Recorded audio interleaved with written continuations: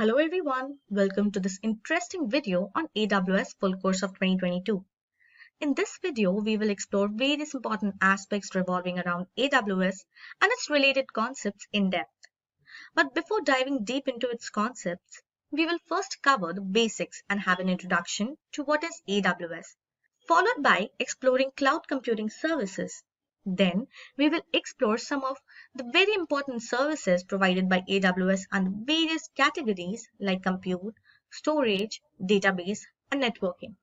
Following that, we will explore and understand the complete mechanism and architecture of some of its very important features related to containers, storage, and security that are AWS EC2, AWS S3, AWS IAM, AWS CloudFormation, AWS Route 53, AWS ECS, AWS Beanstalk, AWS VPC, AWS SageMaker, AWS CloudFront, AWS Autoscaling, and AWS Redshift. After which we will have a look at the comparison between AWS and other cloud platforms like Azure and GCP, to understand the individual identities and how they differ from each other based on various parameters. And we'll also see how Kubernetes are implemented on AWS. And after that, we will focus on how we can adopt AWS in our career and pave a path towards becoming AWS Cloud Practitioner or AWS Solution Architect. After that, we will discuss the top 10 reasons why AWS is a better option to go with. We will then conclude this video by discussing the essential interview questions and answer to help every individual clear an interview with full confidence. By the end of this video, I can assure you that all your AWS career-related queries would have been answered. For this training with me, I have an experienced AWS specialist, Sam and Rahul. Together, we'll walk you through the different crucial AWS keynotes. So let's start with an exciting video on AWS full course of 2022. But before we begin, make sure to subscribe to our YouTube channel and hit the bell icon and never miss an update from Simplilearn. Meet Rob. He runs an online shopping portal. The portal started with a modest number of users, but has recently been seeing a surge in the number of visitors. On Black Friday and other holidays, the portal saw so many visitors that the servers were unable to handle the traffic and crashed. Is there a way to improve performance without having to invest in a new server? Wondered Rob. A way to upscale or downscale capacity, depending on the number of users visiting the website at any given point? Well, there is. Amazon Web Services, one of the leaders in the cloud computing market. Before we see how AWS can solve Rob's problem, let's have a look at how AWS reached the position it is at now. AWS was first introduced in 2002 as a means to provide tools and services to developers to incorporate features of Amazon.com to their website. In 2006, its first cloud services offering was introduced. In 2016, AWS surpassed its $10 billion revenue target. And now, AWS offers more than 100 cloud services that span a wide range of domains. Thanks to this, the AWS Cloud Service Platform is now used by more than 45% of the global market. Now, let's talk about what is AWS. AWS, or Amazon Web Service, is a secure cloud computing platform that provides computing power, database, networking, content storage, and much more. The platform also works with a pay-as-you-go pricing model, which means you only pay for how much of the services offered by AWS you use. Some of the other advantages of AWS are security. AWS provides a secure and durable platform that offers end-to-end privacy and security. Experience. You can benefit from the infrastructure management practices born from Amazon's years of experience. Flexible. It allows users to select the OS, language, database, and other services. Easy to use. Users can host applications quickly and securely. Scalable. Depending on user requirements, applications can be scaled up or down. AWS provides a wide range of services across various domains. What if Rob wanted to create an application for his online portal? AWS provides compute services that can support the app development process from start to finish. From developing, deploying, running, to scaling the application, up or down based on the requirements. The popular services include EC2, AWS Lambda, Amazon Lightsail, and Elastic Beanstalk. For storing website data, Rob could use AWS storage services that would enable him to store, access, govern, and analyze data to ensure that costs are reduced, agility is improved, and innovation accelerated. Popular services within this domain include Amazon S3, EBS, S3 Glacier, and Elastic File Storage. Rob can also store the user data in a database with AWS Services, which he can then optimize and manage. Popular services in this domain include Amazon RDS, DynamoDB, and Redshift. If Rob's businesses took off, and he wanted to separate his cloud infrastructure, or scale up his work requests, and much more, he would be able to do so with the networking services provided by AWS. Some of the popular networking services include Amazon VPC, Amazon Route 53, and Elastic Load Balancing.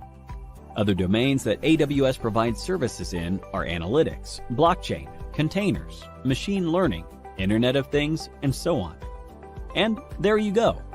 That's AWS for you in a nutshell. Now, before we're done, let's have a look at a quiz. Which of these services are incorrectly matched? 1, 2, 3, 4. We'll be pinning the question in the comment section. Comment below with your answer and stand a chance to win an Amazon voucher. Several companies around the world have found great success with AWS. Companies like Netflix, Twitch, LinkedIn, Facebook, and BBC have taken advantage of the services offered by AWS to improve their business efficiency. And thanks to their widespread usage, AWS professionals are in high demand. They're highly paid and earn up to more than $127,000 per annum. Once you're AWS certified, you could be one of them too.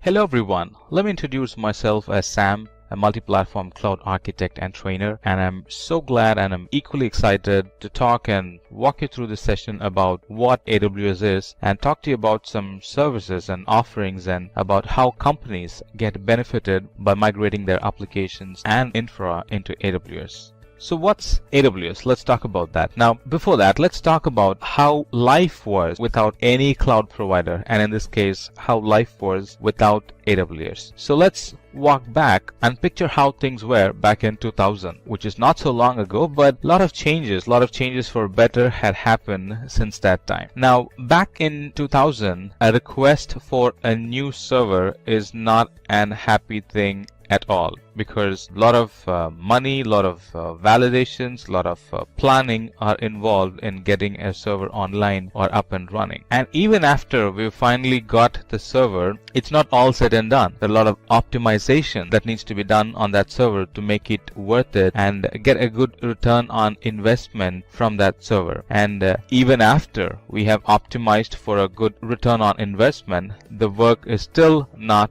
done. There will often be a frequent increase and decrease in the capacity, and even news about our website getting popular and getting more hits, it's still an bittersweet experience, because now I need to add more servers to the environment, which means that it's going to cost me even more. But thanks to the present day cloud technology, if the same situation were to happen today, my new server, it's almost ready, and it's ready instantaneously. And with the swift tools and technologies that Amazon is providing in provisioning my server instantaneously and adding any type of workload on top of it and making my storage and server secure, creating a durable storage where data that I store in the cloud never gets lost. With all that features, Amazon has got our back. So let's talk about what is AWS. There are a lot of definitions for it, but I'm going to put together a simple and a precise definition as much as possible. Now, let me iron that out. Cloud still runs on an hardware, right? And there are certain features in that infrastructure, in that cloud infrastructure, that makes cloud, or that makes AWS a cloud provider.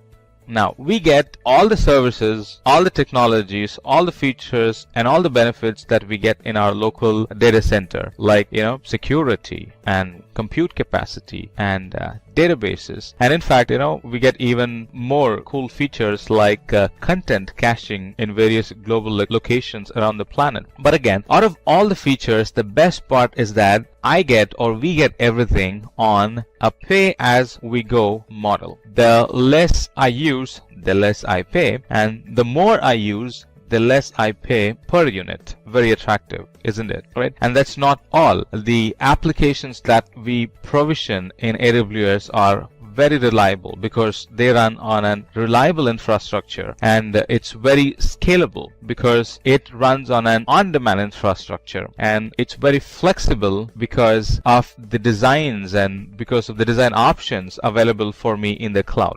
Let's talk about how all this happened. AWS was launched in 2002 after the Amazon, we know as the online retail store, wanted to sell their remaining or unused infrastructure as a service or as an offering for customers to buy and use it from them, sell infrastructure as a service. The idea sort of clicked, and AWS launched their first product in 2006. That's like 4 years after the idea launch. And in 2012, they held a big-sized customer event to gather inputs and concerns from customers, and they were very dedicated in making those requests happen. And that habit is still being followed. It's still being followed as reInvent by AWS. And at 2015, Amazon announced its revenue to be 4.6 billion. And in 2015 through 2016, AWS launched products and services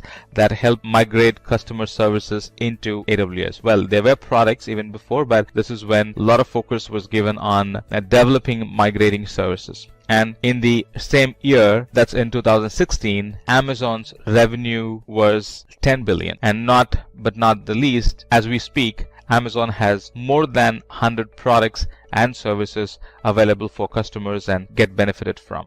Alright, let's talk about the services that are available in Amazon. Let's start with this product called S3. Now, S3 is a great tool for internet backup, and it's the cheapest storage option in the object storage category. And not only that, the data that we put in S3 is retrievable from the internet. S3 is really cool. And we have other products like migration and data collection and data transfer products. And here we can not only collect data seamlessly, but also in a real-time way monitor the data or analyze the data that's being received. That there are cool products like AWS Data Transfers available that helps achieve that.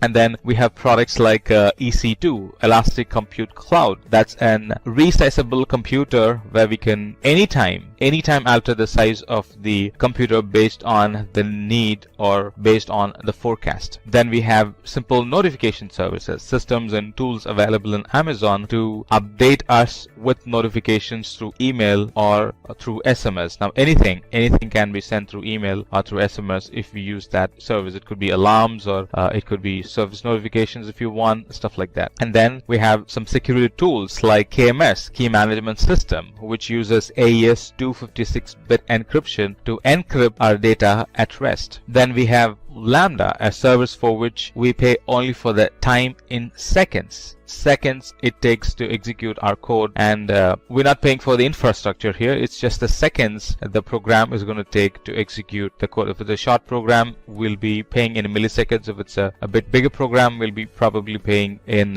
60 seconds or 120 seconds. But that's a lot cheap, lot simple, and lots cost effective as against paying for service on an hourly basis, which a lot of other services are. Well, that's cheap, but using Lambda is a lot cheaper than that. And then we have services like Route 53, a DNS service in the cloud. And now I do not have to maintain an DNS account somewhere else and my cloud environment with AWS. I can get both in the same place. Alright, let me talk to you about how AWS makes life easier, or how companies got benefited by using AWS as their IT provider for their applications or for the infrastructure. Now, Unilever is a company, and they had a problem, right? And they had a problem, and they picked AWS as a solution to their problem, right? Now, this company was sort of spread across 190 countries, and they were relying on a lot of digital marketing for promoting their products. And their existing environment, their legacy local environment, proved not to support their changing IT demands, and they could not standardize their old environment. Now, they chose to move part of their applications to AWS because they were not getting what they wanted in their local environment. And since then, rollouts were easy, provisioning new applications became easy, and even provisioning infrastructure became easy, and they were able to do all that in push button scaling. And needless to talk about backups that are safe and backups that can be securely accessed from the cloud as needed. Now, that company is growing along with AWS because of their swift speed in rolling out deployments and being able to access secure backups from various places and generate reports, and in fact useful reports out of it that helps their business. Now, on the same lines, let me also talk to you about Kellogg's and how they got benefited by using Amazon. Now, Kellogg's had a different problem. It's one of its kind. Now, their business model was very dependent on an infra that will help to analyze data really fast, right? Because they were running promotions based on the analyzed data that they get. So they being able to respond to the analyzed data as soon as possible was critical or vital in their environment. And luckily, SAP running on HANA environment is what they needed, and they picked that service in the cloud, and that sort of solved the problem. Now, the company does not have to deal with maintaining their legacy infra and maintaining their heavy compute capacity and maintaining their database locally. All that is now moved to the cloud, or they are using cloud as their IT service provider, and now they have a greater and powerful IT environment that very much complements their business. Let me start the session with this scenario. Let's imagine how life would have been without Spotify. For those who are hearing about Spotify for the first time, Spotify is an online music service offering, and it offers instant access to over 16 million licensed songs. Spotify now uses AWS Cloud to store the data and share it with their customers. But prior to AWS, they had some issues. Imagine using Spotify before AWS. Let's talk about that. Back then, users were often getting errors because Spotify could not keep up with the increased demand for storage every new day. And that led to users getting upset and users canceling the subscription.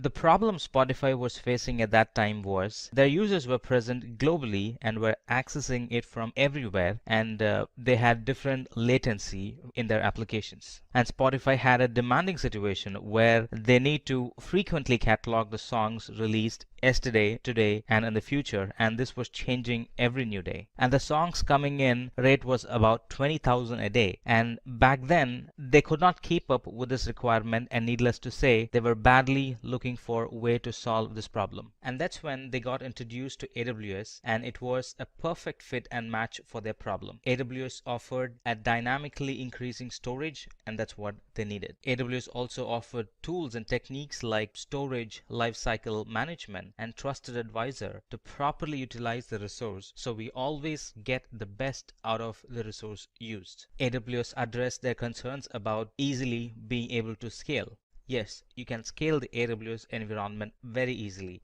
How easily, one might ask? It's just a few button clicks. And AWS solved Spotify's problem. Let's talk about how it can help you with your organization's problem. Let's talk about what is AWS first, and then let's bleed into how AWS became so successful and the different types of services that AWS provides, and what's the future of cloud and AWS in specific. Let's talk about that. And finally, we'll talk about a use case where you will see how easy it is to create a web application with AWS. Alright, let's talk about what is AWS. AWS, or Amazon Web Services, is a secure cloud service platform. It is also pay-as-you-go type billing model where there is no upfront or capital cost. We'll talk about how soon the service will be available. Well, the service will be available in a matter of seconds. With AWS, you can also do identity and access management, that is, authenticating and authorizing a user or a program on the fly. And almost all the services are available on demand, and most of them are available instantaneously. And as we speak, Amazon offers 100 plus services, and this list is growing every new week. Now that would make you wonder how AWS became so successful. Of course, it's their customers. Let's talk about the list of well-known companies that has their IT environment in AWS. Adobe uses AWS to provide multi-terabyte operating environments for its customers. By integrating its system with AWS Cloud, Adobe can focus on deploying and operating its own software instead of trying to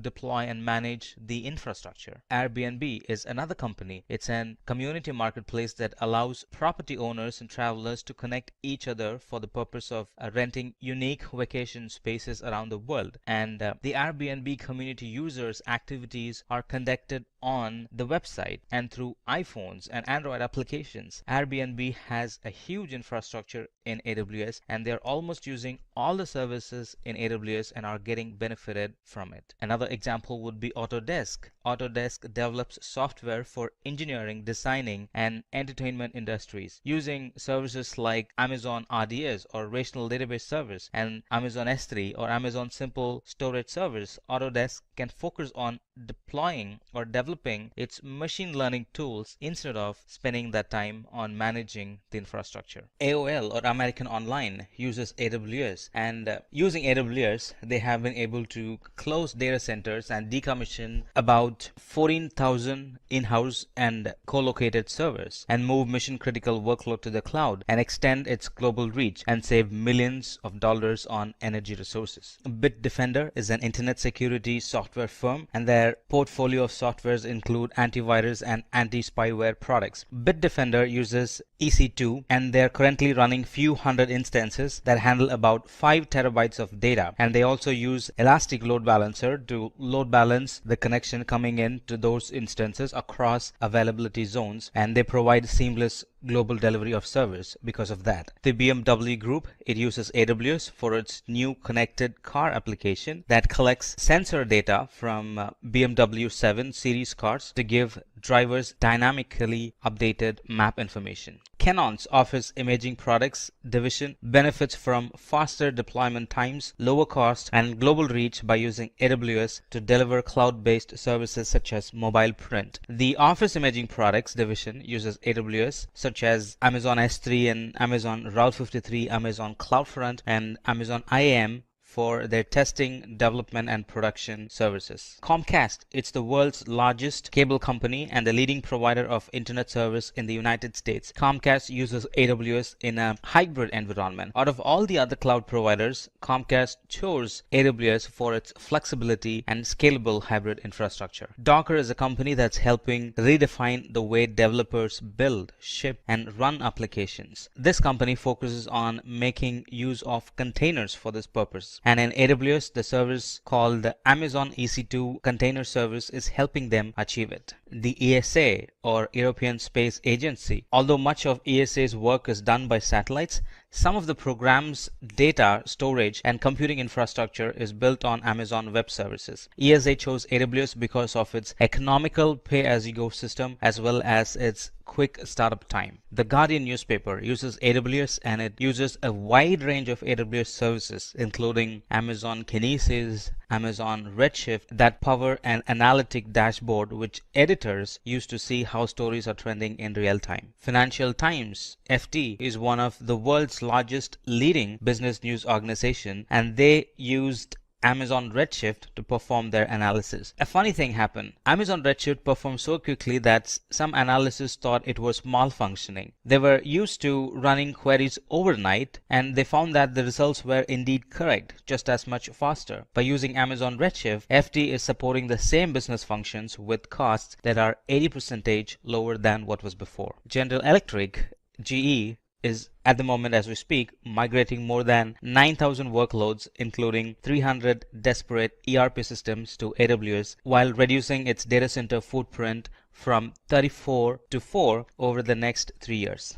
Similarly, Harvard Medical School, HTC, IMDb, McDonald's, NASA, Kellogg's, and a lot more are using the services Amazon provides and are getting benefited from it. And this huge success and customer portfolio is just the tip of the iceberg. And if we think why so many adapt AWS, and if we let AWS answer that question, this is what AWS would say. People are adapting AWS because of the security and durability of the data, and end-to-end privacy and encryption of the data and storage. Experience. We can also rely on AWS way of doing things by using the AWS tools and techniques and suggested best practices built upon the years of experience it has gained. Flexibility. There is a greater flexibility in AWS that allows us to select the OS, language, and database. Easy to use. Swiftness in deploying. We can host our applications quickly in AWS, be it a new application or migrating an existing application into AWS. Scalability. The application can be easily scaled up or scaled down depending on the user requirement. Cost saving. We only pay for the compute power, storage, and other resources you use, and that too without any long-term commitments. Now let's talk about the different types of services that AWS provides. The services that we talk about fall in any of the following categories you see, like compute, storage, database, security, customer engagement, desktop and streaming, machine learning, developers tools, stuff like that. And if you do not see the service that you're looking for, it's probably is because AWS is creating it as we speak. Now let's look at some of them that are very commonly used. Within compute services, we have Amazon EC2, Amazon Elastic Beanstalk, Amazon Lightsail, and Amazon Lambda. Amazon EC2 provides compute capacity in the cloud. Now this capacity is secure and it is resizable based on the user's requirement. Now look at this. The requirement for the web traffic keeps changing, and behind the scenes in the cloud, EC2 can expand its environment to 3 instances, and during no load, it can shrink its environment to just 1 resource. Elastic Beanstalk, it helps us to scale and deploy web applications, and it's made with a number of programming languages. Elastic Beanstalk is also an easy-to-use service for deploying and scaling web applications and services deployed be it in Java, .NET, PHP, Node.js, Python, Ruby, Docker, and a lot other familiar services such as Apache, Passenger, and IIS. We can simply upload our code, and Elastic Beanstalk automatically handles the deployment from capacity provisioning to load balancing to autoscaling to application health monitoring. And Amazon Lightsail is a virtual private server which is easy to launch and easy to manage. Amazon Lightsail is the easiest way to get started with AWS for developers who just need a virtual private server. Lightsail includes everything you need to launch your project quickly on a virtual machine, like SSD based storage, a virtual machine, tools for data transfer, DNS management, and a static IP, and that too for a very low and predictable price. AWS Lambda has taken cloud computing services to a whole new level. It allows us to pay only for the compute time, no need for provisioning and managing servers. And AWS Lambda is a compute service that lets us run code without provisioning or managing servers. Lambda executes your code only when needed and scales automatically from few requests per day to thousands per second. You pay only for the compute time you consume. There is no charge when your code is not running. Let's look at some storage services that Amazon provides, like Amazon S3, Amazon Glacier, Amazon EBS, and Amazon Elastic File System. Amazon S3 is an object storage that can store and retrieve data from anywhere. Websites, mobile apps, IoT sensors, and so on can easily use Amazon S3 to store and retrieve data. It's an object storage built to store and retrieve any amount of data from anywhere. With its features like flexibility in managing data and the durability it provides and the security that it provides, Amazon Simple Storage Service or S3 is a storage for the internet. And Glacier is a cloud storage service that's used for archiving data and long-term backups. And this Glacier is an secure, durable, and extremely low-cost cloud storage service for data archiving and long-term backups. Amazon EBS, Amazon Elastic Block Store, provides block store volumes for the instances of EC2. And this Elastic Block Store is highly available and a reliable storage volume that can be attached to any running instance that is in the same availability zone. EBS volumes that are attached to the EC2 instances are exposed as storage volumes that persist independently from the lifetime of the instance. And Amazon Elastic File System, or EFS, provides an elastic file storage which can be used with AWS Cloud Service and resources that are on premises. An Amazon Elastic File System, it's simple, it's scalable, it's an elastic file storage for use with Amazon Cloud Services and for on-premises resources. It's easy to use and offers a simple interface that allows you to create and configure file systems quickly and easily. Amazon File System is built to elastically scale on demand without disturbing the application, growing and shrinking automatically as you add and remove files, so your application have the storage they need and when they need it. Now let's talk about databases. The two major database flavors are Amazon RDS and Amazon Redshift. Amazon RDS, it really eases the process involved in setting up, operating, and scaling a relational database in the cloud. Amazon RDS provides cost-efficient and resizable capacity while automating time-consuming administrative tasks such as hardware provisioning, database setup, patching, and backups. It sort of frees us from managing the hardware and sort of helps us to focus on the application. It's also cost effective and resizable, and it's also optimized for memory, performance, and input and output operations. Not only that, it also automates most of the services like taking backups, monitoring, stuff like that. It automates most of those services. Amazon Redshift. Amazon Redshift is a data warehousing service that enables users to analyze the data using SQL and other business intelligence tools. Amazon Redshift is a fast and fully managed data warehouse that makes it simple and cost-effective to analyze all your data using standard SQL and your existing business intelligence tools. It also allows you to run complex analytic queries against petabyte of structured data using sophisticated query optimizations. And most of the results, they generally come back in seconds.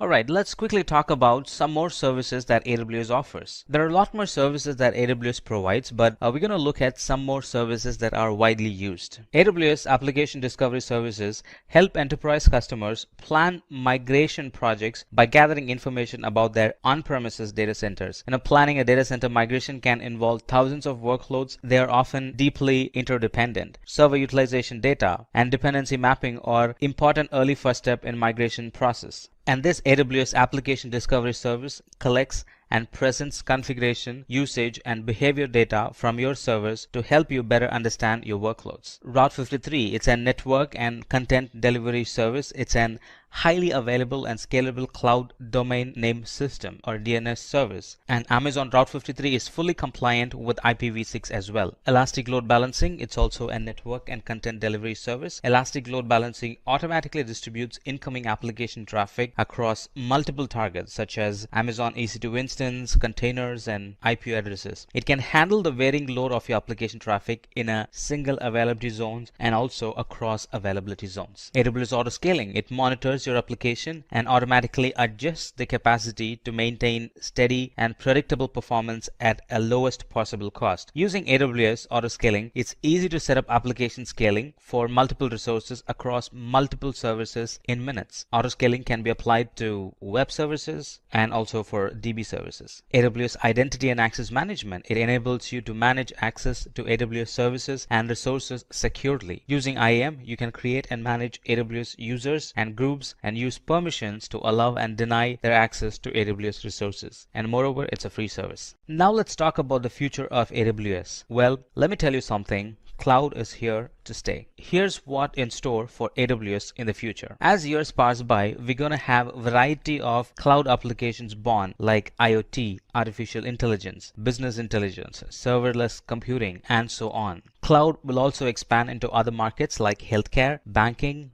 space, automated cars, and so on. As I was mentioning some time back, lot or greater focus will be given to artificial intelligence. And eventually, because of the flexibility and advantage that cloud provides, we're going to see a lot of companies moving into the cloud. Alright, let's now talk about how easy it is to deploy a web application in the cloud. So the scenario here is that our users like a product and we need to have a mechanism to receive input from them about their likes and dislikes and give them the appropriate product as per their need. Alright, though the setup and the environment, it sort of looks complicated, we don't have to worry because AWS has tools and technologies which can help us to achieve it. Now we're going to use services like Route 53, services like CloudWatch, EC2, S3, and a lot more, and all these put together are going to give an application that's fully functionable and an application that's going to receive the information like using the services like Route 53, CloudWatch, EC2, and S3. We're going to create an application and that's going to meet our need. So back to our original requirement, all I want is to deploy a web application for a product that keeps our users updated about the happenings and the new comings in the market. And to fulfill this requirement, here is all the services we would need. EC2 here is used for provisioning the computational power needed for this application. And EC2 has a vast variety of family and types that we can pick from for the types of workloads and also for the intents of the workloads. We're also going to use S3 for storage. And S3 provides any additional storage requirement for the resources or any additional storage requirement for the web applications. And we're also going to use CloudWatch for monitoring the environment. And CloudWatch monitors the application and the environment, and it provides trigger for scaling in and scaling out the infrastructure. And we're also going to use Route 53 for DNS, and Route 53 helps us to register the domain name for our web application. And with all the tools and technologies together, all of them put together, we're going to make an application, a perfect application that caters our need. Alright, so I'm going to use Elastic Beanstalk for this project, and the name of the application is going to be, as you see, GSG Signup, and the environment name is GSG Signup Environment 1. Let me also pick a name. Right, let me see if this name is available. Yes, that's available. That's the domain name. So let me pick that, and the application that I have is going to run on Node.js. So let me pick that platform and launch. Now, as you see, Elastic Beanstalk, this is going to launch an instance. It's going to launch the monitoring setup or the monitoring environment. It's going to create a load balancer as well. And it's going to take care of all the security features needed for this application.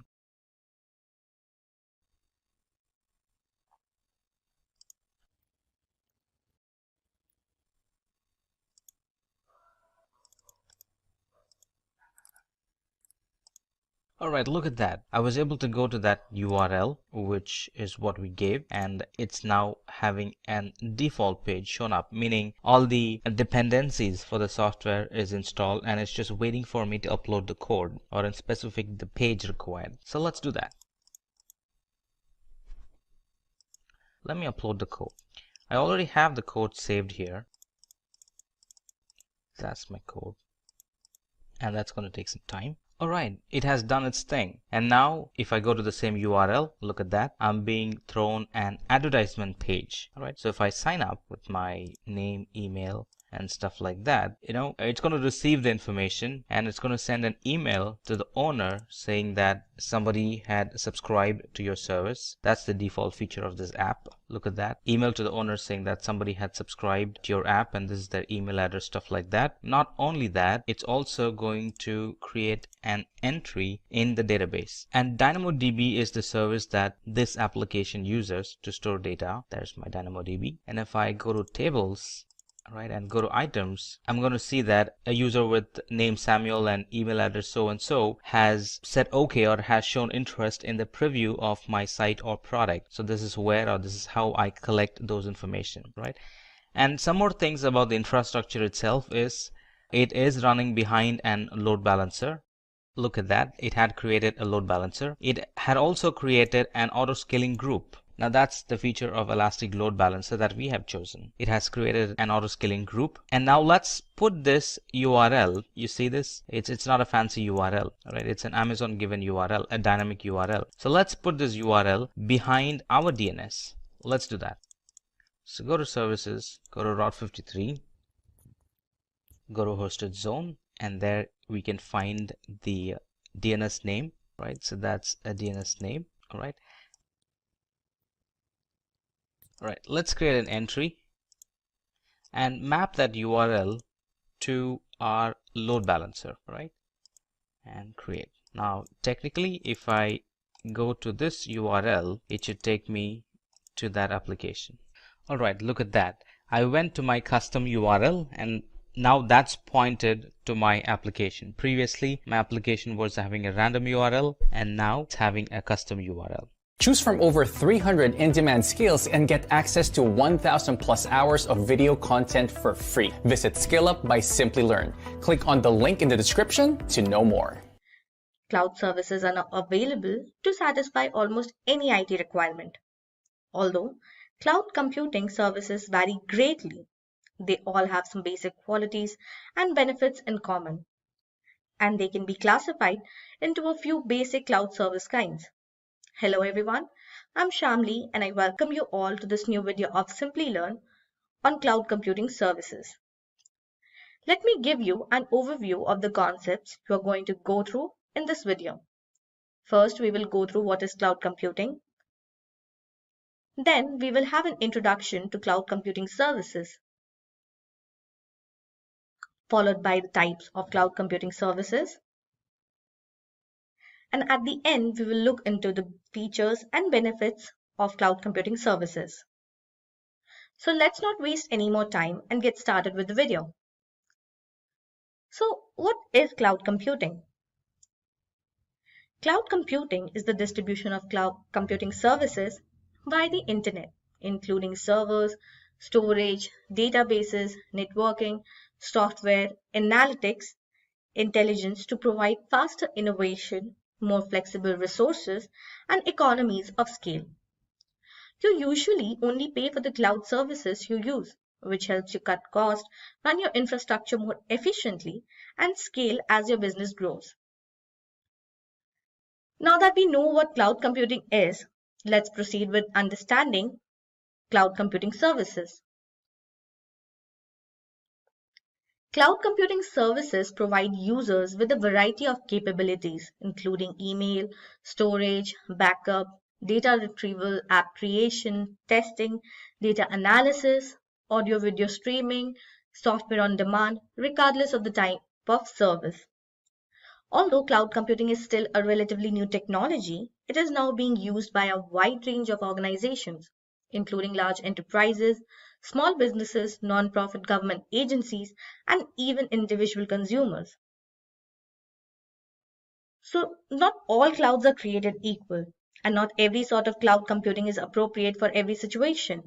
A variety of models, varieties, and services have evolved to assist you find the best option for your needs. To begin, one must decide on the type of cloud deployment or cloud computing architecture that will be used to implement your cloud services.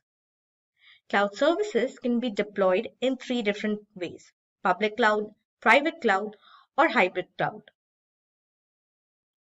Now let's dive down deeper into cloud computing services and explore its type in more detail. Cloud computing, unlike a microprocessor, is not a single piece of technology.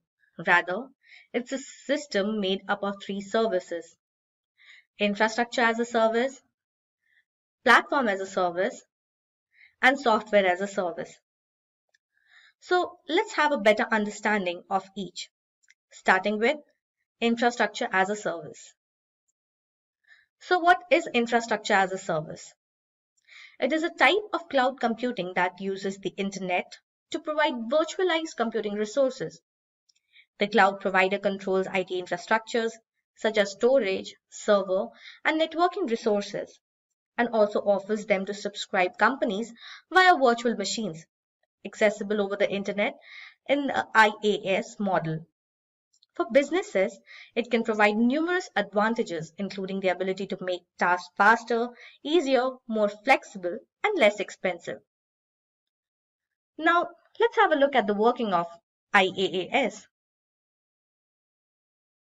Users connect to resources and services across a wide area network, such as the internet, and then use the cloud provider's services to complete the application stack. The user can, for example, log into the infrastructure as a service platform to build virtual machines, install operating systems in each VM, deploy middleware such as databases, create storage buckets for workloads and backups, and install the enterprise workload onto that virtual machine. Customers can then track cost, monitor performance, balance network traffic, solve application difficulties, and manage disaster recovery using the provider's service. So moving ahead, let's go through its advantages and disadvantages. Advantages. Organizations select infrastructure as a service because operating a workload without having to buy, manage, and support the underlying infrastructure is frequently easier, faster, and more cost effective. A company can rent or lease infrastructure from another company using infrastructure as a service.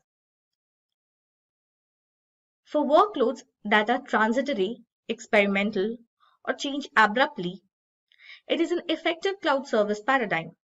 For example, if a company is creating a new software product, hiring an IaaS provider to host and test the application may be more cost effective. Once the new software has been thoroughly tested and refined, the company can move it away from the IaaS environment and into a more traditional in-house deployment. If the expenses of a long-term commitment are lower, the organization could commit the piece of software to a long-term IaaS deployment. Now, disadvantages. Billing can be a challenge for some firms. Despite its flexible pay-as-you-go model, cloud invoicing is quite detailed, and it is broken down to reflect specific service usage. When evaluating the invoices for each resource and service involved in application deployment, users frequently experience sticker shock or discover expenses that are greater than expected.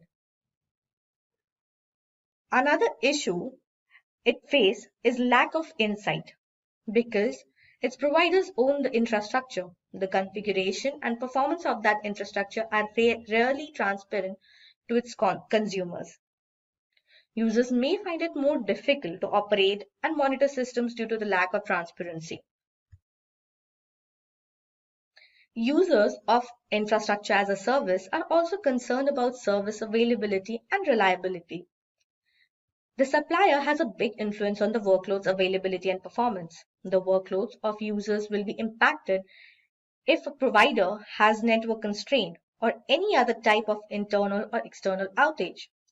Furthermore, because it is a multi-tenant design, the problem of noisy neighbors might have an adverse effect on users' workloads. So now these are the top infrastructure as a service providers.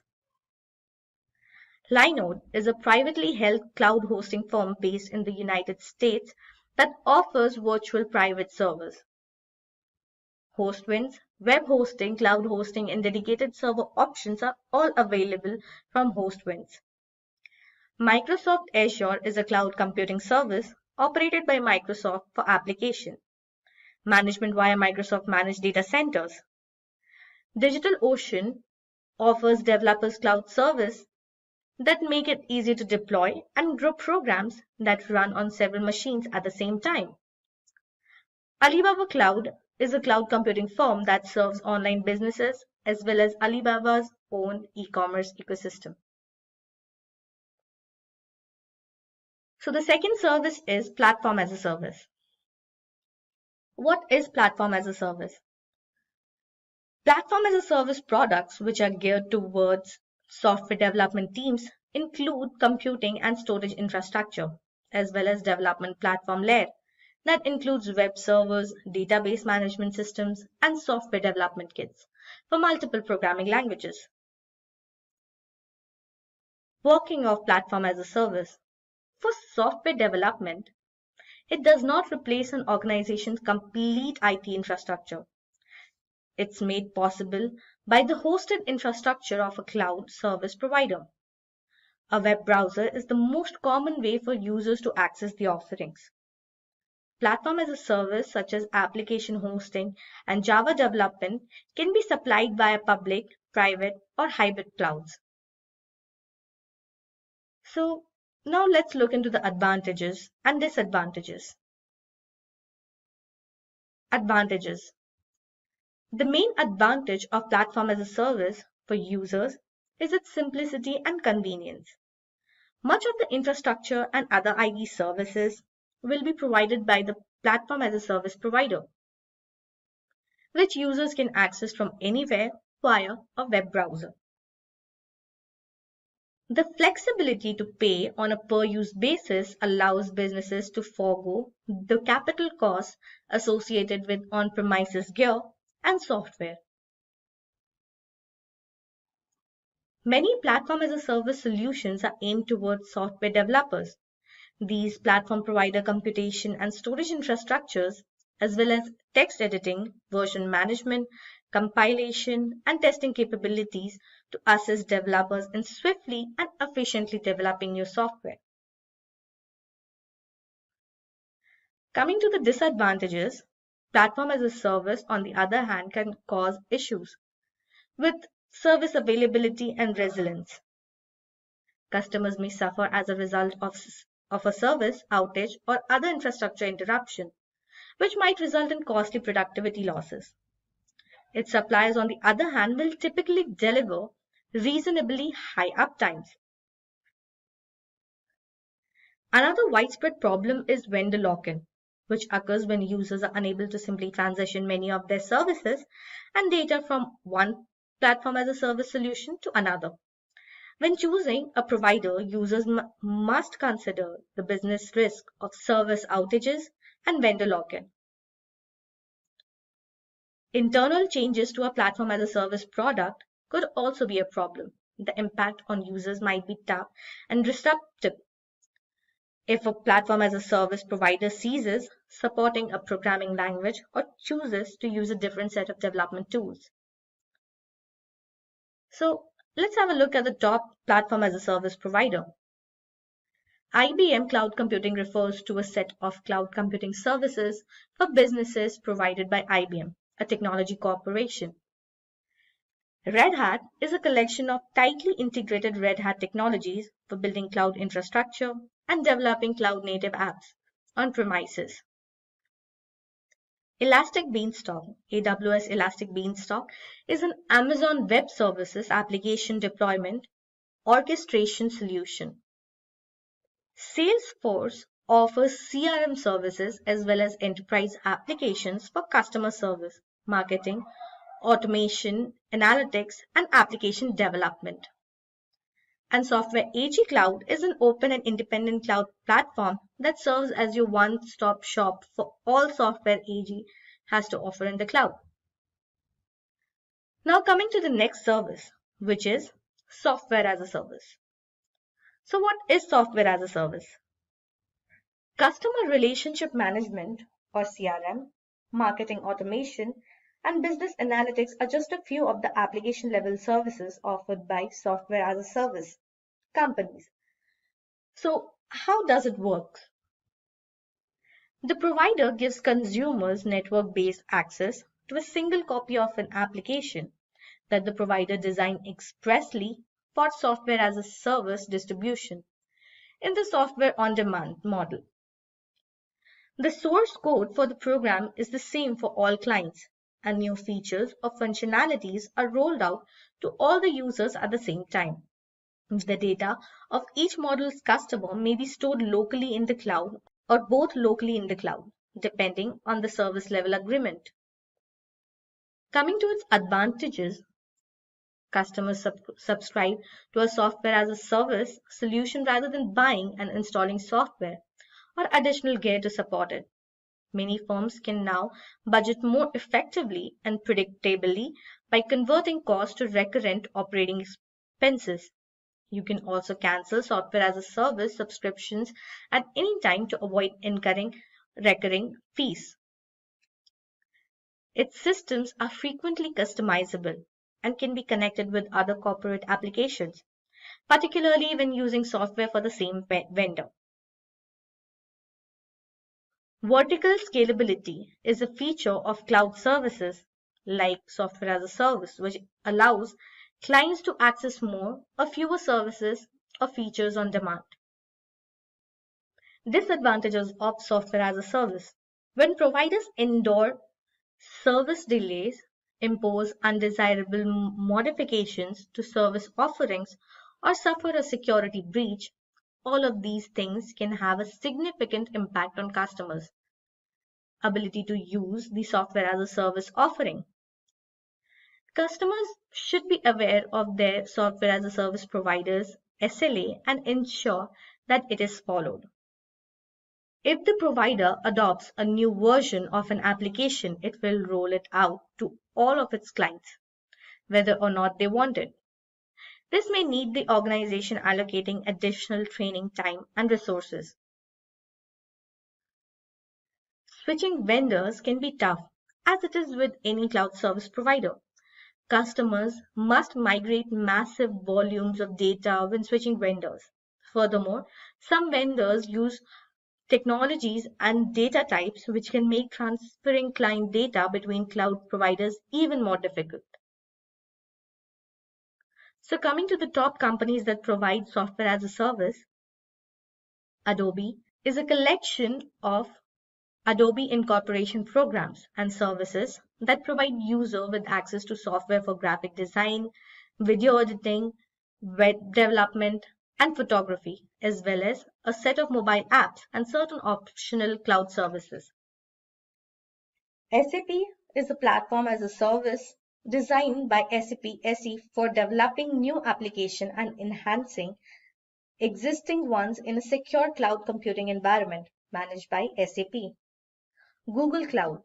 Google Cloud Platform is a set of cloud computing services provided by Google that run on the same infrastructure as Google's internal products, such as Google Search, Gmail, Drive, and YouTube.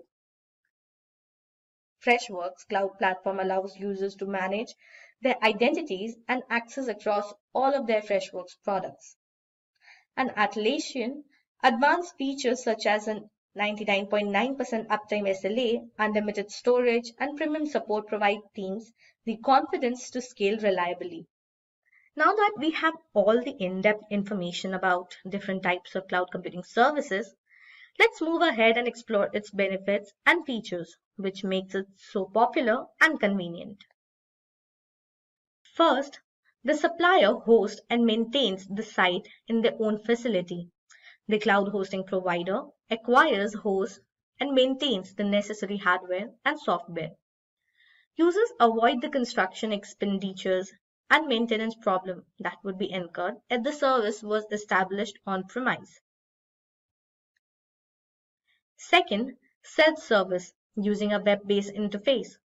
Through a web interface, service users can initiate certain service functions as well as increase or reduce their service consumption level with little or no intervention from the service provider. Third is, you must pay to utilize the facility. Users of the service only pay for the services they use. When compared to the typical method of building on-site IT capacities targeted for the highest usage situations and then having that capacity to go unused for the most of the time. This can result in significant cost savings. And the fourth one is scalability that comes close to being infinite. Cloud computing service providers usually have the infrastructure in place to deliver their services at a large scale. That means that cloud service consumers can readily accommodate business expansion or periodic surges in service usage. Well, this is all about cloud computing services.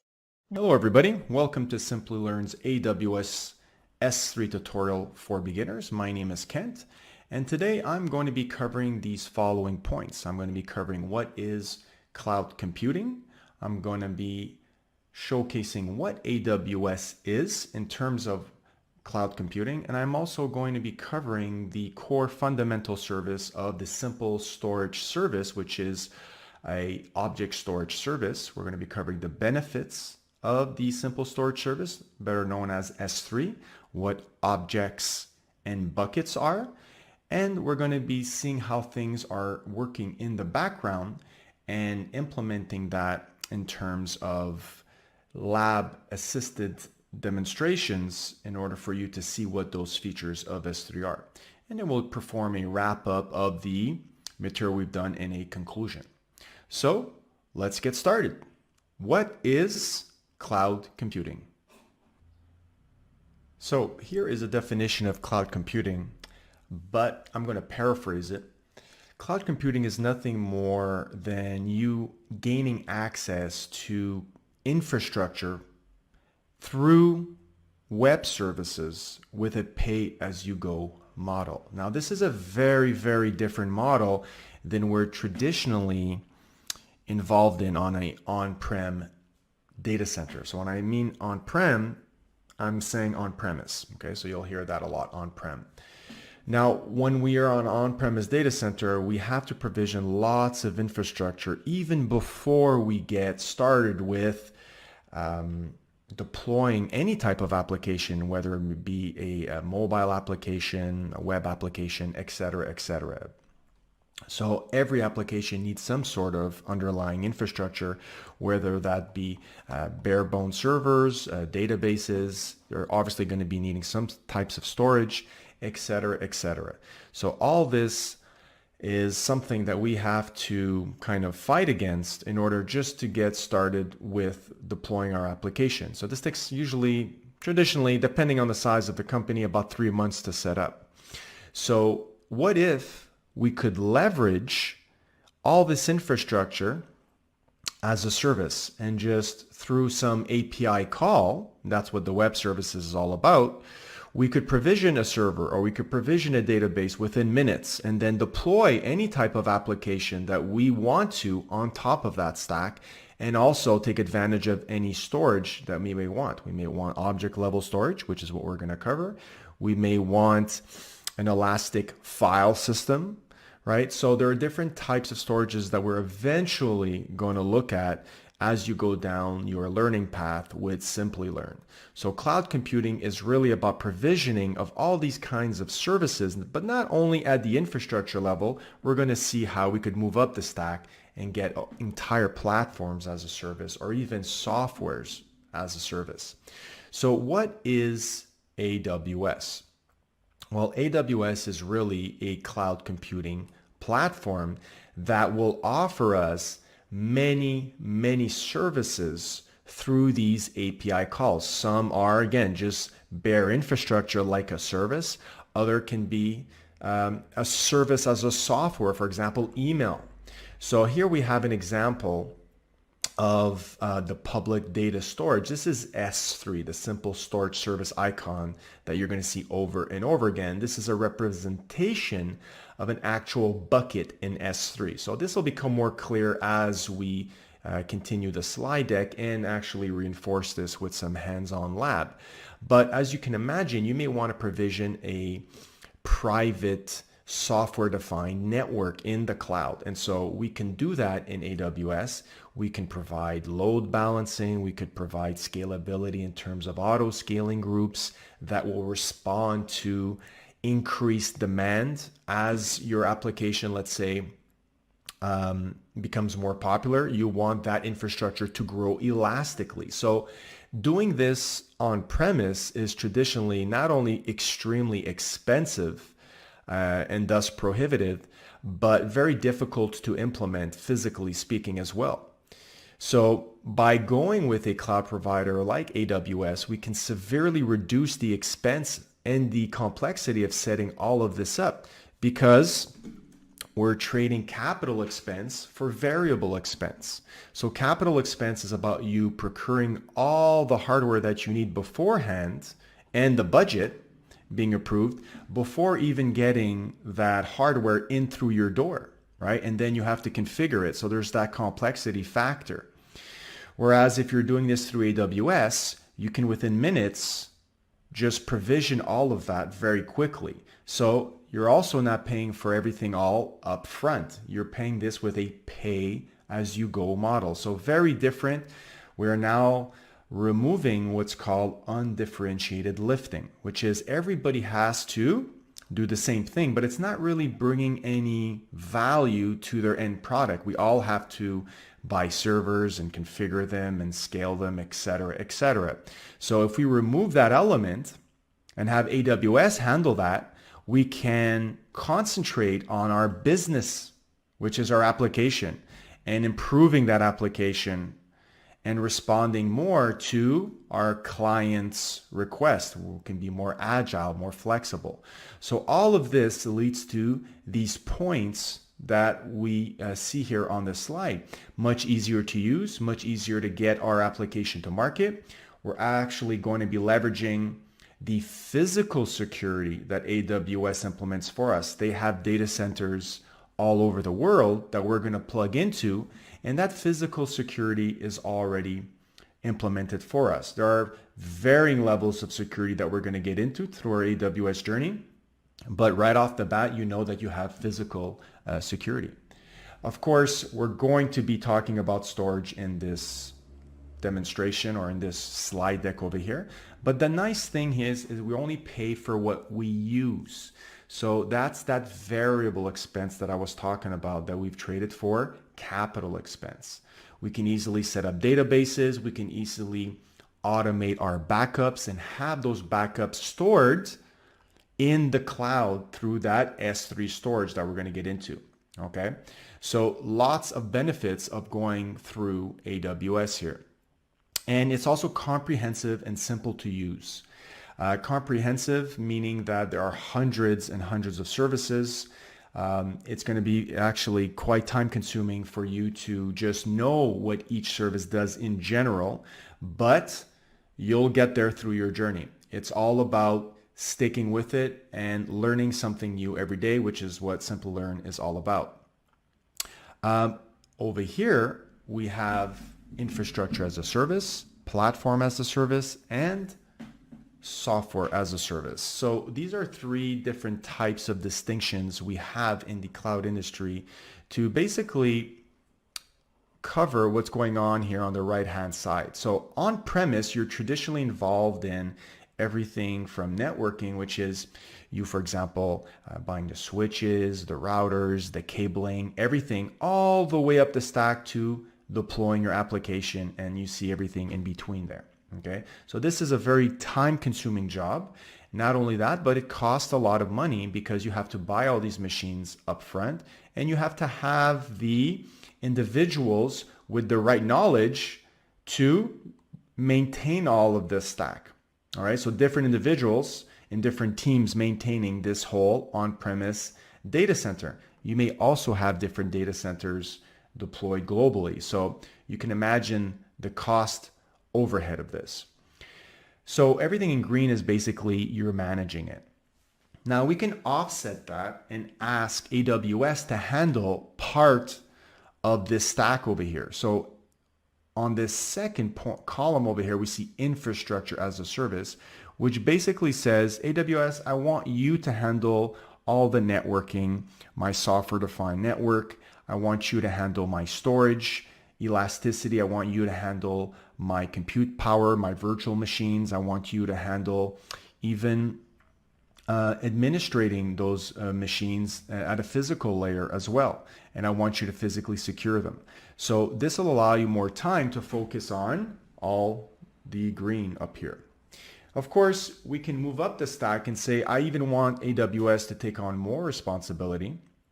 And that would be more of a platform as a service where AWS would also install and maintain the operating system for you. So you can imagine things like new versions of operating systems, security patches, maintenance patches, all of the like, and any middleware or runtime that you have on top of that. Think of something like the Java virtual machine, perhaps, that needs to be updated. Now, you wouldn't be responsible for maintaining all of what's in orange over here. You would only be responsible for deploying your application and making sure that your data is saved and secured, right? So again, platform as a service is a more hands-off approach. So think of it as you wanted to set up a CI/CD deployment environment for your development team, and you wanted to be very involved in just handling your application code and making sure that it was properly compiled, built, tested, and deployed, right? Well, this could be implemented as a platform as a service. Or you could take your code as a zip file and give it to AWS's service called Beanstalk, which would automatically deploy your code and make sure that it's highly available, scalable, and fault tolerant across all of the orange stack over here, right? So more of a hands-off approach. Of course, we can go all the way up the stack and tell AWS to take care of everything for us and just ask for a service, much like a utility, like electricity or water. We might want to say we just want an email software service, and we're not really concerned about how the underlying operating system or servers or network are configured for that. We just want to use the software as a service. We don't want to administrate anything else. We just want to be sort of like an end user to it. So AWS will manage everything underneath the hood. So there are varying types of services. You pick and choose whichever one makes more sense for you and your team.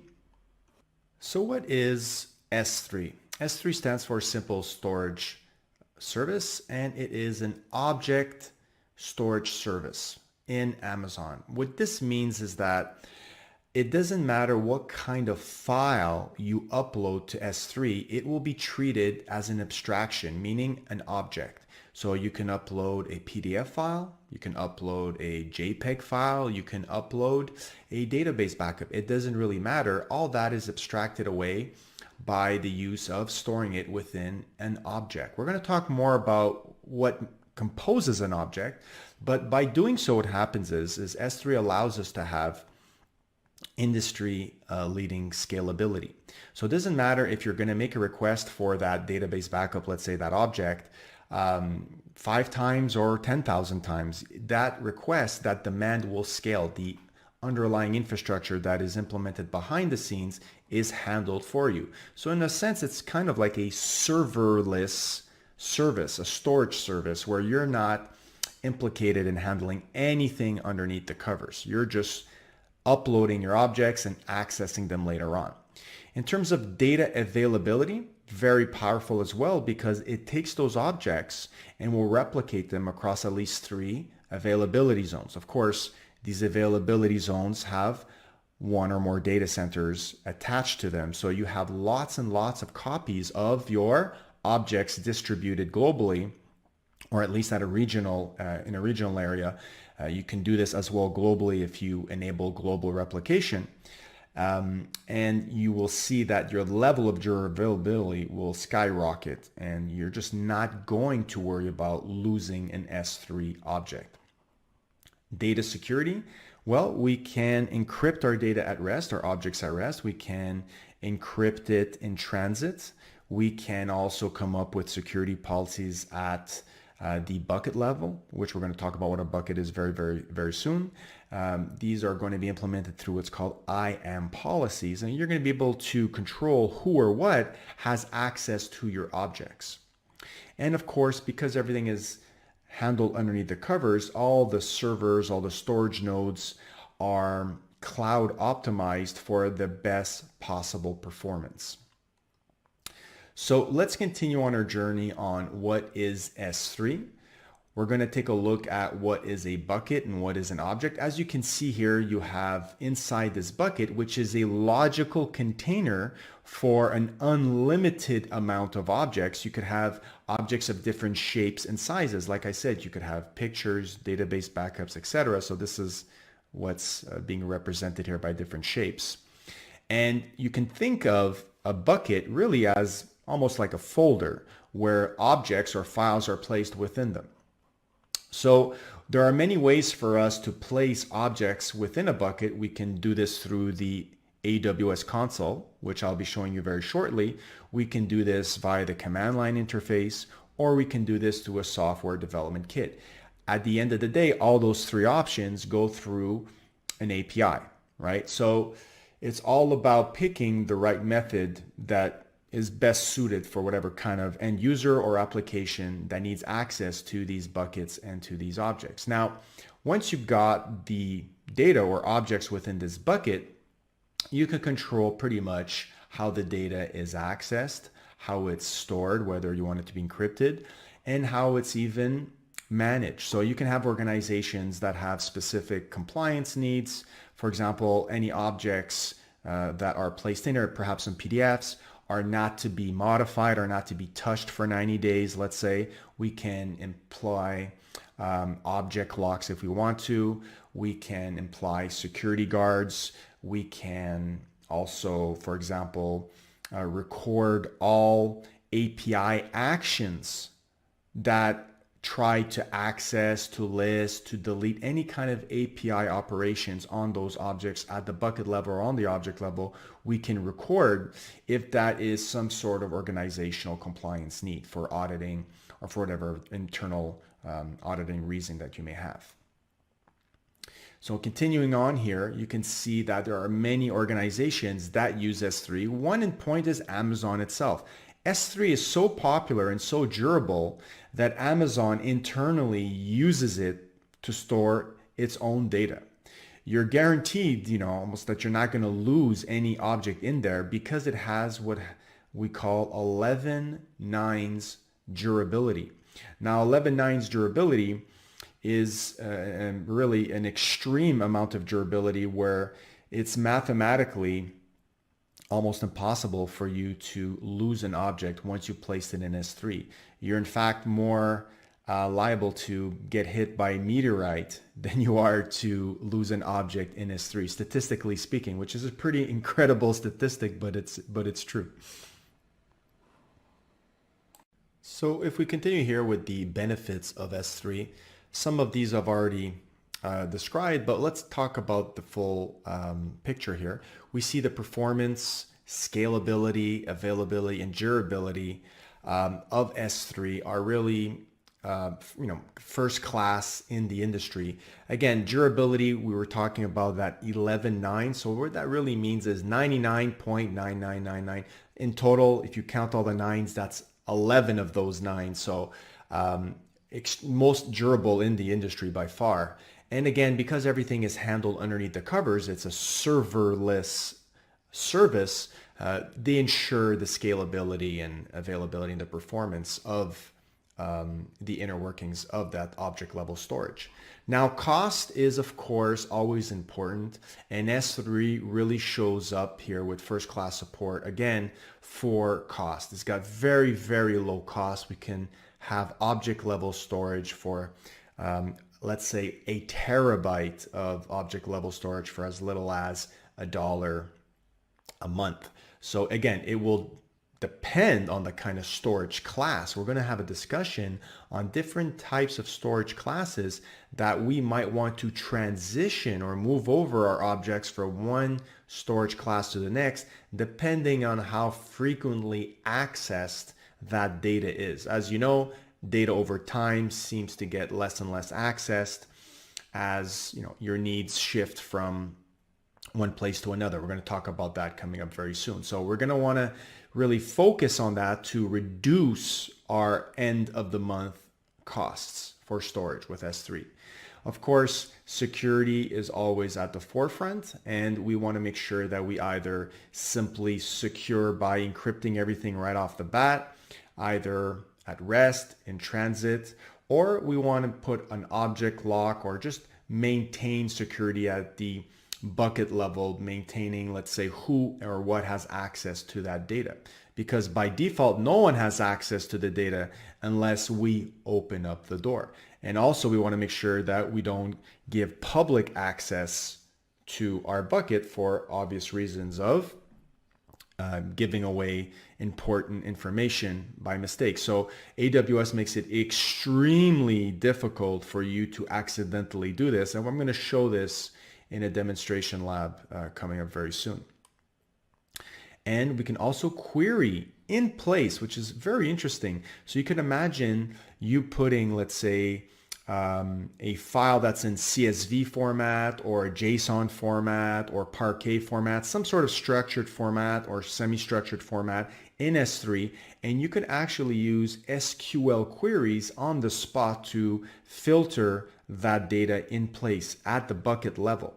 You could also have other services that may want to extract some business intelligence from that data in your S3 bucket directly as well. So some other more advanced querying operations can take place at the S3 level. So this you will learn during your journey with Simplilearn as you're covering all the AWS technology stacks.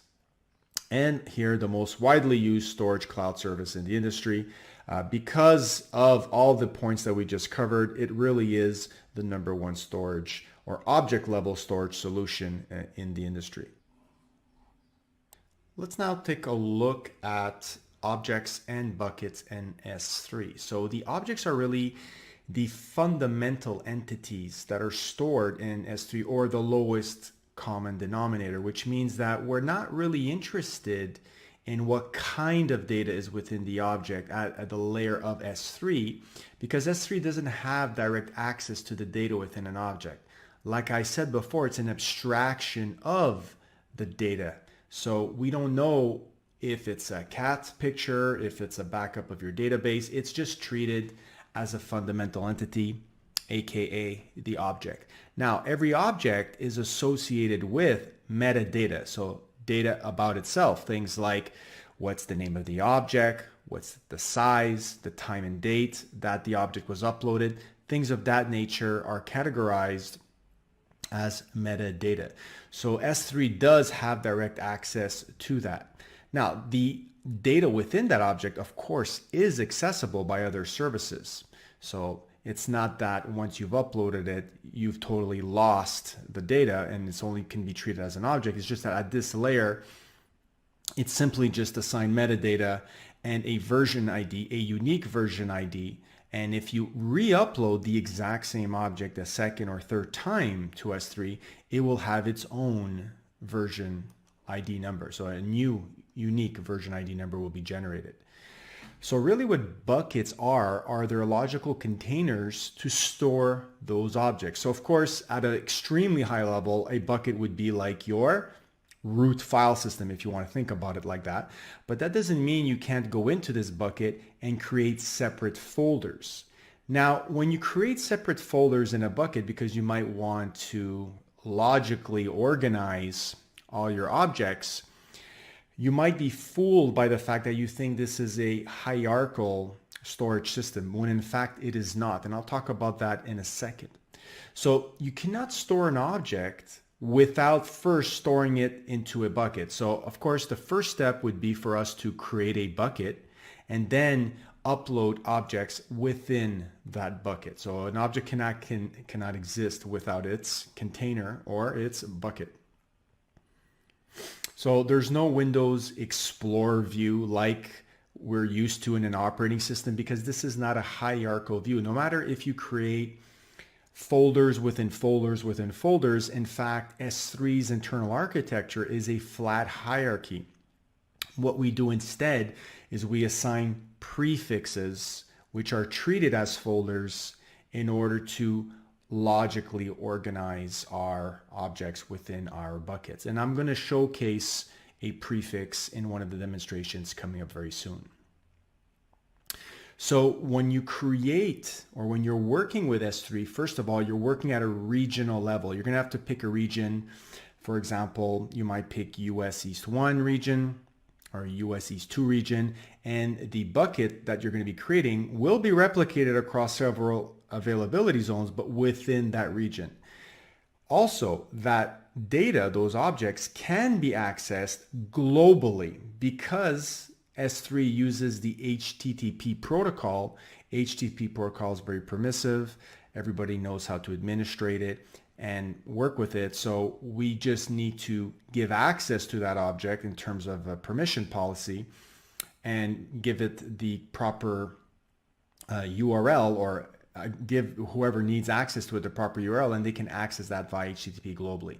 So first, when you're creating a bucket, you have to select the region, and the object will live within that region, but that doesn't mean that it still can't be accessed globally. So let's now take a minute, go over to the AWS console, and actually let me showcase how to create objects and buckets. So for our first lab, we're going to be going and creating an S3 bucket and uploading an object to it. So we first have to log into the AWS console, which we have up here in the address bar. Let's click on either create free account if it's your very first time, or as in my case, already have an account. We're going to sign in here. You're going to have to pass in your IAM username, password, and your account ID, of course. Once you've logged in, you can search for the simple storage service, S3, either by coming up here in the search box and typing S3, and you'll find it there. That's probably the easiest way. Or if you want, you can take a look at all the services and it'll be under storage over here, the first one. Okay, so pick whichever method you see best for yourself. Once we're here, we want to create our first bucket. Now I've already have a couple of buckets here, so we're going to go on and create a new bucket. The very first thing is you have to specify a bucket name. Now this bucket name has to be globally unique. If you take a look here at the region that we're in, it doesn't actually select a specific region. It selects the global option, which means that this bucket will become globally accessible. So that is why it needs to have a unique name, much like a DNS name has to be unique for your website, right? So I'm going to come up here and pick a name that I think is going to be unique. So I'm going to say Simplilearn S3 demo. All right, let's take a look at if that's going to work out. Of course, we have to pick a region, but it is globally accessible. So you either pick a region that's closest to your end users, or in our case, since we're just doing a demonstration, we can do whichever is closer to us right now. Okay, and we're going to skip these options for now. We're going to come back to them later on. We're just going to create the bucket. Now hopefully that was a unique name and allowed me to create that, and it looks like it did. So if I scroll down, you can see that it clearly got created over here. Now we're going to click on that and we're going to start uploading objects to this bucket. So let me click on the upload button, and you can either select one or more files, or you can select an entire folder. So I'm going to just go and select a specific cat picture that I have here. Okay, and again, we'll go through some of those other options later on, and we'll just click upload. Now this should take no time at all because of the fact that it's a very small object or a file that's being uploaded. So it has succeeded. We can close this up. And we see now clearly that the object is in our bucket. If we go to properties, we can see the metadata associated with this bucket. We can see the region that it's in. We can see the ARN, which is the Amazon resource name, which uniquely identifies this resource, this bucket, across the globe. So if ever you needed to reference this, let's say in an IAM policy or whatever other service needed to communicate with S3, you would need this ARN. It's a very important piece of information. And of course, we have the creation date. Some high level metadata. So objects, as we have covered already, consist of not only the data itself, but the metadata. So there's lots of metadata, and there's a lot of other features that we can go here and enable very easily. And this will be the basis of the future demonstrations that I'm going to do. All right. So just to recap what we just did, we created a unique bucket, gave it a name of Simplilearn S3 demo, and uploaded our first object to it. So let's now take a look at the inner workings of the Amazon S3. When we upload an object into a bucket, we have to select which one of these storage classes the object will reside in. So you see I have 6 storage classes here at the bottom, and each have their own characteristics that we're going to get into. By default, if you don't specify anything, it'll get placed in what's called the S3 standard storage class, which is the most expensive out of all these storage classes. Once your object gets colder, and what I mean by colder is your access patterns diminish, meaning that you're accessing that file less and less over the course of time, so it gets colder, you will transition that object from one tier to the next, all the way to, for example, S3 Deep Archive. So again, Deep Archive signifies extremely cold, so maybe you're only referencing this data once a year, once every couple of years. And so you want to have the cheapest possible storage available. So right now you can get about 1 terabyte of storage per month for about $1 a month with S3 Glacier Deep Archive. So you are going to be very interested in knowing how to transition from one or more of these storage classes over time in order to save on your storage costs. That's really why we're doing this. So let's go through some of these storage classes. By default, like I said, whenever you upload an object, you automatically get placed into the standard storage class. So any files that you're working on frequently, daily, this is the best fit for it. You've got the highest level of accessibility and durability as well. Not that the others don't have the same level of durability. However, we'll see how when you transition from one storage tier to the next, some characteristics do change in order for you to save on some costs. We're going to go through some of those. Now, this would be considered hot data, right? Data that's used all the time, maybe just by you, maybe by everybody, right? So that's the perfect place to place it in the standard storage class. Now, over time, like I said, you may find yourself working less and less, perhaps on a document that was due by the end of the month. That document was submitted, and then afterwards, you don't work on that document anymore. Perhaps you're only working on revisions based on feedback from your colleagues that are asking you to make some corrections or some amendments. And so only those corrections or amendments come in perhaps once a month. And so in that case, you might find yourself finding a justification for moving that document from the standard tier to the standard IA or infrequently accessed tier. Maybe any objects not modified for more than 30 days are a good fit for that. And that's really the criteria for IA, inactive access, is that S3 or AWS itself recommends to only put objects in there if they haven't been accessed for at least 30 days. So you get a price reduction, a rebate for putting objects that are not accessed frequently in here. Of course, if you remove objects, let's say before the 30-day limit, then you are charged a surcharge for retrieving an object that you said was infrequently accessed, but it really was not.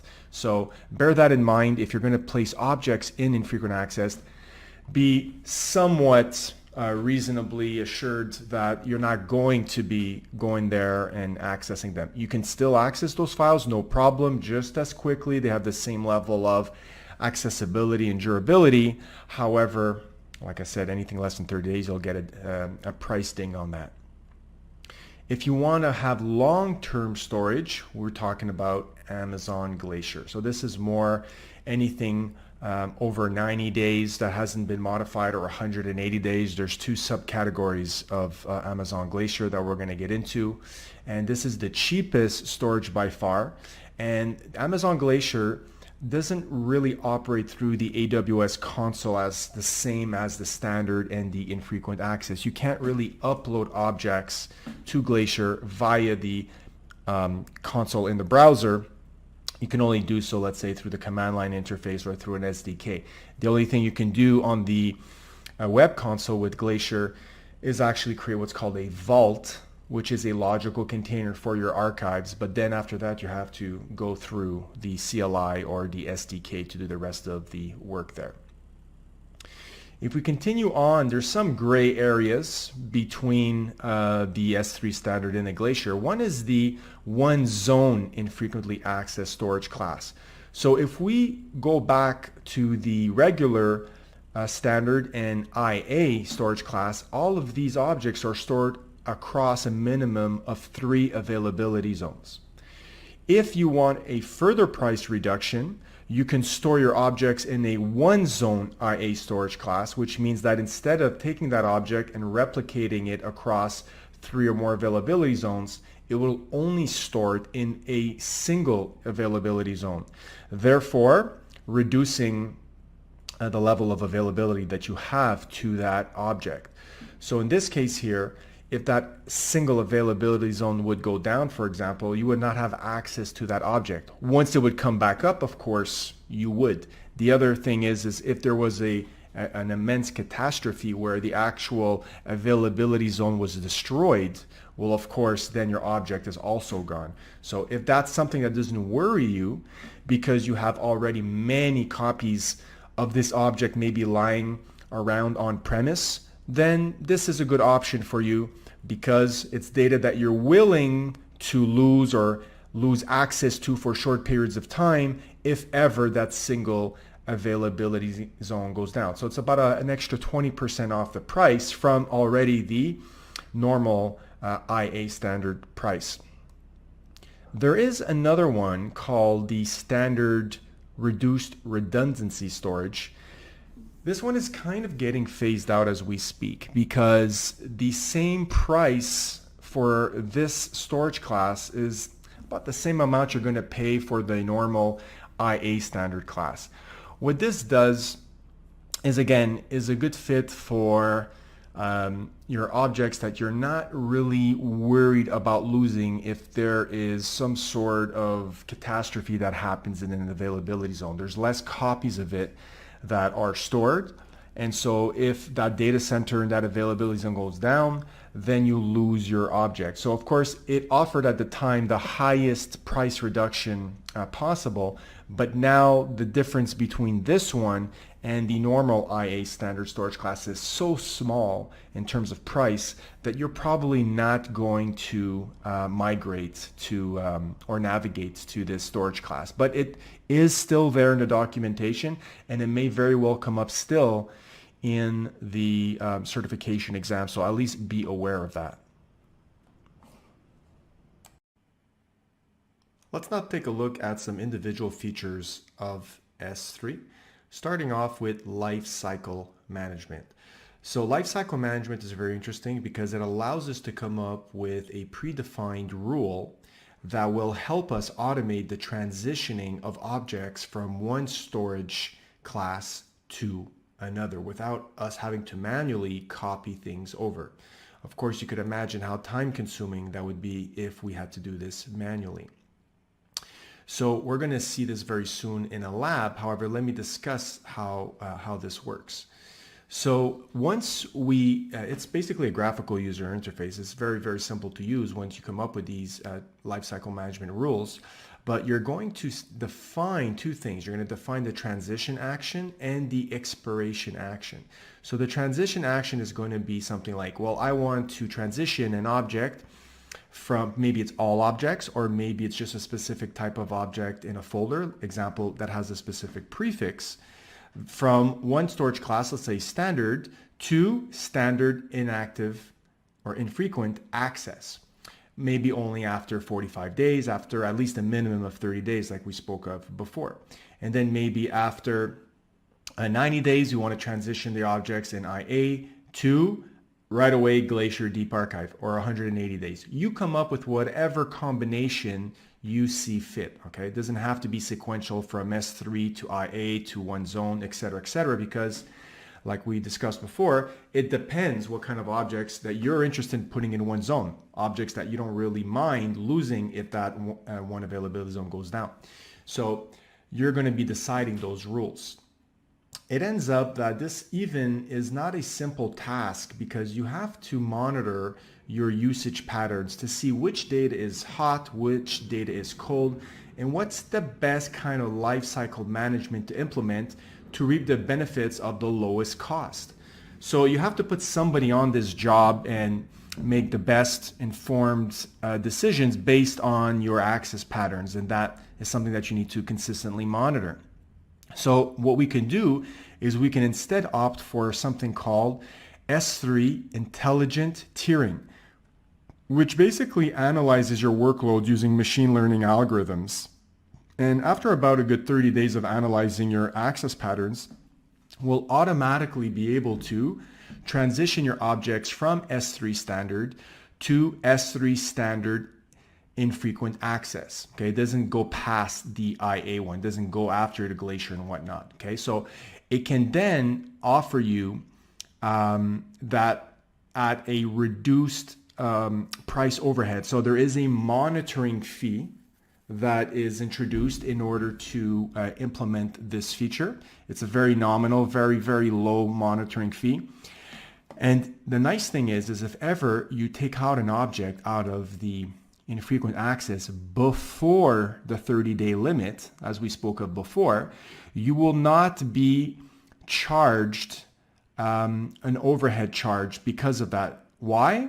because you're using the intelligent tiering. You're already paying an overhead for the monitoring fee. So at least in that sense, the intelligent tiering will take the object out of IA and put it back into the S3 standard class if you need access to it before the 30 days. And in that case, you won't be charged that overhead. So that is something that is very good to do in order not to have to put somebody on that job. So yes, you're paying a little bit of overhead for that monitoring fee, but at the other side of the spectrum, you're not investing in somebody working many hours to monitor and put into place a system to monitor your data access patterns. So let's take a look at how to do this right now. Let's implement our own lifecycle management rules.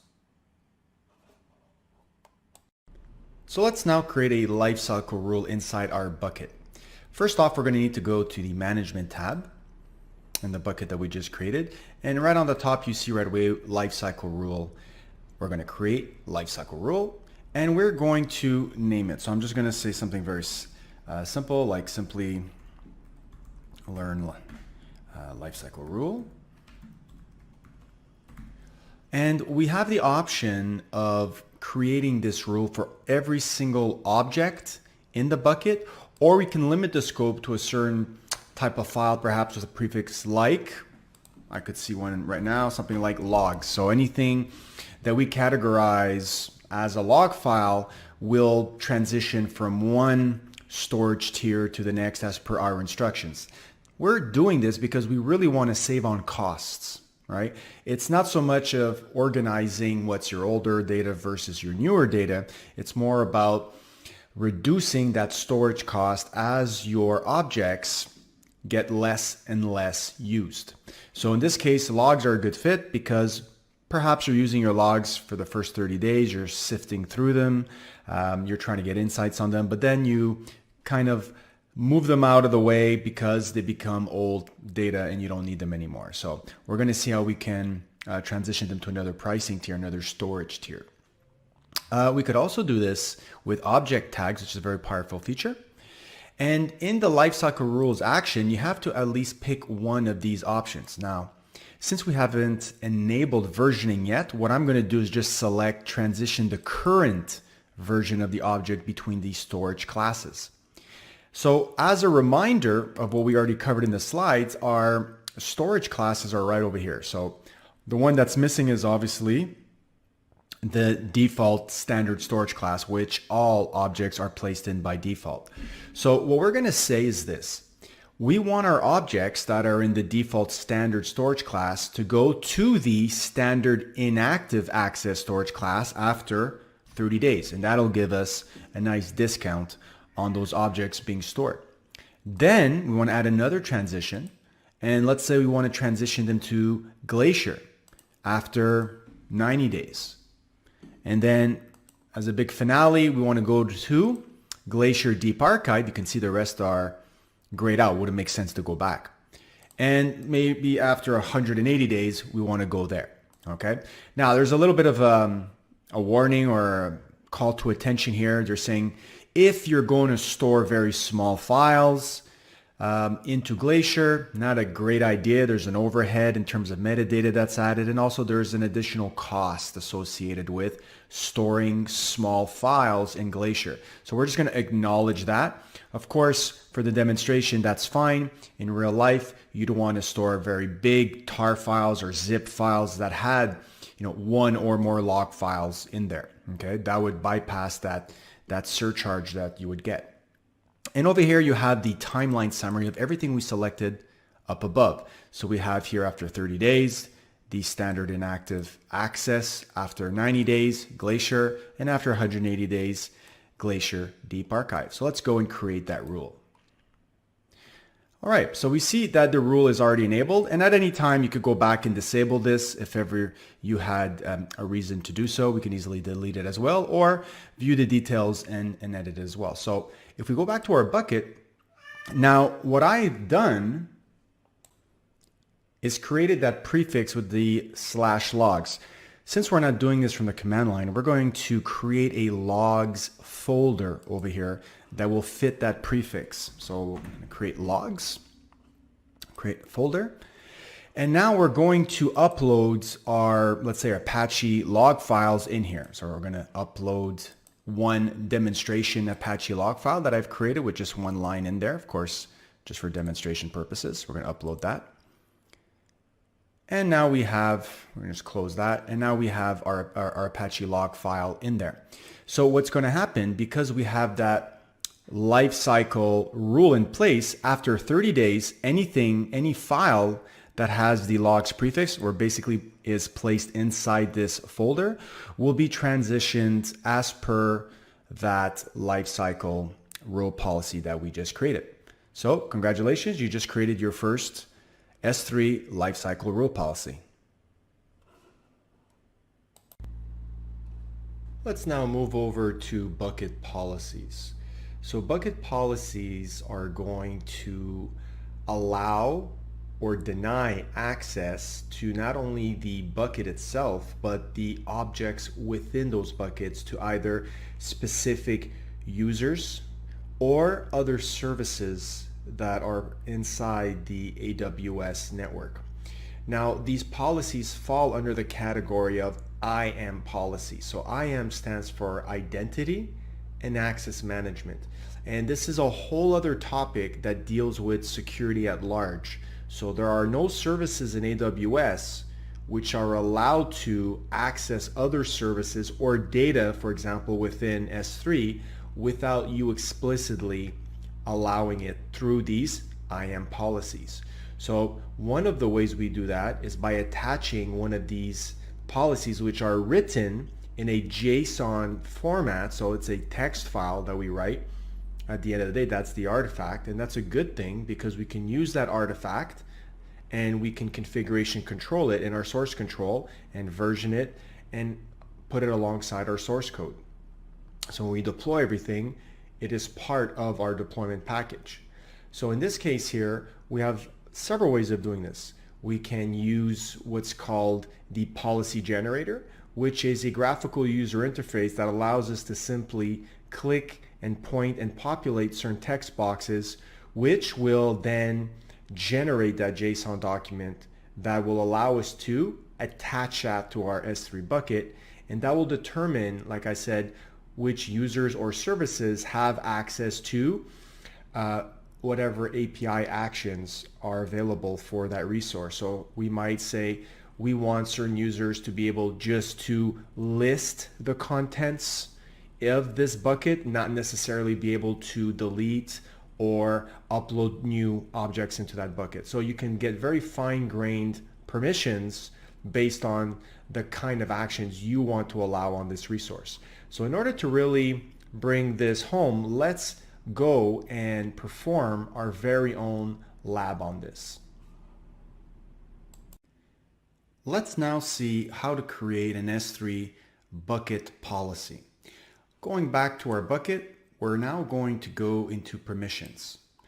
So the whole point of coming up with a bucket policy is that we want to control who or what, the what being other services, have access to our bucket and our objects within our bucket. So there are several ways we can go about doing this. Let's edit a bucket policy. One, we can go and look at a whole bunch of pre-canned examples, which is a good thing to do.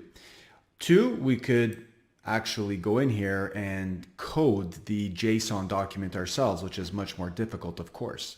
So what we're going to do is we're going to look at a policy generator, which is really a form-based graphical user interface that allows us to generate, through the answers that we're going to give here, the JSON document for us. First question is, we got to select the policy type. Of course, we're dealing with S3, so it makes sense for us to create an S3 bucket policy. The two options available to us are allowing or denying access to our S3 bucket. Now, in this case here, we could get really fine-grained and specify certain kinds of services or certain kinds of users. But for the demonstration, we're just going to select star, which means anything or anybody can access this S3 bucket. All right. Now, depending on also the actions that we're going to allow. So in this case here, we can get very fine-grained, and we have all these checkboxes that we can check off to give access to certain kind of API action. So we can say we want to give access to, just deleting the bucket, which obviously is something very powerful, but you can get more fine-grained. As you can see, you have more of the getters over here, and you have more of the listing and the putting new objects in there as well. So you can get very fine-grained. Now, for demonstration purposes, we're going to say all actions. So this is a very broad and wide-ranging permission, something that you really should think twice about before doing. We're basically saying we want to allow everybody and anything, any service, all API actions on this S3 bucket. So that's no small thing. We need to specify the Amazon resource name, the ARN of that bucket specifically. So what we're going to do is go back to our bucket, and you can see here the bucket ARN. Okay, so we're just going to copy this, paste it in this policy generator, and just say add statement. You can see here kind of a resume of what we just did, and we're going to say generate policy. And this is where it creates for us, and make this a little bit bigger for us, it creates that JSON document. So we're going to take this, we're going to copy it, and we're going to paste it into the generator. Okay. Now, of course, we could flip this and change this to a deny, right? Which would basically say we don't want anybody to have access, or anything, any other service to have access to this S3 bucket. We could even say /* to also encapsulate all the objects within that bucket. So if I save this right now, you have a very ironclad S3 bucket policy, which basically denies all access to this bucket and the objects within. Of course, this is on the other side of the spectrum, very, very secure. So we might want to, for example, host a static website through our S3 bucket. So in this case here, allowing access would make more sense, right? So if I save changes, you see that we get an error here saying that we don't have permissions to do this. And the reason for that is because it realizes that this is extremely permissive. So in order to give access to every single object within this bucket, as in the case that I was stating of a static website being hosted on your S3 bucket, it would be much better to also at first enable that option. So I'm just going to duplicate the tab here. And once you go back to the permissions tab, one of the first things that shows up is this block public access setting, right? Right now it's completely blocked, and that's what's stopping us from saving our policy. We would have to go in here, unblock it, and save it, right? And it's also kind of like a double clutch feature. You have to confirm that just so you don't do that by accident, right? So now what you've effectively done is you've really opened up the floodgates to have public access to this bucket. It's something that can't be accidentally done. It's kind of like having to perform these two actions before the public access can be granted. Now, historically, this was something that AWS was guilty of, was making it too easy to have public access. So now we have this double clutch. Now that this is enabled or turned off, we can now save our changes here successfully. And you can see here that now it's publicly accessible, which is a big red flag that perhaps this is not something that you're interested in doing.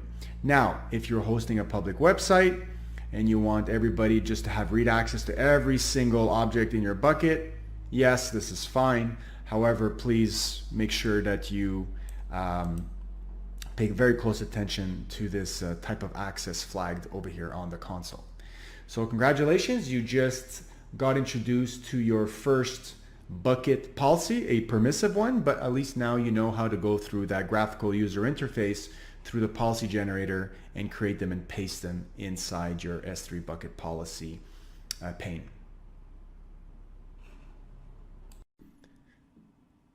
So let's continue on with data encryption. So any data that you place in S3 bucket can be encrypted at rest very easily using an AES 256 encryption key. So we can have server-side encryption. We could have AWS handle all the encryption for us. And the decryption will also be handled by AWS when we request our objects later on. But we could also have client-side encryption where we, the client that are uploading the object, have to be responsible for also passing over our own generated key that will eventually be used by AWS to then encrypt that object on the bucket side. Of course, once that happens, then the key is discarded, the client key is discarded, and you have to be very mindful that since you've decided to handle your own encryption, client-side encryption, that if ever you lose those keys, well, that data is not going to be recoverable in that bucket on the AWS network. So be very careful on that point. We can also have a very useful feature called versioning, which will allow you to have a history of all the changes of an object over time. So versioning sounds exactly how it's named. Every time you make a modification to a file and upload that new version to S3, it will have a brand new version ID associated with that. So over time, you get a sort of stack of a history of all the file changes over time. So you can see here at the bottom, you have an ID with all these ones, and then an ID with 121212. So eventually, if ever you wanted to revert back to a previous version, you could do so by accessing one of those previous versions. Of course, versioning is not an option that's enabled by default. You have to go ahead and enable that yourself. It is an extremely simple thing to do. And so there may be a situation where you already have objects within your buckets and you only then enable versioning. Well, versioning would only apply to the new objects that would get uploaded from the point that you enabled versioning. The objects that were there before that point will not get a specific version number attached. In fact, they will have a sort of null marker version number that will get attached to them. It's only after that you modify those objects later on and upload a new version that they will get their own version numbers. So right now, what we're going to be doing is a lab on actual versioning. So let's go ahead and do that right now.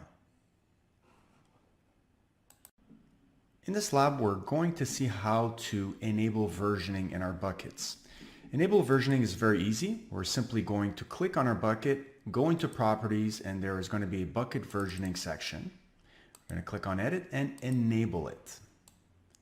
Once that's done, any new objects that are uploaded to that S3 bucket will now benefit from being tracked by a version number.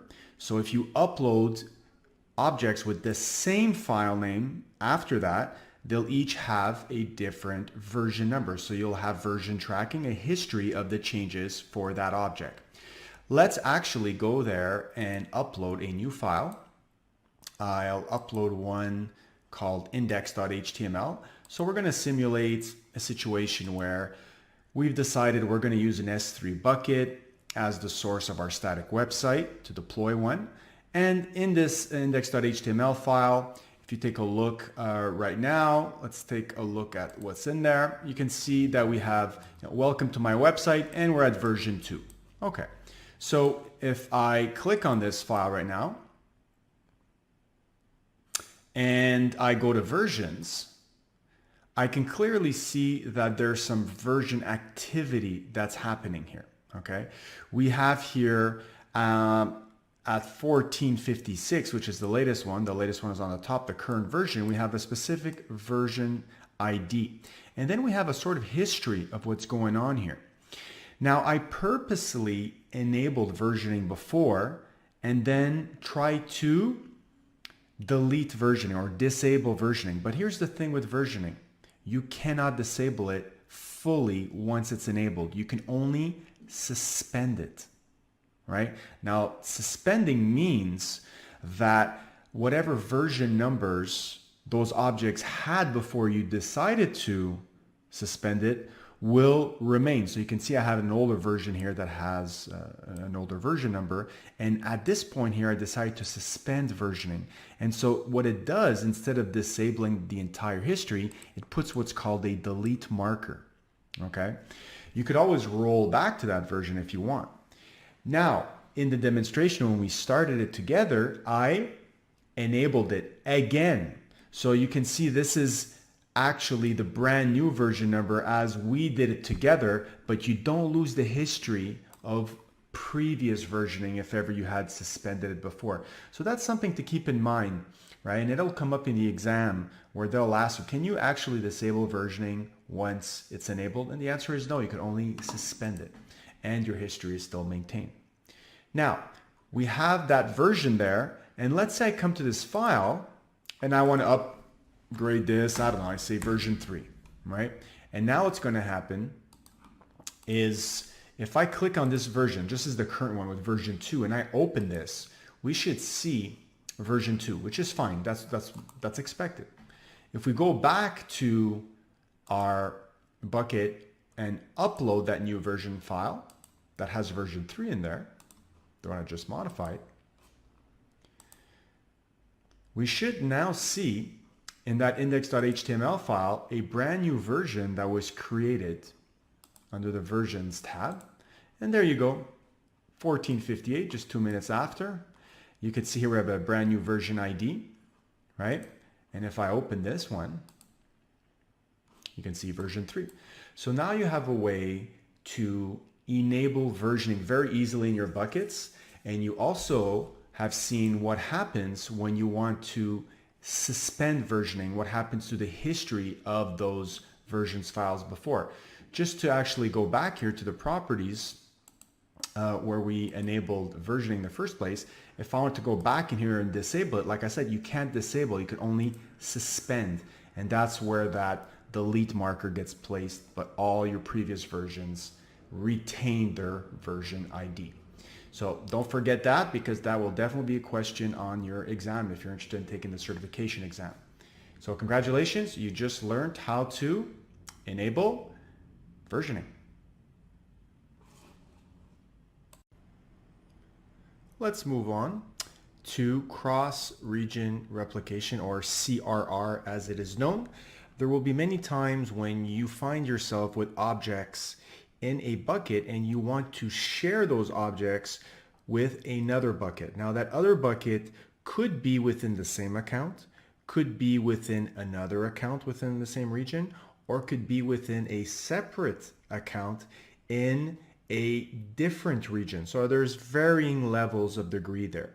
The good thing is all of those combinations are available. So CRR, if we're talking about cross-region replication, is really about replicating objects across regions. Something that is not enabled by default, because that will incur a replication charge because it's syncing objects across regions. Of course, you are spanning a very wide area network in that case, so there is a surcharge for that.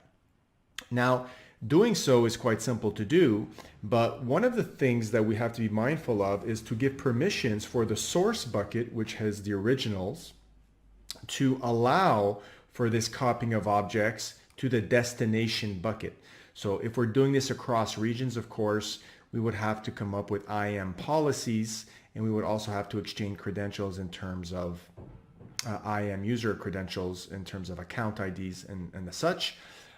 We're going to be doing a demonstration in the same account, in the same region, but largely this would be the same steps if we were going to go cross region. So this is something you might find yourself doing if you want to share data with other entities in your company. Maybe you're a multinational and you want to have all your log files copied over to another bucket in another region for another team to analyze, to extract business insights from. Or it might just be that you want to aggregate data in a separate data lake in an S3 bucket in another region, or in a, like I said, it could be even in the same region or in the same account. So it's all about organizing, moving data around across objects, across these boundaries. And let's actually go through a demonstration and see how we can do CRR. Let's now see how we can perform cross-region replication. We're going to take all the new objects that are going to be uploaded in the Simplilearn S3 demo bucket, and we're going to replicate them into a destination bucket. So what we're first going to do is create a new bucket, okay? And we'll just tack on the number 2 here. And this will be our destination bucket where all those objects will be replicated to. We're going to demonstrate this within the same account, but it's the exact same steps when doing this across regions. One of the requirements when performing cross-region replication is to enable versioning. So if you don't do this, you can do it at a later time, but it is necessary to enable it at some point in time before coming up with a cross-region replication rule. All right, so let me create that bucket. And now after the bucket is created, I want to go to the source bucket and I want to configure under the management tab here a replication rule. So I'm going to create a replication rule, call it Simplilearn rep rule. And I'm going to enable this right off the bat. The source bucket, of course, is the Simplilearn S3 demo. We could apply this to all objects in the bucket or perform a filter once again. Let's keep it simple this time and apply to all objects in the bucket. Of course, caveat here, this will only now apply to any new objects that are uploaded into this source bucket and not the ones that are already pre-existing there. Okay. Now, in terms of a destination bucket, we want to select the one we just created. So we can choose a bucket in this account, or if we really want to go cross region or another account in another region, we could specify this and put in the account ID and the bucket name in that other account. So we're going to stay in the same account. We're going to browse and select the newly created bucket. And we're also going to need permissions for the source bucket to dump those objects into the destination bucket. So we can either create the role ahead of time or we can ask this user interface to create a new role for us. So we'll opt for that and we'll skip these additional features over here that we're not going to talk about in this demonstration. We're just going to save this. So that will create our replication rule that is automatically enabled for us right now. So let's take a look at the overview here. You can see it's been enabled. Just to double check, the destination bucket is the demo 2. We're talking about the same region. And again, here we could opt for additional parameters like different storage classes in the destination bucket that object is going to be deposited in, et cetera, et cetera. For now, we just created a simple rule. Now, if we go back to the original source bucket, which we're in right now, and we upload a new file, which will be a transactions file in a CSV format, once this is uploaded, that cross-region replication rule will kick in and will eventually, right, it's not immediate, but will eventually copy the file inside the demo 2 bucket. Now I know it's not there already, so what I'm going to do is pause the video and come back in 2 minutes, and when I click on this, the file should be in there.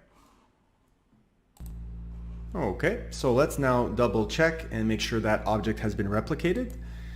And there it is, been replicated as per our rule. So congratulations, you just learned how to perform your first same account S3 bucket region replication rule. Let's now take a look at transfer acceleration. So transfer acceleration is all about giving your end users the best possible experience when they're accessing information in your bucket. So you want to give them the lowest latency possible. You can imagine if you were serving a website and you wanted people to have the lowest latency possible. Of course, that's something that's very desirable.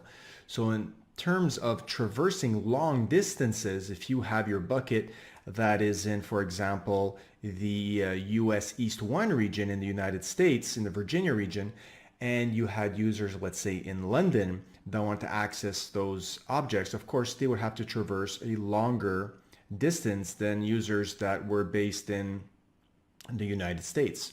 And so if you wanted to bring those objects closer to them in terms of latency, then we could take advantage of what's called the Amazon CloudFront Delivery Network, the CDN network, which extends the AWS backbone by providing what's called edge locations. So edge locations are really data centers that are placed in major city centers where our end users mostly are located, more densely populated areas, and your objects will be cached in those locations. So if we go back to the example of your end users being in London, well, they would be accessing a cached copy of those objects that were stored in the original bucket in the, for example, US East 1 region.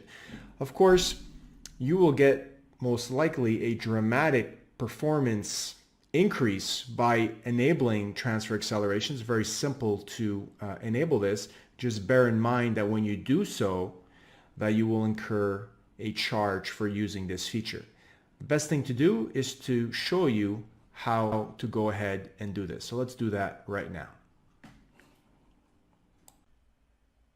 Let's now take a look at how to enable transfer acceleration on our Simplilearn S3 demo bucket. By simply going to the Properties tab, we can scroll down and look for a heading called Transfer Acceleration over here, and very simply just enable it. So what does this do? This allows us to take advantage of what's called the Content Delivery Network, the CDN, which extends the AWS network backbone. The CDN network is strategically placed into more densely populated areas, for example, major city centers. And so if your end users are situated in these more densely populated areas, they will reap the benefits of having transfer acceleration enabled because the latency that they will experience will be severely decreased. So their performance is going to be enhanced. If we take a look at the speed comparison page for transfer acceleration, we can see that once the page is finished loading, it's going to do a comparison. It's going to perform, first of all, what's called a multi-part upload, and it's going to see how fast that upload was done with or without transfer acceleration enabled. Now, this is relative to where I am running this test. So right now I'm actually running it from Europe. So you can see that I'm getting very, very good results if I would enable transfer acceleration and my users were based in Virginia. So of course, now I have varying differences in percentage as I go closer or further away from my region where my bucket or my browser is being referenced. So you can see here, United States, I'm getting pretty good percentages. As I go closer to Europe, it gets lower, of course, but still very, very good. Frankfurt, again, this is about probably the worst I'm going to be getting here since I'm situated in Europe. And of course, as I go look more towards the Asian regions, you can see once again it kind of scales up in terms of better performance. So of course, this is an optional feature. Once you enable it, as I just showed over here, this is a feature that you pay additionally for. So bear that in mind. Make sure that you take a look at the pricing page in order to figure out how much this is going to cost you. So that is it. Congratulations. You just learned how to simply enable transfer acceleration to lower the latency from the end user's point of view. We're now ready to wrap things up in our conclusion and go over at a very high level what we just spoke about. So we talked about what S3 is, which is a core service, one of the original services published by AWS in order for us to have unlimited object storage in a secure, scalable, and durable fashion. We took a look at other aspects of S3 in terms of the benefits. We mainly focused on the cost savings that we can attain in S3 by looking at different storage classes. Now, of course, S3 is industry recognized as one of the cheapest object storage services out there that has the most features available. We saw what goes into the object storage in terms of creating first our buckets, which are our containers, high-level containers in order for us to store our objects in. Again, objects are really an abstraction of the type of data that are in there, as well as the metadata associated with those objects. We took a look at the different storage tiers, the default being the standard, all the way till the cheapest one, which is the Glacier, which are meant for long-term archived objects. For example, log files that you may hold on to for a couple of years, may not need to access routinely, and will have the cheapest pricing option by far. So we have many pricing tiers, and if you want to transition from one tier to the next, you would implement a lifecycle policy or use the intelligent tiering option that can do much of this for you. We took a look at some very interesting features, starting from the lifecycle management policies that we just talked about, all the way to versioning, cross-region replication, and transfer acceleration. So with this conclusion, you are now ready to at least start working with S3. Hello everybody, my name is Kent, and today we're going to be covering AWS Identity and Access Management, also known as IAM, tutorial by Simplilearn. So these are the topics which we'll be covering today. We'll be defining what AWS security is, the different types of security in AWS, what exactly is identity and access management, the benefits of identity and access management, how IAM works, its components, its features, and at the end, we're going to do a great demo on IAM with multi-factor authentication and users and groups. So without any further ado, let's get started. So let's get started with what is AWS security. Your organization may span many regions or many accounts, and you may encompass hundreds, if not thousands, of different types of resources that need to be secured. And therefore, you're going to need a way to secure all that sensitive data in a consistent way across all those accounts in your organization while meeting any compliancy and confidentiality standards that have to be met. So for example, if you're dealing with healthcare data or credit card information or personal identification information like addresses, this is something that needs to be thought out across your organization. So of course we have individual services in AWS, which we will explore in this video. However, in order to govern the whole process at an organizational level, we have AWS Security Hub. Now, AWS Security Hub is known as a CSPM, which stands for a Cloud Security Posture Management Tool. So what does that really mean? Well, it's going to encompass, like I said, all these tools underneath the hood in order to bring a streamlined way for you to organize and adhere to these standards across your organization. It'll identify any misconfiguration issues and compliance risks by continuously monitoring your cloud infrastructure for the gaps in your security policy enforcements. Now, why is that important? Well, these misconfigurations can lead to unwanted data breaches and also data leakages. So in order to govern this at a very high level, like I said, we need to incorporate AWS Security Hub that will automate and manage all these underlying services for us in order to perhaps take automated action. We call that remediary actions. And you can approve these actions manually, or you can automate those actions as you see fit across your organization. So let's delve a little bit deeper into what is AWS security, and then we'll start looking individually at some of these services. And so our organization has special needs across different projects and environments. So of course, the production, development, test environments, all are going to have their own unique needs. However, it doesn't matter which project or which business unit we're talking about and what are their storage backups needs. They should all be implemented in a concise, standardized way across your organization to meet that compliancy we were just talking about. So we want to automate all these tedious manual tasks that we've been doing, like ensuring that perhaps our buckets in S3 are all encrypted or all our EBS volumes are encrypted.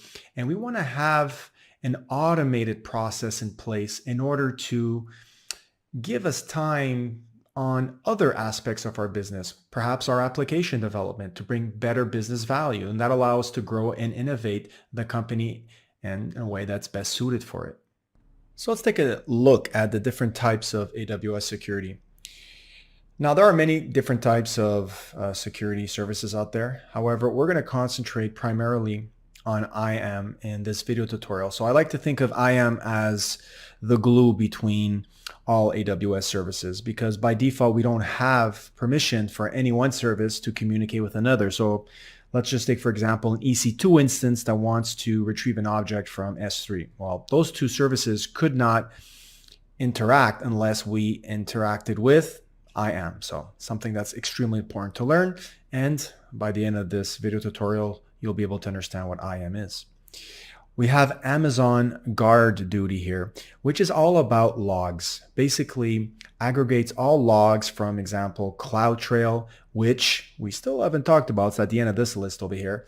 But instead of looking at CloudTrail individually, Guard Duty will actually take a look at CloudTrail will take a look at your VPC flow logs, and will take a look at your DNS logs and monitor that account and your network and your data access via machine learning algorithms.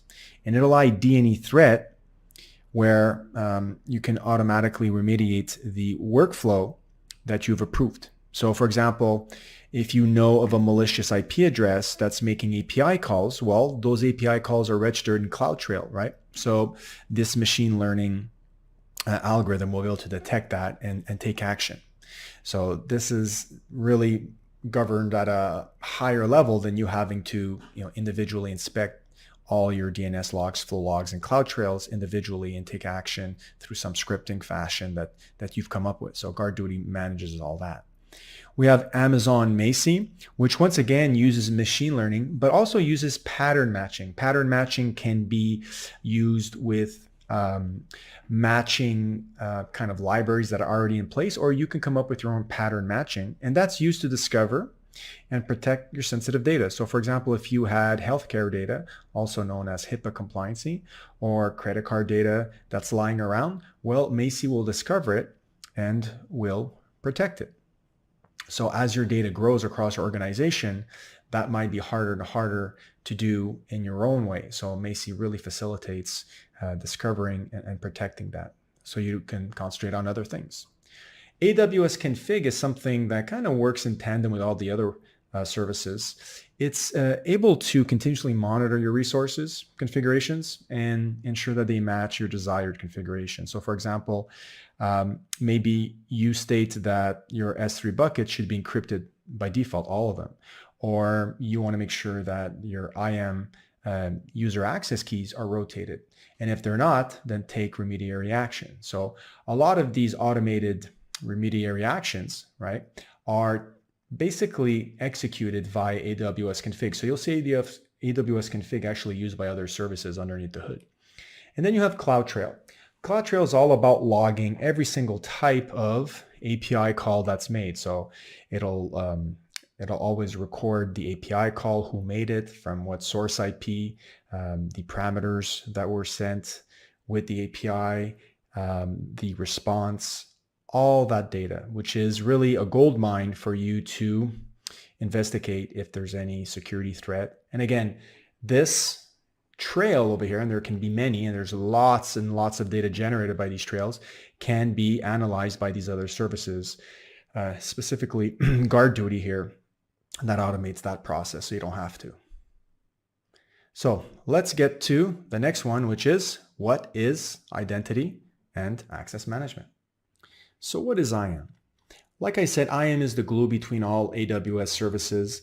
It will allow those services to communicate with each other once you put IAM into place.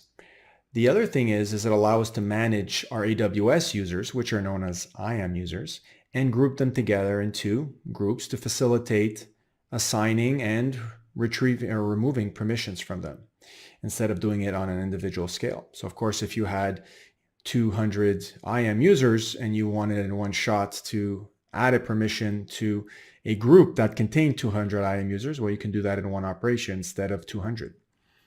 Now we do have a distinction between IAM users and end users. End users use applications online, whereas IAM users are your employees in your organization that are interacting directly with AWS resources. So for example, an EC2 instance would be a resource that, let's say, a developer would be interacting with. And traditionally, those are resources that are used full-time from 9 to 5, let's say, 5 days a week, 365 days a year, okay? Now, sometimes those users have to have elevated permissions for a temporary amount of time, and that is more suited for a role. And that will eliminate the need to create separate accounts just for, type of actions that are needed for, let's say, an hour a month or 2 hours a week or something like that. Something like backing up an EC2 instance, removing some files, doing some cleanups. Traditionally, you don't have those permissions as a developer, but you can be given temporary permissions to assume this role. So it's kind of like putting a hat on your head and pretending you're somebody that you're usually not for a temporary amount of time. Once you take off the hat, you go back to being your old boring IAM user self, which doesn't have access to performing backups or cleanups and stuff like that. So the roles interact with a service called a secure token service, which gives us specific keys, specifically an access key, a secret key, much like a username and password. And then we have a token key, which only gives you access to this role, this elevated permission, for 1 to 12 hours. So we'll talk more about roles as we go on through this video tutorial, but it's important that you at least remember at this point, even if you don't know all the details, that roles have to do with temporary permissions, elevated permissions. So what are the benefits of IAM?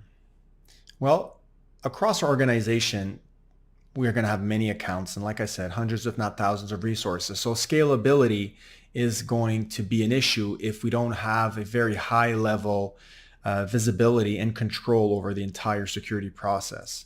And once we have a tool like, for example, Security Hub, which we saw on the first slide, we can continuously monitor and maintain a standard across our organization. So very, very important to have that visibility. And we do when we integrate with AWS security.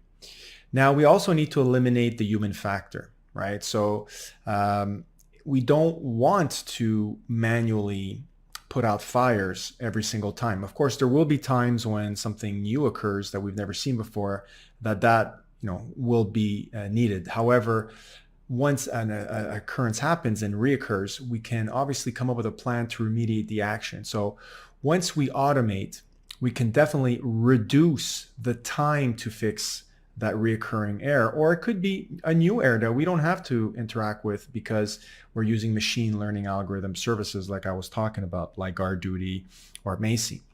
And we can really reduce the risk of security intrusions and data leakage and such by using IAM to facilitate this. Of course, you may have many compliance needs. You may be dealing with applications that use healthcare data or credit card information for payments, or you might be dealing with a government agency, let's say in the US, that has certain compliancy requirements that needs assurances that if their data is stored on the cloud, that you're still following the same compliance controls that you were, let's say, on premise. So we have a very, very long list of compliance requirements that each AWS service adheres to. And you can go on the AWS documentation online and you could figure out if, for example, DynamoDB is compliant with HIPAA compliancy. And it is. And so you can be sure that you can use that. So AWS itself has to constantly maintain these compliancy controls in place, and they themselves have to pass all these certifications, and that gets passed on to us. So much less work for us to implement these compliance controls. We can just inherit them by using AWS's security model by IAM. And last but not least, we can build the highest standards for privacy and data security. Now, having all this on our own on-premise data center poses security challenges, especially physical security challenges. You have to physically secure the data center. You might have security personnel that you need to hire, 24/7 camera surveillance, et cetera, et cetera. So just by migrating to the cloud, we can take advantage of AWS's global infrastructure. They're very, very good at building data centers. That's part of their business, and securing them. So of course we have a shared security model in place. However, you can rest assured that at least as the lowest common denominator, physical security has been put into place for us. Again, as other services are used, more managed services or more higher end services used in AWS, more and more of that security model will be AWS's responsibility and less yours. We will always have a certain type of responsibility for our applications, but we can again use these high-level services to ensure that our ability to encrypt the data at rest and in transit are always maintained by coming up with specific rules that need to be adhered to. And if those rules are not adhered to, then we have remediary actions that take place in order to maintain, again, that cross-account or organizational-wide security control. Okay, so lots of benefits of using IAM. And let's now take a look at exactly how IAM works and delve deeper into authentication and authorization. So there are certain terms here that we need to know about. One of them is principal. Now, principal is nothing more than an entity that is trying to interact with an AWS service, for example, an EC2 instance or an S3 bucket. Now, that could be a user, an IAM user. It could be even a service, or it could be a role. So we're going to take a look how principals need to be specified inside IAM policies. Authentication. So authentication is exactly how it sounds. Who are you? Could be something as simple as username and password, or it could involve an email address. Example, if you're the root user of the account when you're creating the account for the very first time. Other normal users will not need to log in with their user email. It'll only be the root user that needs that. You could also have developer type access, which needs access, let's say, via command line interface or a software development kit, also known as an SDK. Now, for those kind of access points, we're going to need access keys and secret keys, or public-private keys, let's say, if you want to even authenticate and log in through SSH to an EC2 instance. So there are many different types of authentication that we could set up when creating IAM users based on what kind of access they need. Do they just need access to the console? Do they need access to just services in terms of as a programmatic need? So those are different types of authentication. And then we have the actual request. Now, we could make a request in AWS through various ways.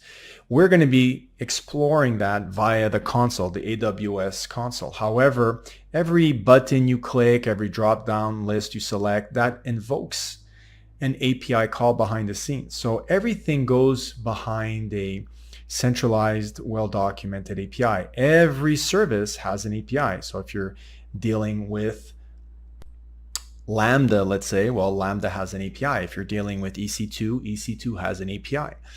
Now, you could interact with that API, like I said, via the console indirectly. You could use a command line interface. You can use an SDK for your favorite programming language like Python.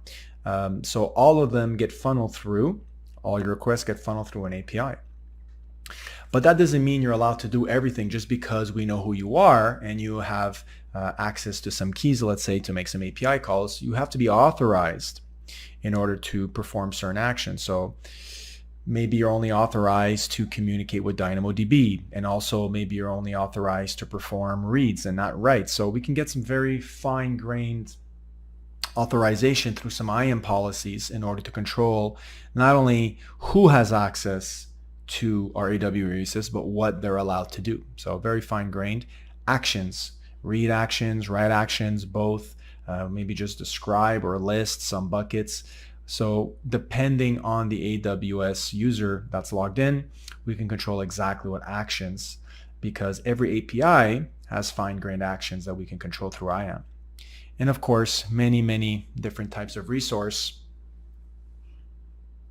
When we're coming up with these policies, all these actions can be grouped into resources. So perhaps we can say, well, this user only has access or read-only access to S3, specifically these buckets, and can write to DynamoDB table, but cannot terminate or shut down an EC2 instance. So all these kind of actions can be grouped into resources on a per resource basis based on the kind of role you have in the projects or in the company. So now let's take a look at the components of IAM. We've already seen that we can create IAM users and that how they are different than your normal end users. Now those entities represent a person that's working for an organization that can interact with AWS services. And some of those permissions that we assign through what's called identity-based policies to such a user will have permissions, for example, that are always necessary every time that they're logged in. So perhaps this user Tom always needs access to the following services over here, for example, an RDS instance or an S3 bucket, etc., etc. And sometimes they will need temporary access to other services, for example, DynamoDB. So in those cases, there would be a combination of normal IAM policies assigned to the user and certain assume role calls done at runtime in order to acquire this temporary credential, elevated permission. There is also the root user, which is different than your typical super user administrator access. There are some things that a root user can do that an administrator access cannot. For example, a root user, first of all, logs in with their email address and can also have the option to change that email address, something that is very tightly coupled to the AWS account. So you cannot change the email address with an administrator account. The other thing a root user can do is they can change the support contract. They can also view billing information or taxes information, VAT information, for example.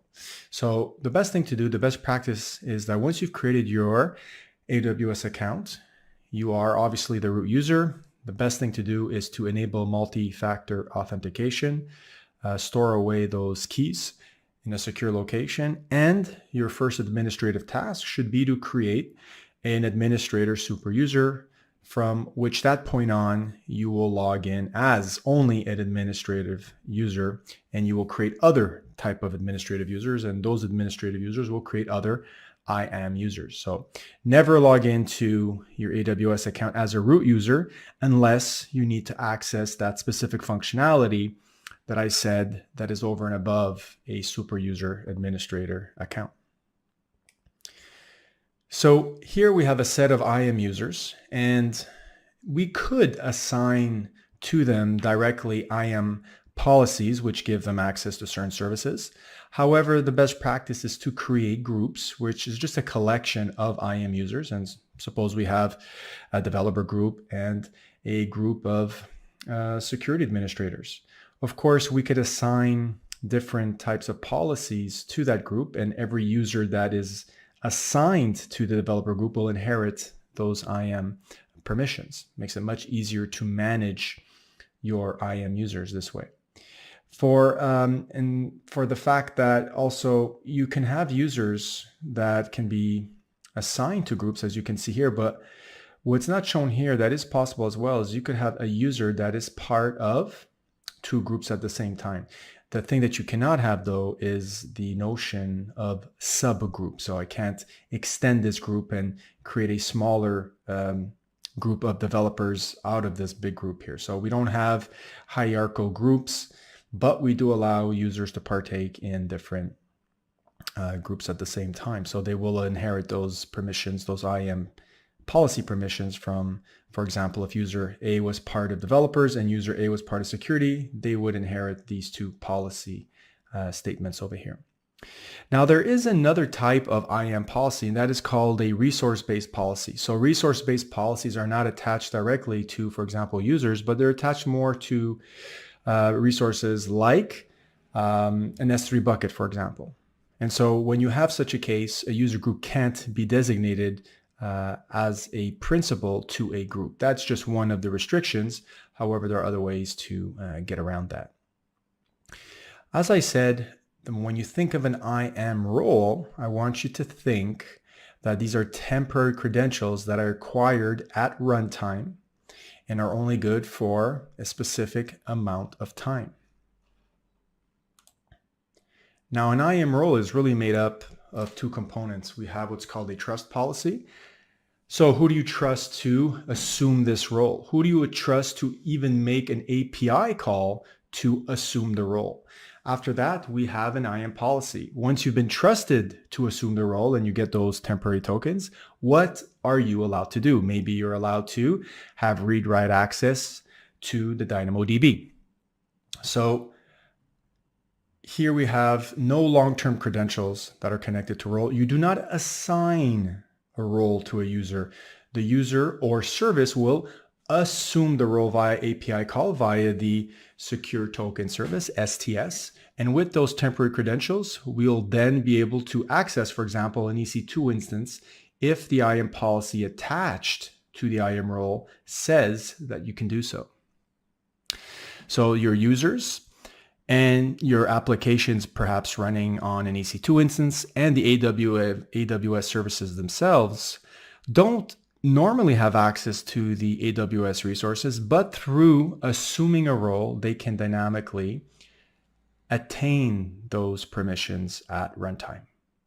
So it's a very flexible model that'll allow you to bypass the need to embed security credentials all over the place and then have to maintain those credentials and make sure they're rotated and they're not acquired by anybody trying to find a security hole in your system.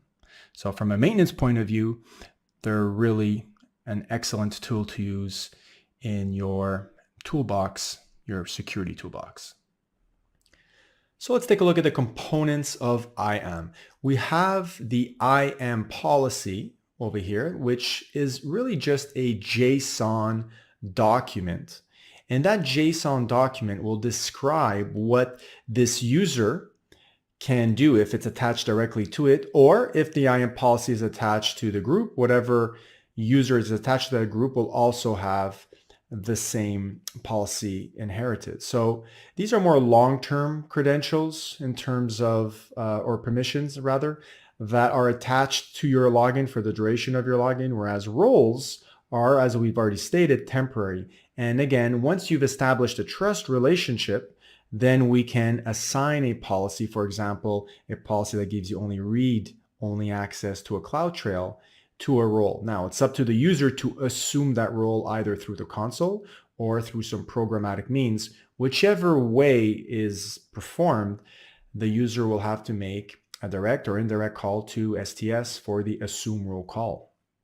Now, these permissions are examined by AWS when a user submits a request. So this all happens at runtime dynamically. So when you change a policy, it will take effect pretty much immediately as soon as the user makes the next request. That new security policy, whether you've just added or removed the permission, will take immediate effect.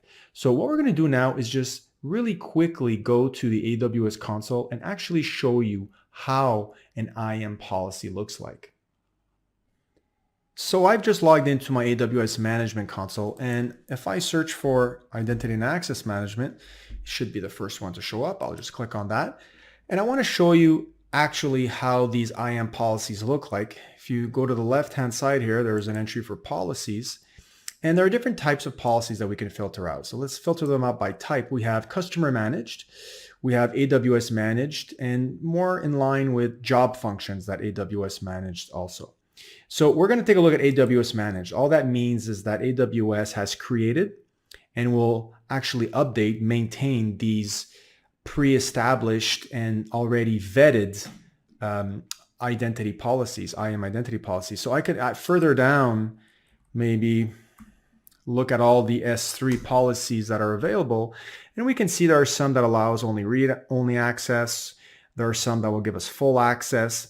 And there are, of course, other types here that we're not all going to explore, but let's just easily kind of take a look here at the full access. You can see it's just a JSON document.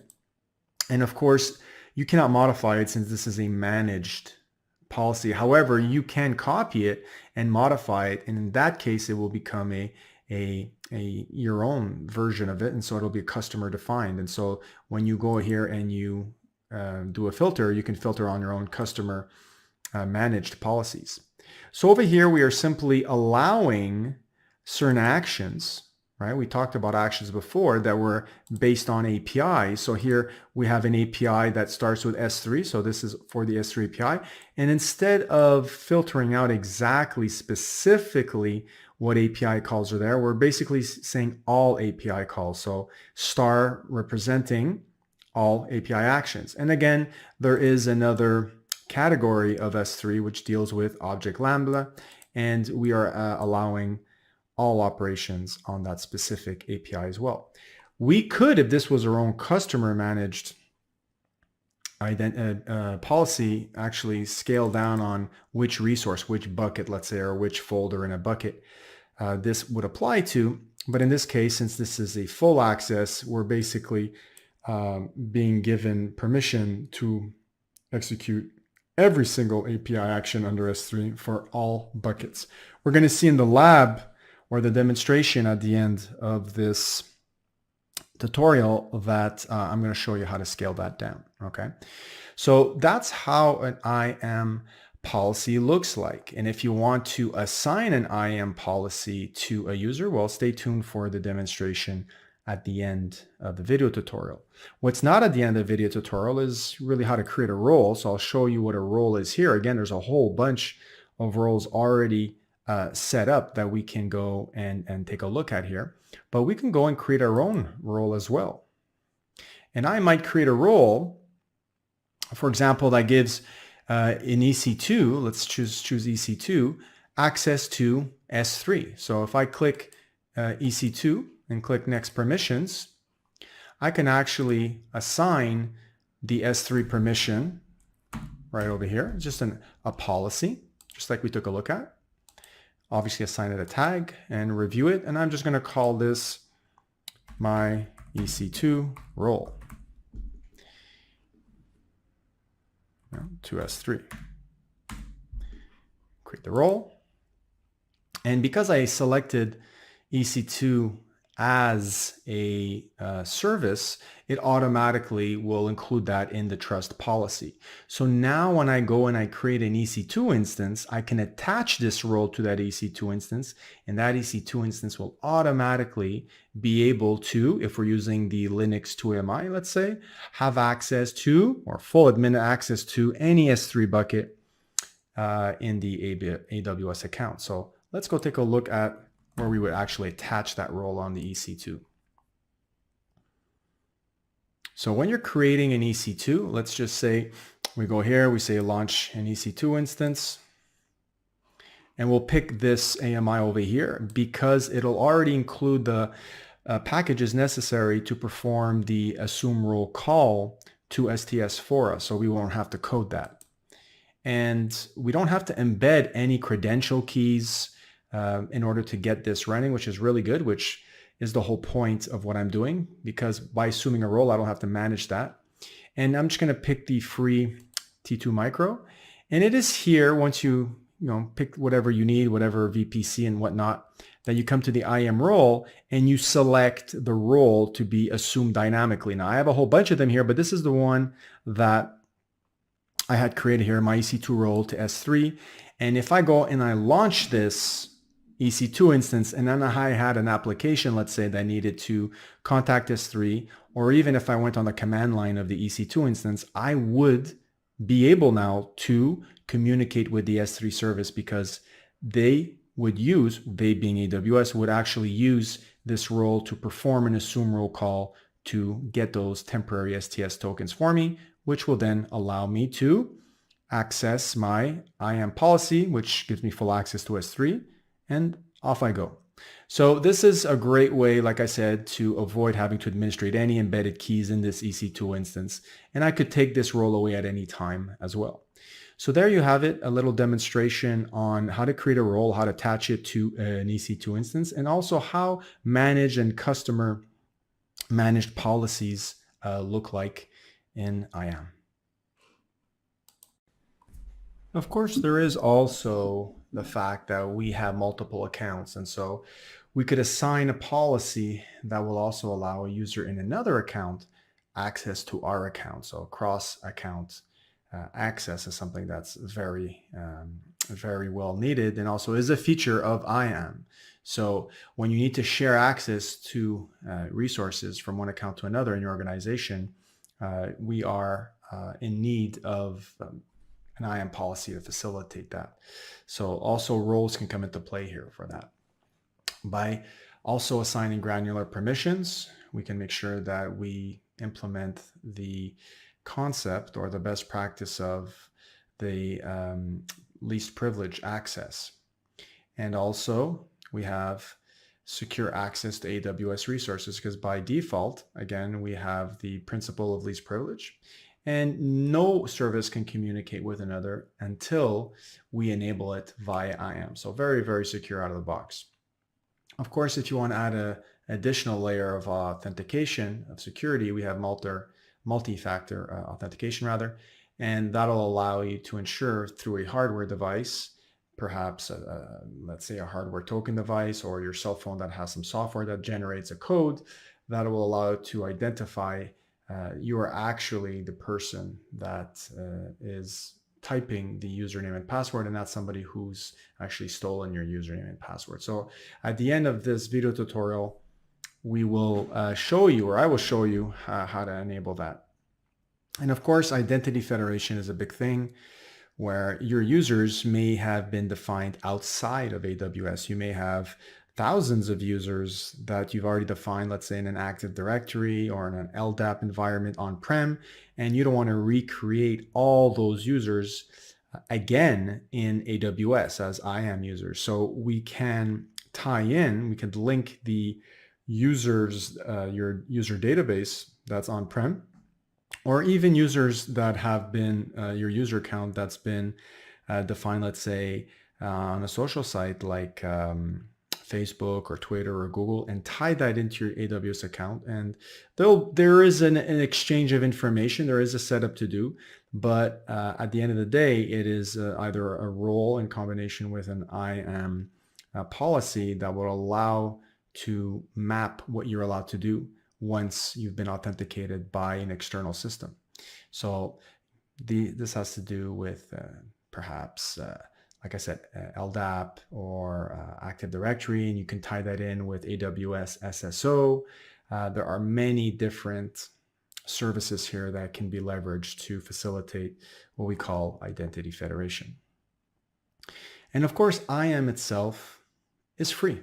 So it's not a service per API request. AWS is very concerned to put security first, and so IAM is free. It's just the services that you use. For example, if you're securing an EC2, of course, that EC2 instance falls under the current pricing plan. So of course, compliance, like I mentioned, is extremely important, making sure that it's business as usual in the cloud. And so, for example, if you were using the payment card industry data security standard to make sure that you're storing and processing and transmitting credit card information appropriately, in order to do your business, well, you can be assured that the services you use in AWS are PCI DSS compliance. And there's many, many other types of compliance that AWS adheres to as well. So password policies, of course, are important. By default, we do have a password policy in place, but when you go to the IAM console, you're free to update that password policy, make it more restrictive based on whatever policy you have at your company. So many features, and so I think we're ready now to go into a full demonstration, and I will show you how to incorporate IAM users, groups, and also multi-factor authentication. So get ready, let's do it. I'm going to demonstrate now how to attach an S3 bucket policy via IAM. I've already created a bucket called Simplilearn S3 IAM demo. And what we're going to do is we're going to attach a bucket policy right over here. We're going to have to edit it, of course. And the basis of the demonstration will be to allow a user that has MFA, so multi-factor authentication, set up to have access to the contents of a folder within this bucket. So of course, now I have to create a folder. Just simply call it folder 1. Create that folder. And now I'm going to go into that folder and upload a file so that we can actually see this in action. So I'm going to select a demo file that I prepared in advance called demo file user2 MFA. I'm going to upload that. All right, and now what's going to happen is eventually when I create our two IAM users, one will have access to view the contents of this file, which should look like something very simple. If I open this up within the console, you'll be able to see, well, it's pretty small right now. I'll make this a little bit bigger, of course.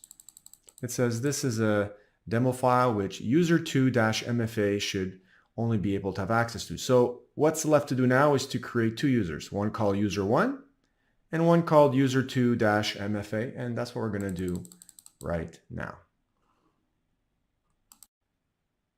Let's head over to IAM, Identity and Access Management. And on the left-hand side here, we're going to click on Users. You can see here I don't have much going on. I just got an administrator user, so I want to create two new users. We'll start with one at a time, so one called user1. Now, by default, we have the principle of least privilege, which means this user is not allowed to do anything unless we give them access to either the console right over here, which I will do right now, and also if they were a kind of programmatic user that needed access to specific keys in order to interact with the APIs via the command line interface or the software development kit, for example, if you were a Java developer. So in this case, that is not what I want. So I'm just going to assign console access, and I'm also going to create a default password for this user, but I will not allow them to reset it on the first login, just for demonstration purposes. Now over here, we have the chance to add the user straight to a group, but I'll only do that later on at the end of the demonstration. For now, I want to show you how to attach to this user an IAM policy, which will give them access to specific services. So if I type in S3 full access here, this is an administrative access to an S3 bucket. If you take a look at the JSON document attached or representing that IAM policy, you can see that it is allowing all API actions across S3, star, and also object Lambda across all buckets. And I say all buckets because the star represents all buckets. So it is a very broad permission, so be very careful when you're actually assigning this to one of your users and make sure that they deserve to have such a permission. So I'm not going to assign any tags here, but I'm just going to review what I've done. You can see here I've just attached an S3 full access permission to this one user, and I'm going to create that user now. Of course, now's the time for me to download the CSV file, which will contain those credentials. If I don't do it now, I will not have a second chance to do this. And also to send an email to this user in order for them to have a link to the console and also some instructions. I'm not going to bother with that. I'm just going to say close. And now I have my user one. You can see here that it says none for multi-factor authentication. So I have not set anything up right now for them. And that's what I want to do for this second user that I want to create, called user2-MFA, or MFA rather. All right. So now I want to do the same exact thing as before. I'm going to assign a custom password. And I'm going to go through the same steps as we saw before. I'm going to attach an existing managed policy that AWS has already vetted for us. Review, create. Now, right now, they're exactly the same. So I have to go back to user 2 and set up multi-factor authentication. And to do that, you have to go in the Security Credentials tab. And you'll see here, assigned MFA device. We have not assigned any yet, so we're going to manage that right now.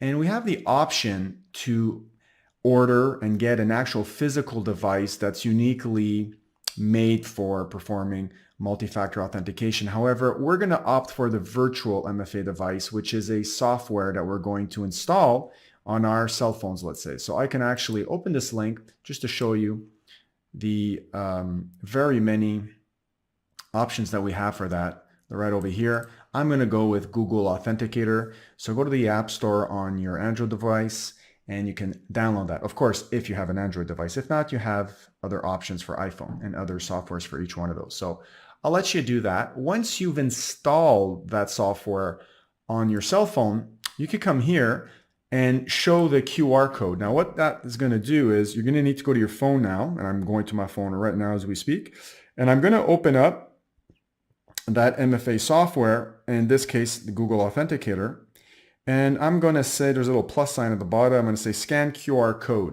I'm going to point my phone to this square code here, this QR code, and it's going to pick it up. I'm going to say add account. There's a little button there, add account, and it's going to give me a code.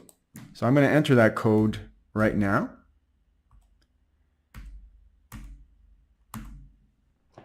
So once I've entered the code, I have to wait for a second code, and that's because this code on the screen of my cell phone is going to expire. It's only there for about 20 to 30 seconds. Once that token expires, it refreshes the display with another token. So I have another token now. That's only good for a couple of seconds again. And now I'm going to say assign MFA. What this does is it completes the link between my personal cell phone and this user right now.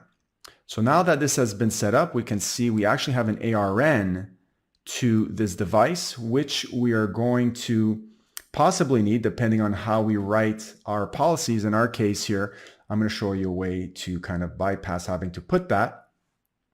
So now we've got those two users, one with an MFA device and another one without. Okay, so now the lab is going to be, or the demonstration rather, is going to be how do we allow user 2 MFA access to this file in folder 1 and not allow user 1. The distinguishing factor will be that user 2 has an MFA set up and user 1 doesn't. So based off of just that condition, that'll be the determining factor if they can view the file or not. So let's get back to S3 and actually create this IAM bucket policy and see how it's done. So back we are in our bucket, and now we have to go to permissions in order to set up this bucket policy. We're going to click on edit over here, and we're going to click on policy generator to help us generate that JSON file through a user interface. Of course, we're dealing with an S3 bucket policy. Now, what we're going to do is we're going to deny all users and services, so star. S3 is grayed out here because we selected S3 up here. We want to deny all S3 API actions. We're not going to go and selectively go down the list. The specific bucket and the folder. So in this case here, we're missing the Amazon resource name. So we have to go back here and we have to copy the ARN of our bucket, right? So we're going to copy that, come back, Control V, and we're going to, of course, have to specify the folder as well. So I'm going to just do /folder1, and then I'm also going to do /star for all the objects in that folder, okay? So here's the MFA condition that I want to add though, because we cannot assign the MFA condition up here. We have to say add conditions. Very powerful feature here. That's optional, but very powerful. We want to look for a condition that says Boolean if exists, or bool if exists. All right. So there's got to be a key value pair that exists.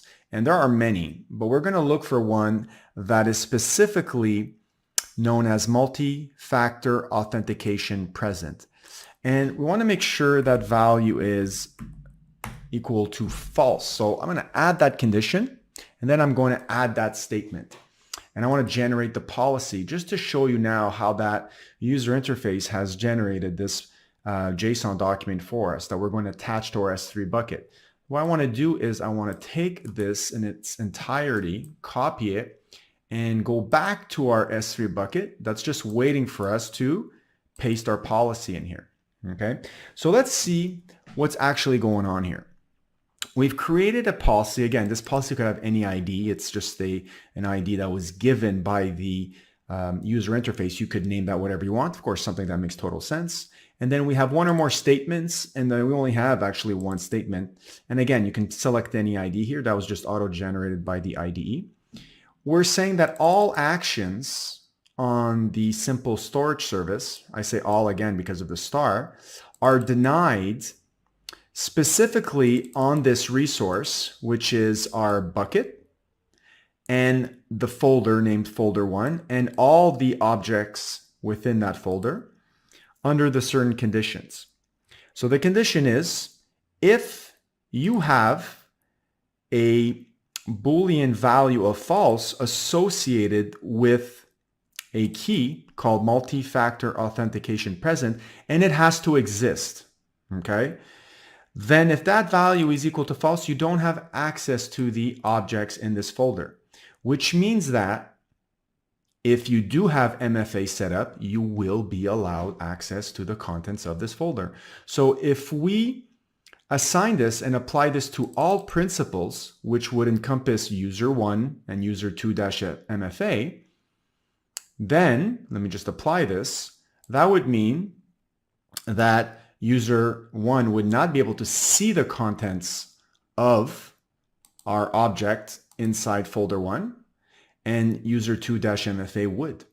So let's go take a look and log into, let's log out first, and then when we're going to log back in, we're going to log in as the individual user1 and user2-MFA and prove this is actually the case. So I am now logging back in as user1 that we created moments ago. And of course, if I, for example, go see a service like EC2, we don't have access to EC2. We've just given ourselves access to S3. So this makes total sense. We're just going to go see what we have access to, which is S3. Should be able to list and describe all the buckets there because we've been given pretty much administrative access. Now, if we go here to our created bucket and go inside folder1 and want to actually open up this document, we can see now that that's not happening, okay? And that's because of that condition that is checking if we actually have a value of true for that MFA key that we specified, okay? So this is expected, and this is exactly what we wanted. Now what we're going to do is we're going to log out once again, and we're going to do the same thing, but with user2-MFA. Let me log back in.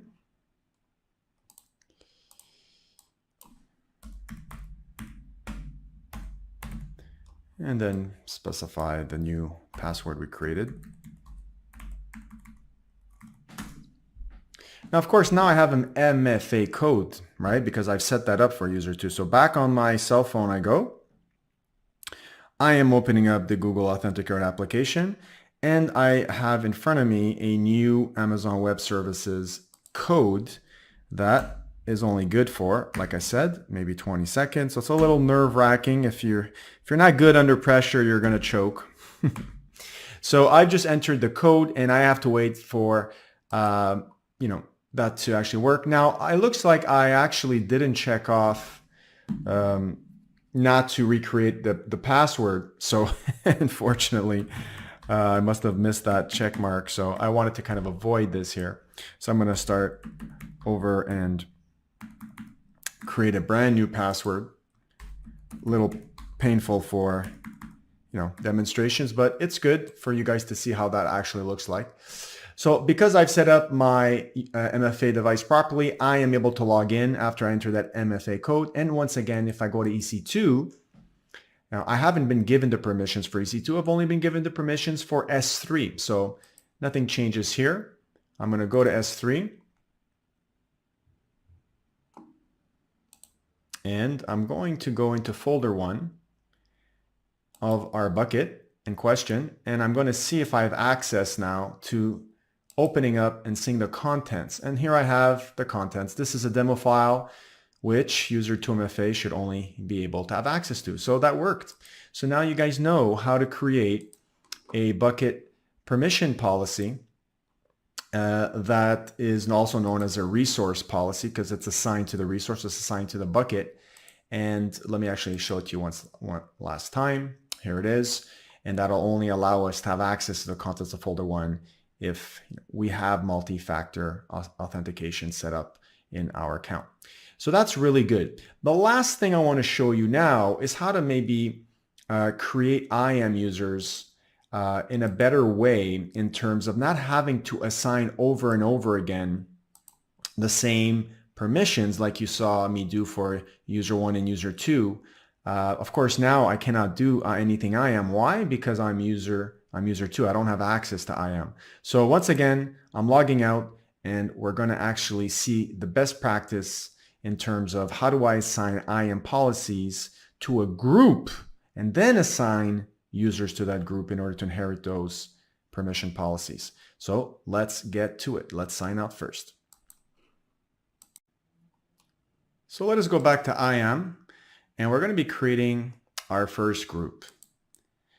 We're going to simply create the button or click on the button create group and we'll come up with a group called testers. We have the ability to add existing users to this group. So we will add, for example, user 1 only to the testers group. And we can also add permissions to this group. So we're going to go here and add, for example, the EC2 full permissions, create group. And what's going to happen now, if we go take a look at testers, we can see we have that one user that we added, and we also have the permissions associated with that group. So this means now that any new users we create will automatically inherit whatever permissions the group has, which is really good for maintainability. So for example, let's say we were to create many new testers. So let's say user 3 over here. Now, of course, I'm going to have to go in this case through the same steps as I did before. I'm just going to remember this time not to forget to uncheck that. And instead of attaching policies directly, I'm going to say, well, I want to inherit the policy permissions that were assigned to the group. So I'm going to say this user is going to be part of the testers group. And of course, I'm just going to skip through the remaining repetitive tasks that I've already described. And this user 3 now is already going to have the permissions to access EC2 that they've gained through the group testers. Whereas if we go back to user 1, this user also has the permissions from the group, but has a unique permission added to itself. So in this case, you do have the option of doing that. You have the option of adding a permission over and above that is assigned to the group to yourself directly. So this is really good, adding permissions to groups when you have, of course, lots of users in your company, in your organization. And instead of going to them and adding permissions after permission, you can centrally access this in one or manage this in one place. So for example, if I go back to my roles, groups rather, in my testers, and let's say I forgot to add a permission to all the users in this group. So let's say there was 20 users attached to this group. Okay, I'm not going to bore you with creating 20 users. we have 2 now. That's good enough to show the demonstration. And let's say now I need to add another permission, right? So in this case here, I'm going to add a permission For example, let's say based on DynamoDB, right? So I'm going to get full access to DynamoDB. Going to add that permission. And what's going to happen now is if I go back to my users, for example, user 3, I'm going to see that user 3 automatically has inherited that permission, and so has user 1. All right, show 2 more, and there they are. So in this case, it really allows for you to easily manage a lot of users in that group, because you can simply go to one place, which is the group, and add and remove policies as you see fit, and the whole team will inherit that. So it saves you lots of work, and that is the best practice. So there you have it, guys. You have learned in this demonstration how to create users, how to create groups, how to add users to groups and manage their policies in terms of best practice. And you've also learned how to attach to an S3 bucket a policy that allows you to permit access based off of if a user has multi-factor authentication set up. And we showed you how to actually set that up when creating an IAM user. So again, permissions tab is where this all happens. Hope you enjoyed that, put that to good use, and I'll see you in the next demonstration. So I hope you enjoyed that demonstration.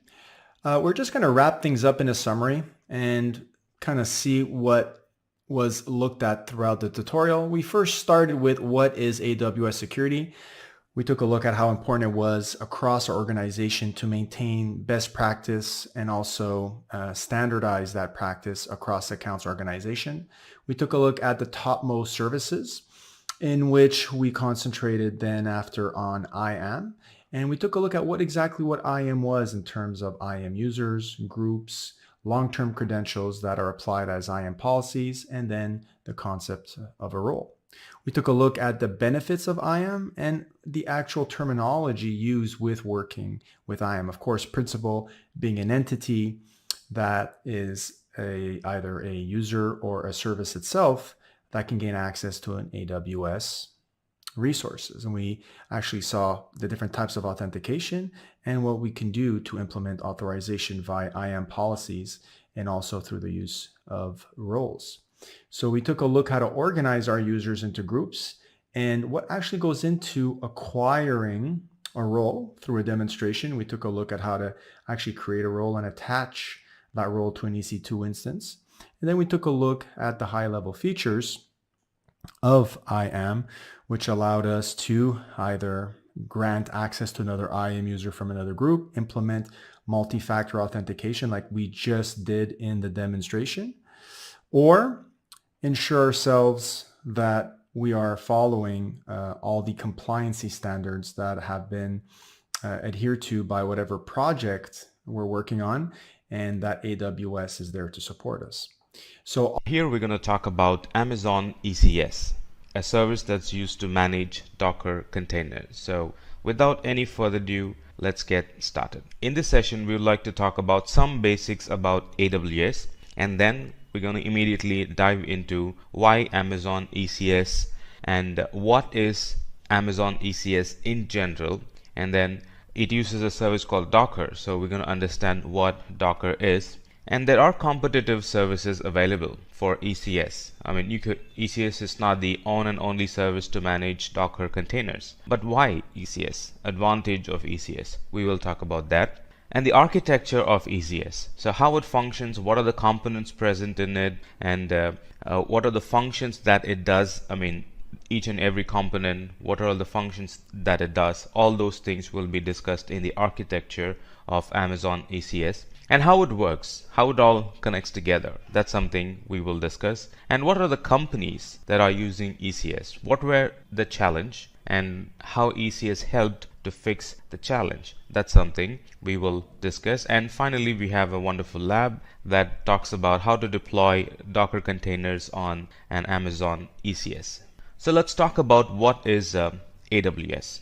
Amazon Web Service, in short called as AWS, is an web service in the cloud that provides a variety of services such as compute power, database storage, content delivery, and a lot of other resources, so you can scale your business and grow, not focus more on your IT needs and the rest of the IT demands. Rather, you can focus on your business and let Amazon scale your IT, or let Amazon take care of your IT. So what is that you can do with AWS? With AWS, we can create, deploy any application in the cloud. So it's not just deploying, you can also create your application in the cloud. It has all the tools and services required, the tools and services that you would have installed in your laptop or you would have installed in your on-premises desktop machine for your development environment. The same thing can be installed and used from the cloud. So you can use cloud for creating, and not only that, you can use the same cloud for deploying and making your application available for your end user. The end user could be internal users. The end user could be in the internet. The end user could be kind of spread all around the world. It doesn't matter. So it can be used to create and deploy your applications in the cloud. And like you might have guessed, now it provides service over the internet. That's how your users worldwide would be able to use the service that you create and deploy, right? So it provides service over the internet. So that's for the end customer. And how will you access those services? That's again through the internet. It's like the extension of your data center in the internet. So it provides all the services in the internet. It provides compute service through the internet. So in other words, you access them through the internet. It provides database service through the internet, over the internet. In other words, you can securely access your database through the internet, and a lot more. And the best part is this is pay as you go, or pay only for what you use. There is no long-term or beforehand commitment. Here, most of the services does not have any commitment.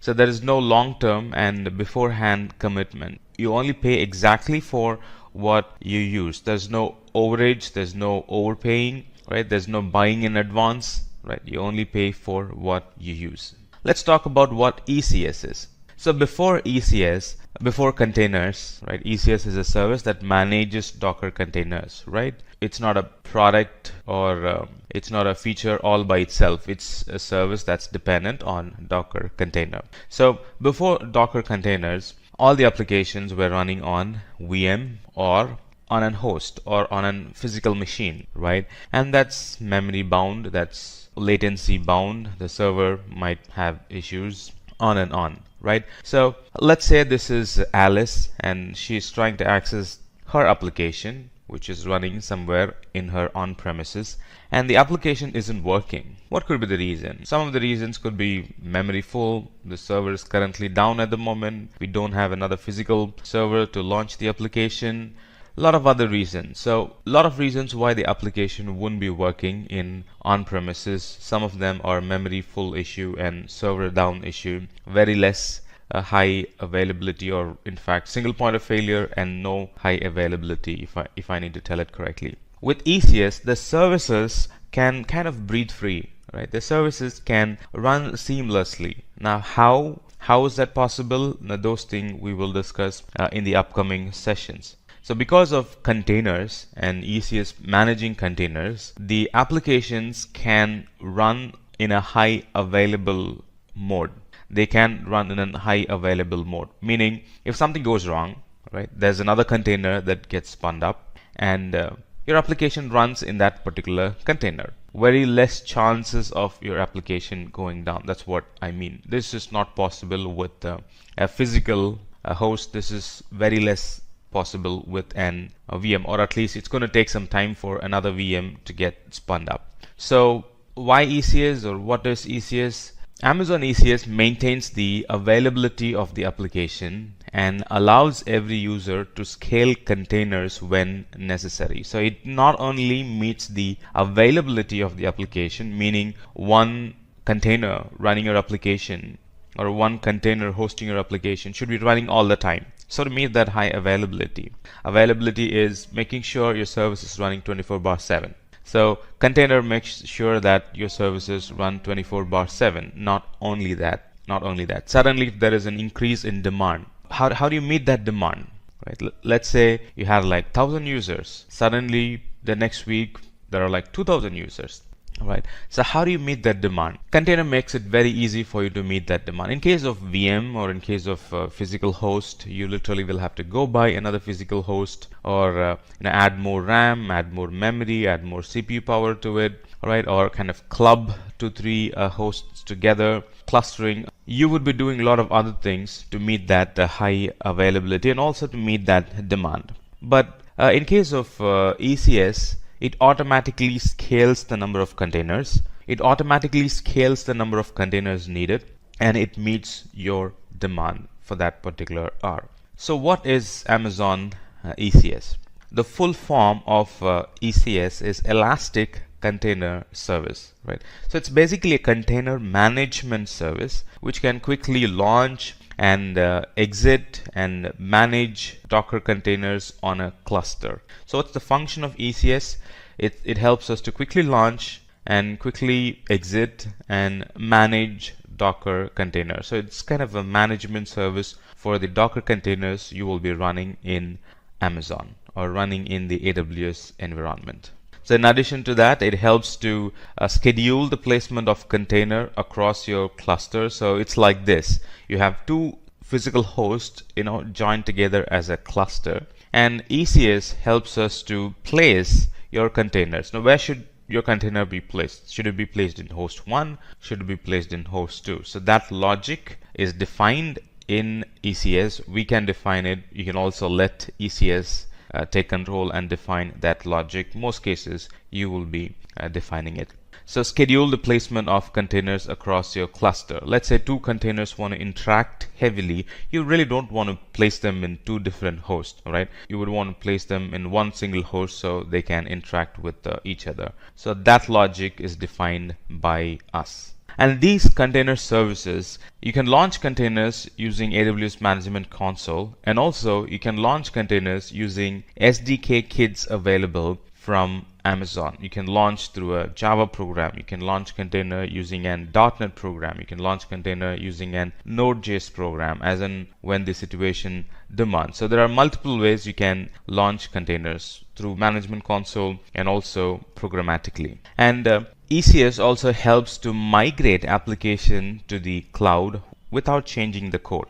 So anytime you think of migration, the first thing that comes to your mind is that how will that environment be? Based on that, I'll have to alter my code. What's the IP? What is the storage that's being used? What are the different parameters I'll have to include? The environment parameters of the new environment.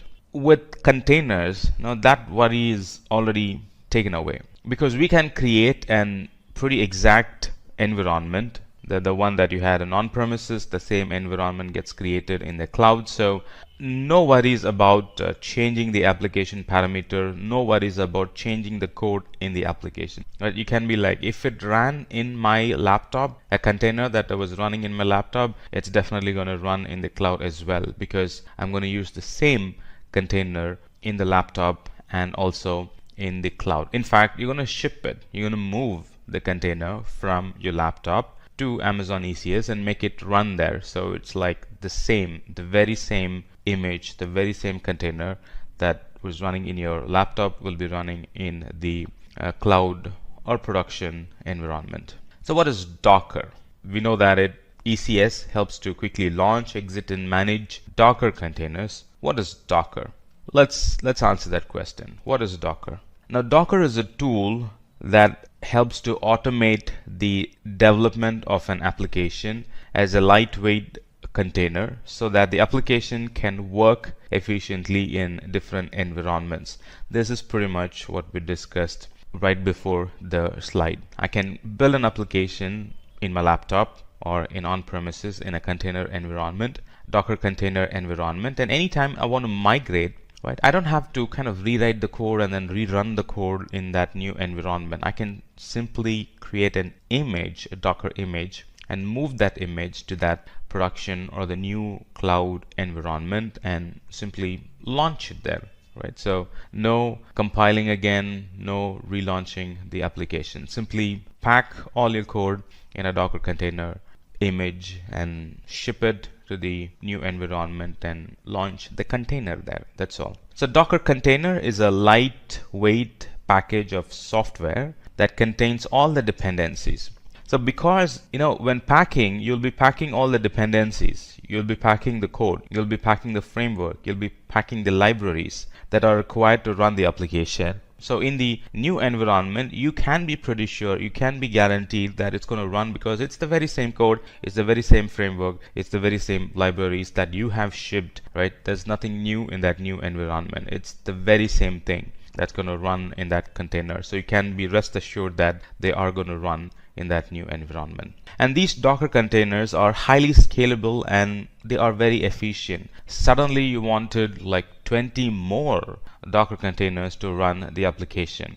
Think of adding 20 more hosts, 20 more VMs, right? How much time would it take? And compared to that time, the amount of time that Docker containers would require to kind of scale to that amount, like 20 more containers, it's very less, or it's minimal or negligible. So it's a highly scalable and it's a very efficient service. You can suddenly scale number of Docker containers to meet any additional demand. Very short boot up time because it takes it's not going to load the whole operating system. And these Docker containers, they use the Linux kernel and features of the kernel like C groups and namespaces to kind of segregate the processors so they can run independently any environment, and it takes very less time to boot up. And the data that are stored in the containers are kind of reusable. So you can have an external data volume and I can map it to the container, and whatever the space that's occupied by the container and the data that the container puts in that volume, they are kind of reusable. You can simply remap it to another application. You can kind of remap it to the next successive container. You can kind of remap it to the next version of the container, next version of the application you'll be launching, and you don't have to go through building the data again from the scratch. Whatever data the container was using previously or the previous container was using, that data is available for the next container as well. So the volumes that the containers uses are very reusable volumes. And like I said, it's isolated application, so it kind of isolates by its nature. It kind of, by the way it's designed, by the way it is created, it isolates one container from another container, meaning anytime you run applications on different containers, you can be rest assured that they are very much isolated. Though they are running on the same host, though they are running on the same laptop, let's say, though they are running on the same physical machine, let's say, running 10 containers, 10 different applications, you can be sure that they are well disconnected or well isolated applications. Now let's talk about the advantages of ECS. The advantage of ECS is improved security. Its security is inbuilt in ECS.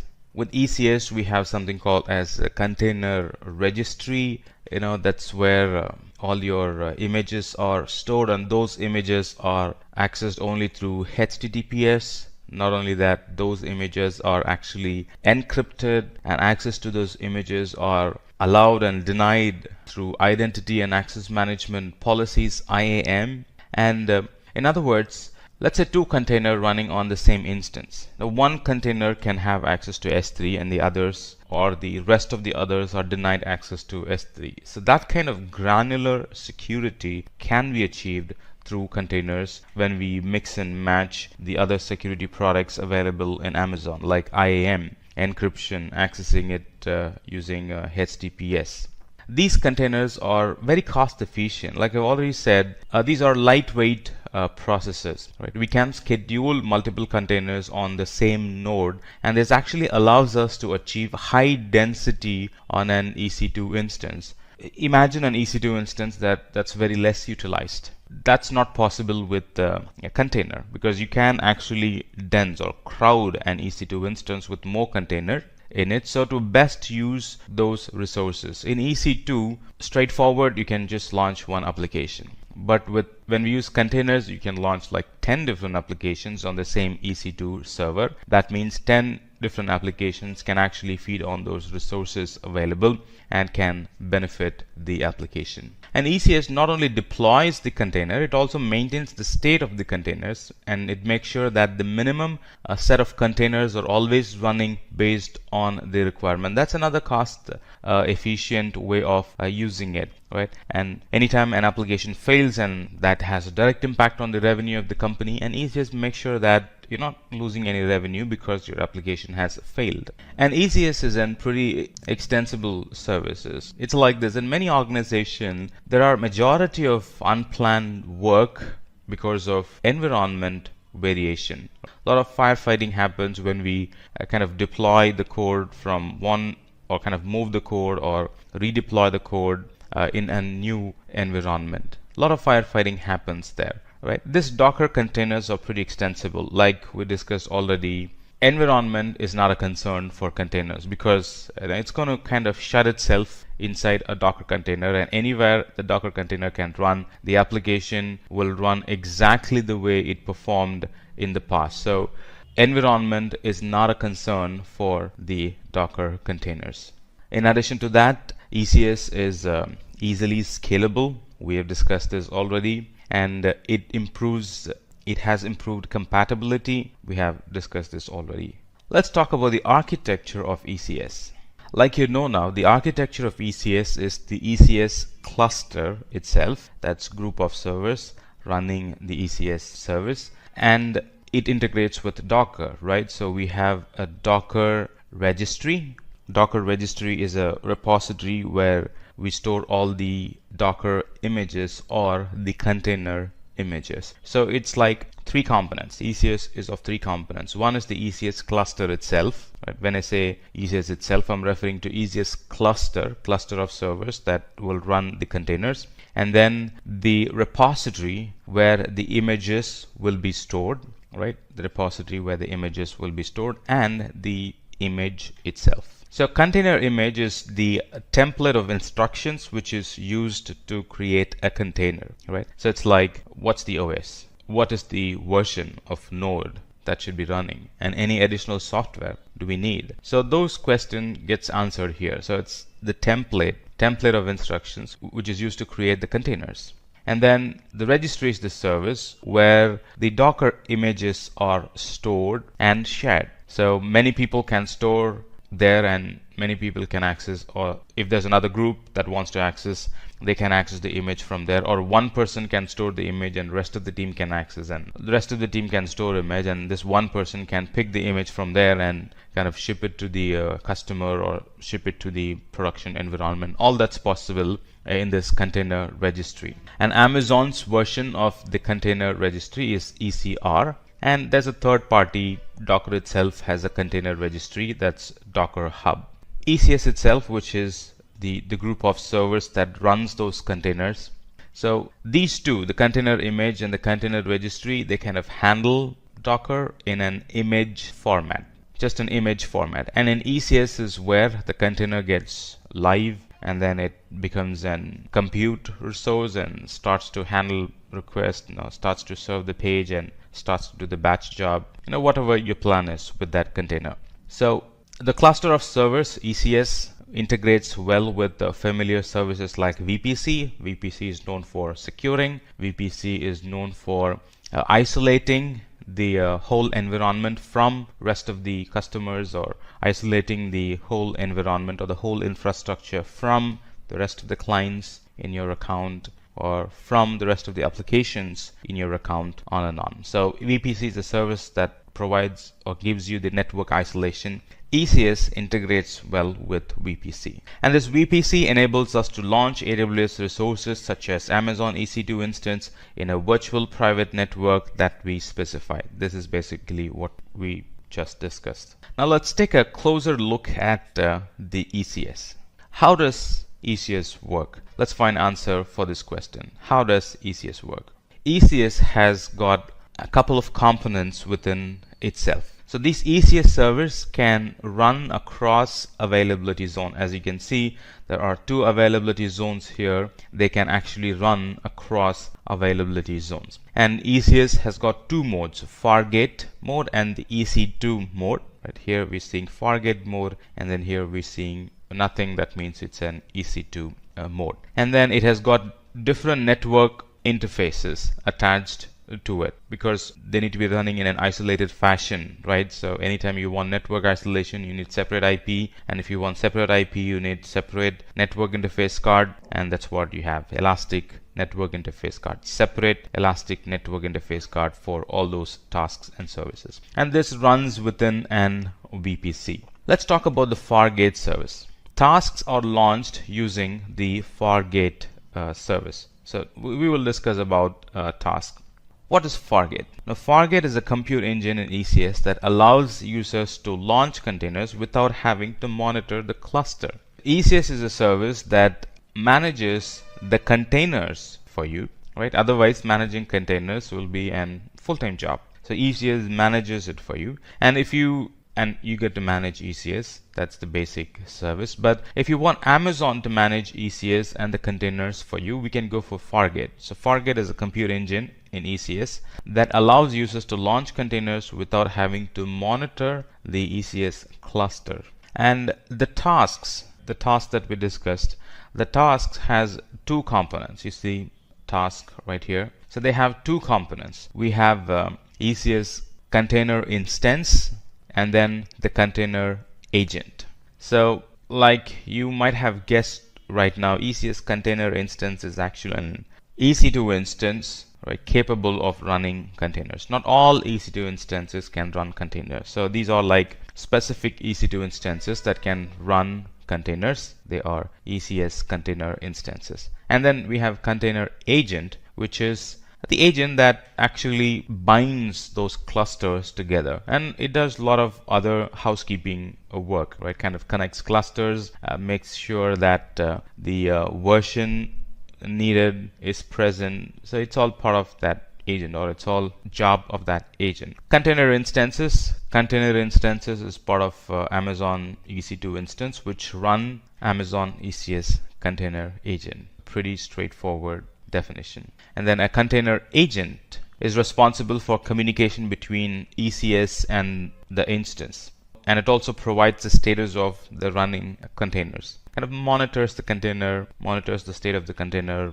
make sure that the container is up and running, and if there's anything wrong, it kind of reports it to the appropriate service to fix the container, on and on. Right? So container agent, when we don't manage container agent, it runs by itself, and you really don't have to do anything to make the container agent better. It's already better. You really won't be configuring anything in the agent. And then Elastic Network Interface Card is a virtual interface network that can be connected to an instance in VPC. So in other words, Elastic Network Interface is how the container interacts with another container, and that's how the container interacts with the EC2 host, and that's how the container interacts with the internet, external world. And a cluster is a set of ECS container instances. It's not something that's very difficult to understand. It's simply a group of EC2 instances that runs that ECS agent. And this cluster handles the process of scheduling, monitoring, and scaling the request. We know that ECS can scale, the containers can scale. How does it scale? That's all monitored and managed by this ECS cluster. Let's talk about the companies that are using Amazon ECS. There are a variety of companies that use ECS clusters. To name a few, Okta uses ECS cluster, and Okta is a product that uses identity information to grant people access to applications on multiple devices at any given point of time. They make sure that they have a very strong security protection.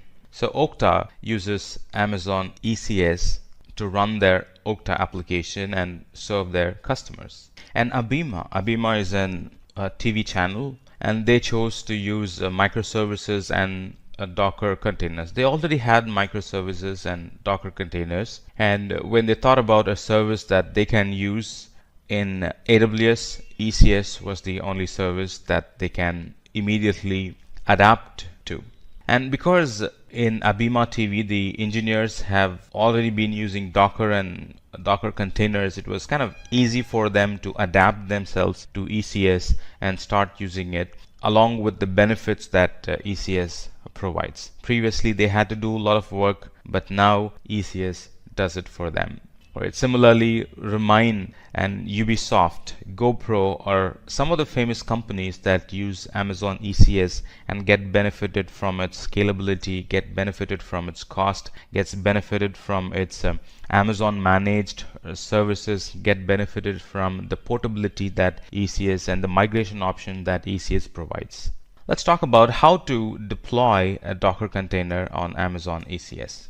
The way to deploy a Docker container on ECS is, first we need to have an AWS account and then set up and run our first ECS cluster. So in our lab, we're going to use the launch wizard to run an ECS cluster and run containers in them. And then task definition. Task definition tells the size of the container, the number of the container. And when we talk about size, it tells how much of CPU do you need, how much of memory do you need. And talking about numbers, it requires how many numbers of container you're going to launch. Is it 5, is it 10, or is it just 1 running all the time? Now those kind of information goes in the task definition file. And then we can do some advanced configuration on ECS, like load balancers and what port number you want to allow and you don't want to allow, who gets access, who shouldn't get access, and what's the IP that you want to allow and deny requests from, on and on.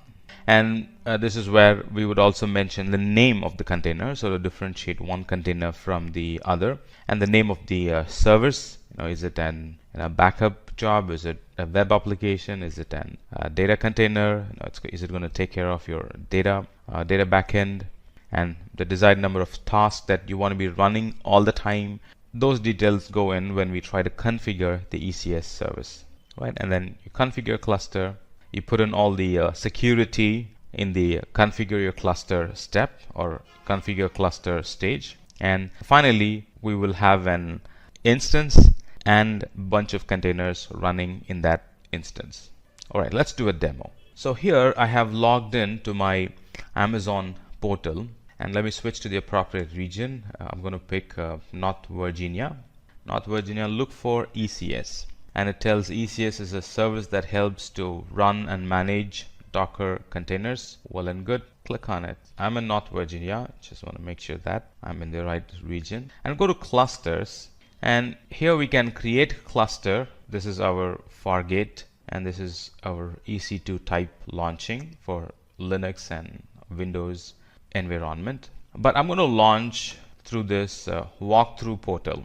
Right? This gives a lot of information here. So the different steps involved here is creating a container definition, which is what we're going to do right now, and then a task definition, and then a service, and finally the cluster. It's a 4-step process. So in container definition, we define the image, the base image we are going to use. Now here I'm going to launch an HTTPD or a simple HTTP web page, right? So a simple HTTPD 2.4 image is fair enough for me. And it's not a heavy application, so 0.5 gigabit of memory is enough. And again, it's not a heavy application, so 0.25 virtual CPU is enough in our case, right? You can edit it based on the requirement. You can always edit it. And because I'm using HTTPD, the port mapping is already port 80. That's how the container is going to receive the request. And there's no health check as of now. When we want to design critical and complicated environments, we can include health check, right? And this is the CPU that we have chosen. We can edit it. And I'm going to use some bash commands to create an HTML page, right? This page says that, Amazon ECS sample app, right? And then it says Amazon ECS sample app. Your application is running on a container in Amazon ECS. So that's the page, the HTML page that I'm going to create, right? Index.html. So I'm going to create and put it in an appropriate location so those pages can be served from the container, right? If you replace this with any of your own content, then it's going to be your own content. ECS comes with some basic logs, and these are the places where they get stored. That's not the focus as of now. Right, so I was just saying that you can edit it and customize it to your needs. We're not going to do any customization now. We're just getting familiar with ECS now. And the task definition, name of the task definition is first run task definition, and then we are running it in a VPC. And then this is an Fargate mode, meaning the servers are completely handled by Amazon, and the task memory is 0.5 gigabit, and the task CPU is 0.25 virtual CPU.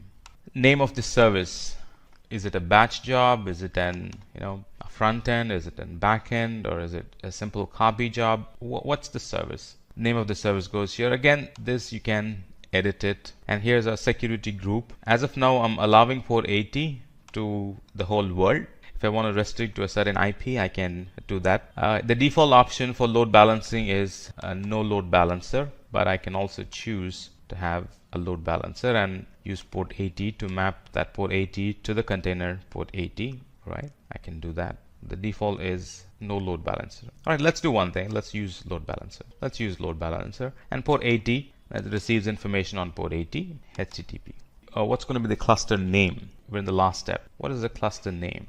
Cluster name can be Simplilearn ECS demo. Next, we're done and we can create. So it's launching a cluster, as you can see, and it's picking the task definition file that we've created, and it's using that to launch an service. And then these are the log groups that we discussed, and it's creating a VPC. Remember, ECS clubs well with the VPC. It's creating a VPC, and it's creating two subnets here for high availability. It's creating that security group, port 80, allowed to the whole world, and then it's putting it behind an load balancer. It generally would take like 5 to 10 minutes, so we just need to be patient and let it complete its creation.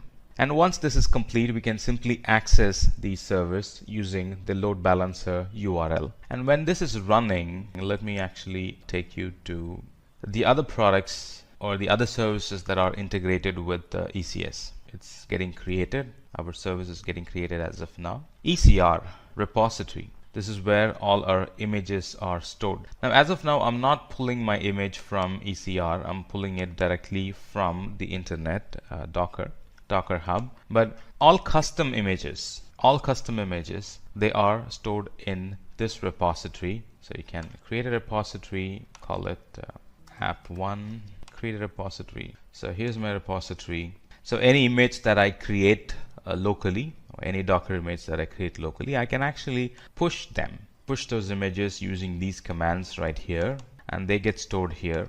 And I can make my ECS connect with ECR and pull images from here. So they would be my custom images. And as of now, because I'm using a default image, it's directly pulling it from the internet. Let's go to EC2 and look for a load balancer, because we wanted to access the application from behind a load balancer, right? So here is a load balancer created for us, and anytime I put the URL, so a cluster is now created. You see there's one service running. All right, let's click on that cluster.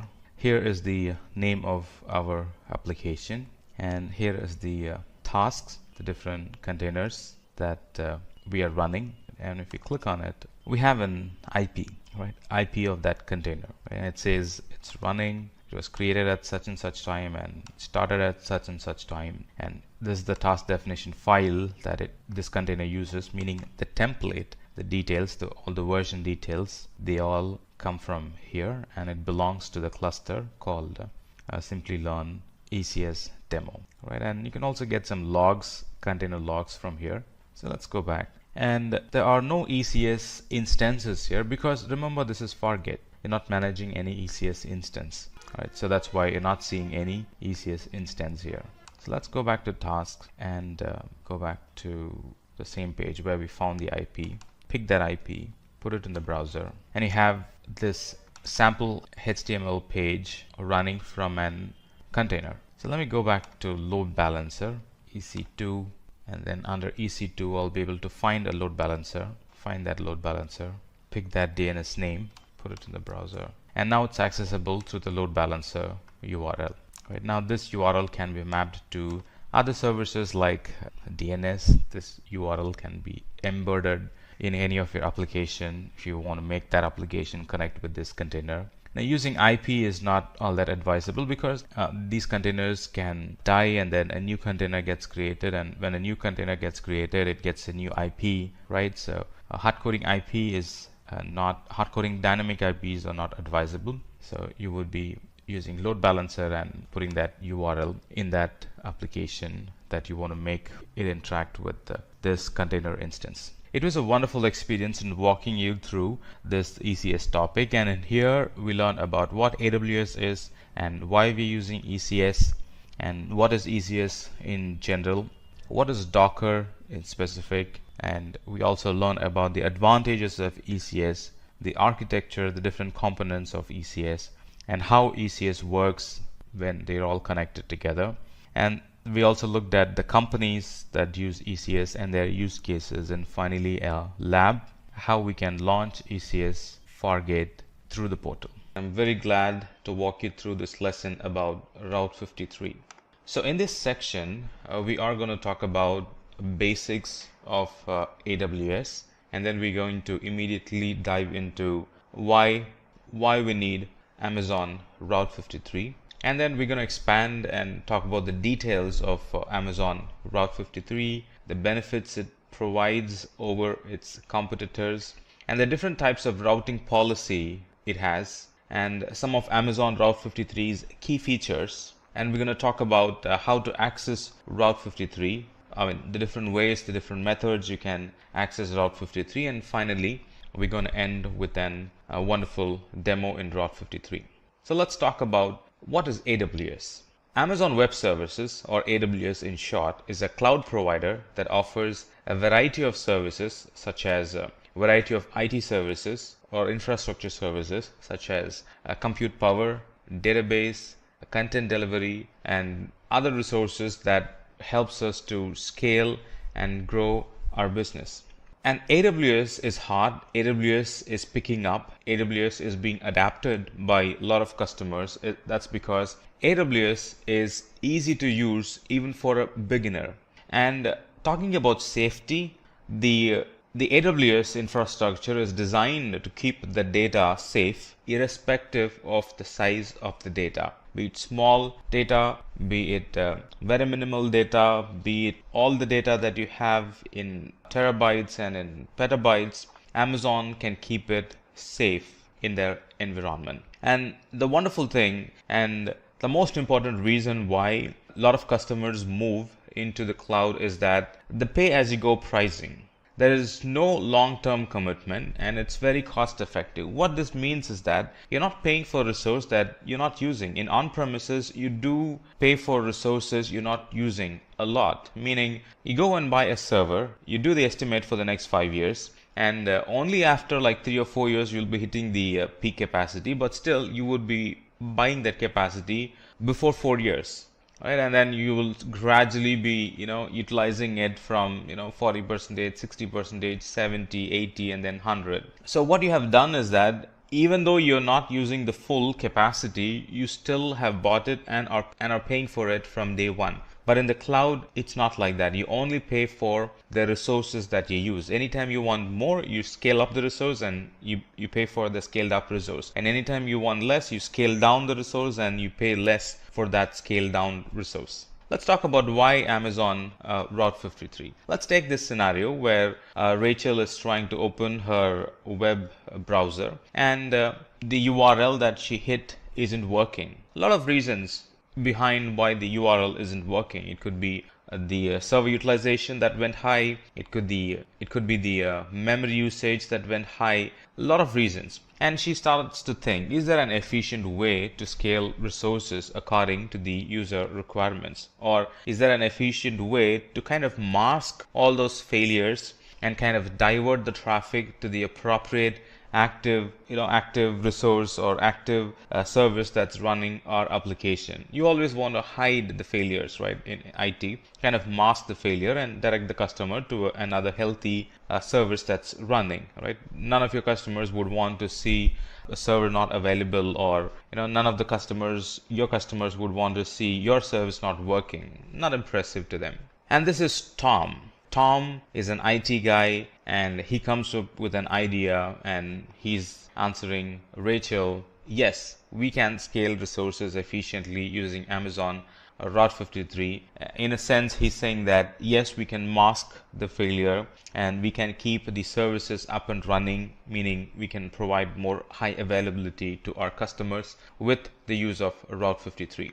And then he goes on and explains Amazon Route 53 is a DNS service that gives developers an efficient way to connect users to internet applications without any downtime. Now, downtime is the key. Amazon Route 53 helps us to avoid any downtime that customers would experience. You still will have downtime in your server, in your application, but your customers will not be made aware of it. And then Rachel is kind of interested and she's like, yeah, that sounds interesting. I want to learn more about it. And Tom goes on and explains the important concepts of Amazon Route 53. That's everything that I'm going to explain it to you as well. All right, so what is Amazon Route 53? Amazon Route 53 is a highly scalable DNS or domain name system web service. This service, this Amazon Route 53, it functions three main things, or it has three main functions. So the first thing is, if a website needs a name, Route 53 registers the name for the website domain. Let's say you want to buy google.com. You want to buy the domain name. Let's say you want to buy that domain name. You buy that through Route 53. Secondly, Route 53 is the service that actually connects your server, which is running your application, or which is serving your web page. So that's the service that actually, Route 53 is the service that connects the user to your server when they hit google.com in the browser, or whatever domain name that you have purchased. So you bought a domain name and the user types in your domain name.com, and then Route 53 is a service that helps the user to connect their browser to the application that's running in an EC2 instance or any other server that you are using to serve that content. Now, not only that, Route 53 checks health of the resource by sending automated requests over the internet to a resource. So that's how it identifies if there is any resource that has failed. When I say resource, I'm referring to any infrastructure failure, any application level failure. So it kind of keeps checking. So it understands it first before the customer notices it, and then it does the magic, kind of shifts the connection from one server to the other server. We call it routing. We will talk about that as we progress. So the benefits of using Route 53. It's highly scalable, meaning suddenly, let's say, the number of requests, the number of people trying to access your website through that domain name that you have bought, let's say it has increased. Route 53 is highly scalable, right? It can handle even millions and millions of requests because it's highly scalable and it's managed by Amazon. The same thing, it's reliable, it's highly scalable, it can handle large queries without you interacting, without the user who bought it interact with it. You don't have to scale up. When you're expecting more requests, it automatically scales. And it is very reliable in a sense that it's very consistent. It has the ability to route the users to the appropriate application through the logic that it has. It's very easy to use. When we do the lab, you're going to see that. It's very easy to use. You buy the domain name and then you simply map it to the application. You simply map it to the server by putting in the IP, or if you can simply map it to another load balancer by putting in the load balancer URL. You can simply map it to another S3 bucket by simply putting the S3 bucket name or the S3 bucket URL. It's pretty straightforward, easy to set up. And it's very cost effective in a way that we only pay for the service that we have used. So no wastage of money here. So the billing is set up in such a way that you are paying only for the amount of requests that you have received, right? The amount of traffic, the amount of requests that you have received, and a couple of other things. The number of hosted zones that you have created, right? And a couple of other things. It's very cost effective in such a way that you only pay for the service that you are using. And it's secure in a way that access to Route 53 is integrated with the Identity and Access Management, IAM. So you only have authorized users gain access to Route 53. The trainee who just joined yesterday won't get access. And the contractor or the consultant, the third-party consultant you have given access or who is using your environment, you can block access to that particular person because he's not the admin or he's not a privileged user in your account. So only privileged users and admin gain access to Route 53 through IAM. Now let's talk about the routing policies. So when you create a record in Route 53, record is nothing but an entry. So when you do that, you choose a routing policy. Right? Routing policy is nothing but it determines how Route 53 responds to your queries, how the DNS queries are being responded. Right? That's a record, or that's a routing policy. So the first one is a simple routing policy. So we use simple routing policy for a single resource. In other words, simple routing allows to configure DNS with no special Route 53 routing. It's kind of one-to-one. You use a single resource that performs a given function to your domain. For example, if you want to simply map an URL to a web server, that's pretty straightforward, simple routing. So it routes traffic to a single resource, example, web server to a website. And with simple routing, multiple records with the same name cannot be created, but multiple values can be created in the same record.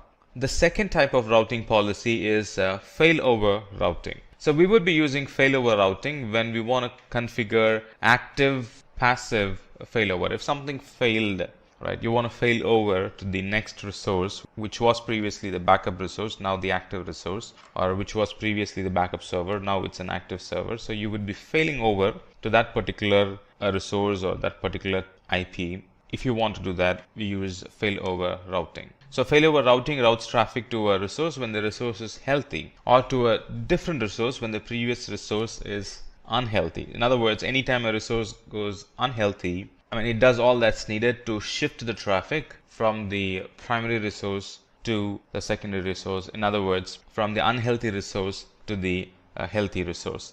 And these records can route traffic to anything from an Amazon S3 bucket, or you can also configure a complex tree of records. Now, when we configure the records, it will be more clear to you. So as of now, just understand that Route 53 can route, or this routing policy, the failover routing policy, can route traffic to Amazon S3 bucket or to a website that has complex tree of records. Geolocation routing policy. Now, geolocation routing, just like the name says, it takes that routing decision based on the geographic location of the user. In other words, when you want to route traffic based on the location of the user, that's your primary criteria for sending that request to the appropriate server, we would be using geolocation routing.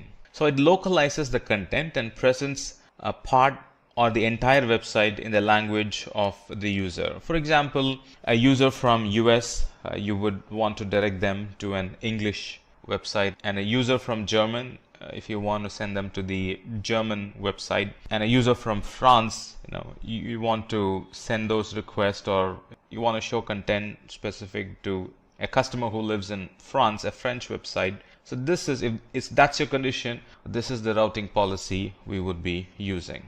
And the geographic locations are specified by either continent or by country or by state in the United States. So only in the United States you can actually split it to state level, and for the rest of the countries you can do it on a country level. On a high level, you can also do it on a continent level.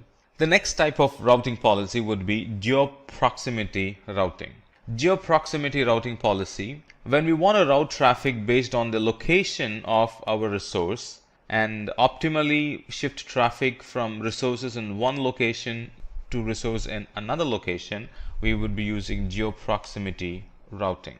So geo-proximity routing routes traffic to the resources based on the geographic location of the user and the resources they want to access. And it also has an option to route more traffic or less to a given resource by specifying a value known as a bias. Kind of weight, but we also have weighted routing that's different. So we've chosen different name, bias. You can send more traffic to a particular resource by having a bias on that particular routing condition. And a bias expands or shrinks the size of the geographic region from which traffic is routed to a resource. And then we have latency-based routing. Just like the name says, we use latency-based routing if we have resources in multiple AWS regions, and if we want to route traffic to the region that provides the best latency at any given point of time. So let's say if one single website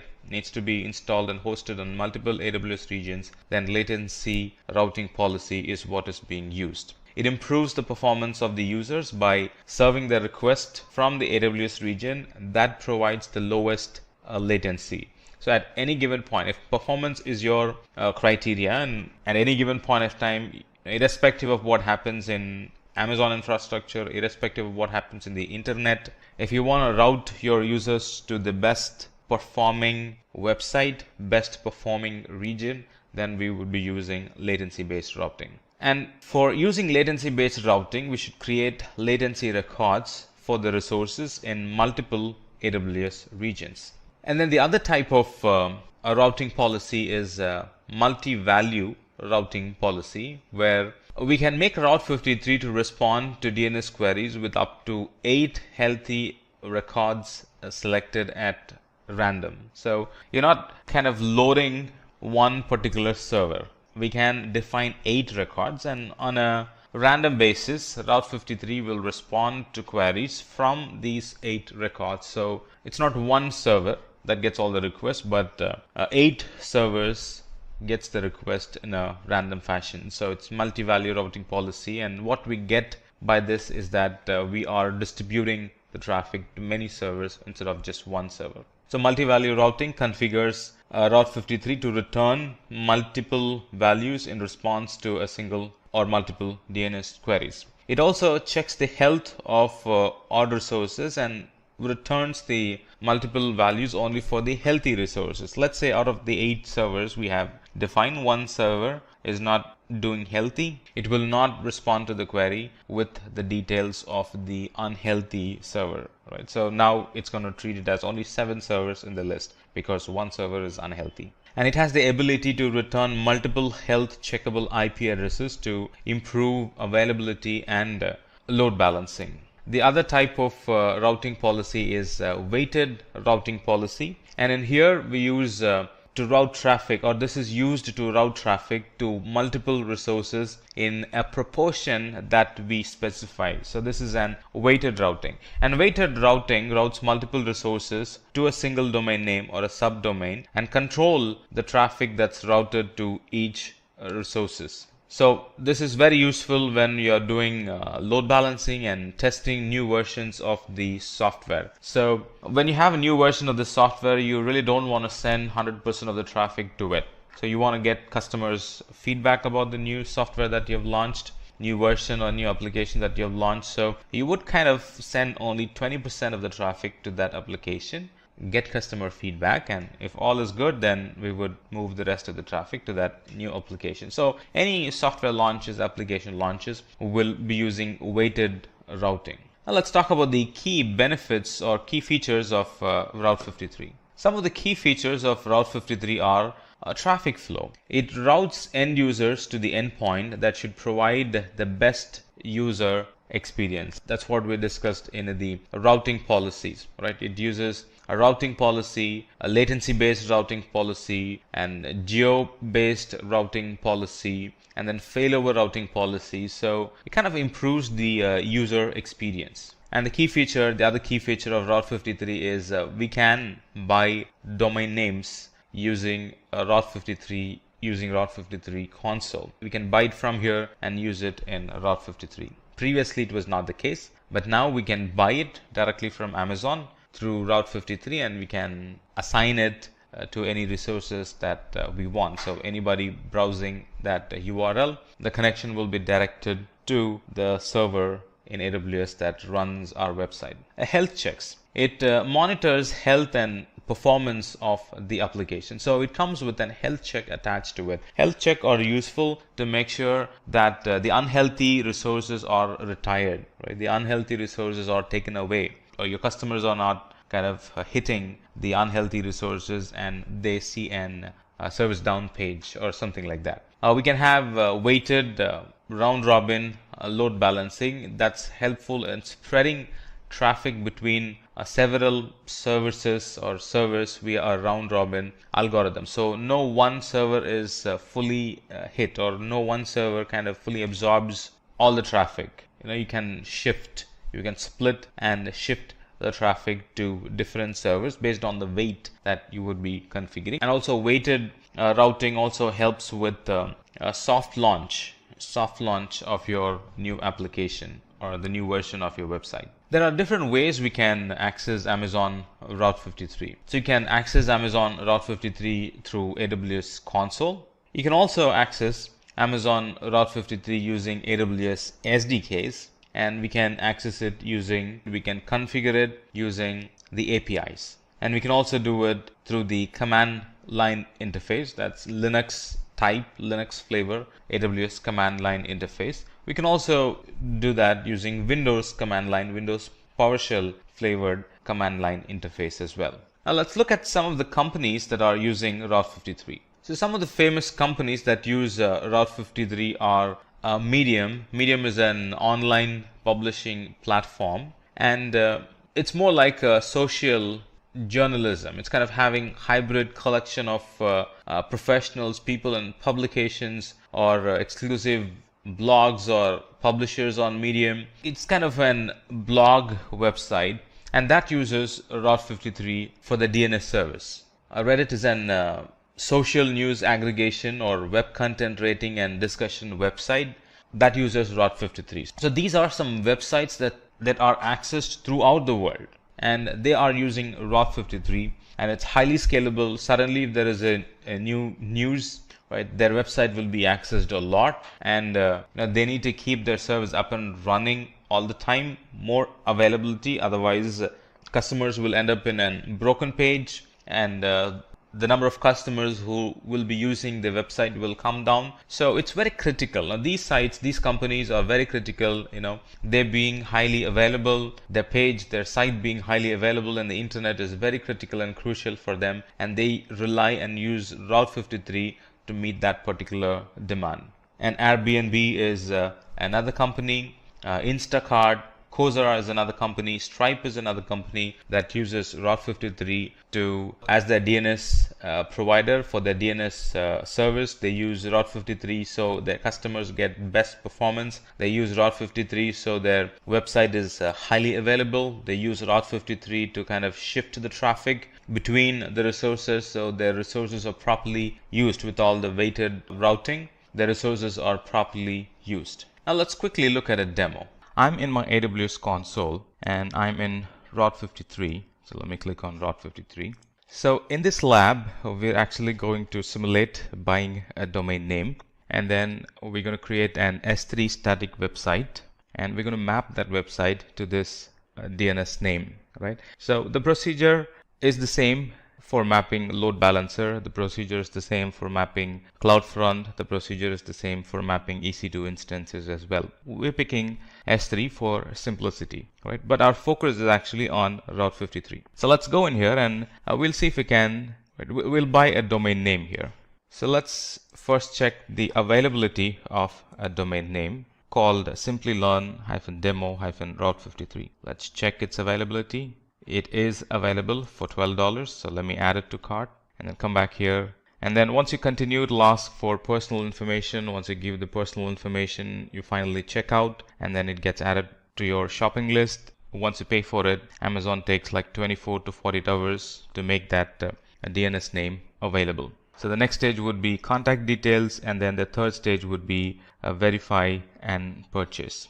So once we have bought the domain name, it will become available in our DNS portal. And I do have a domain name which I bought some time back, and it's now available for me to use. So I can go to hosted zone and simply start creating a can go to hosted zone, and then here it's going to list all the domain names for me. Right, click on the domain name and then click on the record set, and here I can actually map Elastic Load Balancer, S3 website, VPC endpoint, API gateway, and CloudFront, Elastic Beanstalk domain names. Right, all that gets mapped through this portal. Quite simple, like 4 or 5 step button clicks, and then it'll be done. So I have an domain name bot, and then I'm going to go to S3, and I'll show you what I've done in S3. So I've created a bucket name called as DNS name. Let me clear the content in them. So I've created a bucket, and then permissions, I've turned off public access blocking, and then I've created a bucket policy. So this bucket is now publicly accessible. And then I went on to properties and created the static website hosting. Right? And I've pointed that this is the file, that's my index file that I'm going to put, or name of the file that's going to be my index file that I'm going to put in this S3 bucket. So I've put the index file.html, saved it, and we're going to create a file now. We're going to create an index file. So this is a sample code. It says Amazon Route 53 getting started, routing internet traffic to S3 bucket for your website, and then a couple of other information. So I've saved it as an index.html file in my desktop. So let me upload that from my desktop into this bucket. So that's index.html, and it's in capital I. So let me go to properties and go to static website hosting and make sure that I spell it properly. Right, it's case sensitive, and then save it. So now this means that my website should be running through this URL, and it does. It's running through the static website URL. We're halfway through. So now let me go back to Route 53. Go back to Route 53, go back to hosted zones, go into the domain name, and then create a record set. And it's going to be an alias record. And I see my S3 static website endpoint there. Right, so click on it and create. It has now created an record that's pointing my domain name to the S3 endpoint that I have created, and my static website is running from it. So let me test it. Right, so let me go to the browser, put the domain name in there, and sure enough, the domain name, when my browser queried for the domain name, Route 53 returned a response saying this domain name is actually mapped to the S3 bucket. Static website hosting enabled S3 bucket, and this is the URL for that static website hosting. And then my browser was able to connect to that S3 bucket and download the details and show it in my browser. Right, so it's that simple and pretty straightforward. Today's session is on AWS Elastic Beanstalk. So what's in it for you today? We'll be discussing about what is AWS, why we require AWS Elastic Beanstalk, what is AWS Elastic Beanstalk, the advantages, disadvantages, the components of Beanstalk, along with that, the architecture and the companies that are primarily using the AWS Beanstalk. So let's get started and first understand what is AWS. AWS stands for Amazon Web Services. It's a cloud provider and that offers a variety of services such as compute power, database storage, content delivery, and many other resources. So we know that AWS is the largest cloud provider in the market, and so many services are available in the AWS where you can apply the business logics and create the solutions using the cloud platforms. Now, why AWS Elastic Beanstalk? Now, what happened earlier, and that whenever the developer used to create the software or the modules related to the softwares, it has to be joined together to create a big application. Now, one developer creates a module that has to be shared with another developer, and if the developers are geographically separated, then it has to be shared over a medium, probably an internet. So that is going to take some time. It would be a difficult process, and in return it makes the application or a software development a lengthier process, the building of the software development a lengthier process. So there were challenges which the developers were facing earlier, and to overcome that we have the Beanstalk as a service available in the AWS. So why AWS Elastic Beanstalk is required? AWS Elastic Beanstalk has made the life of the developers quite easy in terms of that they can share the applications across different devices at a shorter time duration. Now let's understand what is AWS Elastic Beanstalk. AWS Elastic Beanstalk is a service which is used to deploy and scale web applications by developers. Not only web application, any application that is being developed by the developers. This is a symbol representation of the AWS Elastic Beanstalk. Now, Along with that, the AWS Elastic Beanstalk supports the programming language, the runtime environments that are Java, .NET, PHP, Node.js, Python, RubyGo, and Docker. And in case if you're looking for any other programming language or a runtime environment, then you can make a request with AWS to arrange that for you. Now, what are the advantages associated with the Elastic Beanstalk?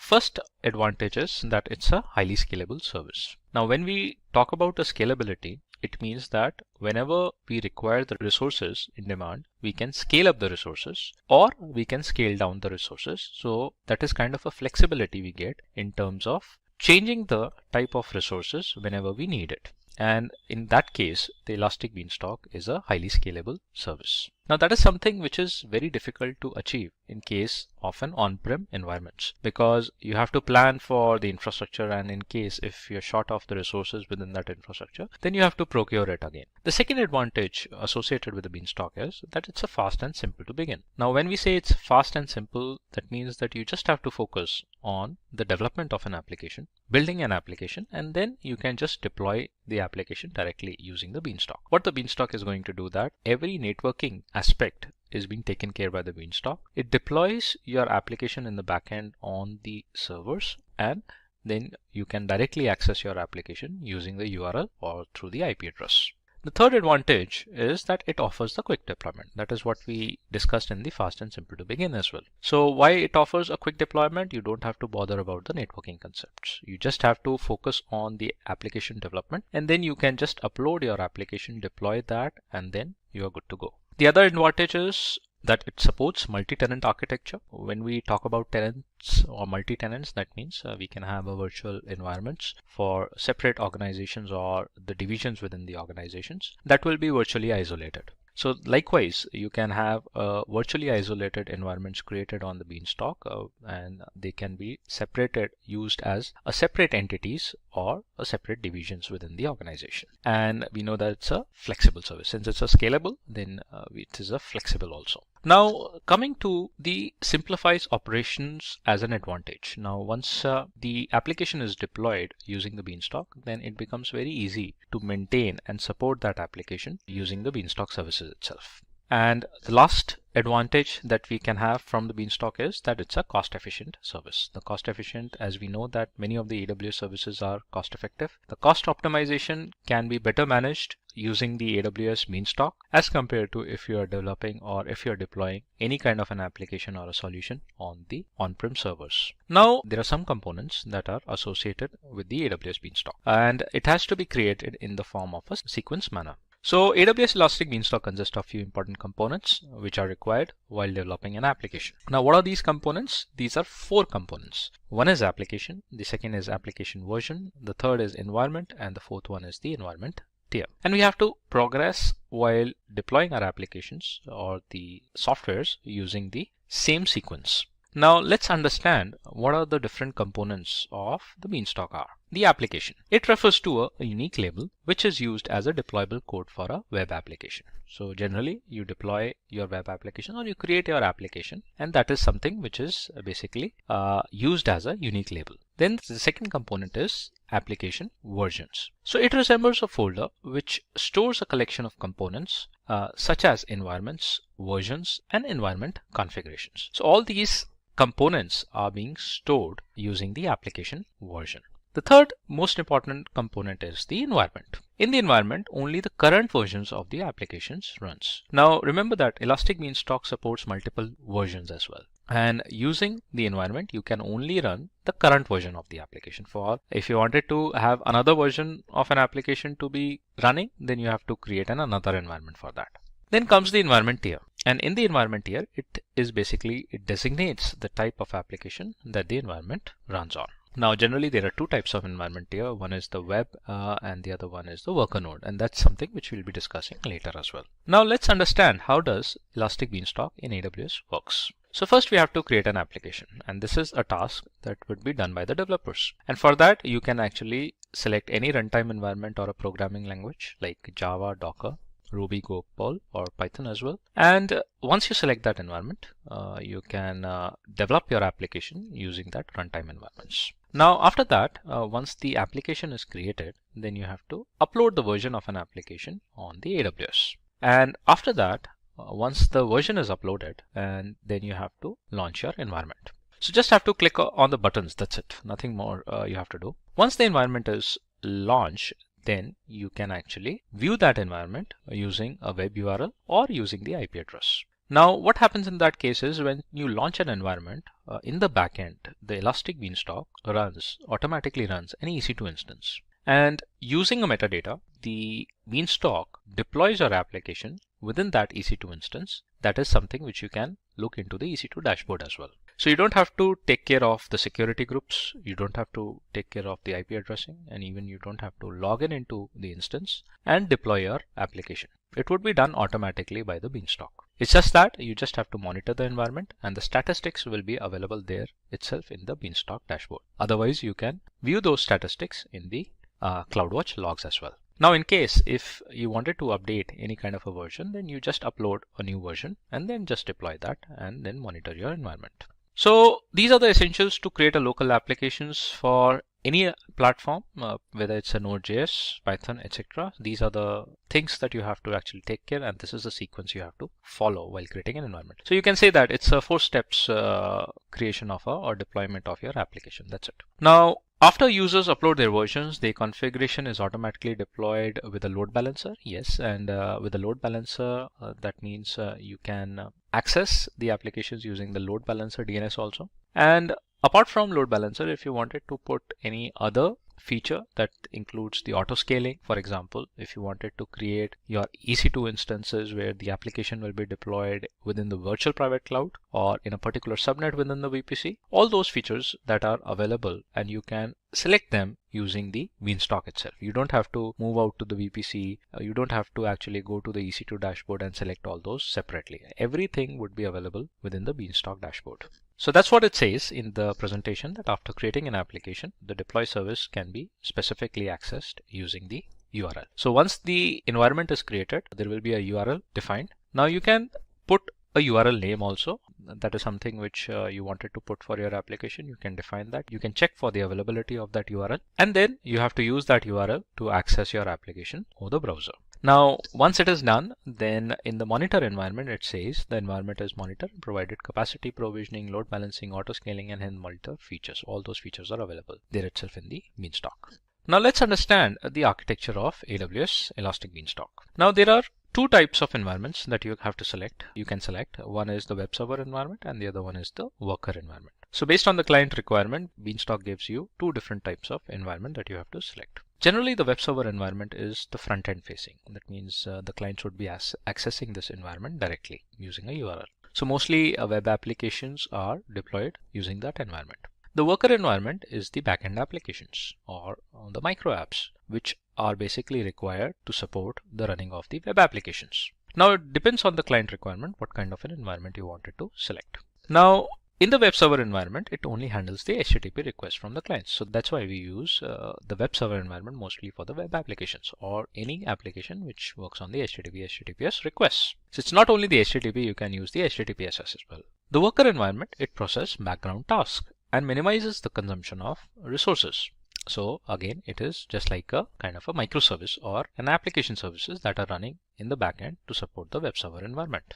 Now coming to the understanding of the AWS Beanstalk. So this is how the architecture of the AWS Beanstalk is designed, and you can refer to that image also. Now in the web server environment, let's say if we select a web server environment, and it says that if the application receives client requests, the Amazon Route 53 sends these requests to the Elastic Load Balancer. Now obviously we discussed here that the web server environment is primarily an environment which receives the HTTP requests. It's a kind of a client facing environment.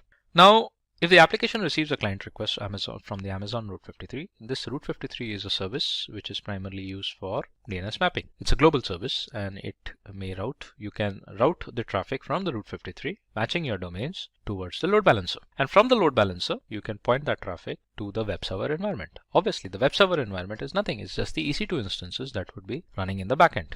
Now here in the diagram you can see that there are 2 web server environments and they are created in the autoscaling group. That means there is some kind of scaling options that are defined as well. And these instances are created in an availability zone, or they can be created in a different availability zone also for the redundancy as well. And these web application servers are further connected to your databases, which primarily will be in a different security groups. Probably it can be an RDS database also. So all these functionalities, all these features are basically available on the Elastic Beanstalk dashboard itself. Now what happens in that case is, if the application receives client requests, Amazon Route 53 send these requests to the load balancer. Later, the load balancer shares those requests among the EC2 instances. How does that happen? It happens using a predefined algorithm. The equal distribution of a load is distributed to both the EC2 instances, or n number of EC2 instances running in the availability zone. Now in the availability zones, every EC2 instance would have its own security group. They can have a common security group also. They can have their own security group as well. Now, after the security group, the load balancer is then connected to the Amazon EC2 instance, which are part of the autoscaling group. So that's something which we have discussed already. Now, this autoscaling group would be defined from the Beanstalk itself, and there will be some scaling options that will be created. It could be a possibility that it might be the minimum number of instances that would be running as of now, and based on the threshold defined, it may increase the number of EC2 instances, and the load balancer will keep on distributing the load to as many instances that will be created inside the availability zones. Obviously, there will be an internal health check that the load balancer will be first doing before distributing the real-time traffic to these instances created by the Beanstalk. Now what does autoscaling group does? It automatically starts the additional EC2 instance to accommodate increasing load on your application. That's something which we know that. And also it monitors and scales instances based on the workload as well. So depends on what kind of a scaling threshold you have defined in the autoscaling groups. And when the load of an application decreases, the EC2 instance will also be decreased. So whenever we talk about the autoscaling, generally it comes in our mind is that we scale up the resources. That means it increases the EC2 instances. In the autoscaling, you might have the scale down option also, scale down policy also created, in which if the load minimizes, it can terminate the additional EC2 instances as well. So that is something which will be automatically managed. All these features can be achievable using the Elastic Beanstalk, and with this feature accommodated, it gives you the better cost optimization in terms of managing your resources. Now it says that Elastic Beanstalk has a default security group, and the security group acts as a firewall for the instances. Now here in this diagram, it says about the security group autoscaling also. You might create it in a default VPC also. You might create it in your custom VPC also, where you can have the additional level of securities also created. You can have the NACLs, NACLs also defined here before the security groups. So that would give you the additional filtering option or the firewall option. Now it says that with these groups, with these security groups, it allows establishing security groups to the database server as well. So every database would also have its own security group, and the connection can be created between the web servers environment that is created by the Beanstalk to the database security groups as well. Now let's discuss about the worker environment. Now understanding the worker environment, what happens is that the client, the web server environment is the client facing. The client sends a request for an access to the web server, and in this diagram the web server further sends it to the SQS, which is a simple queue service, and the queue service sends it to the worker environment, and then whatever the worker environment is created for doing some kind of a processing or some kind of an application that is running in the backend, that environment initiates and then send back the results to this SQS and vice versa. So let's understand the architecture of a AWS Elastic Beanstalk with the worker environment. So when a worker environment here is launched, AWS Elastic Beanstalk installs a server on every EC2 instance. So that is in the case of a web server environment also. And later the server passes the request to the simple queue service. Now this service is an asynchronous service. Instead of a simple queue service, you can have other services also. It is not necessary that you need to have the SQS also. This is an example that we are discussing about. And the SQS shares those messages via a post request to the HTTP path over the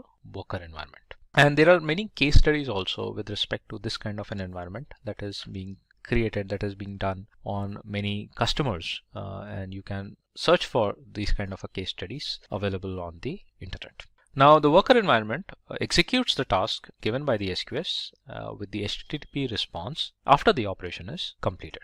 Now here what happens is a quick recap. The client requests for an access of an application to a web server using an HTTP request. The web server passes that request to the queue service. The queue service shares the message with a worker. Probably a worker might be the manual worker, and generally it's an automated worker. So it would be shared via the worker environment only. And the worker sends back the response with the HTTP response back to the queue. That response can be viewed directly from the queue service by the client using the web server. So this is one of the examples. Likewise, as I said, that there can be many other examples also where you can have the worker environments defined.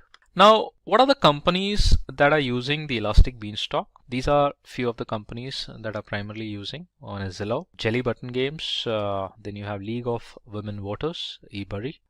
These are some of the few listed companies, and obviously you search on the AWS site and you'll find many more organizations that are using the Elastic Beanstalk primarily for deploying their applications. Now, the next thing is to go with the practicals, that how actually we use the Elastic Beanstalk. So let's look into the demo using the AWS Elastic Beanstalk. Now, first you have to log in into the AWS console, and I'm sure that you might be having the accounts created, or you can use the IAM credentials as well. And then you have to select the region also. Now I am in the North Virginia region. Likewise, you can select any of the regions that are listed here. Now click on the services and you have to search for the Elastic Beanstalk. You can find the Elastic Beanstalk under the compute section. So here itself, you'll find the Elastic Beanstalk as a service. Now open this service and there it will give you an option to create an environment. You have to specifically select an environment, probably a worker environment or a web service environment. So let's wait for the service to open. So we have the dashboard now available with us. This is how the Elastic Beanstalk looks, and this is the symbol representation of a beanstalk. Now what we have to do is we have to click on Get Started, and that will load, and you have to create a web app. So instead of creating a web app, what we'll do, we'll create a new application. So just click on Create a new application. Put an application name. Let's say we put something like XYZ. You can put any description to your application. Let's say it's a demo app, and click on Create. Now it says you have to select an environment. Now the environment, the application name XYZ is created. You just have to select an environment. So click on Create One now, and it is going to ask you that what kind of an environment tier you wanted to select. So as we discussed that there are two types of environments. One is the web server and the other one is the worker environment. Let's look into it, what is defined by the AWS. AWS says that it has two types of environment tiers to support different types of web applications. Web servers are standard applications that listen for and then process HTTP requests, typically over port number 80. Workers are specialized applications that have a background processing task that listens for message on an Amazon SQS queue. Workers application posts those messages to your application by using the HTTP response. So that's what we saw in the case of the Beanstalk slides also. Now the usability of a worker environment can be anything. Now we'll do a demo for creating a web server environment. So just click on Select, and we have the environment name created. Now we can define our own domain. It ends with the region.elasticbeanstalk.com. Let's say I look for a domain which is XYZ only. That's the environment name. Now I'll check for the availability whether that domain name is available with us or not. And it says we don't have that domain name. So probably I'll try to make it with some other name, and let's look for the availability. XYZ ABC, and it says yes, it is available. Now once I deploy my application, I would be able to access the application using this complete DNS. So you can put a description.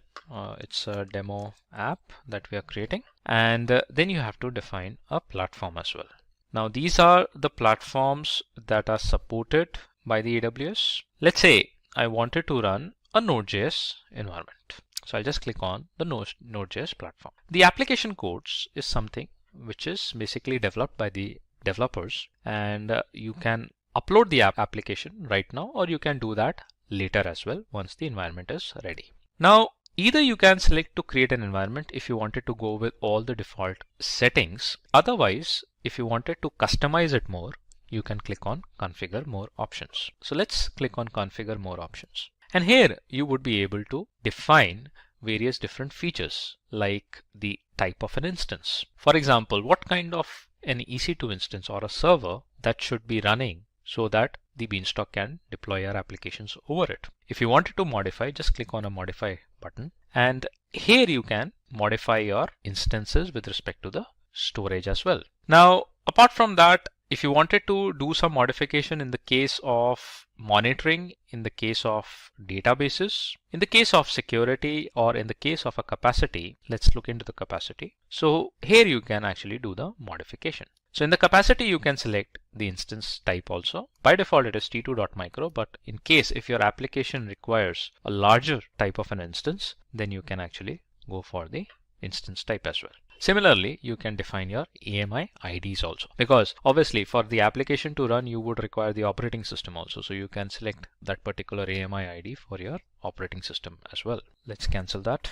Likewise, you have many other features that you can actually define here from the dashboard, and you don't have to go to the EC2 dashboard to do the modifications. Now let's go and create an environment. Let's assume that we are going with the default configuration. So this is going to create our environment. The environment is being created, and you can get the environment and the logs defined in the dashboard itself. So you'll see that the Beanstalk environment is being initiated, the environment is being started, and in case if there would be any errors or if it is deployed correctly, you'll get all the logs here itself. Now the environments are basically color coded. So there are different color codings that are defined. If you get the environment in a green color, that means everything is good to go. So here you can see that it has created an Elastic IP. It has checked the health of the environment. Now it has created the security groups, and that would be an auto security groups created by the Beanstalk. And the environment creation has been started. You can see that Elastic Beanstalk as Amazon S3 storage bucket for your environment data as well. This is the URL through which you will be accessing the environment, but right now we cannot do that since the environment is being created. Let's click on the application name, and here you can see that it is in a gray color. That means right now the build is being done. It is being created. Once it will be successfully created, it should change to the green color, and then we will be able to access our environment using the URL. Now, if I move to the EC2 instances and see in the EC2 dashboard, if I see whether the instance is being created by the Beanstalk or not. So let's see, and let's see what are the differences in terms of creating an instance manually and getting it created from the Beanstalk. So click on the EC2. Let's go to the old EC2 experience. That's what we are familiar with. And let's see what's there in the dashboard. So here you can see one running instance. Let's open that. And the XYZ environment, which was created from the Beanstalk, is being initiated. The instance is being initiated. And that is something which is being done by the Beanstalk itself. We have not gone to the dashboard and created it manually. Now, in the security groups, if you see that, here the AWS Beanstalk security groups are defined. It has the Elastic IPs also defined. So everything is being created by the Beanstalk itself. Right. Now let's go back to the Beanstalk and let's look into the status of our environment, whether the color coding has been changed from gray to green or not. And here you can see the environment is successfully created, and we have that environment colored in green. We'll access the environment, and it says it's a web server environment. Its platform is Node.js running on 64-bit Amazon Linux AMI, and it's a sample application. Health status is okay. Now the other thing is that if you do not want to use the web console, the management console, to access the Beanstalk, then the Beanstalk offers you the Elastic Beanstalk CLI as well. So you can install the command line interface, and then you have the command references, CLI command references, that you can actually play with and get your applications deployed using the Beanstalk itself. So this is one of the sample CLI commands that you can actually look into. Now let's look into the environment. Let's click on the environment and we'll be represented with the URL. It says health is okay. These are the logs that you have to follow in case if there are any issues. The platform is Node.js. That is what we selected. Now the next thing is you just have to upload and deploy your applications. So just click on upload and deploy. Select the version label or the name. Select file, and wherever your application is hosted at, just select that, upload it, and deploy your application. You'll see that like your environment is created, similarly your application will be deployed automatically on the instance, and from this URL you will be able to view the output. It is as simple as just like you have to follow these 4 steps. Now let's see whether the Node.js environment is running on our instance before deploying an application. So we'll just click on this URL. Since the Beanstalk has already opened up the security groups on HTTP port 80 for all, we can actually view that output directly from the URL. So we have the Node.js running, that's visible here. And after that, you just have to upload and deploy your application. And then from that URL, you can get the output. Now, this URL, you can map it with the Route 53 service. So using the Route 53 DNS services, the domain names can be pointed to the Elastic Beanstalk URL. And from there, it can be pointed to the applications that are running on the EC2 instance. Whether you wanted to point it to the URL directly using the Beanstalk, you can do that. Otherwise, as we saw in the slides, you can use the Route 53, point it to the load balancer, and then point it to the instances directly also once it is created by the Beanstalk. So that was the demo, guys, with respect to the Beanstalk and how we can actually run the environments. Apart from that, the operational tasks like system operations, you can manage all these things from the environment dashboard itself. So you have the configurations, you have the logs, you can actually check the health status of your environment, you can do the monitoring, and you can actually get the alarms and the events here. So let's say if I wanted to see the logs, I can request for the logs here itself, and I'll be represented with the full log report, and I can now download that log file and I can view the logs. So it's in the, so we have this bundle logs in the zip file. All right, so if you want to see some kind of logs with respect to Elastic Beanstalk activity, it's in the form of a notepad, and here you can see what all configurations the Beanstalk has done on your environment, on your instance. Similarly, you can go for the health, monitoring, alarms, events, and all those things. If getting your learning started is half the battle, what if you could do that for free? Visit SkillUp by Simplilearn. Click on the link in the description to know more. Hi, this is the 4th lesson of the AWS Solutions Architect course. Migrating to the cloud doesn't mean that resources become completely separated from the local infrastructure. In fact, running applications in the cloud will be completely transparent to your end users. AWS offers a number of services to fully and seamlessly integrate your local resources with the cloud. One such service is the Amazon Virtual Private Cloud. This lesson talks about creating virtual networks that closely resemble the ones that operate in your own data centers, but with the added benefit of being able to take full advantage of AWS. So let's get started.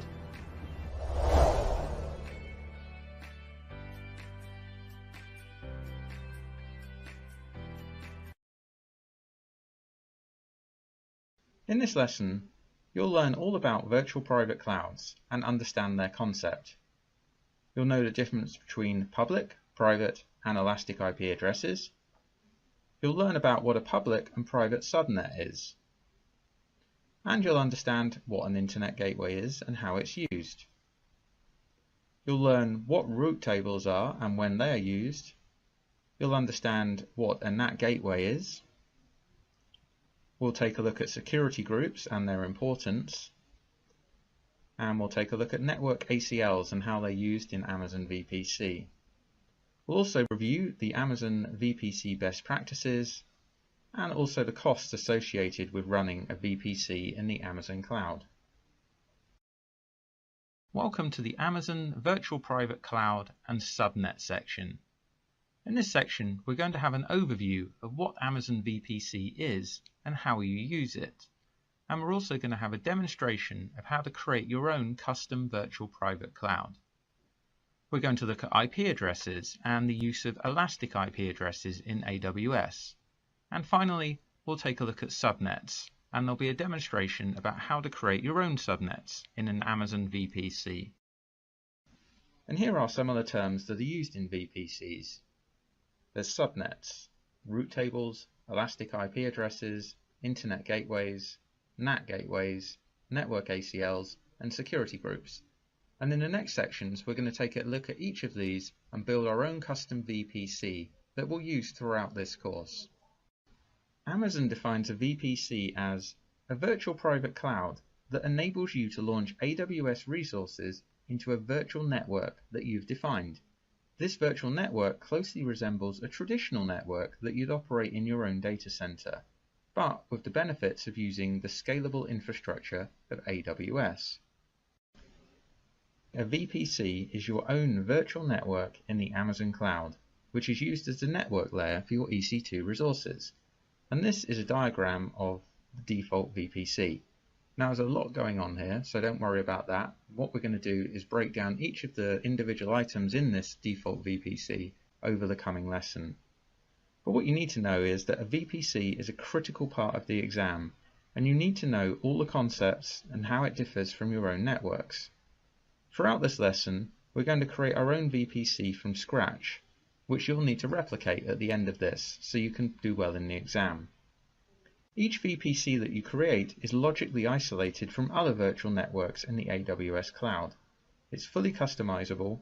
You can select the IP address range, create subnets, configure route tables, set up network gateways, define security settings using security groups, and network access control lists. So each Amazon account comes with a default VPC that's pre-configured for you to start using straight away, so you can launch your EC2 instances without having to think about anything we mentioned in the opening section. A VPC can span multiple availability zones in a region. And here's a very basic diagram of a VPC. It isn't this simple in reality. And as we saw in the first section, here's the default Amazon VPC, which looks kind of complicated.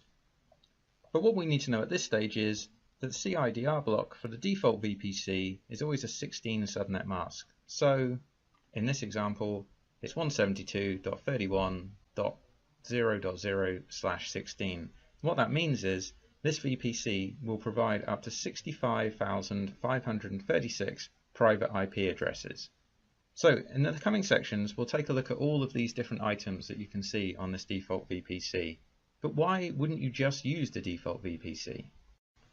Well, the default VPC is great for launching new instances when you're testing AWS. But creating a custom VPC allows you to make things more secure, and you can customize your virtual network as you can define your own IP address range. You can create your own subnets that are both private and public, and you can tighten down your security settings.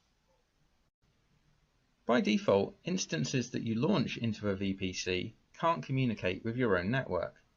So you can connect your VPCs to your existing data center using something called hardware VPN access, so that you can effectively extend your data center into the cloud and create a hybrid environment. Now to do this, you need a virtual private gateway, and this is the VPN concentrator on the Amazon side of the VPN connection. Then on your side, in your data center, you need a customer gateway, which is either a physical device or a software application that sits on your side of the VPN connection. So when you create a VPN connection, a VPN tunnel comes up when traffic is generated from your side of the connection. VPC peering is an important concept to understand. A peering connection can be made between your own VPCs or with a VPC in another AWS account, as long as it's in the same region. So what that means is, if you have instances in VPC A, they wouldn't be able to communicate with instances in VPC B or C unless you set up a peering connection. Peering is a one-to-one relationship. A VPC can have multiple peering connections to other VPCs, but, and this is important, transitive peering is not supported. In other words, VPC A can connect to B and C in this diagram, but C wouldn't be able to communicate with B unless they were directly peered. Also, VPCs with overlapping CIDRs cannot be peered. So in this diagram you can see they all have different IP ranges, which is fine, but if they had the same IP ranges, they wouldn't be able to be peered. And finally for this section, if you delete the default VPC, you have to contact AWS support to get it back again. So be careful with it and only delete it if you have good reason to do so and know what you're doing. This is a demonstration of how to create a custom VPC.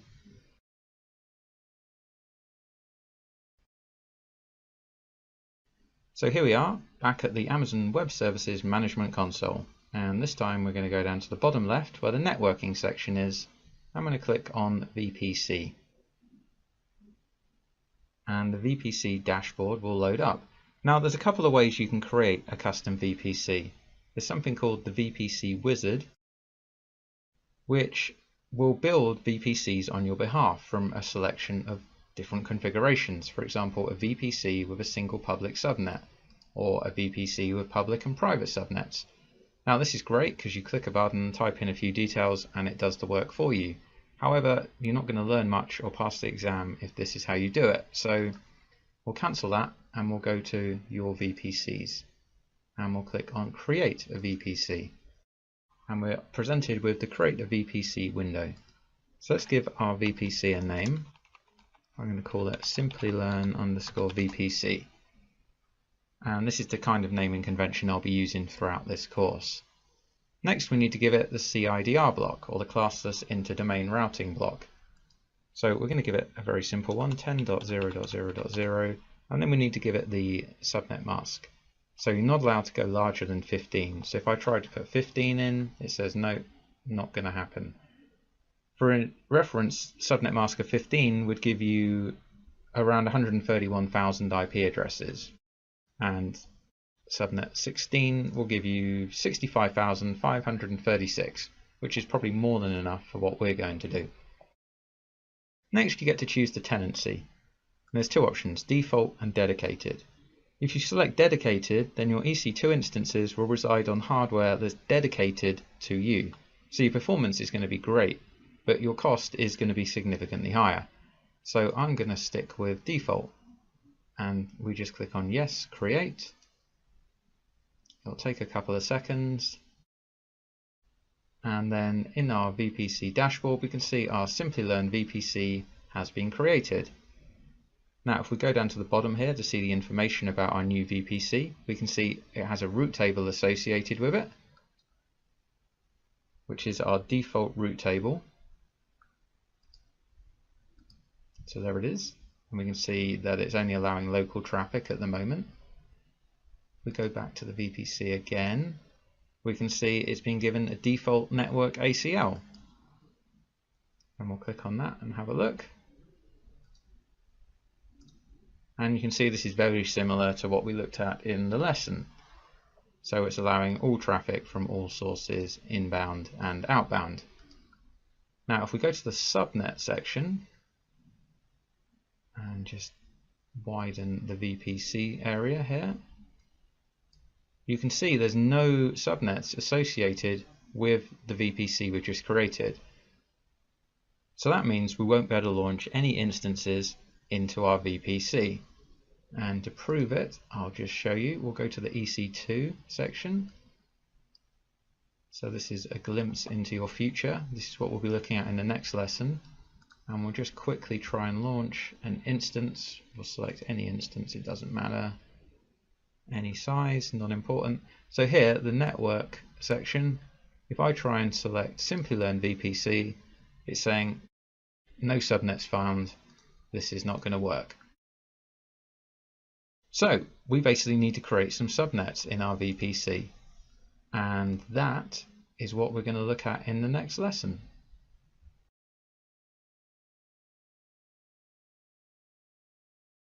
Now, private IP addresses are IP addresses that are not reachable over the internet, and they're used for communication between instances in the same network.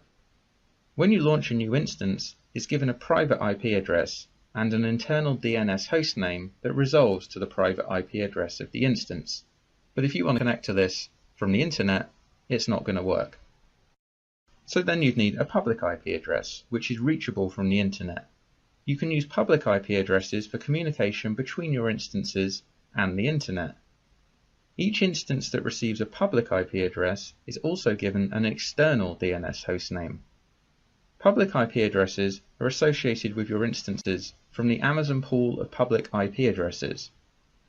When you stop or terminate your instance, the public IP address is released and a new one is associated when the instance starts. So if you want your instance to retain its public IP address, you need to use something called an elastic IP address.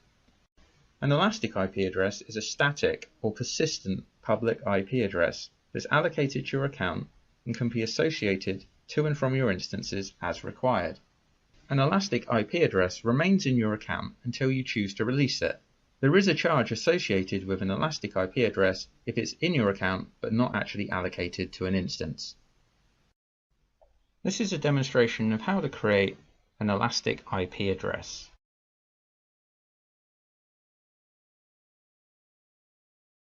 So we're back at the Amazon Web Services Management Console.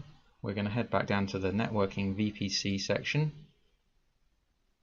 and we'll get to the VPC dashboard. On the left hand side, we'll click on Elastic IPs. Now you'll see a list of any Elastic IPs that you have associated in your account. And remember, any Elastic IP address that you're using that isn't allocated to something, you'll be charged for. So I have one available, and that is allocated to an instance currently. So we want to allocate a new address, and it reminds you that there's a charge if you're not using it. I'm saying yes, allocate. And it takes a couple of seconds.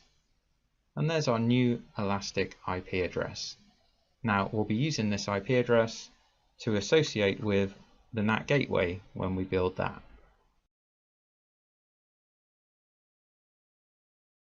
AWS defines a subnet as a range of IP addresses in your VPC. You can launch AWS resources into a subnet that you select. You can use a public subnet for resources that must be connected to the internet, and a private subnet for resources that won't be connected to the internet.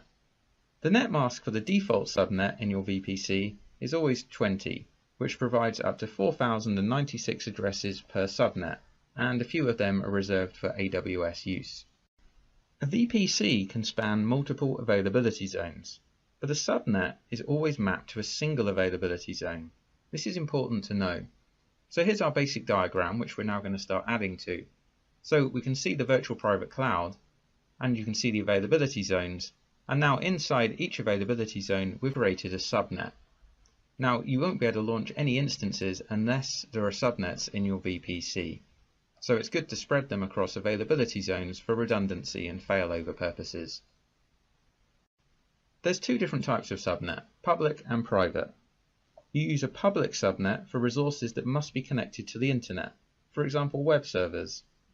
A public subnet is made public because the main route table sends the subnet's traffic that is destined for the internet to the internet gateway, and we'll touch on internet gateways next. Private subnets are for resources that don't need an internet connection or that you want to protect from the internet, for example database instances. So in this demonstration we're going to create some subnets, a public and a private subnet, and we're going to put them in our custom VPC in different availability zones.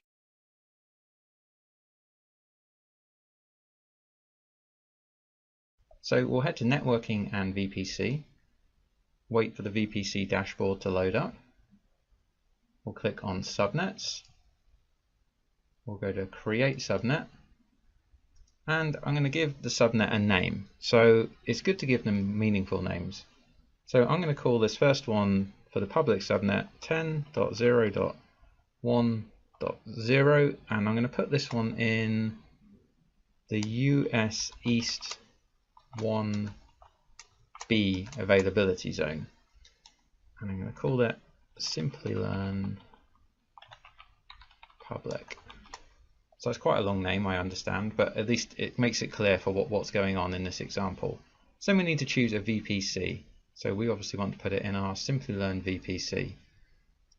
And I said I wanted to put it in US East 1B. I'm using the North Virginia region, by the way. So we click on that. Then we need to give it the CIDR block. Now, as I mentioned earlier, when I typed in the name, that's the range I want to use. And then we need to give it the subnet mask. And we're going to go with 24, which should give us 251 addresses in this range, which obviously is going to be more than enough. If I try and put a different value in that's unacceptable to Amazon, it's going to say, it's going to give me an error and tell me not to do that. Let's go back to 24 and click. I'm going to cut and paste this, by the way, just because I need to type something very similar for the next one. Click Create. And it takes a few seconds. Okay, so there's our new subnet, and I just widen this.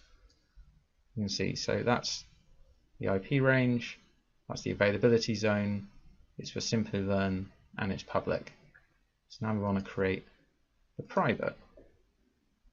So we put the name in. I'm going to give the private the IP address block of that. I'm going to put this one in US East 1C, and it's going to be the private subnet. Obviously, I want it to be in the same VPC. Availability zone of US East 1C, and we're going to give it 10.0.2.0/24, and we'll click Yes, Create. And again, it takes a few seconds. Okay, so let me sort by name. So there we are, we can see now we've got our private subnet and our public subnet. In fact, let me just type in Simplilearn, there we are. So now you can see them both there. And you can see they're both in the same VPC, Simplilearn VPC. Now if we go down to the bottom, you can see the route table associated with these VPCs. And you can see that they can communicate with each other internally, but there's no internet access. So that's what we need to do next. In the next lesson, you're going to learn about internet gateways and how we can make these subnets have internet access.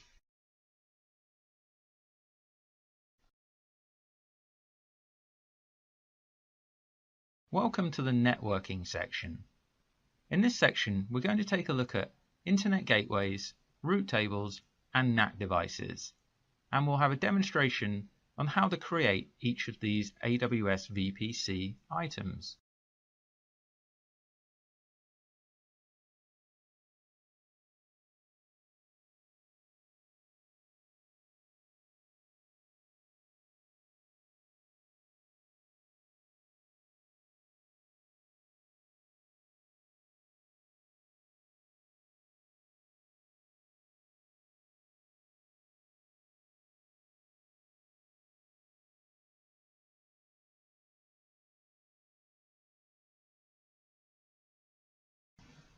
So to allow your VPC the ability to connect to the internet, you need to attach an internet gateway. And you can only attach one internet gateway per VPC. So attaching an internet gateway is the first stage in permitting internet access to instances in your VPC. Now here's our diagram again, and now we've added the internet gateway, which is providing the connection to the internet to your VPC. But before you can configure internet correctly, there's a couple more steps. For an EC2 instance to be internet connected, you have to adhere to the following rules. Firstly, you have to attach an internet gateway to your VPC, which we just discussed. Then you need to ensure that your instances have public IP addresses or elastic IP addresses, so they're able to connect to the internet. Then you need to ensure that your subnet's route table points to the internet gateway, and you need to ensure that your network access control and security group rules allow relevant traffic to flow to and from your instance. So you need to allow the rules to let in the traffic you want, for example HTTP traffic. After the demonstration for this section, we're going to look at how route tables, access control lists, and security groups are used. In this demonstration, we're going to create an internet gateway and attach it to our custom VPC.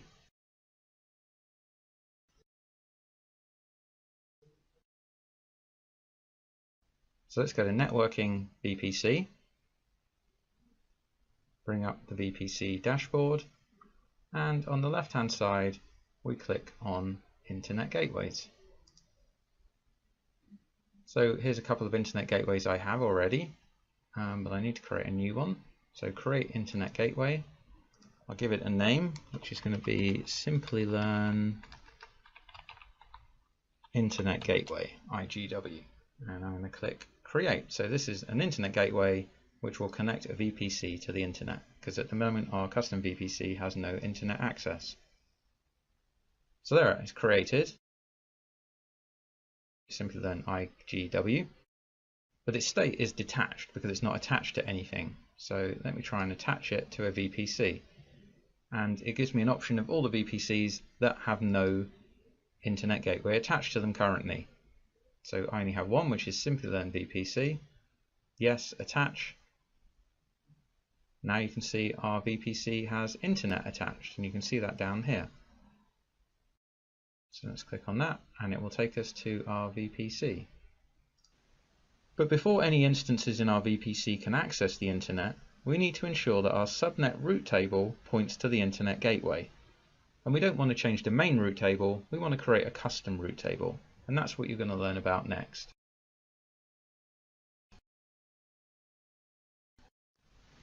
A route table determines where network traffic is directed. It does this by defining a set of rules. Every subnet has to be associated with a route table, and a subnet can only be associated with one route table. However, multiple subnets can be associated with the same route table.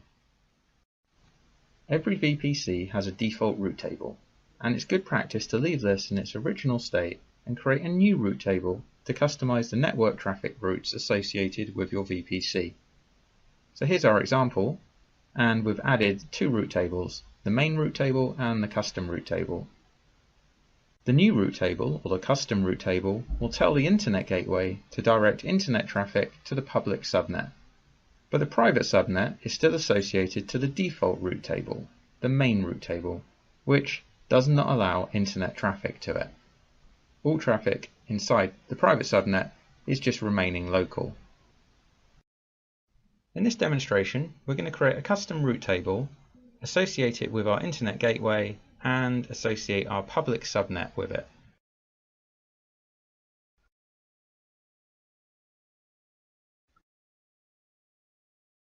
So let's go to Networking and VPC. The dashboard will load and we're going to go to Route Tables. Now our VPC only has its main route table at the moment, the default one it was given at the time it was created. So we want to create a new route table and we want to give it a name. So we're going to call it Simplilearn. I'm going to call it route table, RTB for short. And then we get to pick which VPC we want to put it in. So obviously we want to use Simplilearn VPC. So we click Create. It'll take a couple of seconds, and here you are. Here's our new route table. So what we need to do now is change its route so that it points to the internet gateway. So if we go down here to routes, at the minute you can see it's just like our main route table. It just has local access. So we want to click on Edit, and we want to add another route.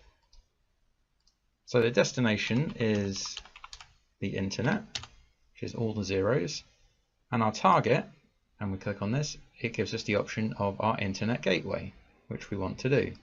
So now we have internet access to this subnet, to this route table. And we click on Save.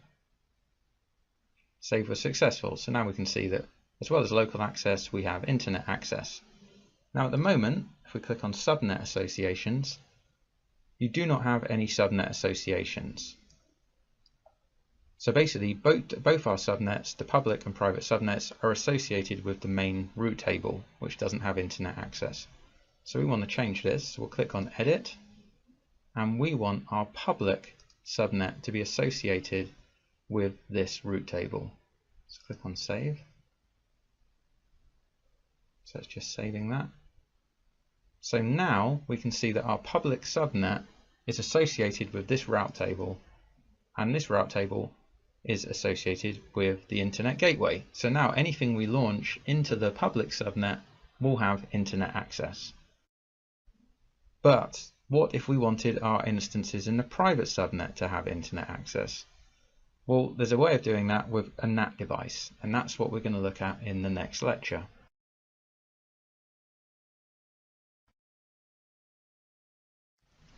You can use a NAT device to enable instances in a private subnet to connect to the internet or other AWS services, but prevent the internet from initiating connections with the instances in the private subnet. So we talked earlier about public and private subnets to protect your assets from being directly connected to the internet. For example, your web server would sit in the public subnet and your database in the private subnet, which has no internet connectivity. However, your private subnet database instance might still need internet access or the ability to connect to other AWS resources. If so, you can use a network address translation device or a NAT device to do this. A NAT device forwards traffic from your private subnet to the internet or other AWS services, and then sends the response back to the instances. When traffic goes to the internet, the source IP address of your instance is replaced with the NAT device address, and when the internet traffic comes back again, the NAT device translates the address to your instance's private IP address. So here's our diagram, which is getting ever more complicated, and if you look in the public subnet, you can see we've now added a NAT device, and you have to put NAT devices in the public subnet so that they get internet connectivity. AWS provides two kinds of NAT devices, a NAT gateway and a NAT instance. AWS recommends a NAT gateway as it's a managed service that provides better availability and bandwidth than NAT instances. Each NAT gateway is created in a specific availability zone and is implemented with redundancy in that zone. A NAT instance is launched from a NAT AMI, an Amazon Machine Image, and runs as an instance in your VPC, so it's something else you have to look after, whereas a NAT gateway, being a fully managed service, means once it's installed, you can pretty much forget about it. A NAT gateway must be launched into a public subnet because it needs internet connectivity. It also needs an Elastic IP address, which you can select at the time of launch. Once created, you need to update the route table associated with your private subnet to point internet-bound traffic to the NAT gateway. This way, the instances in your private subnets can communicate with the internet. So if you remember back to the diagram when we had the custom route table, which was pointed to the internet gateway, now we're pointing our main route table to the NAT gateway, so that the private subnet also gets internet access, but in a more secure manner. Welcome to the Create a NAT Gateway demonstration, where we're going to create a NAT gateway so that the instances in our private subnet can get internet access.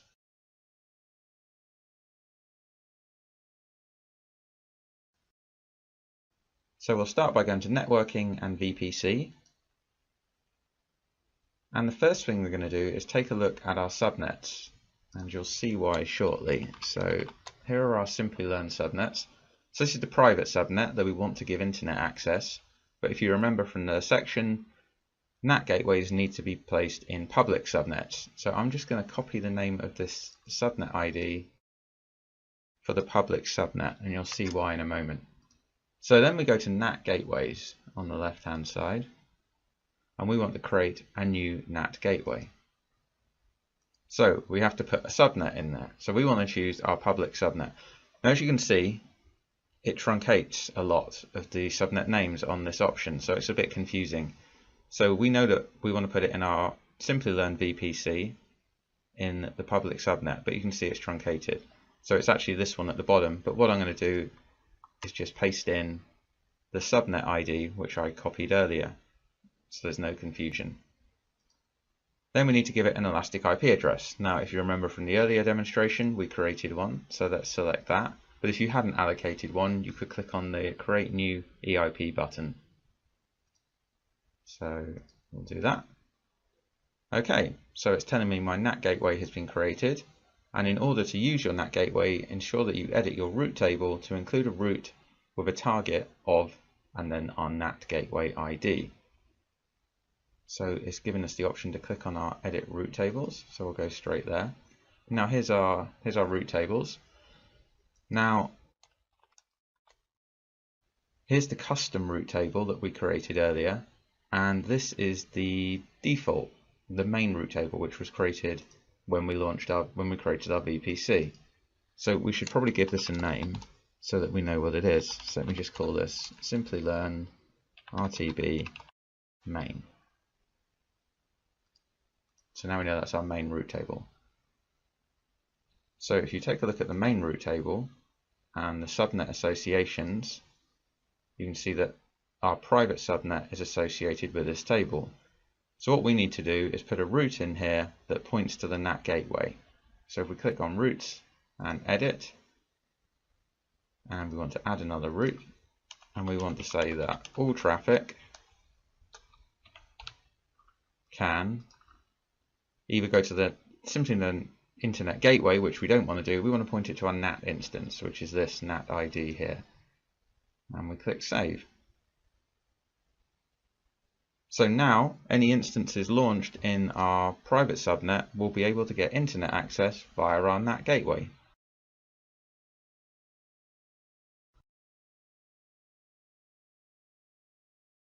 Welcome to the Using Security Groups and Network ACL section. In this section, we're going to take a look at security groups and network ACLs, and we're going to have a demonstration on how you create both of these items in the Amazon Web Services console. A security group acts as a virtual firewall that controls the traffic for one or more instances. You add rules to each security group that allow traffic to or from its associated instances. Basically, a security group controls the inbound and outbound traffic for one or more EC2 instances. Security groups can be found on both the EC2 and VPC dashboards in the AWS Web Management Console. We're going to cover them here in this section, and you'll see them crop up again in the EC2 lesson. And here is our diagram, and you can see we've now added security groups to it. And you can see that EC2 instances are sitting inside the security groups, and the security groups will control what traffic flows in and out. So let's take a look at some examples, and we'll start with a security group for a web server. Now obviously a web server needs HTTP and HTTPS traffic as a minimum to be able to access it. So here is an example of the security group table, and you can see we're allowing HTTP and HTTPS, the ports that are associated with those two, and the sources, and we're allowing it from the internet. We're basically allowing all traffic to those ports. And that means any other traffic that comes in on different ports would be unable to reach the security group and the instances inside it. Let's take a look at an example for a database server security group. Now imagine you have a SQL Server database, then you would need to open up the SQL Server port so that people can access it, which is port 1433 by default. So we've added that to the table and we've allowed the source to come from the internet. Now because it's a Windows machine, you might want RDP access so you can log on and do some administration. So we've also added RDP access to the security group. Now you could leave it open to the internet, but that would mean anyone could try and hack their way into your box. So in this example, we've added a source IP address of 10.0.0.0.0. So only IP ranges from that address can RDP to the instance. Now there's a few rules associated with security groups. By default, security groups allow all outbound traffic. So if you want to tighten that down, you can do so in a similar way to you can define the inbound traffic. Security group rules are always permissive. You can't create rules that deny access, so you're allowing access rather than denying it. Security groups are stateful, so if you send a request from your instance, the response traffic for that request is allowed to flow in regardless of the inbound security group rules. And you can modify the rules of a security group at any time, and the rules are applied immediately. Welcome to the Create Security Group demonstration, where we're going to create two security groups, one to host DB servers and one to host web servers.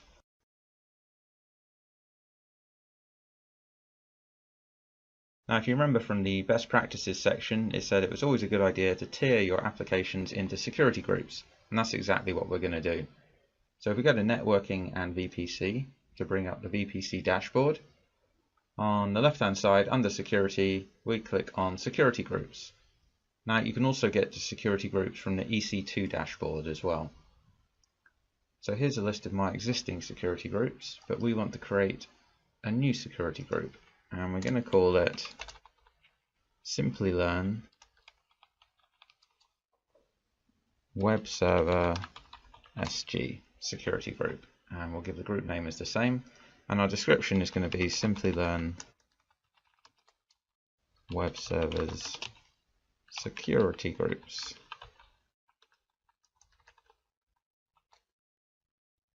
Okay, and then we need to select our VPC. Now it defaults to the default VPC, but obviously we want to put it in our Simplilearn VPC.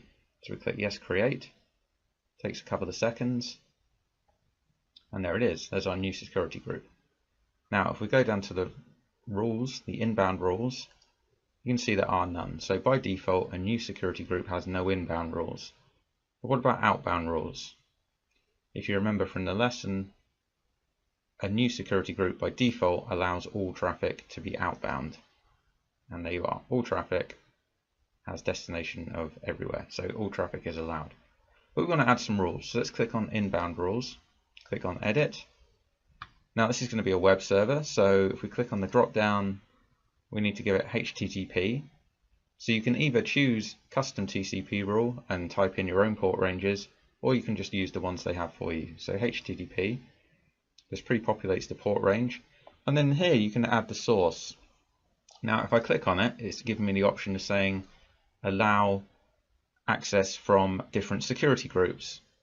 So you could create a security group and say I only accept traffic from a different security group, which is a nice way of securing things down. You could also put in here just your IP address so that only you could do HTTP requests to the instance. But because it's a web server, we want people to be able to see our website, otherwise it's not going to be much use. So we're going to say all traffic, so all source traffic can access our instance on port HTTP 80. I want to add another rule because we also want to do HTTPS, which is hiding from me. There we are. And again, we want to do the same. And also, because this is going to be a Linux instance, we want to be able to connect to the Linux instance to do some work and configuration. So we need to give it SSH access. And again, it would be good practice to tie it down to your specific IP or an IP range, but we're just going to do all for now. And then we click on save, and there we are, there we have our ranges. So now we want to create our security group for our DB servers. So let's click create security group, and then we'll go through it and give it a similar name, Simplilearn DB servers SG. And the description is going to be Simplilearn DB servers security group. And our VPC is obviously going to be Simplilearn VPC. So let's click yes, create, we'll wait a few seconds. And here's our new security group. As you can see, it has no inbound rules by default, and outbound rules allow all traffic. So this is going to be a SQL Server database server. And so we need to allow SQL Server traffic into the instance. So we need to give it Microsoft SQL port access. Now the default port for Microsoft SQL Server is 1433. Now in reality, I'd probably change the port the SQL Server was running on to make it more secure, but we'll go with this for now. And then the source. So we could choose the IP ranges again, but what we want to do is place the DB server in the private subnet and allow the traffic to come from the web server. So the web server will accept traffic, and the web server will then go to the database to get the information it needs to display on its on the website. Or if people are entering information into the website, we want the information to be stored in our DB server. So basically, we want to say that the DB servers can only accept SQL Server traffic from the web server security group. So we can select the Simplilearn Web Server Security Group as the source traffic for Microsoft SQL Server data. So we'll select that. Now our SQL Server is obviously going to be a Windows instance, so from time to time we might need to log in and configure it. So we want to give RDP access. Now again, you would probably put a specific IP range in there. We're just going to do all traffic for now. Then we click save. And there we are. So now we have two security groups, DB servers and web servers.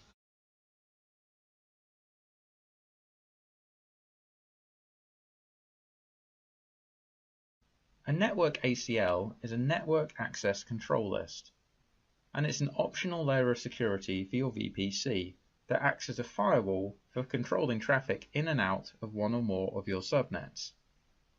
You might set up network ACLs with rules similar to your security groups in order to add an additional layer of security to your VPC. Here is our network diagram, and we've added network ACLs to the mix. Now you can see they sit somewhere between the route tables and the subnets. This diagram makes it a little bit clearer, and you can see that a network ACL sits in between a route table and a subnet. And also you can see an example of the default network ACL, which is configured to allow all traffic to flow in and out of the subnets to which it's associated. Each network ACL includes a rule, whose rule number is an asterisk. This rule ensures that if a packet doesn't match any of the other numbered rules, it's denied. You can't modify or remove this rule. So if you take a look at this table, you can see on the inbound, some traffic would come in and it would look for the first rule, which is 100. And that's saying I'm allowing all traffic from all sources. So that's fine, the traffic comes in. If that rule 100 wasn't there, it would go to the asterisk rule. And the asterisk rule is saying traffic from all sources is denied. Let's take a look at the network ACL rules. Each subnet in your VPC must be associated with an ACL. If you don't assign it to a custom ACL, it will automatically be associated to your default ACL. A subnet can only be associated with one ACL. However, an ACL can be associated with multiple subnets. An ACL contains a list of numbered rules which are evaluated in order, starting with the lowest. As soon as a rule matches traffic, it's applied regardless of any higher numbered rules that may contradict it. AWS recommends incrementing your rules by a factor of 100, so there's plenty of room to implement new rules at a later date. Unlike security groups, ACLs are stateless. Responses to allowed inbound traffic are subject to the rules for outbound traffic. Welcome to the network ACL demonstration, where we're just going to have an overview of ACLs where they are in the dashboard.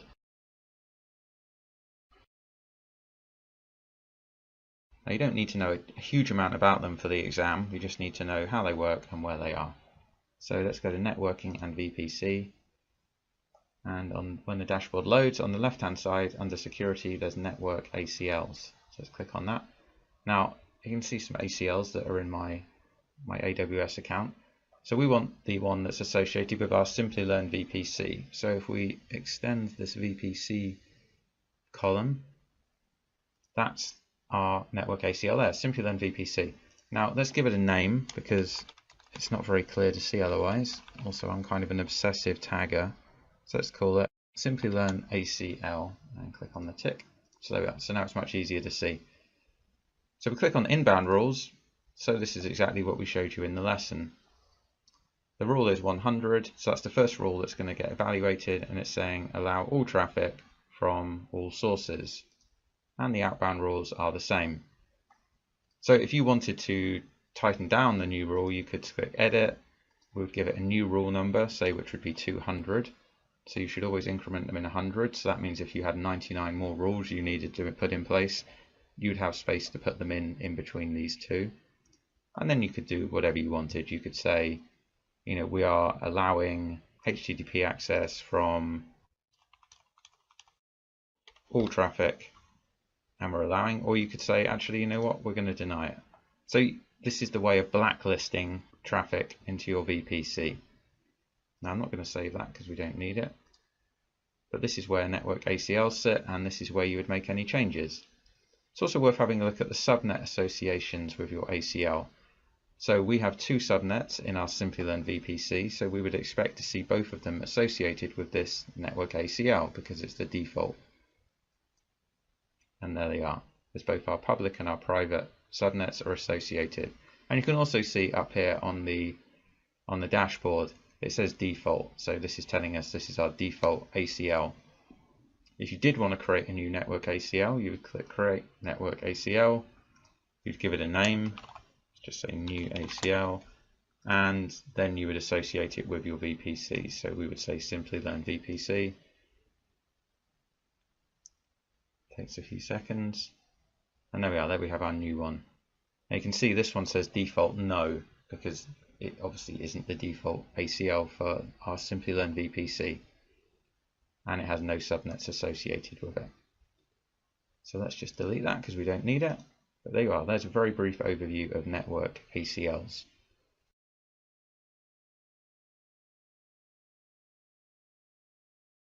Welcome to the Amazon VPC Best Practices and Costs, where we're going to take a look at the best practices and the costs associated with the Amazon Virtual Private Cloud. Always use public and private subnets. You should use private subnets to secure resources that don't need to be available to the internet, such as database services. To provide secure internet access to the instances that reside in your private subnets, you should provide a NAT device. When using NAT devices, you should use a NAT gateway over NAT instances because they're a managed service and require less administration effort. You should choose your CIDR blocks carefully.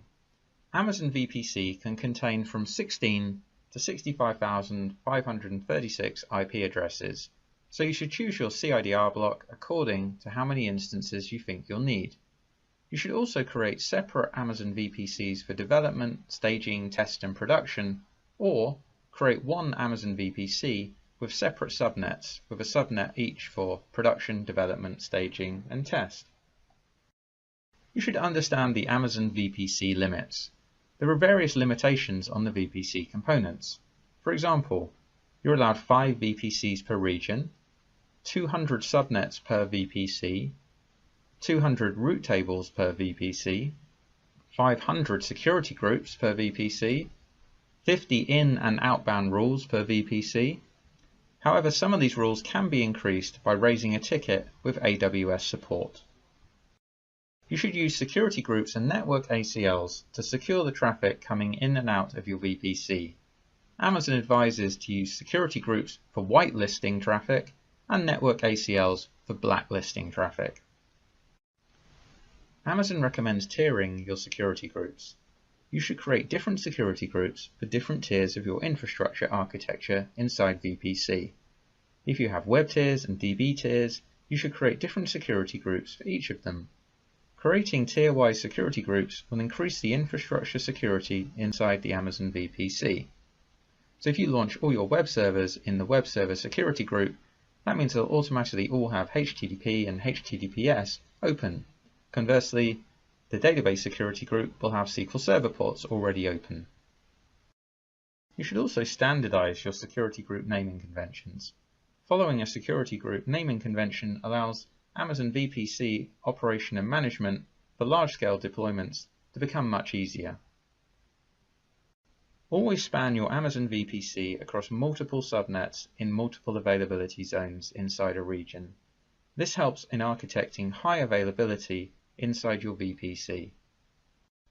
If you choose to create a hardware VPN connection to your VPC using Virtual Private Gateway, you are charged for each VPN connection hour that your VPN connection is provisioned and available. Each partial VPN connection hour consumed is billed as a full hour.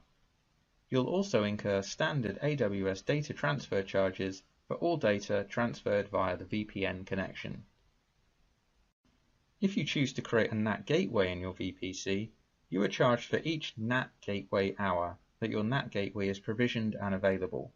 Data processing charges apply for each gigabyte processed through the NAT gateway. Each partial NAT gateway hour consumed is billed as a full hour. This is the practice assignment for designing a custom VPC, where you'll create a custom VPC using the concepts learnt in this lesson. Using the concepts learnt in this lesson, recreate the custom VPC as shown in the demonstrations. The VPC name should be Simplilearn VPC. The CIDR block should be 10.0.0.0/16. There should be 2 subnets, one public with a range of 10.0.1.0 and one private with a range of 10.0.2.0, and they should be placed in separate availability zones. There should be one internet gateway and one NAT gateway, and also one custom route table for the public subnet. Also create 2 security groups, Simplilearn Web Server Security Group and Simplilearn DB Server Security Group. So let's review the key takeaways from this lesson. Amazon Virtual Private Cloud, or VPC, enables you to launch AWS resources into a virtual network that you've defined. This virtual network closely resembles a traditional network that you'd operate in your own data center, but with the benefits of using scalable infrastructure of AWS. There are 3 types of IP address in AWS. A private IP address. This is an IP address that's not reachable over the internet, and it's used for communication between instances in the same network. A public IP address is reachable from the internet, which you can use for communication between your instances and the internet. And there's an elastic IP address. This is a static, public, persistent IP address that persists after an instance restarts, whereas a public IP address is reassociated after each restart.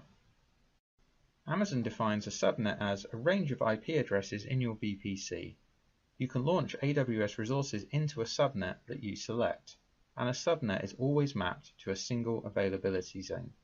Use a public subnet for resources that must be connected to the internet, and a private subnet for resources that won't be connected to the internet.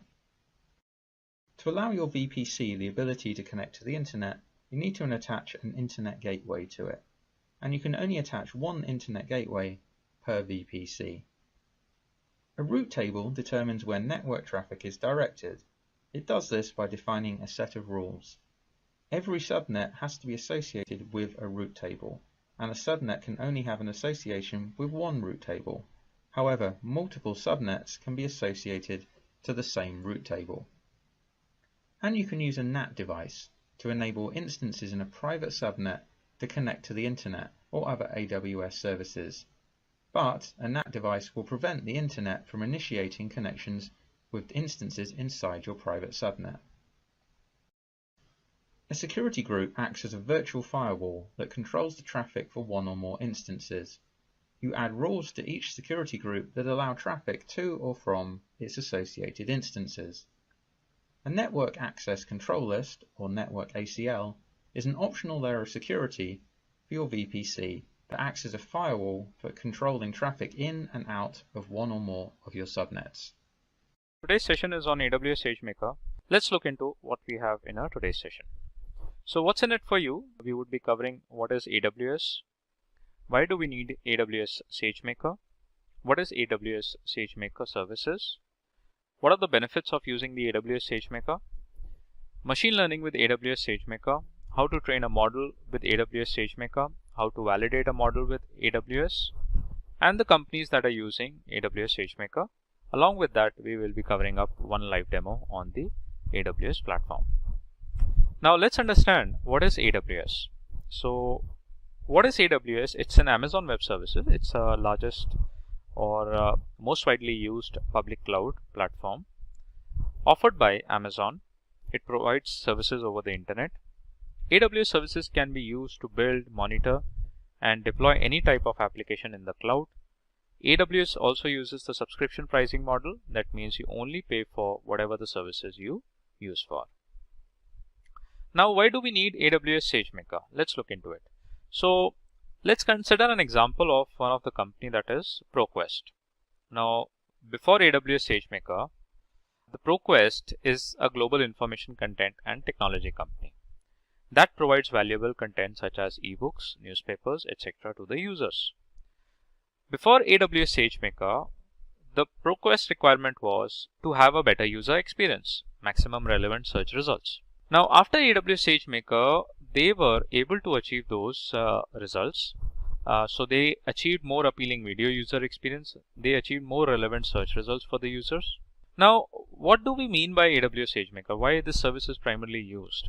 So Amazon SageMaker is a cloud machine learning platform that helps users in building, training, tuning, and deploying machine learning models in a production-ready hosted environment. So it's kind of a machine learning service which is already hosted on the AWS platform. Now, what are the benefits of using AWS SageMaker? The key benefits of using AWS SageMaker are: it reduces machine learning data cost, so you can do the cost optimization while running this particular service on the AWS. All ML components are stored in a particular place in a dashboard, so they can be managed together. Highly scalable, so it can be scalable on, you can scale this particular service on the fly.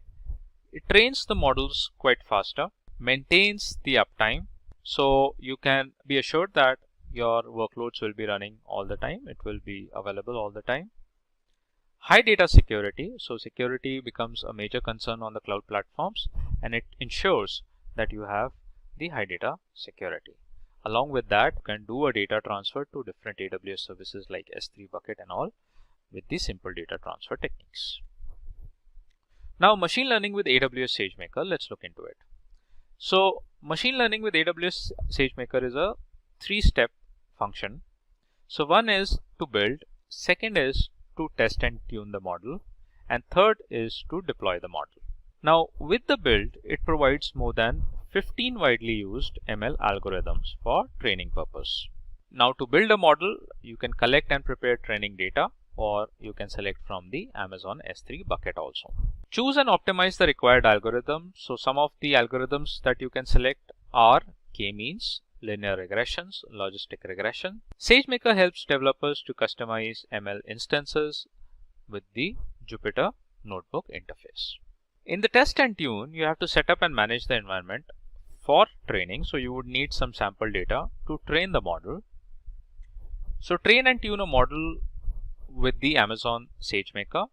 SageMaker implements hyperparameter tuning by adding a suitable combination of algorithm parameters. Also, it divides the training data and stores that in the Amazon S3. S3 is a simple storage service which is primarily used for storing the objects and the data. Hence, it is used for storing and recovering data over the internet. And below you can see that AWS SageMaker uses Amazon S3 to store data as it's safe and secure. Also, it divides the training data and stores in Amazon S3, where the training algorithm code is stored in the ECR. ECR stands for Elastic Container Registry, which is primarily used for containers and Dockers. ECR helps users to save, monitor, and deploy Docker and the containers. Later, SageMaker sets up a cluster for the input data, trains it, and stores it in the Amazon S3 itself. So this is done by the SageMaker itself. After that, you need to deploy it. So suppose you want to predict limited data at a time, you use Amazon SageMaker hosting services for that. Okay. But if you want to get prediction for an entire data set, prefer using Amazon SageMaker batch transform. Now, the last step, that is to deploy the model. So once tuning is done, models can be deployed to SageMaker endpoints. And in the endpoint, real-time prediction is performed. So you would have some data which you would reserve and validate your model whether it is working correctly or not. Now evaluate your model and determine whether you have achieved your business goals. Now the other aspect is how we can train a model with AWS SageMaker. So this is basically a flow diagram which shows you how to train a model with the AWS SageMaker, and here we have used a couple of services of an AWS to get that done.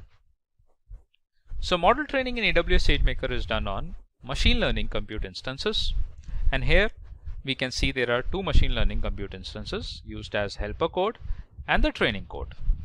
Along with that, we are using two S3 buckets and the ECR for the container registry. Now let's look into what are the ways to train the model as per the slides. So below are the following requirements to train a model. So here in the diagram you can see these are the following requirements to train a model. The URL of an Amazon S3 bucket where the training data is stored, that is mentioned. The compute resources on machine learning compute instances. So these are all your machine learning compute instances. Then the URL of an Amazon S3 bucket where the output will be stored, and the path of AWS Elastic Container Registry where the code data is saved. The inference code image lies in the Elastic Container Registry. Now, what are these called? These are called as the training jobs. Now, when a user trains a model in Amazon SageMaker, he/she creates a training job. So we need to first create a training job, and then the input data is fetched from the specified Amazon S3 bucket. Once the training job is built, Amazon SageMaker launches the ML compute instances. So these compute instances will be launched once the training job is built. Then it trains the model with the training code and the data set, and it shows the output and model artifacts in the AWS S3 bucket. So this is done automatically. Now here the helper code performs a task when the training code fails. The interference code, which is in the Elastic Container Registry, consists of multiple linear sequence containers that process the request for inference on data.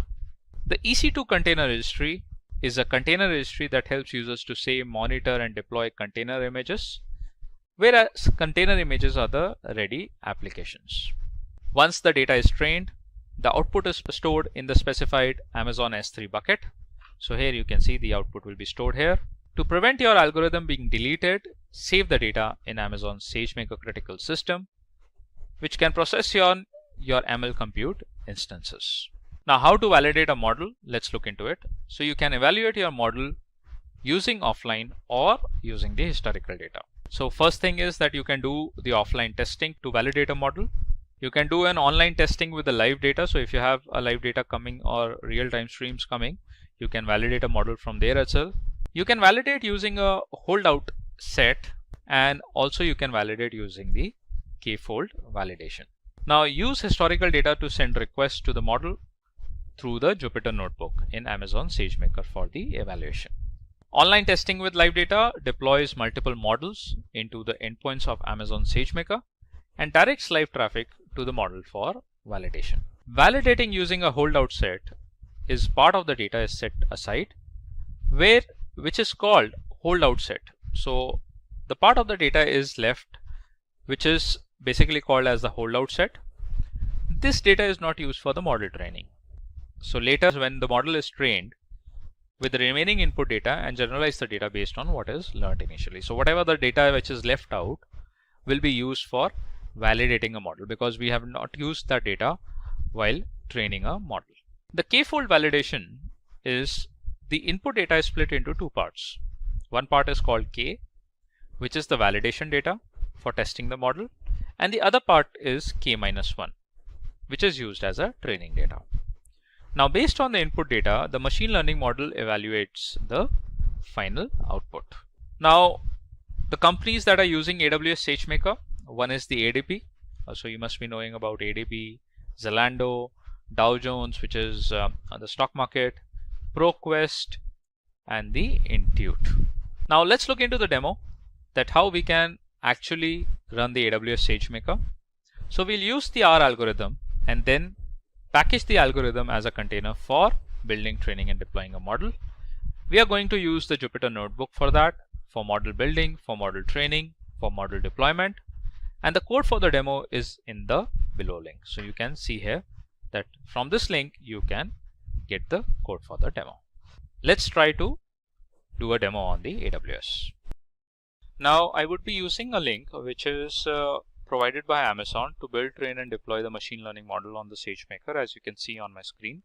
And in this tutorial, you would have some steps where you can put those steps and the code, Python codes, into your AWS SageMaker Jupyter Lab. So in this tutorial, you will learn how to use Amazon SageMaker to build, train, and deploy a machine learning model. And for that, we will use the popular XGBoost ML algorithm for this exercise. So first of all, what you need to do is you have to go to the AWS console, and there you have to create a notebook instance. So in this tutorial, you will be creating a notebook instance. You will prepare the data, train the model to learn from the data, deploy the model, evaluate your ML model's performance, and once all those activities are done, then we'll see how we can actually remove all the resources in order to prevent the extra costing. Now the first step is we have to enter to the Amazon SageMaker console. So here you can see I'm already logged in into the SageMaker console. You can click on the services, search for the SageMaker here, and here you get the Amazon SageMaker service. Now the next step is that we have to create a notebook instance. So we will select the notebook instance from the SageMaker service, and then after the notebook instance is selected, we'll put a name to our instance and we'll create a new IAM role for that. So let's wait for the SageMaker Studio to open. So here you can see the studio is open, and you just have to click on the notebook instances, and here you have to create a notebook instance. So here you can see a couple of notebook instances have already been created. One of them is in service. So this is the notebook instance that we are going to use for creating the demo model. I'll show you how you can create a notebook instance. You just have to click on create notebook instance button and put your notebook instance name. So you can put something like demo-SageMaker 987, or we can put it as model. We'll go with notebook instance type as default, which is mlt2.media. And in the permission and encryptions under the IAM role, we'll click on create a new IAM role. Now, why we are creating a new IAM role? So that we can allow the SageMaker to access any S3 bucket that has been created on our account. Just click on create a role, and here you would see that the new IAM role will be created with the set of permissions. Then rest of the things we'll keep it as default, and then you just have to click on create a notebook instance. The notebook instance creation takes some time, so you just have to wait for a couple of minutes to get that in service. We already have one of the notebook instance that has been created, so we will be using that to create a demo. Now, going back to the steps, so these are the steps that we have already performed. Now, once the notebook instance is created, then we have to prepare the data. So in this step, we will be using the SageMaker notebook instance to pre-process the data that would require to train the machine learning model. And for that, we would be opening up the Jupyter notebook, and then we have to select an environment, a kernel environment in the Jupyter notebook that would be conda_python 3. So let's follow these steps. Go back to the SageMaker, click on the notebook instances, select the running notebook instance, and here you would select the Open Jupyter Lab. Now here you would see that the SageMaker would try to open up the Jupyter notepad, and we would be performing all our inputs into that Jupyter notebook and executing the results there itself. So just wait for the notebook to open. Now here you can see the Jupyter Lab notebook has been opened. So I would be selecting one of the notebook that has been created. So this one. So likewise, you can create your own notebook also. How you can do that? First of all, let me select the kernel environment. So I would be selecting conda_python 3 and just click on select. So how you can create your own notebook? Just have to click on file, click on new, and here you can select the notebook. Just name your notebook, select the environment conda_python 3 to run this demo. So I have my notebook open. So in the tabs, I would be putting up the Python codes, and I would be executing those codes to get the output directly. So the next step is to prepare the data, train the ML model, and deploy it. We will need to import some libraries and define a few environment variables in the Jupyter notebook environment. So I would be copying this code, which you can see that would try to import NumPy, pandas. These are all required to run the Python syntax. So just copy this code and paste it into your notebook. Right? So once you do that, execute your code, and here you can see that you get the output, which is that it has imported all the necessary libraries that have been defined in the code. Now the next step is we would create an S3 bucket into the S3 service, and for that you have to copy this Python code. Just that you have to edit it. So you have to specify this bucket name that you want to get created. So here I would provide the bucket name, which should be unique, should not overlap. So something like SageMaker -demo is the name that I have selected for the bucket. And now you have to execute that code.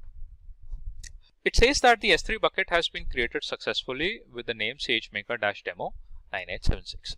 So this is something which you can verify. So you can go to the S3 service, and there you can verify whether the bucket has been created or not.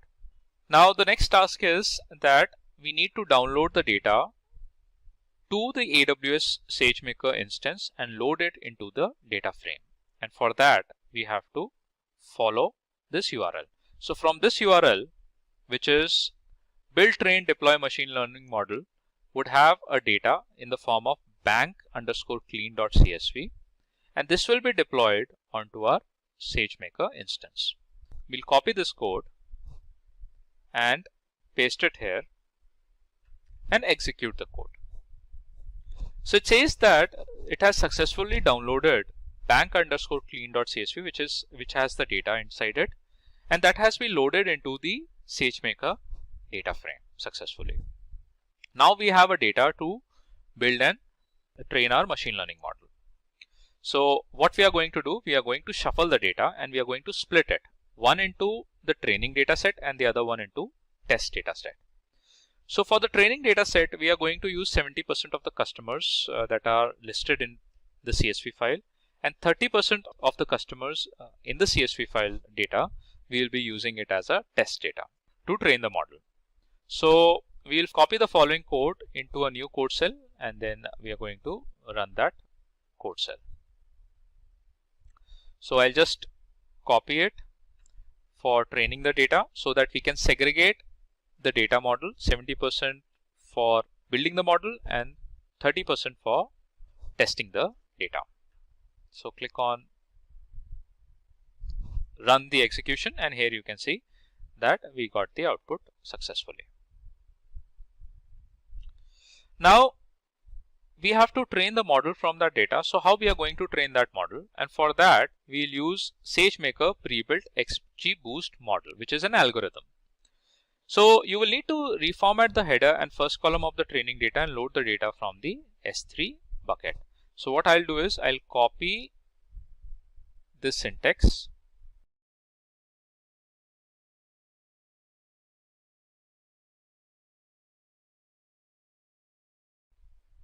and paste it in the node cell. So it has the train data, it would train the model. Click on run execution. Now it is changing the S3 input class, which will be renamed to training input, because now we are training the model with the training data. So we just have to wait for some time till it gets executed completely. Now the next thing is that we need to set up the Amazon SageMaker session to create an instance of the XGBoost model. So here we are going to create the SageMaker session. We are going to create an instance of the XGBoost model, which is an estimator. So just copy that code and paste it here. Execute it. And here you can see that it will start. It has basically changed the parameter image name to the image_URI in the SageMaker Python SDK v2. Now we'll follow the next step, that is with the data loaded in the XGBoost estimator, we'll set up train the model using gradient optimization. And we'll copy the following code and that would actually start the training of the model. So copy this code and this would actually start training the model using our input data that we have reserved, 70% of that data that we have reserved for training the model. So just copy that, again initiate the execution and it will start the training job. Now we'll deploy the model, and for that I would copy the deploy code, put that in the cell,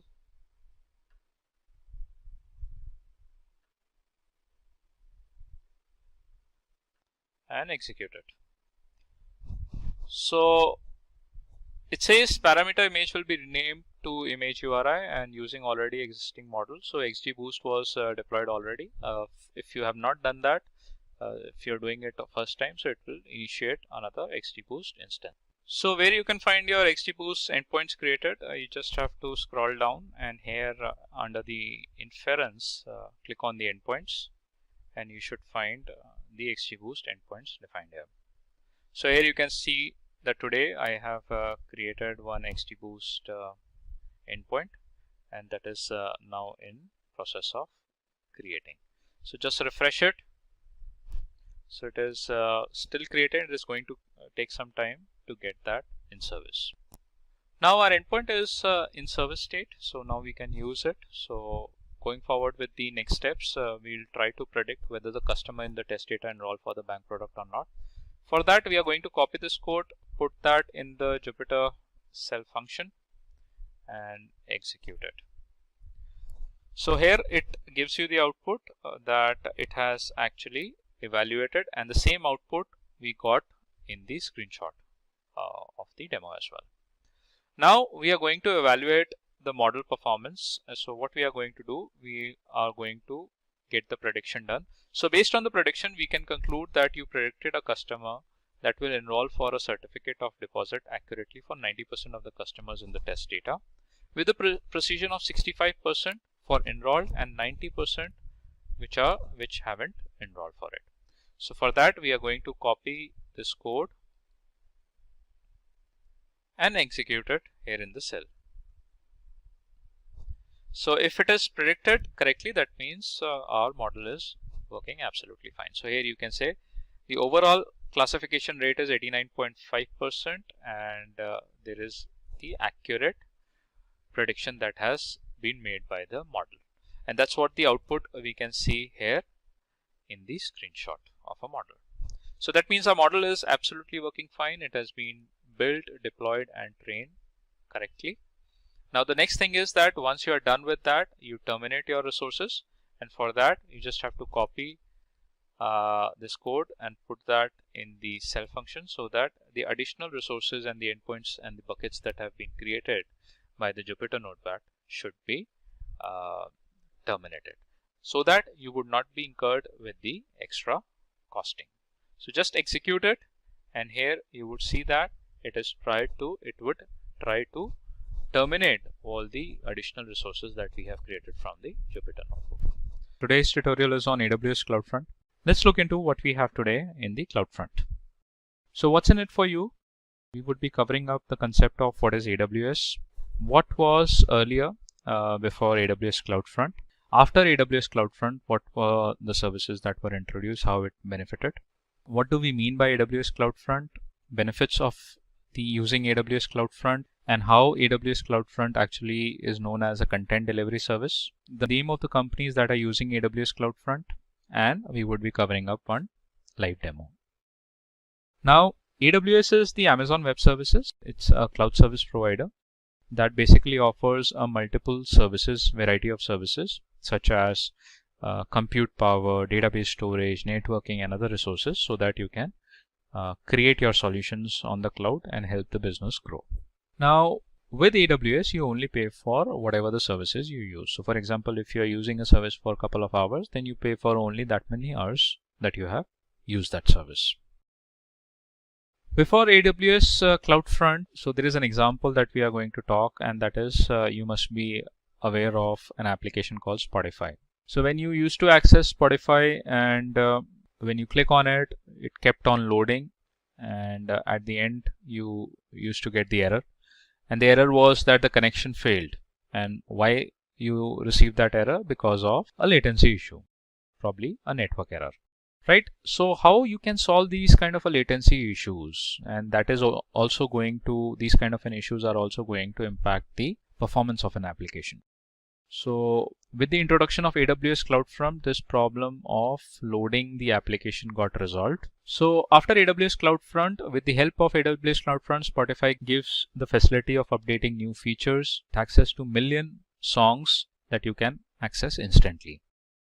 So with the use of AWS CloudFront, the latency issues were solved, and successfully you can basically access your application. Now, what we mean by AWS CloudFront?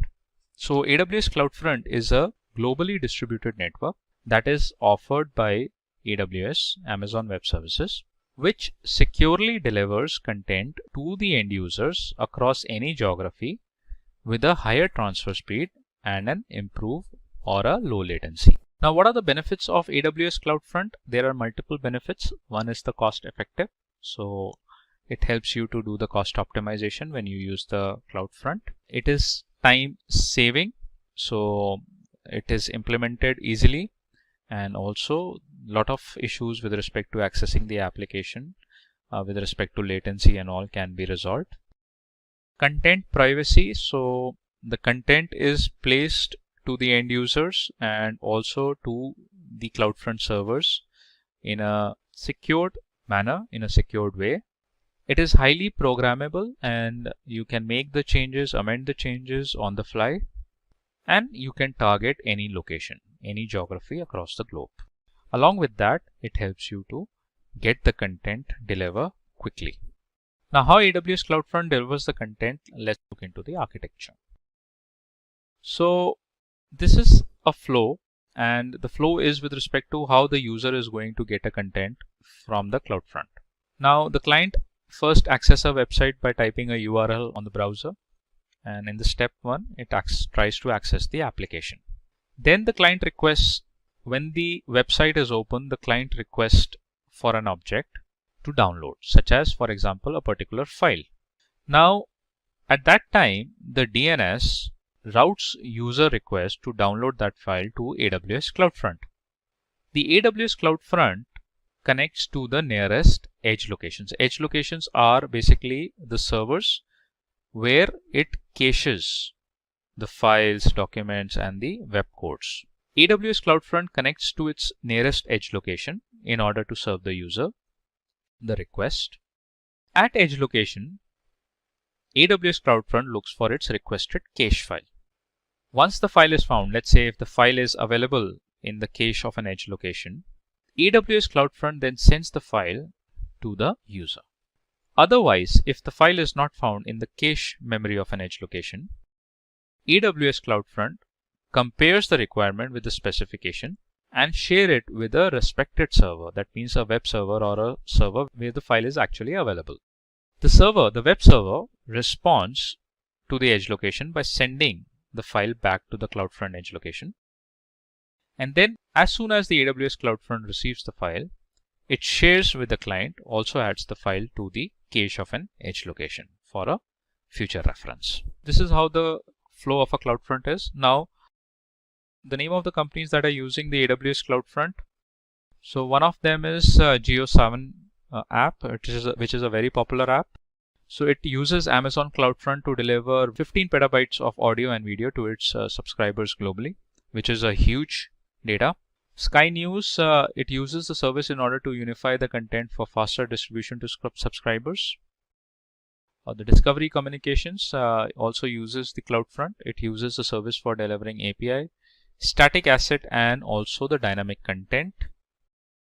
And then the TV1 EU, Streaming Europe, is basically also uses the CloudFront service that helps in improving latency and performance that results in fastest delivery of content. Now let's look into the demo how to use CloudFront to serve private S3 bucket as a website.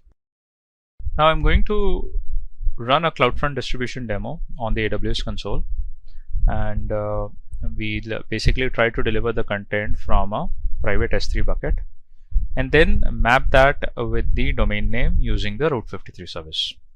So what we need for this demo, we would need a domain URL, we would need a Route 53 service, we would need CloudFront, we have to create a CloudFront distribution, and that will be linked with our S3 bucket, the private S3 bucket, right? And in the S3 bucket, we would have one HTML file, the index.html file. So let's move into AWS console. So right now I have opened up the CloudFront distribution, and here you can see that couple of distributions have already been created. So what I'm going to do, I'm going to create a distribution.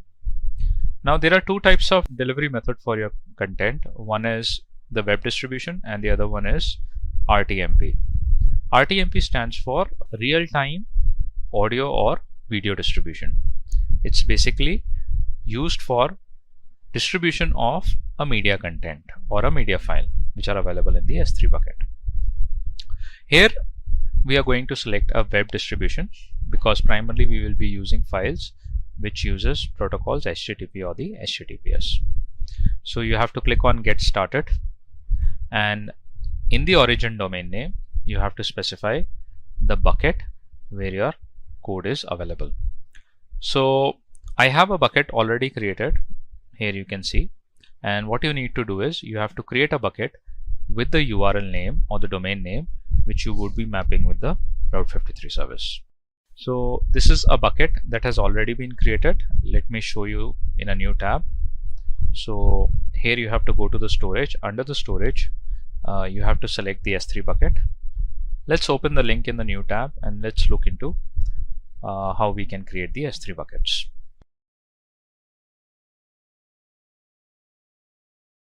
Now here are a couple of buckets already created. I have created one bucket with the domain name that I'm going to use and map it with the Route 53 service. So that is basically mapped to a region which is in Ohio. And if you open up this bucket, here you will find an HTML web page. The index.html has been already added, right? So similarly, you have to create a bucket with a domain, and an index.html page needs to be uploaded there. Now again, we'll go to the CloudFront. We'll try to create a distribution. Just have to click on create distribution. Select a web delivery method. Select an origin domain, which is sunshinelearning.in. And origin path, you don't have to specify. Origin ID is this one. So basically, when you define an origin domain name, automatically the origin ID appears. You can customize this origin ID as per your requirement also. So rest of the things, primarily we keep it as a default settings only until and unless if we require some customized settings to be done. So let's say if you have to change the cache behavior settings, you can do that. Otherwise, we'll keep it as default. Now in the distribution setting, you can either select use all edge locations for the best performance. So what does AWS basically do here? It uses all the edge locations which are associated with AWS across the globe. Otherwise, you can specify based on the regions also, right? Apart from that, if you want to enable firewalls or the access control list, you can specify here. And then what you need to do is, in the default root object, here you have to specify your index.html page, which is in the S3 bucket. The distribution state has to be enabled, and if you want to use IP version 6 as well, you need to enable it. Click on create a distribution. Now you can see here a distribution has been created. It's in progress and it is enabled. And it takes around 15 to 20 minutes to get that distribution completed. The reason is that the web codes, the web pages will be distributed across all the edge locations across the globe. So hence it takes time to get that done, right? Well, let's move on to Route 53 service, and let's create the hosted zones. So we'll type Route 53 here, scalable DNS and domain name registration. And what we are going to do here is we are going to map our URL, the domains pointed to the name servers that will be provided by the Route 53. So we have to create a hosted zone. Let's wait for it. So now the Route 53 dashboard is open, and you can see one hosted zone is already created. So just click on the hosted zone. And in order to point the traffic from the external domains towards the AWS, you have to first point the domains traffic to the hosted zone in the Route 53. So I'll click on create hosted zone, but before that I will first delete the existing one, and then I'll create another record, another hosted zone, right? Put your domain name. Let's say I put as sunshinelearning.in, and it is acting as a public hosted zone. Rest of the things will be default. Click on create hosted zone. Now it gives you 4 name servers, and these 4 name servers has to be updated in the domain. So you have to update these name servers in a platform from where you have purchased the domain, right? So this is half of the work done. Then what you need to do is you have to go and create records. Now in the records, you can select a routing policy. So right now what we are targeting basically that the traffic from the domain should be pointed directly towards the CloudFront distribution. Hence, we are going with a simple routing right now. Click on Next. Here you have to specify the record sets. So we are going to create the records. Just click on Define Simple Record. Put here as World Wide Web. And you have to select an endpoint. So endpoint we are selecting for the CloudFront distribution. So we have to specify alias for the CloudFront distribution. Now here we are going to put the CloudFront distribution URL, and then we are going to define the simple record set. So what we need is we need a CloudFront distribution URL, which you can find it from the CloudFront service itself, and you can find the domain name here itself. You just have to copy that and then paste it here in the distribution, and then just click on Define Simple Records. Again, click on Create Records, and here you can see the record set has been updated. Now this domain is basically pointed towards these name servers, which are further pointed towards the CloudFront distribution. Right now, the only thing which is left is that within the domain, from wherever you have purchased the domain, you should update these 4 name servers, and then you can see the live traffic coming on this domain will have an output from the CloudFront distribution. Today's topic is on AWS Autoscaling. So this is Akhil. I would be taking up a tutorial on the autoscaling. Let's begin with our tutorial, and let's look into what we have in today's session. So I would be covering up why we require AWS Autoscaling. What is AWS Autoscaling? What are the benefits of using the scaling service? How this autoscaling works? The different scaling plans we have. What is the difference between the snapshot and the AMI? What is a load balancer? And how many types of load balancers we have? And along with that, I would be covering up a real live demo on the AWS. Let's begin with why we require AWS Autoscaling. Now, before AWS Cloud Scaling, there was a question in the mind of enterprises that they were spending a lot of money on the purchase of the infrastructure. If they have to set up some kind of a solution, so they have to purchase an infrastructure, and a one-time cost was required. So that was a burden for them in terms of procuring a server, hardware, software, and then having a team of experts to manage all those infrastructure. So they used to think that no longer they require these resources if there was a cost-efficient solution for their project. That was the project manager used to think. Now, after the AWS Cloud Scaling that was introduced, automatically the autoscaling maintains the application performance based on the user requirements at the lowest possible price. So what does the autoscaling does is that whenever there is a scalability required, it manages it automatically. And hence the cost optimization became possible. Now, what is AWS Autoscaling? Let's look into deep. So AWS Autoscaling is a service that helps users to monitor their applications and the servers and automatically adjust the capacity of their infrastructure to maintain the steadiness. So they can increase the capacity, they can even decrease the capacity also for the cost optimization. And also predictable performance at the lowest possible cost. Now, what are the benefits of autoscaling? It gave the better fault tolerance applications. You can get the servers created and you can have a clone copy of the servers so that you don't have to deploy the applications again and again. Better cost management because the scalability is decided by the AWS automatically based on some threshold parameters. It was a reliable service, and whenever the scaling is created or initiated, you can get the notifications onto your mail IDs or to your cell phones. Scalability, as I mentioned, is always there in the autoscaling. It can scale up, it can scale down as well. And it has the flexibility in terms of whenever you want to schedule it, if you want to stop it, if you want to keep the size of the servers at a fixed number, you can always make the changes on the fly. And the better availability. Now, with the use of the autoscaling, we come around with the terminology called snapshot and the AMI. Let's look into the difference between the snapshots and the AMI. Snapshots versus AMI.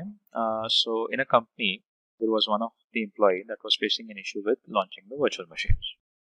So he asked his colleague a question. Is it possible to launch multiple virtual machines with a minimum amount of time? Because it takes a lot of time in terms of creating the virtual machines.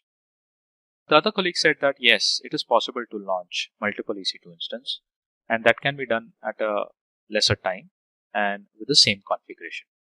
And this can be done either you use a snapshot or the AMI on the AWS.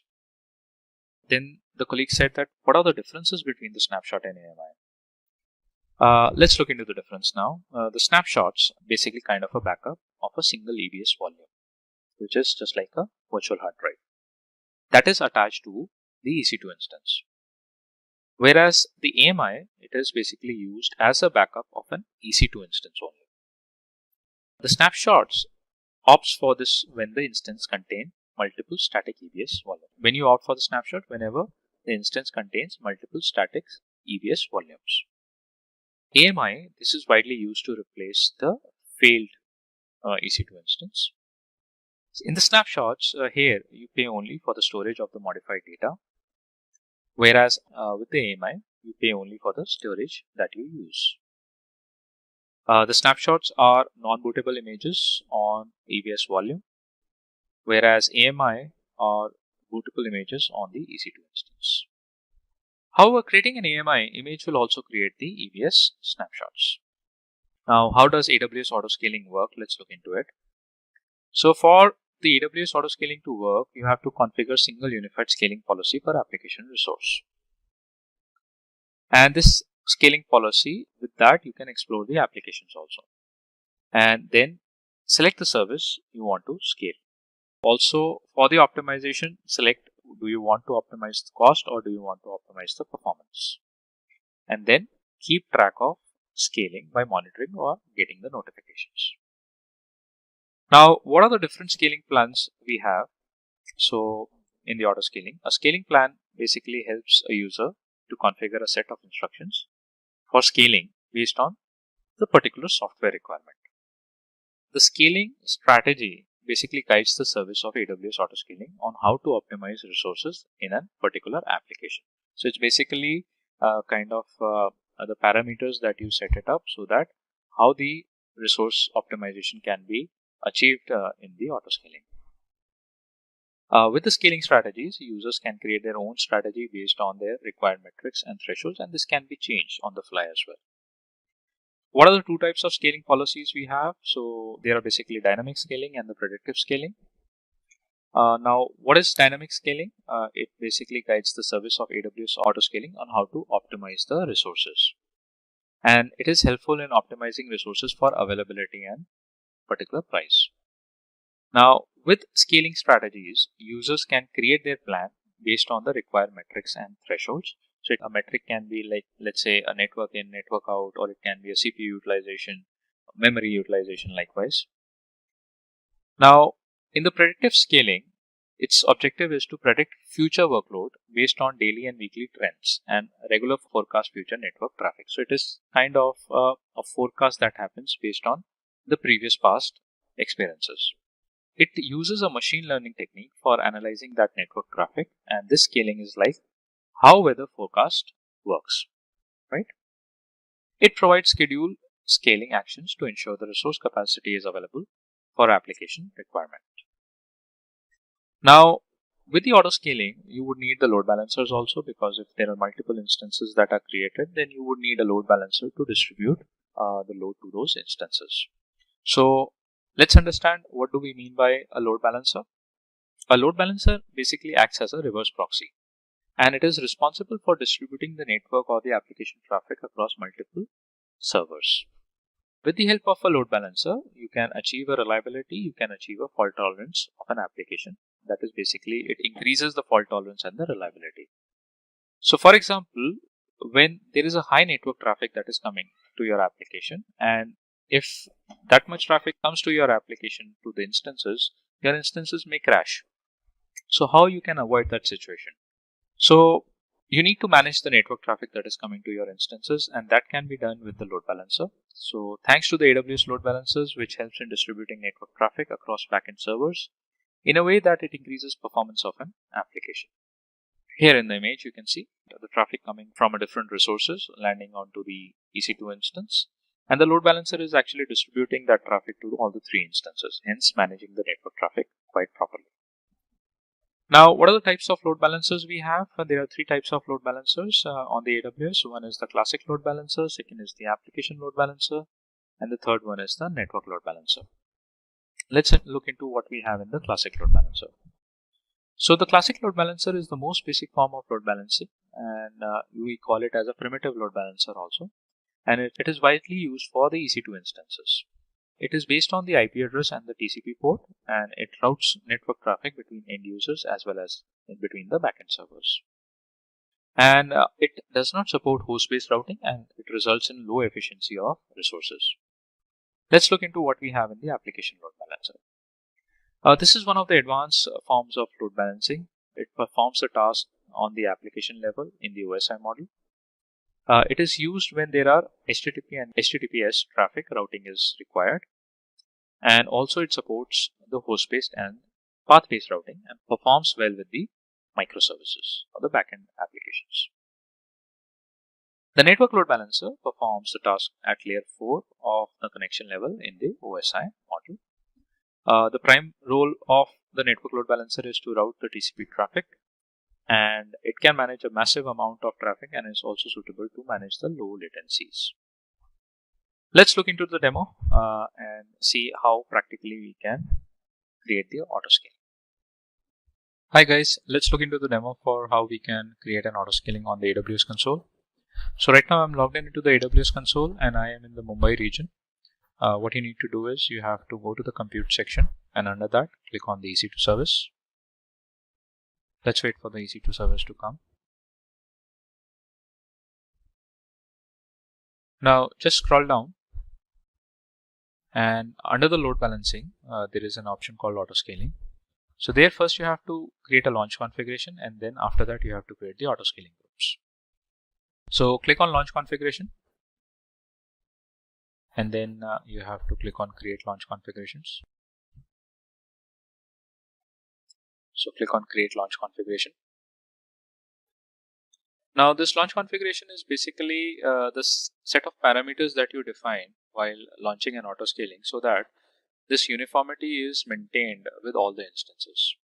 So that includes, let's say if you select a Windows OS or a Linux OS, that particular type of an operating system will be implemented in all the instances that will be part of an autoscaling.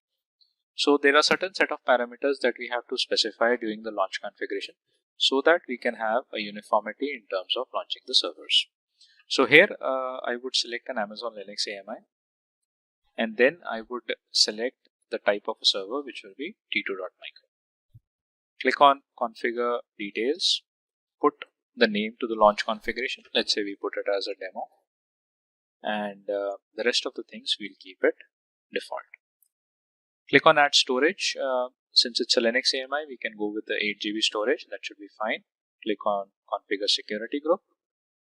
Let's create a new security group which has the SSH port open, and that is open for anywhere, which is basically source IPv4 and IPv6 IPs. Any IP will be able to access that. Click on review. Just review your launch configuration. If you want to make changes, you can do that. Otherwise, click on create a launch configuration.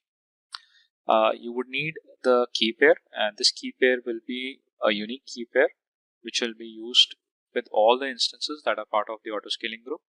So we can select an existing key pair if you have that. Otherwise, you can create a new key pair. So I have an existing key pair. I'll go with that, acknowledge it, and click on create launch configuration. Now we have successfully launched the configuration of an autoscaling. The next thing is to create an autoscaling group.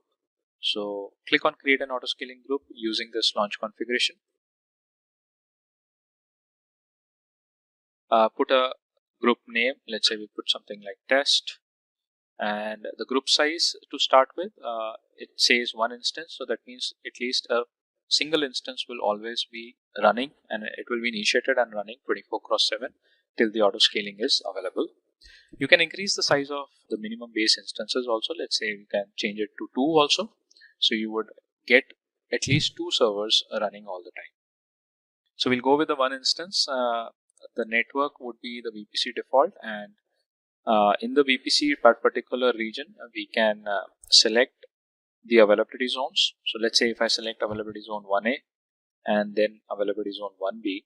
So how the instances will be launched? So one instance will be launched in 1A, the other one in the 1B, the third one in the 1A, fourth one in the 1B. Likewise, it will be equally spread among the availability zones.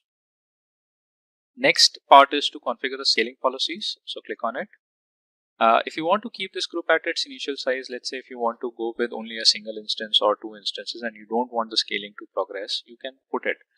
Keep this group at its initial size. So this is basically a way to halt the scaling. But we'll use the scaling policies to adjust the capacity of this group. So click on it.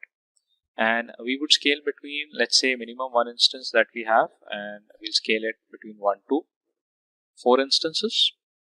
And what condition, on what basis these instances will be scaled up or scaled down would be defined in the scale group size. So the scaling policies you can implement based on a scale group size or using the simple scaling policies using the steps. So in the scale group size, you have certain metrics. You can use average CPU utilization. You can define a metric related to average network in, average network out, or the load balancer request counts per target.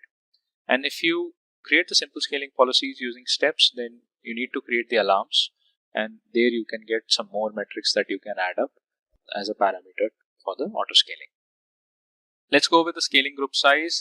Let's go with the metric type as average CPU utilization, and the target value here you have to specify what would be the threshold that when the instance CPU utilization is crossed, then a new instance should be initiated.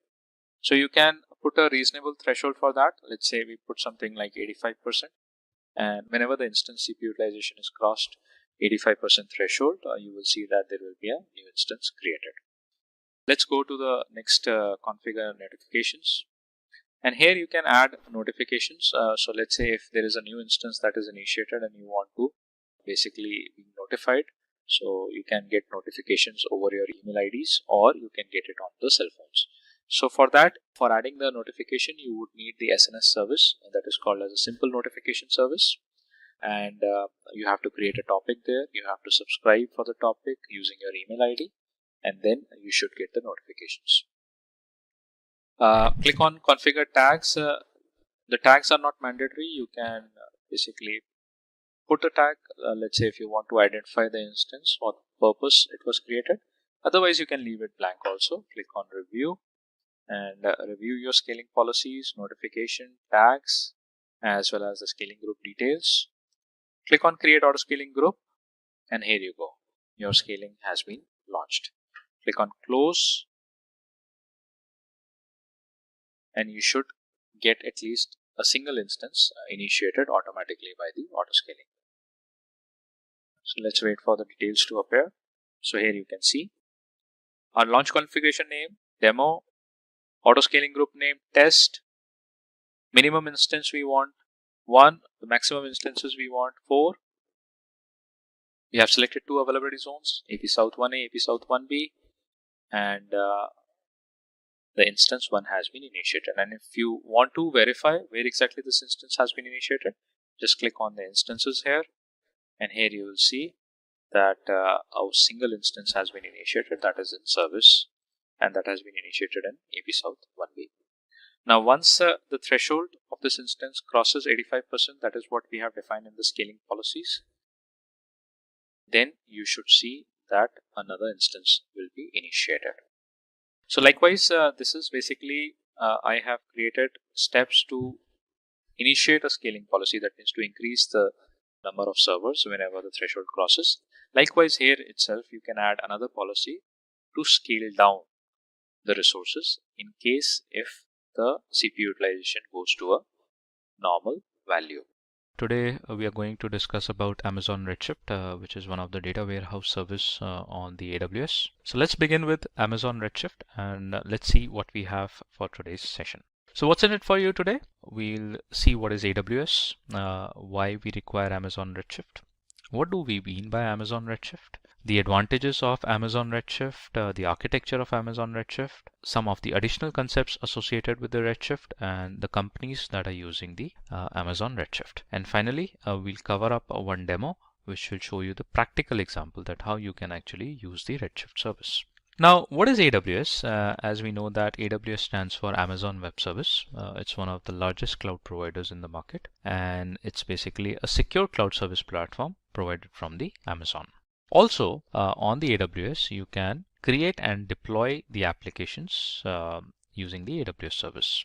Along with that, you can access the services provided by the AWS over the public network, that is, over the internet. They are accessible. Plus, you pay only whatever the service you use for. Now, let's understand why we require Amazon Redshift. So earlier, before Amazon Redshift, what used to happen that the people used to, or the developers used to fetch the data from the data warehouse. So data warehouse is basically a terminology which is basically represents the collection of the data. So a repository where the data is stored is generally called as a data warehouse. Now, fetching data from the data warehouse was a complicated task because might be a possibility that the developer is located at a different geography and the data warehouse is at a different location, and probably there is not that much network connectivity or some networking challenges, internet connectivity challenges, security challenges might be, and a lot of maintenance was required to manage the data warehouses. So what were the cons of the traditional data warehouse services? It was time consuming to download or get the data from the data warehouse. Maintenance cost was high, and there was the possibility of loss of information in between the downloading of the data, and the data rigidity was an issue. Now, how these problems could overcome, and this was basically solved with the introduction of Amazon Redshift over the cloud platform. Now, we say that Amazon Redshift has solved traditional data warehouse problems that the developers were facing, but how? What is Amazon Redshift actually is? So what is Amazon Redshift? It is one of the services over the AWS, Amazon Web Services, which is called as a data warehouse service. So Amazon Redshift is a cloud-based service or a data warehouse service that is primarily used for collecting and storing the large chunk of data. So it also helps you to get or extract the data, analyze the data using some of the BI tools. So business intelligence tools you can use and get the data from the Redshift and process that. And hence it simplifies the process of handling the large scale data sets. So this is the symbol for the Amazon Redshift over the AWS. Now let's discuss about one of the use case. So DNA is basically a telecommunication company, and they were facing an issue with managing their website and also the Amazon S3 data, which led down to slow process of their applications. Now, how could they overcome this problem? Let's see that. So they overcome this issue by using the Amazon Redshift, and all the company noticed that there was a 52% increase in the application performance. Now, did you know that Amazon Redshift is basically cost less to operate than any other cloud data warehouse service available on the cloud computing platforms? And also the performance of an Amazon Redshift is the fastest data warehouse we can say that is available as of now. So in both cases, one is that it saves the cost as compared to the traditional data warehouses, and also the performance of this Redshift service or a data warehouse service, the fastest available on the cloud platforms. And more than 15,000 customers presently they are using the Amazon Redshift service. Now let's understand some of the advantages of Amazon Redshift. First of all, as we saw that it is one of the fastest available data warehouse service, so it has the high performance. Second is, it is a low cost service. So you can have a large scale of data warehouse or the databases combined in a data warehouse at a very low cost. So whatever you use, you pay for that only. Scalability. Now, in case if you wanted to increase the nodes of the databases in your Redshift, you can actually increase that based on your requirement, and that is on the fly. So you don't have to wait for the procurement of any kind of a hardware or the infrastructure. It is whenever you require, you can scale up or scale down the resources. So the scalability is again one of the advantage of the Amazon Redshift.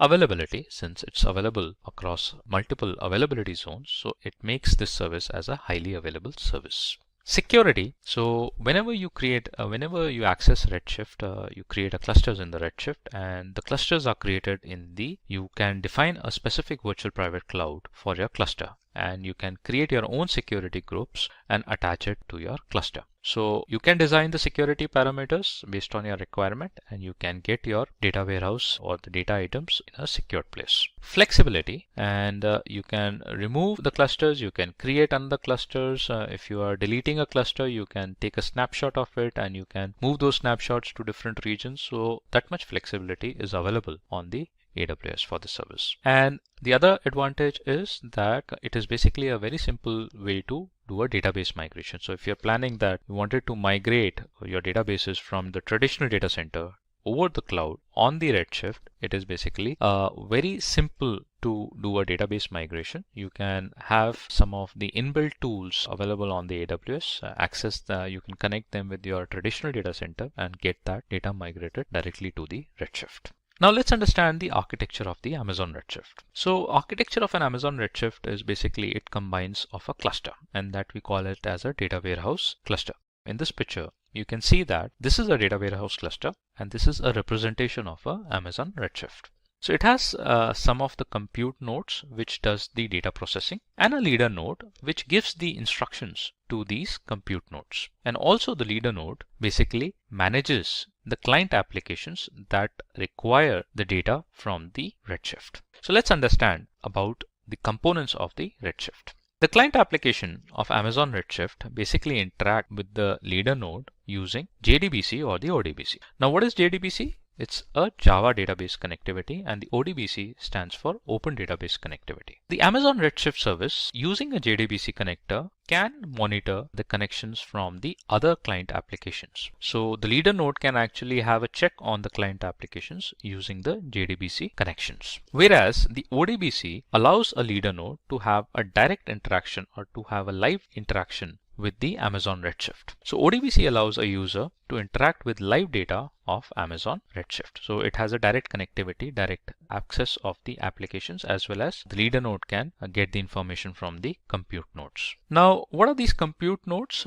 These are basically kind of a databases which does the processing. So Amazon Redshift has a set of computing resources which we call it as a nodes, and the nodes, when they are combined together, they are called it as a clusters. Now a cluster, a set of computing resources which are called as nodes, and this gathers into a group which we call it as a data warehouse cluster. So you can have a compute node starting from 1 to n number of nodes, and that's why we call that the Redshift is a scalable service, because we can scale up the compute nodes whenever we require. Now the data warehouse cluster or each cluster has one or more databases in the form of a nodes. Now what is a leader node? This node basically manages the interaction between the client application and the compute node. So it acts as a bridge between the client application and the compute nodes. Also, it analyzes and develops designs in order to carry out any kind of a database operations. So leader node basically sends out the instructions to the compute nodes, basically perform or execute that instruction and give that output to the leader node.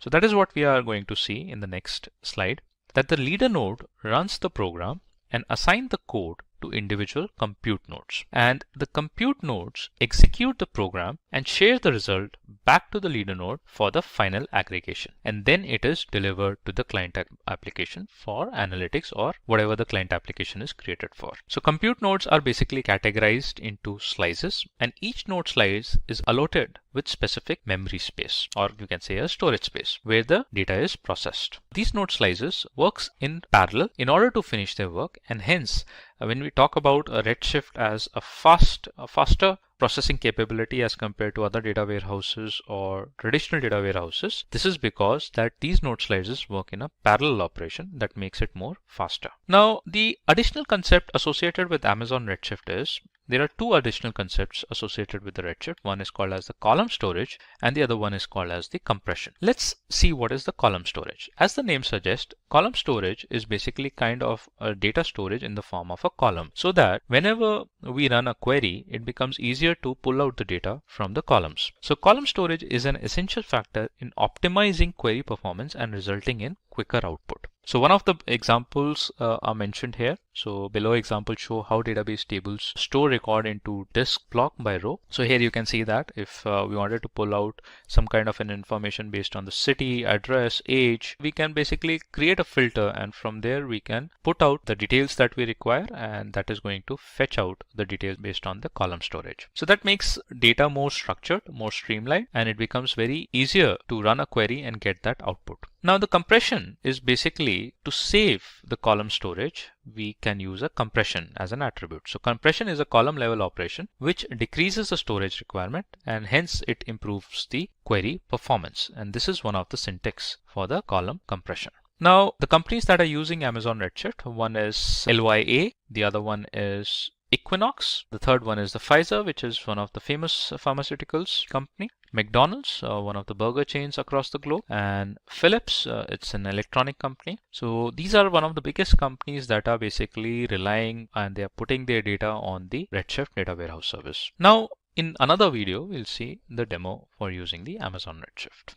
Let's look into the Amazon Redshift demo. So these are the steps that we need to follow for creating the Amazon Redshift cluster. And in this demo, what we'll be doing is that we'll be creating an IAM role for the Redshift so that the Redshift can call the services, and specifically we'll be using the S3 service. So the role that we'll be creating, we'll be giving the permission to Redshift to have an access of an S3 in the read-only format. So in the step 1, what we require, we'll check the prerequisites, and what you need to have is the AWS credentials. If you don't have that, you need to create your own credentials, and you can use your credit and the debit card. And then in the step 2, we'll proceed with the IAM role for the Amazon Redshift. Once the role is created, we'll launch a sample Amazon Redshift cluster mentioned in the step 3, and then we'll assign a VPC security groups to our cluster. Now you can create it in the default VPC also, you can create a default security groups also, otherwise you can customize the security groups based on your requirement. Now to connect to the sample cluster, you need to run the queries, and you can connect to your cluster and run queries on the AWS Management Console query editor, which you will find it in the Redshift only. Or if you use the query editor, you don't have to download and set up a SQL client application separately. And in the step 6, what you can do is you can copy the data from the S3 and upload that in the Redshift, because the Redshift would have an access, a read-only access for the S3, as that will be created in the IAM role. So let's see how we can actually use the Redshift on the AWS. So I am already logged in into my account. I am in North Virginia region. I'll search for Redshift service, and here I find Amazon Redshift. So just click on it. Let's wait for the Redshift to come. Now this is a Redshift dashboard, and from here itself you have to run the cluster. So to launch a cluster, you just have to click on this launch cluster, and once the cluster is created, and if you wanted to run queries, you can open query editor, or you can basically create queries and access the data from the Redshift. So that's what it was mentioned in the steps also, that you don't require a separate SQL client application to get the queries run on the data warehouse. Now, before creating a cluster, we need to create the role. So what we'll do is we'll click on the services and we'll move to IAM role section. So IAM role I can find here under the security, identity and compliance. So just click on the identity access management and then click on create roles. So let's wait for IAM page to open. So here in the IAM dashboard, you just have to click on the roles. I already have the role created. So what I'll do is I'll delete this role and I'll create it separately. So just click on a create role, and under the AWS services, you have to select for the Redshift, because now the Redshift will be calling the other services, and that's why we are creating the role. Now, which other services that the Redshift will be having an access of? S3. Why? Because we'll be putting up the data on the S3, and that is something which needs to be uploaded on the Redshift. So we'll just search for the Redshift service, and we can find it here. So just click on it and then click on Redshift customizable in the use case. Now click on next permissions, and here in the permissions, give the access to this role, assign the permissions to this role in the form of an S3 read-only access. So you can search here for the S3 also. Let's wait for the policies to come in. Here it is. Let's type S3.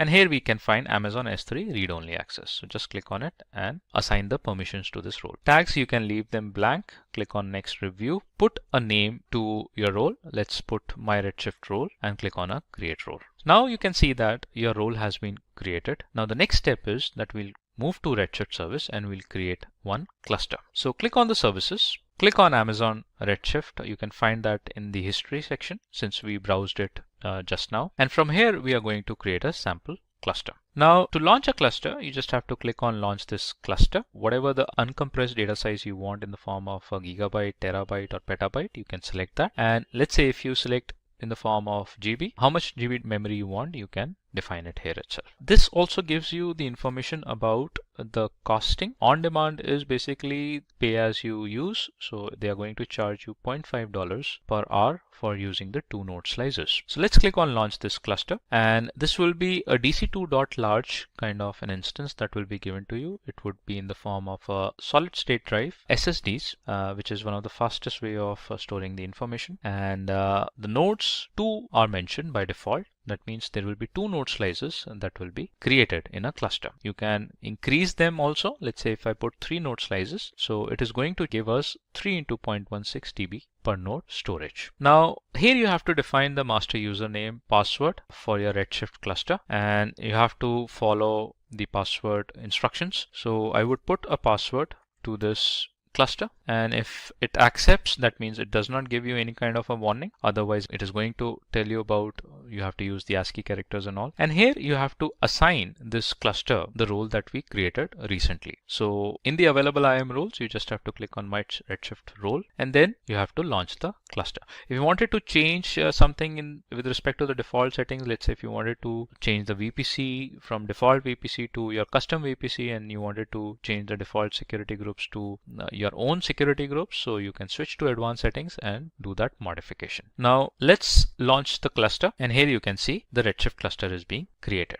Now if you wanted to run queries on this Redshift cluster, so you don't require a separate SQL client, you just have to follow the simple steps to run a query editor, and the query editor you will find it on the dashboard. So let's click on the cluster, and here you would see that the Redshift cluster would be created with the 3 nodes in the US East 1B availability zone. So we have created the Redshift cluster in the Ohio region, and now what we'll do is we'll see how we can create the tables inside the Redshift, and we'll see how we can use the copy command so that we can directly move the data uploaded on the S3 bucket to the Redshift database tables. And then we'll query the results of a table as well. So how we can do that? First of all, after creating the Redshift cluster, we have to install SQL Workbench /J.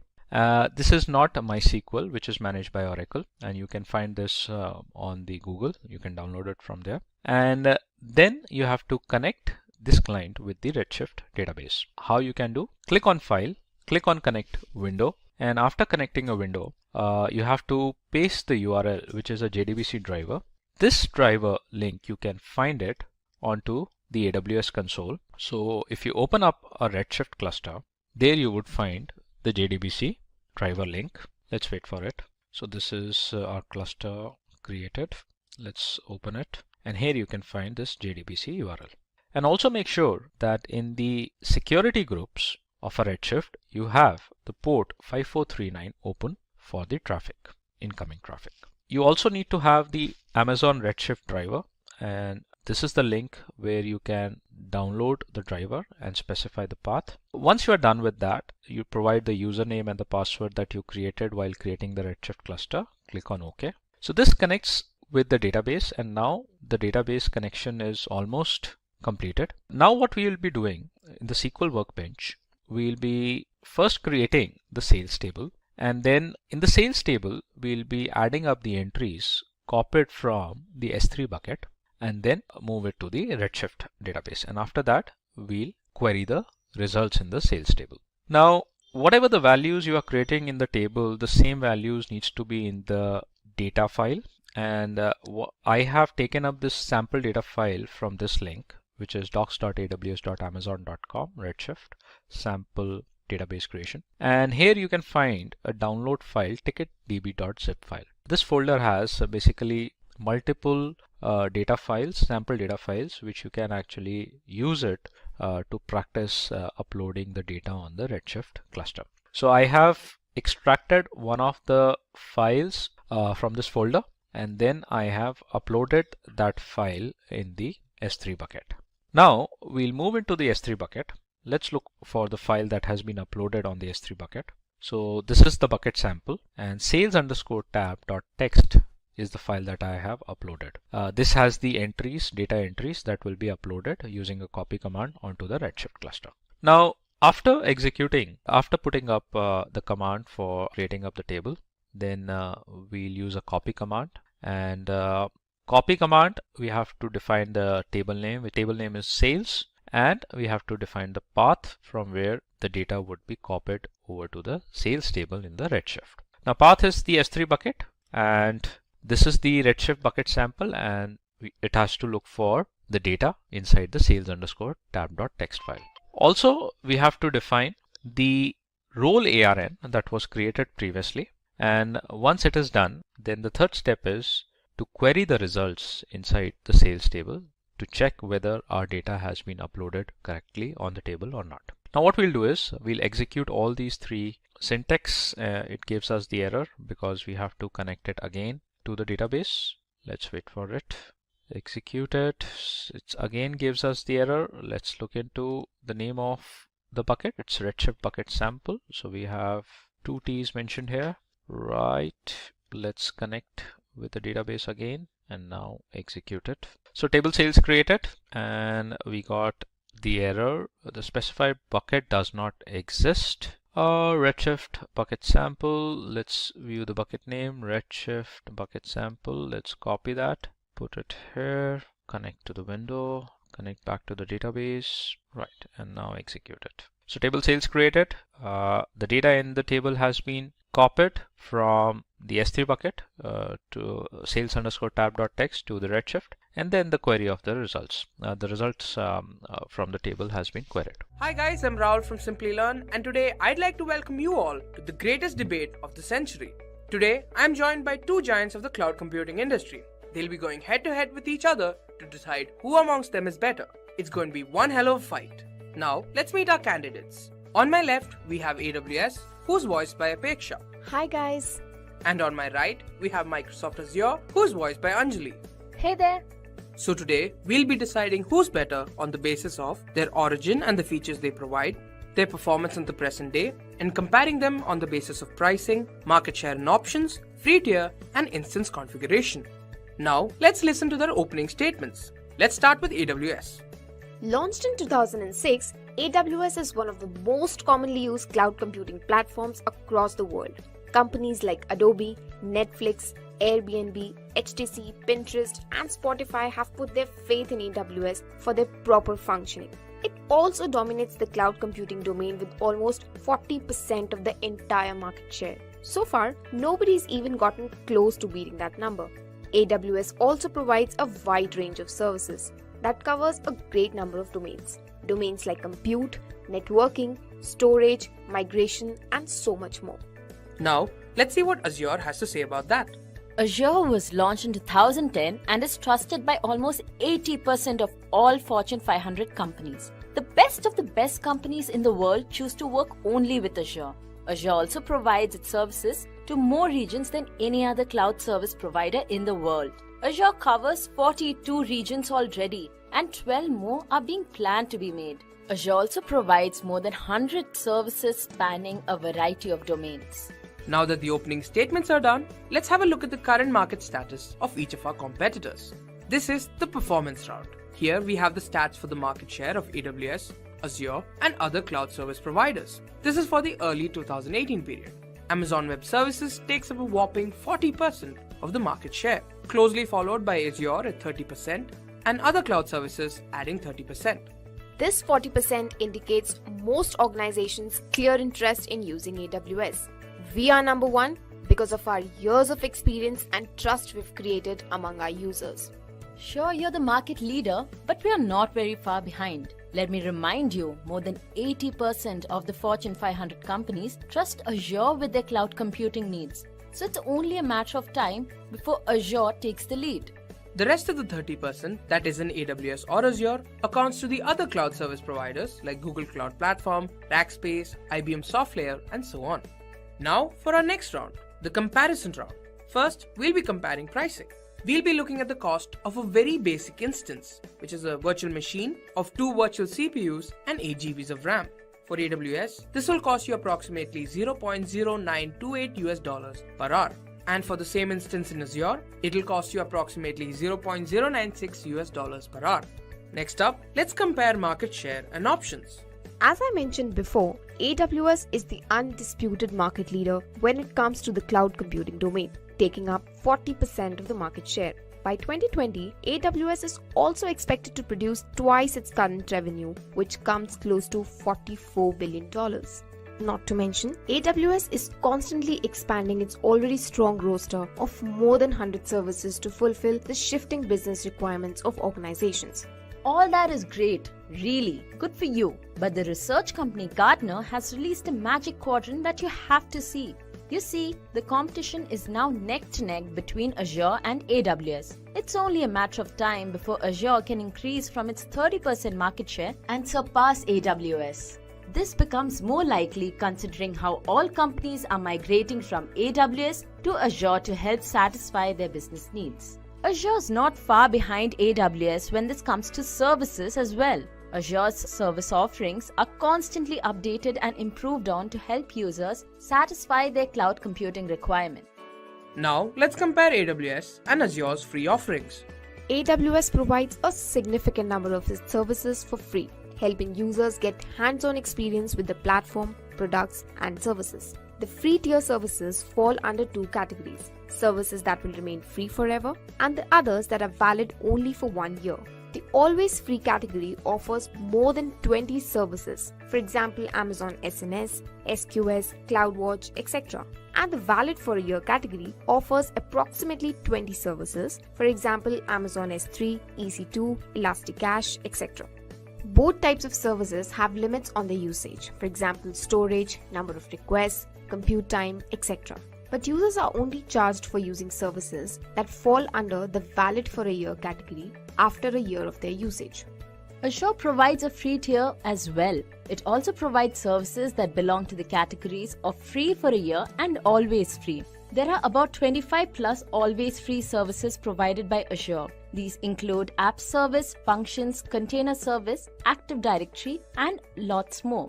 And as of the valid for a year, there are 8 services offered. There's Linux or Windows virtual machines, blob storage, SQL database, and few more. Azure also provides the users with credits of $200 to access all their services for 30 days. Now this is a unique feature that Azure provides, where its users can use their credits to utilize any service of a choice for the entire month. Now let's compare instance configuration. The largest instance that AWS offers is that of a whopping 256 GB of RAM and 16 virtual CPUs. The largest that Azure offers isn't very far behind either, 224 GB of RAM and 16 virtual CPUs. And now for the final round. Now each of our contestants will be shown facts and they have to give explanations for these facts. We call it the rapid fire round. First, we have features in which AWS is good and Azure is better. AWS does not cut down on the features it offers its users. However, it requires slightly more management on the user's part. Azure goes slightly deeper with the services that fall under certain categories like Platform as a Service and Infrastructure as a Service. Next, we have hybrid cloud, where AWS is good and Azure is better. Okay, although AWS did not emphasize on hybrid cloud earlier, they are focusing more on technology now. Azure has always emphasized on hybrid cloud and has features supporting it since the days of its inception. For developers, AWS is better and Azure is good. Of course it's better, because AWS supports integration with third-party applications. Well, Azure provides access to data centers that provide a scalable architecture. For pricing, both AWS and Azure are at the same level. It's good for AWS because it provides a competitive and constantly decreasing pricing model. And in the case of Azure, it provides offers that are constantly experimented upon to provide its users with the best experience. And that's it. Our contestants have finished giving their statements. Now, let's see who won. Surprisingly, nobody. Each cloud computing platform has its own pros and cons. Choosing the right one is based entirely on your organization's requirements. Hi guys, today we've got something very special in store for you. We're going to talk about the best cloud computing platform available, Amazon Web Services.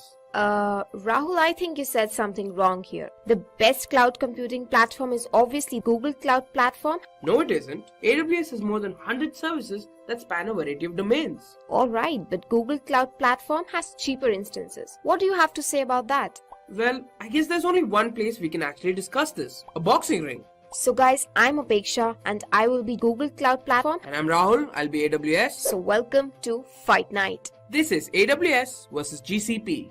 The winner will be chosen on the basis of their origin and the features they provide, their performance in the present day, and comparing them on the basis of pricing, market share and options, the things they give you for free, and instance configuration. Now first let's talk about AWS. AWS was launched in 2004 and is a cloud service platform that helps businesses grow and scale by providing them services in a number of different domains. These domains include compute, database, storage, migration, networking, and so on. A very important aspect about AWS is its years of experience. Now AWS has been in the market a lot longer than any other cloud service platform, which means they know how businesses work and how they can contribute to the business growing. Also, AWS has over $5.1 billion of revenue in the last quarter. This is a clear indication of how much faith and trust people have in AWS.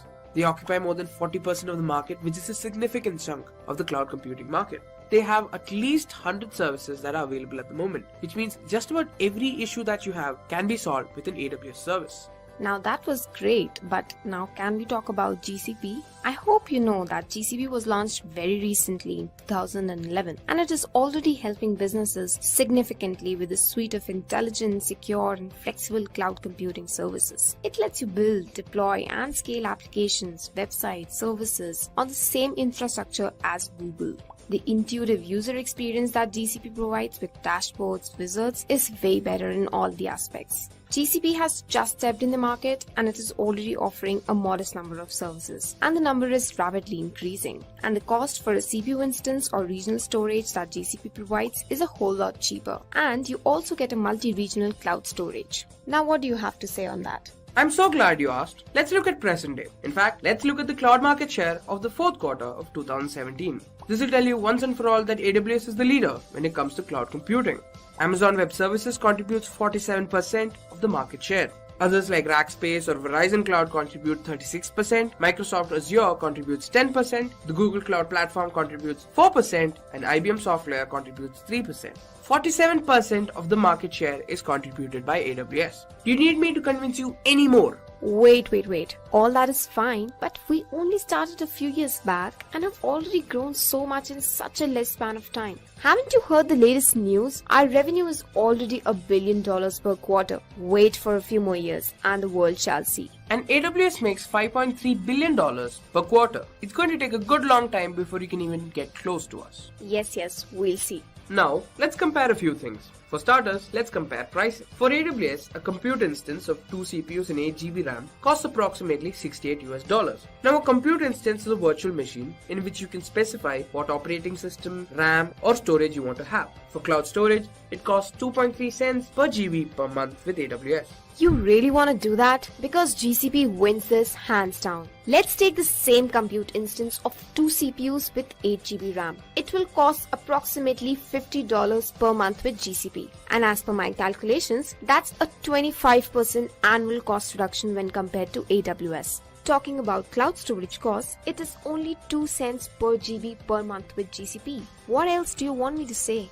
Let's talk about market share and options. Now, AWS is the current market leader when it comes to cloud computing. Now, as you remember, we contribute at least 47% of the entire market share. AWS also has at least 100 services available at the moment, which is a clear indication of how well AWS understands businesses and helps them grow. Yeah, that's true, but you should also know that GCP is steadily growing. We have over 60 services that are up and running, as you can see here, and a lot more to come. It's only a matter of time when we will have as many services as you do. Many companies have already started adopting GCP as a cloud service provider. Now, let's talk about things you get for free. With AWS, you get access to almost all the services for an entire year with usage limits. Now, these limits include an hourly or by-the-minute basis. For example, with Amazon EC2, you get 750 hours per month. You also have limits on the number of requests to services. For example, with AWS Lambda, you have 1 million requests per month. Now, after these limits are crossed, you get charged standard rates. With GCP, you get access to all cloud platform products like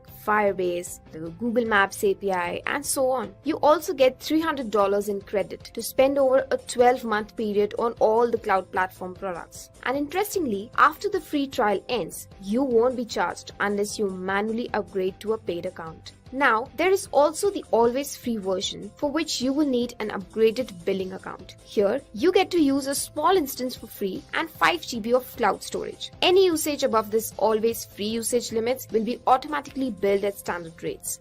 Now let's talk about how you can configure instances. With AWS, the largest instance that's offered is of 128 CPUs and 4 TBs of RAM. Now, other than the on-demand method, like I mentioned before, you can also use spot instances. Now, these are for situations where your application is more fault tolerant and can handle an interruption. Now, you pay for the spot price, which is effective at a particular hour. Now, these spot prices do fluctuate, but are adjusted over a period of time. The largest instance offered with Google Cloud is 160 CPUs and 3.75 TBs RAM. Like spot instances of AWS, Google Cloud offers short-lived compute instances suitable for batch jobs and fault-tolerant workloads. They are called as preemptible instances. So these instances are available at 80% off on on-demand price. Hence, they reduce your compute engine costs significantly. And unlike AWS, these come at a fixed price. Google Cloud Platform is a lot more flexible when it comes to instance configuration. You simply choose your CPU and RAM combination. Of course, you can even create your own instance types this way.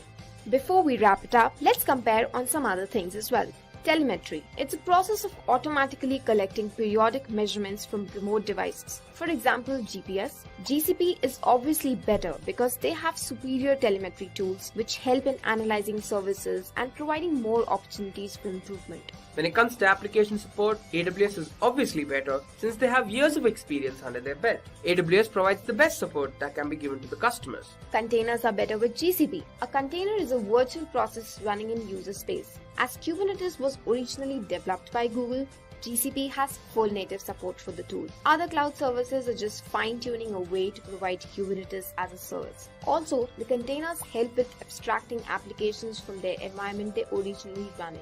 The applications can be deployed easily regardless of their environment. When it comes to geographies, AWS is better since they have a head start of a few years. AWS in this span of time has been able to cover a larger market share and geographical locations. Now, it's time for the big decision. So, who's it going to be? Yeah, who is it going to be? GCP or AWS? I think I'm going to go for... In cloud computing, the competition for leadership is quite a tough three-way race. Amazon Web Services, Microsoft Azure, and Google Cloud Platform clearly are the top cloud companies, hold a commanding lead in the infrastructure as a service and platform as a service markets. Hey everyone, I'm Shamli and I welcome you all to this new video of Simplilearn on AWS versus Azure versus GCP. In this video, we will compare and contrast AWS, Azure, and GCP based on a few related concepts around these cloud computing platforms. It will help us understand the functioning of these top cloud platforms and will also let us figure out the individuality of each one of them. But before starting with the comparison, let's have a quick introduction of AWS versus Azure versus GCP. So let's get started. Amazon Web Services or AWS is a cloud computing platform that manages and maintains hardware and infrastructure, reducing the expense and complexity of purchasing and running resources on site for businesses and individuals. These resources are available for free or for a fee per usage. Microsoft Azure is a cloud computing service that it offers a collection of cloud computing services for building, testing, deploying, and managing applications in the cloud, including remotely hosted and managed versions of Microsoft technology. Google Cloud Platform offers a variety of cloud computing services for building, deploying, scaling, monitoring, and operating a cloud. The services are identical to those that power Google products such as Google Search, Gmail, YouTube, and Google Drive. Now let's move on to the comparison between AWS, Azure, and GCP. We will be comparing them based on few major parameters like origin, service integration, availability zone, cloud tools like compute, storage, networking, market share, pricing, and at last, who uses them. Now, let's move ahead and start with the first comparison, origin. In the year 2006, Amazon Web Services, AWS, was introduced to the market, and in the year 2010, Azure launched its services. Whereas on the other hand, GCP was established in the year 2008. From the start, AWS has been supportive of the open source concept, but the open source community has a tense relationship with Azure. On the other hand, GCP, similar to AWS, provides Google Cloud with managed open source services that are tightly linked. AWS offers services on a large and complex scale that can be manipulated, but Azure support is comparatively low quality, whereas GCP's monthly support price is almost $150 for the Silver class, which is the most basic of services and is quite expensive. Now let's move on to the service integration of these cloud platforms. Service integration is a set of tools and technology that connects different applications, systems, repositories, and data and process interchange in real time. AWS makes it simple for users to combine services such as Amazon EC2, Amazon S3, Beanstalk, and others. On the other hand, Azure allows customers to effortlessly combine Azure VMs, Azure App Service, SQL databases, and other services. Whereas users can utilize GCP to combine services such as Compute Engine, Cloud Storage, and Cloud SQL. Now that we know briefly about all these cloud platforms, let's have a look at the availability zones of these platforms. Because AWS was the first in the cloud domain, they have had more time to build and extend their network. But Azure and GCP both have various locations around the world. But the distinction is in the amount of availability zones they have. AWS now offers 66 availability zones with an additional 12 on the pipeline. Close to it, Azure is available in 140 countries and is available in 54 regions throughout the world. But Google Cloud Platform is now available in 20 global areas, with 3 more on the way. Now let's move on to the next important factor, which is tools. Now let's move ahead and have a look at the first feature, which is compute. Elastic Compute Cloud, or EC2, is AWS compute service which offers a wide range of features including a large number of instances, support for both Windows and Linux, high performance computing, and more. Azure, on the other hand, virtual machines, is Microsoft Azure's core cloud-based compute solution. It includes Linux, Windows Server, and other operating systems as well as better security and Microsoft program integration. In comparison to its competitors, Google's computing services catalog is somewhat smaller. Compute Engine, that company's principal service, offers custom and predefined machine types, per second invoicing, Linux and Windows support, and carbon-neutral infrastructure that uses half the energy of traditional data centers. Within the compute category, Amazon's different containers services are gaining prominence. It has Docker Kubernetes, and it's also Fargate service, which automates server and cluster management when using containers as well as other alternatives. Azure, unlike AWS, uses virtual machine scale sets of 2 container services. Azure Container Service is based on Kubernetes, and Container Service uses Docker Hub and Azure Container Registry for management. For enterprises interested in deploying containers, Google offers the Kubernetes engine. It's also worth noting that Google was significantly involved in the Kubernetes project, providing it extensive knowledge in this field. Now let's move on to the next parameter of comparison, which is storage. Simple Storage Service For object storage, Elastic Block Storage. For persistent block storage, and Elastic File System for file storage are among AWS storage offerings. Blob storage for REST-based object storage of unstructured data, queue storage for a large volume workloads, file storage and disk storage are among Microsoft Azure's core storage services. GCP offers an increasing number of storage options. Its unified object storage service, cloud storage, also has a persistent disk option. Relational Database Service or RDS, DynamoDB, NoSQL Database, Elasticache in-memory data store, Redshift data warehouse, Neptune graph database, and database migration service are all SQL-compatible databases offered by Amazon. The database choices in Azure are especially wide. SQL database, MySQL database, and PostgreSQL database are the three SQL-based choices. When it comes to databases, GCP offers the SQL-based Cloud SQL and Cloud Spanner, a relational database built for mission-critical workloads. Now the next parameter is networking. AWS uses Amazon Virtual Private Cloud or VPC. On the other hand, Azure uses Azure Virtual Network, VNet, and GCP uses Cloud Virtual Network. Now let's move on to another factor, which is market share and pricing. All these cloud services are based on comparative pricing strategy, which means you need to pay on the basis of its usage. According to Canalys, the worldwide cloud market rose 35% to $41.8 billion in the first quarter of 2021. AWS accounts for 32% of the market, with Azure accounting for 19% and Google accounting for 7%.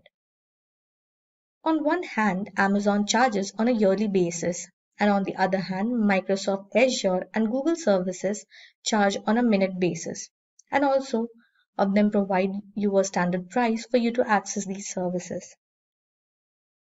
AWS charges roughly $69 per month for a very basic instance with 2 virtual CPUs and 8 GB of RAM. And AWS largest instance with 3.84 TB of RAM and 128 vCPUs will set you back roughly $3.97 per hour.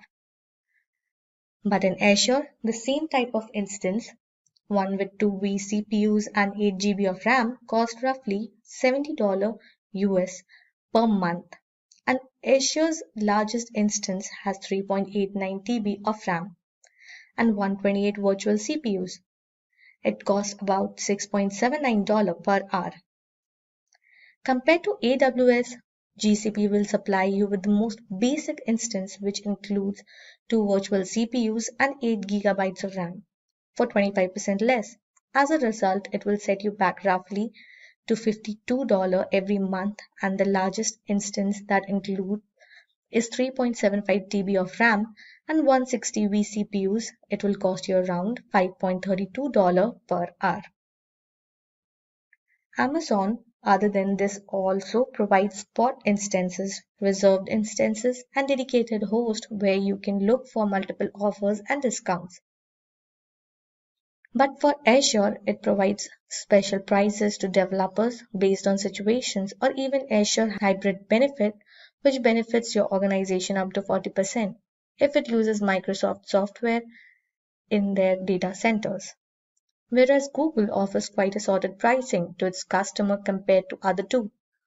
It gives you sustained use discounts, which activate if you use the same instance for a month.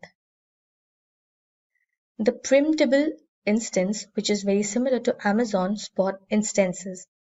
But one thing is common in all the 3 cloud services, which is they all offer long-term discount. Now let's have a look at the last comparison, which is companies using them. Because AWS is the oldest player in the cloud business, it has the largest user base and community support.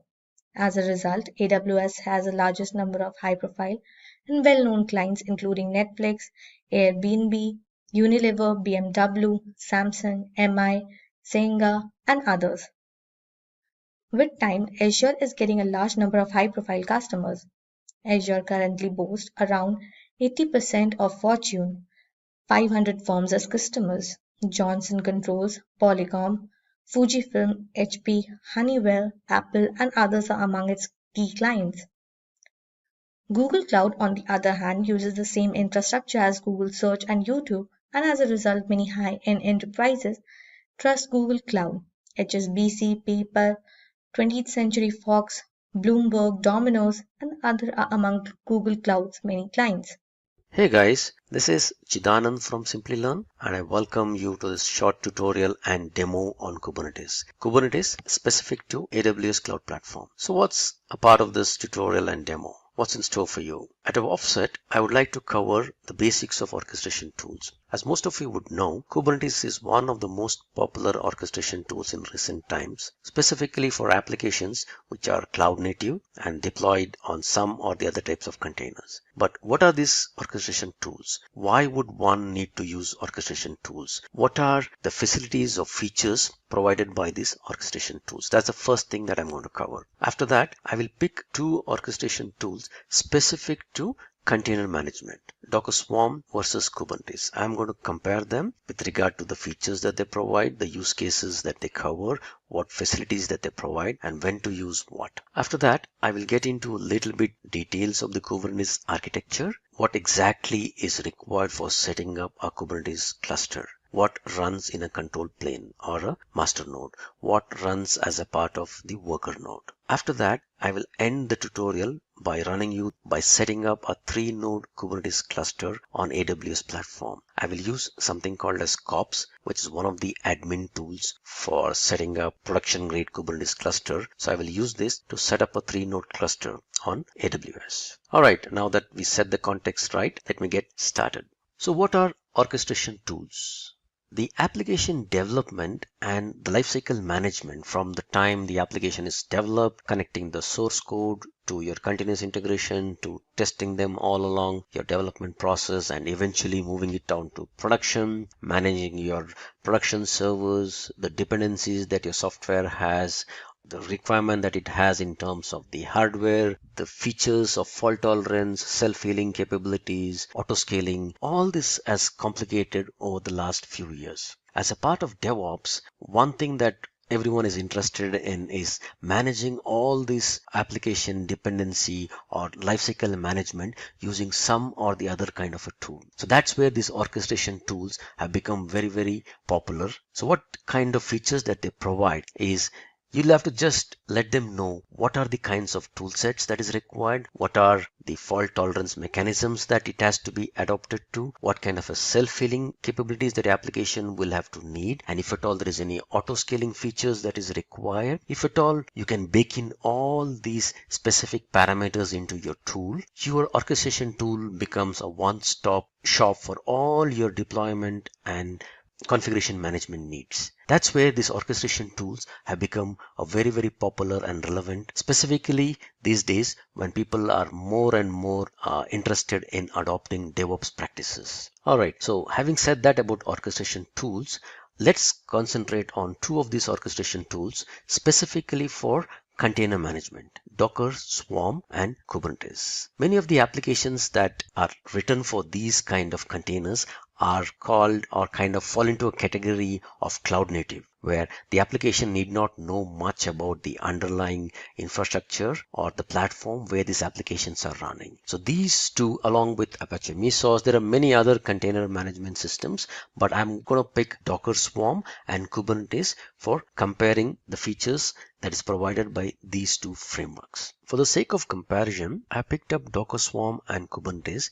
just because of the reason that both of them operate in the space of container management. They do something very, very similar to containers. That's the similarity that exists between these two orchestration tools. However, there's a big difference that exists when it comes to the types of containers that both of them cater to, and also the capacity of workloads they can be used for. Docker Swarm is a cluster management solution that is provided by Docker Container.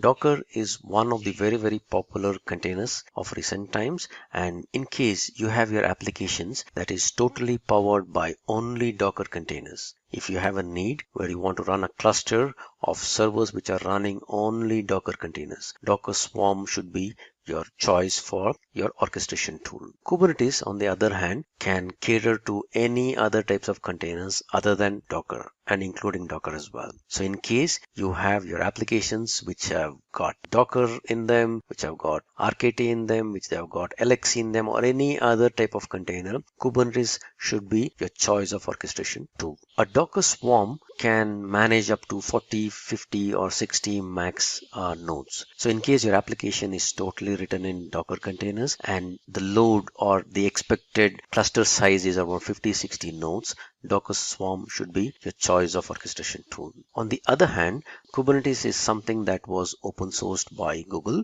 and the scale of operations that Kubernetes can cater to is Google scale. So if in case your applications are more than 1,000 nodes, that is where Kubernetes comes into play. That's the big difference that exists between Docker Swarm and Kubernetes. Putting those differences aside, let me compare Docker Swarm and Kubernetes based upon other features which are similar in nature. The first and important feature that Kubernetes provides is something called as autoscaling. If at all the load on your cluster is too high and your application is experiencing more load, so Kubernetes can add new nodes to your cluster. Of course, you'll have to configure Kubernetes in order to have those capabilities where it can spin up new VMs or new nodes. If at all you do that configuration correctly, Kubernetes has got the capacity, or it has got the feature where it can bring up a new node and add it to the cluster on the fly based upon the load that exists at that moment. On similar lines,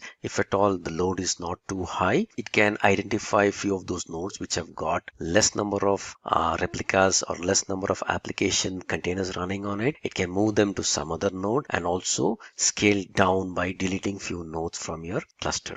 So that is the powerfulness of autoscaling which is provided by Kubernetes, and this unfortunately does not exist in Docker Swarm. The other feature of load balancing, specifically application load balancing. So Docker Swarm gives you an application level auto load balancing. However, Kubernetes gives you the flexibility of manually configuring any other type of load balancer of your choice for application load balancing. Installation. As I mentioned earlier, Docker Swarm is a loose cluster of containers which are running on nodes. It is very easy to spin up a new node and then connect them to a swarm. And this can be done in a very, very loosely coupled way where you can create swarms of your choice. Nodes are allowed to connect to swarms and quit or leave the swarms on the fly. So in and all, the installation is pretty easy and fast. Kubernetes, on the other hand, the configuration of Kubernetes, the way to spin up a big cluster specifying the size of the node,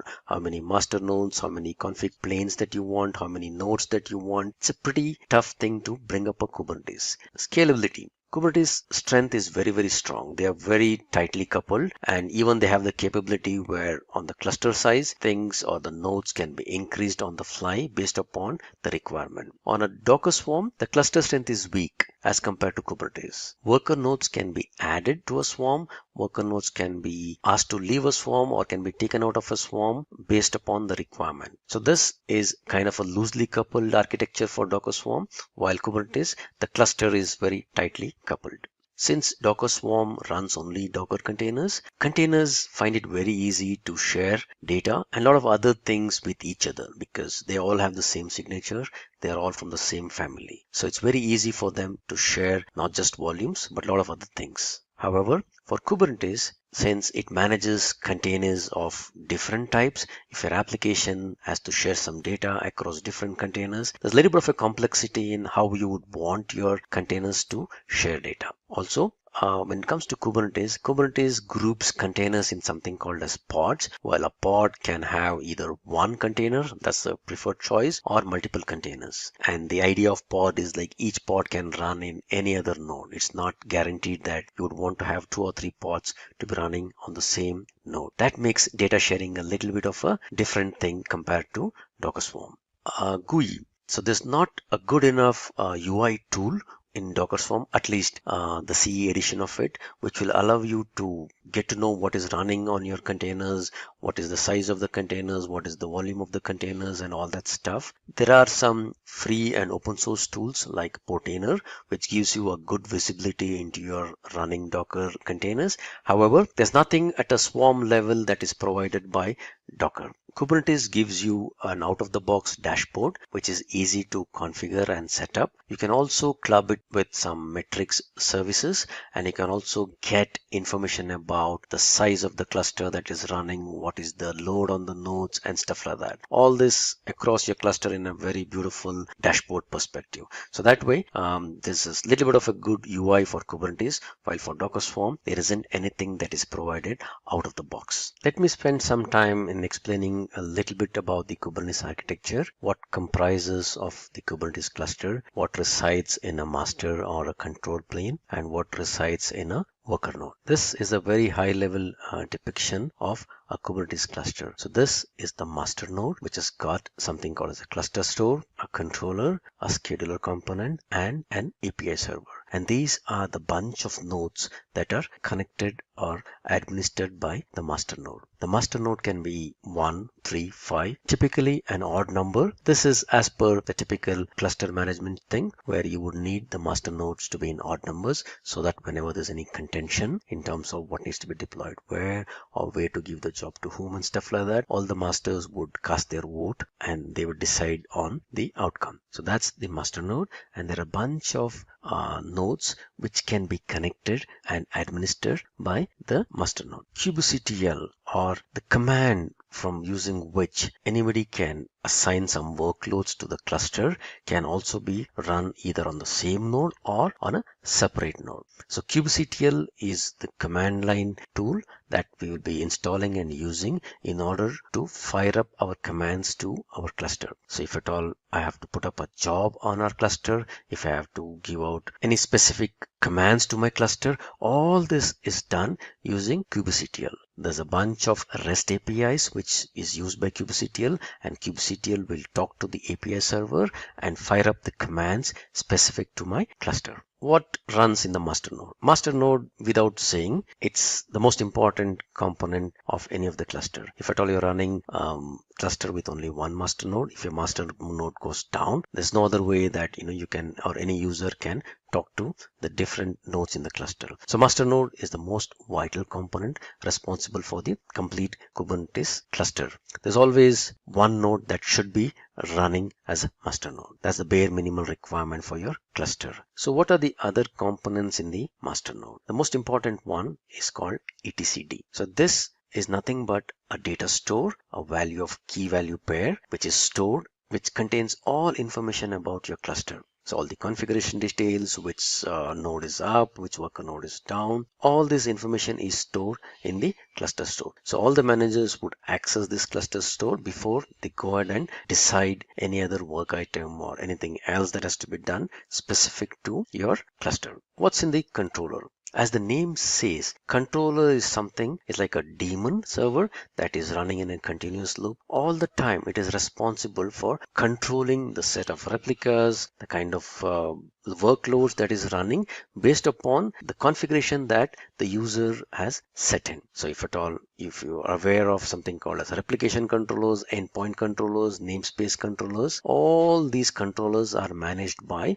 the controller component. If any user asked for some 3 replicas of a particular pod or a service to be running, and if at all any of the nodes goes down or the pod goes down for whatever reason, the controller is the one who wakes up and assigns this particular job or the pod to some other available node by looking up for the details using in the cluster store. That's the importance of the control manager or the controller. The scheduler assigns the tasks based upon whoever is asked for any job to be scheduled, based upon a time frame or based upon some criteria. It also tracks the working load as to what exactly is the load, who is running what in the cluster, and places the workload on whoever is the available resource at that time. Alright, API server. This is one other important component in our Kubernetes cluster, where how would the end user deploy or give out any sort of a workload onto your cluster? All the requests come to the API server.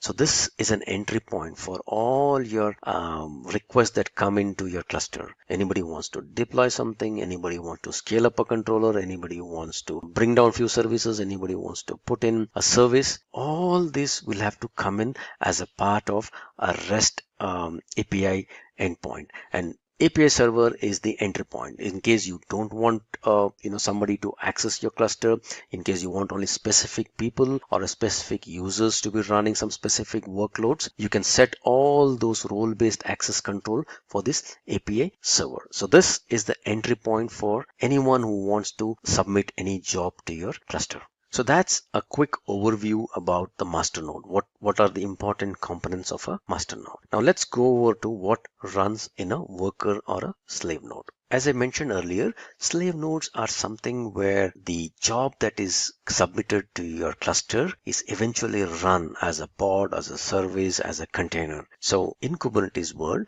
there is something called as a pod. A pod is nothing but a combination of a container. It is a wrapper around your running containers. So slave nodes or the worker nodes typically run these pods. So that is where the whole workload typically gets run. But there are a bunch of other components in the node which also manages what runs in the pod, who has to have access to the pod, what is the state of the pod, is it in a running state, is it going down for some reason, and all that stuff. So let's quickly go over those components that is there in the slave node. The most important component, in my opinion, that should be on the node should be the container runtime. As I mentioned earlier, Kubernetes can run any different types of containers, not just Docker. So in case you want to have a node which wants to have Docker running on it, RKT running on it, LKC running on it, or any other container environment that is running on it, you have to ensure that the specific container runtime environment is available on that specific node, so that whenever a job is submitted, a description of what needs to be run as a part of the pod, what should be the image with which it should be powered,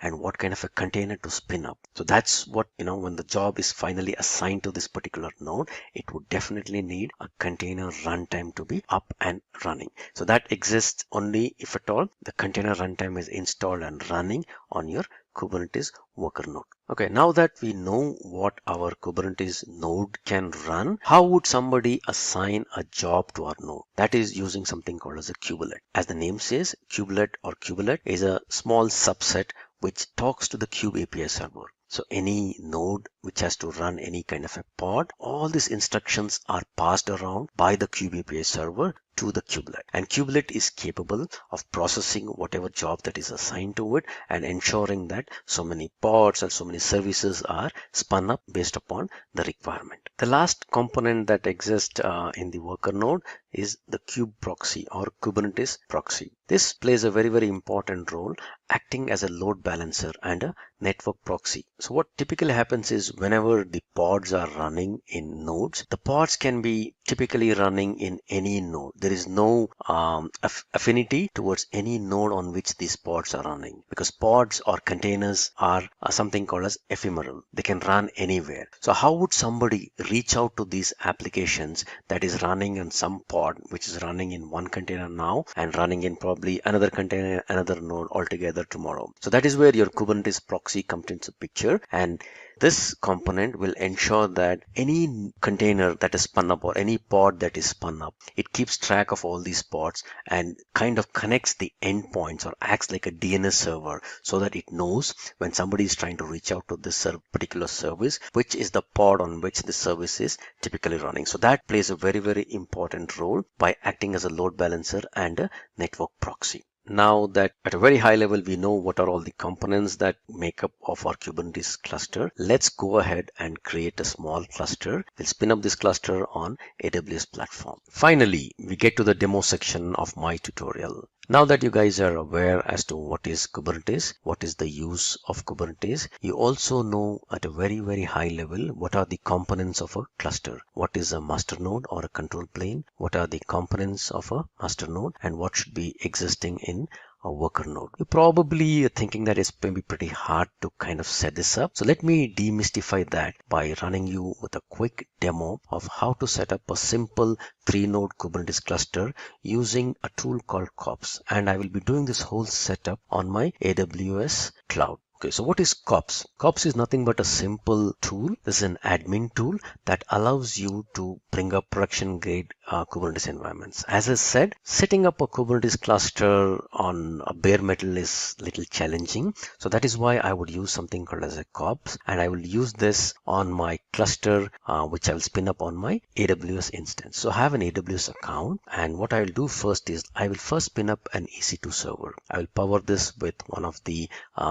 Linux AMIs, and I will install kops on it. Now this will be my starting point from where I'm going to trigger running up a big cluster. In our case, I'll try to keep it a little small. I don't want too many nodes in my cluster. I'm going to have one master node and 2 worker nodes. This whole operation would be done programmatically by installing this kops admin tool. So as you may know, AWS, it's a little hard for me to programmatically run other components or rather bring up servers. It's not pretty simple. So what I would do is I will create an IAM role which will attach to my EC2 server so that my EC2 server gets powered with all the required role so that it can go ahead and spin up cluster based upon my configuration that I'm going to specify.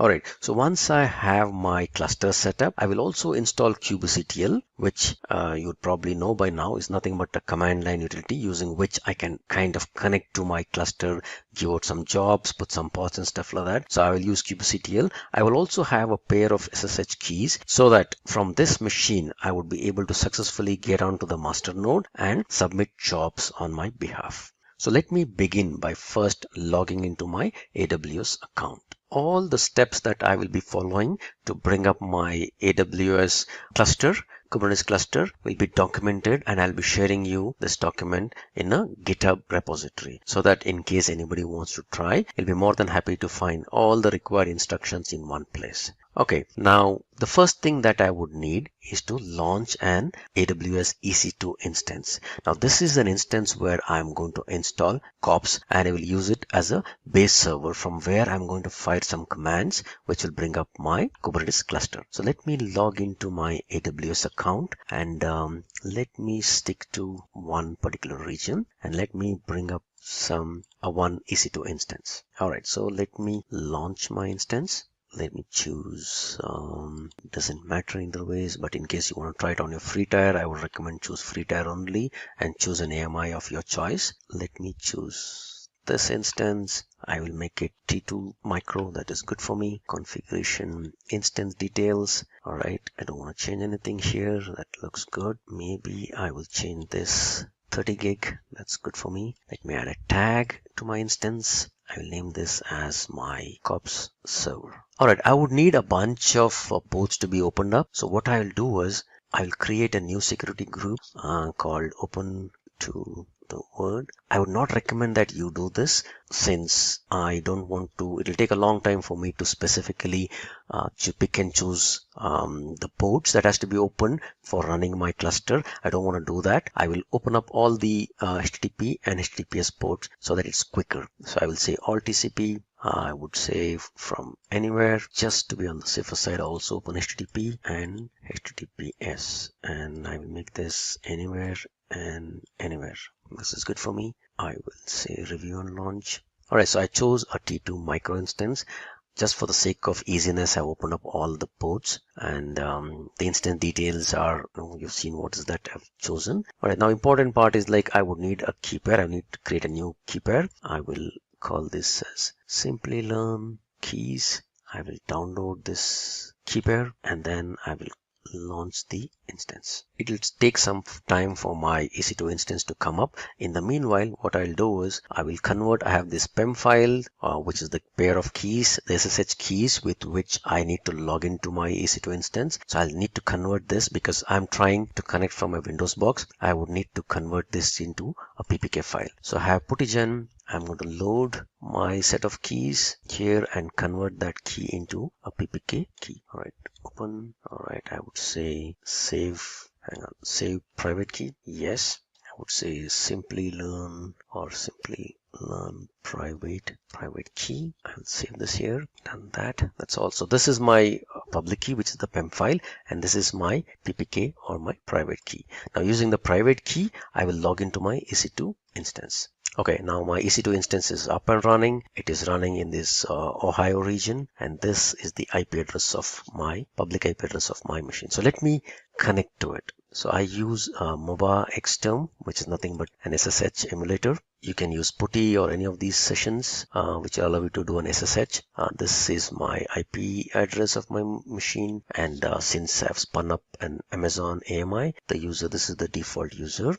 I would need to specify the private keys for my session, and this is the private key for my session. Say OK. I am in my Amazon EC2 instance. So let me look at what are the other things that I need to do. Alright, so as I said, I just brought up my EC2 instance, but I would need my EC2 instance to run few things on my behalf so that it can spin up other EC2 instances. It can also talk to an S3 bucket where I'm going to store the instance state of my Kubernetes cluster. Also some sort of an autoscaling group because I want to spin up more and more instances. I also want to have a private hosted zone using my Route 53. So I would need my EC2 instance to have all these sort of permissions for my server. So what I would do is I will go and create a permission, a role in the EC2, rather in the AWS IAM role, and I will attach this IAM role to my EC2 instance. Alright, so let me go to my IAM, which is nothing but the identity and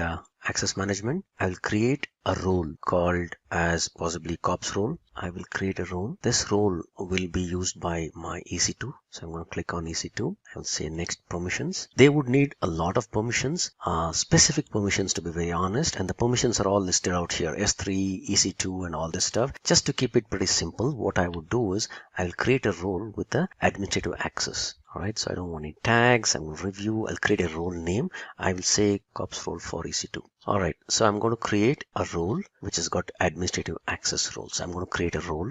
So this would ensure that my EC2 instance from which I'm going to run my cluster would have all the prerequisite permissions so that it can go and spin up instances, talk to S3 buckets and all that stuff. Alright, now let us have our running instance get powered by this role. So I will connect this role to my running instance. Alright, so this is my EC2 instance that is running. I will say action, attach, replace IAM roles. So there is no role as of now. I would want my COPS role for EC2. This is the role that I created. So I want this new role to be assigned to my EC2. Alright, great. Now my EC2 instance, which is my COPS server, has got all the required permissions so that he can create a cluster on my behalf. Great. Now before this, let me do a sudo yum update -y. So that any of the, because this is a newly provisioned VM, I just want to ensure that all my system libraries are all updated. So that when I do install COP and kubectl and all those things, none of them will fail because of some dependency or package issues. So I'm just running a sudo update -y so that all the libraries are updated. Okay, looks like it is done. So let me go ahead and install COPS. COPS is a pretty simple installation. It is available in a particular location. I have to just copy this and ensure that I do a curl and I install this particular stuff. Alright, so it is fetching the COPS tool. It's installing for me. Once it is copied down, let me change the mode so that I can execute it, and then also let me move it to my user local bin so that it is available for me in my path. Okay, that's pretty much the COPS installation. Let me also do one other thing. Let me install something called as kubectl. So this is what would be, a tool using which I'm going to be firing my commands to my Kubernetes cluster once it comes up. Right, this is a pretty smaller executable. So kubectl. Alright, so I have kubectl as well as COPS installed on my EC2 server now. Okay, now what I'll do next is I'm going to create an S3 bucket in AWS so that the Kubernetes cluster state is persisted in this bucket. So let me create a simple bucket with this name, S3 bucket with this name. So let me go to S3 and let me create a simple bucket with this name. I will just say create a bucket. Okay, so the Simplilearn.Kubernetes is the bucket that I created. So this bucket will store all information about my cluster. Let me now go and create a DNS entry or a DNS zone or a AWS Route 53 hosted zone for my cluster. So this is required so that I can give a cluster name for my Kubernetes cluster that I'm coming up. So I will create a private hosted zone, and possibly I will call this as Simplilearn.in. So this will be my name of my private hosted zone. In case you already have any other public hosted zones in your name, you can always put a Route 53 hosted zone specific for your domain name. Since I don't have anyone, I'm just going to create a simple private hosted zone. So let me head down to Route 53, click on any of these and you'll get these hosted zones out here. So I'm going to create a hosted zone here. I'm going to create a hosted zone. Click on create hosted zone. This would be Simplilearn.in. I want to create a public. No, I don't want a public. I want a private hosted zone, and I'm going to associate my VPC ID for this hosted zone. Since I'm going to try out all my exercises in the Ohio region, I will associate the VPC of the Ohio region for this. Alright, so this is the one that is specific to the Ohio region. So I will say this one, I'll say create a hosted zone. Great. Now let me come back to my EC2 box. My EC2 is all powered with whatever it needs in order to go ahead with the installation of my cluster. Only few things that I need to take care of is that, now that I put a name for my cluster, I also have an S3 bucket that I've configured for my cluster. I will have to ensure that I need to put in these two configurations as a part of my cluster building activity. So I will open my bash rc file, and I'm going to export these two variables. If at all you remember well, these two variables are nothing but the cluster name, which is nothing but the the private hosted zone that I created, and the S3 bucket where I'm going to create, or rather I'm going to store my cluster state. So let me copy these two and open up my bash rc file. Alright, so I will just add these two and copy these and export them out as my variable. I'm going to save this here. Now let me ensure that this gets picked up. Alright, I've got these two that I've configured, and I've also ensured that these environment variables are set. Now let me create a pair of SSH keys. This is to ensure that I can log into the box that I'm going to be provisioning as a part of my cluster. SSH-keygen. I don't want to give any parameters. Let it go to the home directory with the default name and without any passphrase. Alright, so I created a bunch of my key pair. Now I'm all set to go ahead and run my kops. Now kops will ensure that this will take some time for the cluster to come up, but this is exactly how I would define my kops command. I already have it copied here. So kops create cluster. The state of the cluster will be stored in this particular variable, which is what I have exported out. The number of node count is 2. Node count is the worker node count. If at all I don't specify, there's a configuration for specifying the master or the control plane as well. If I don't specify that, the default one is 1. So I'm going to create one primary or the master node and two worker nodes. Size of my master, node size of the worker nodes, what are the zones where I want this to be created, and where do I store the cluster information. And okay, I've already added this master count. This is actually not required, but this is the command that I'm going to fire off so that I bring up my cluster. Alright, that went off very fast, but this actually did not create a cluster. It is just the definition of a cluster, and that's why this came out very fast. Now that everything looks good with whatever configuration that I specified, now let me go ahead and create the cluster by saying kops update cluster -8. Yes. Now this will take some time, a good 5 to 10 minutes for it to, because this will actually start provisioning the servers. And as I mentioned earlier, based upon my configuration, I'm going to come up with one master server and two nodes, or the worker nodes. Alright, so this is the command for me to validate the cluster. Then I'm going to try it out first. I'm pretty sure that it will fail because all my servers are not up yet. It is taking some time. The validation, everything failed. But let me try to look at my EC2 instances and see how many servers do I have running as of now. If you see, I had only one server that I had started, which was my cop server, and automatically the other three instances, one is called nodes.simply.in, these two are the nodes, and this is the master node. So these three got automatically provisioned by the kops command that I ran. Alright, so this may take a while for it to get validated, a good 5 to 10 minutes. So what I'll do is I'll pause the video now and I'll come back once the cluster is up and running. It's been a good 8 to 9 minutes since I started my cluster. So let me validate now. Okay, seems good. So there's a master node, minimum 1, max 1, some nodes which are nothing but the slave nodes or the worker nodes. There are 2 of them, T2 micro, subnet. So my clusters seem to be up and running, and my cluster name is Simplilearn.in. So what I would want to do is now, let me just log into the master and see if I can run some pods. So let me get back to my installation steps here. The validation cluster is done. So let me log into since my cluster name is Simplilearn.in, this is the way to log into my box. So let me get into my box. So if you see here, this is the host name of the machine that I'm currently in. If you see this is nothing but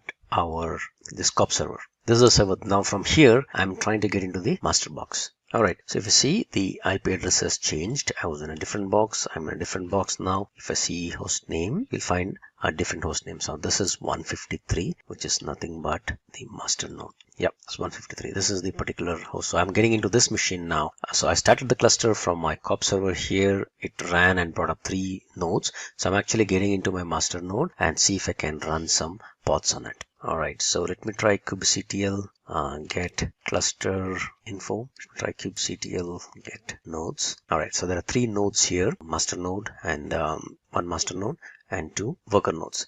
So let me see if I have some pods here. Kubectl get pods. So there's no pod as of now. So what I'll try to do is, let me just spin up a very simple pod just to check if my connections everything is correct or not correct. I have a simple Node.js application that I've built, and I've got a container for that. This is already pushed to the Docker Hub registry. It is called Simplilearn Docker Hub, and the image name that I have here is called my node app, and I will use this image to power one of my pods that I will run.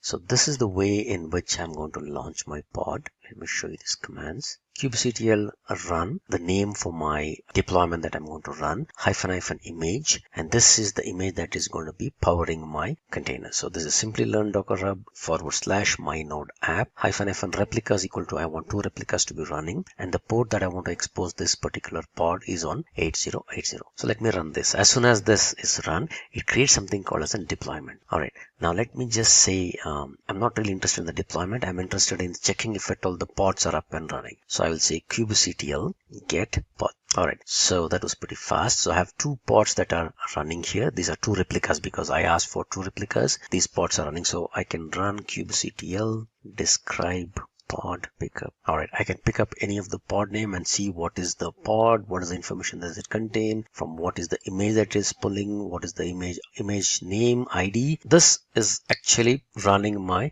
pod, which is actually spinning up a container. Great, so far so good. So in Kubernetes, the pods are ephemeral, so they can be there at any time, cannot be at any time. If I need to expose my pod outside, I will have to create a service for my pod. So what I'll do is I'll create a very simple service by exposing this particular deployment.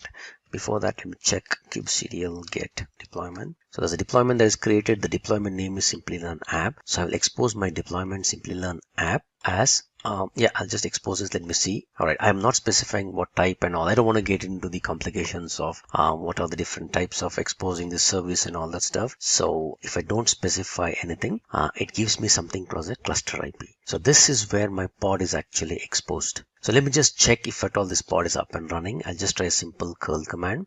Curl http : this is my cluster IP, and the port is 8080. If at all I hit this, it's actually hitting my application and giving me whatever.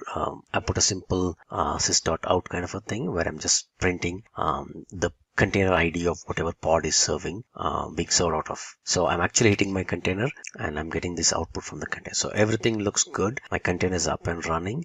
So let me just go and clean it up. I will say kubectl delete deployment Simplilearn app. This should get rid of all the pods that I created. Kubectl get pod. Alright, these pods are interminating things.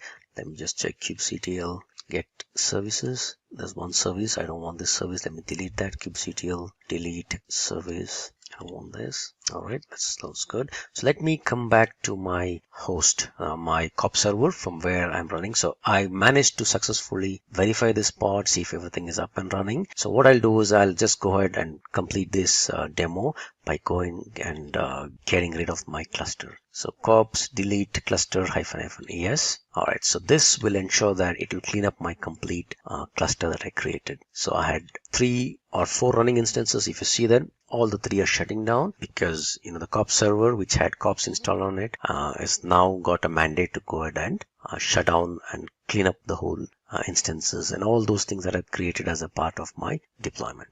Cloud computing is becoming more prominent among tech companies and organizations, making this skill in demand in the sector. Cloud-based solutions are proven to be a boon for company management around the world because they provide convenience at an inexpensive price.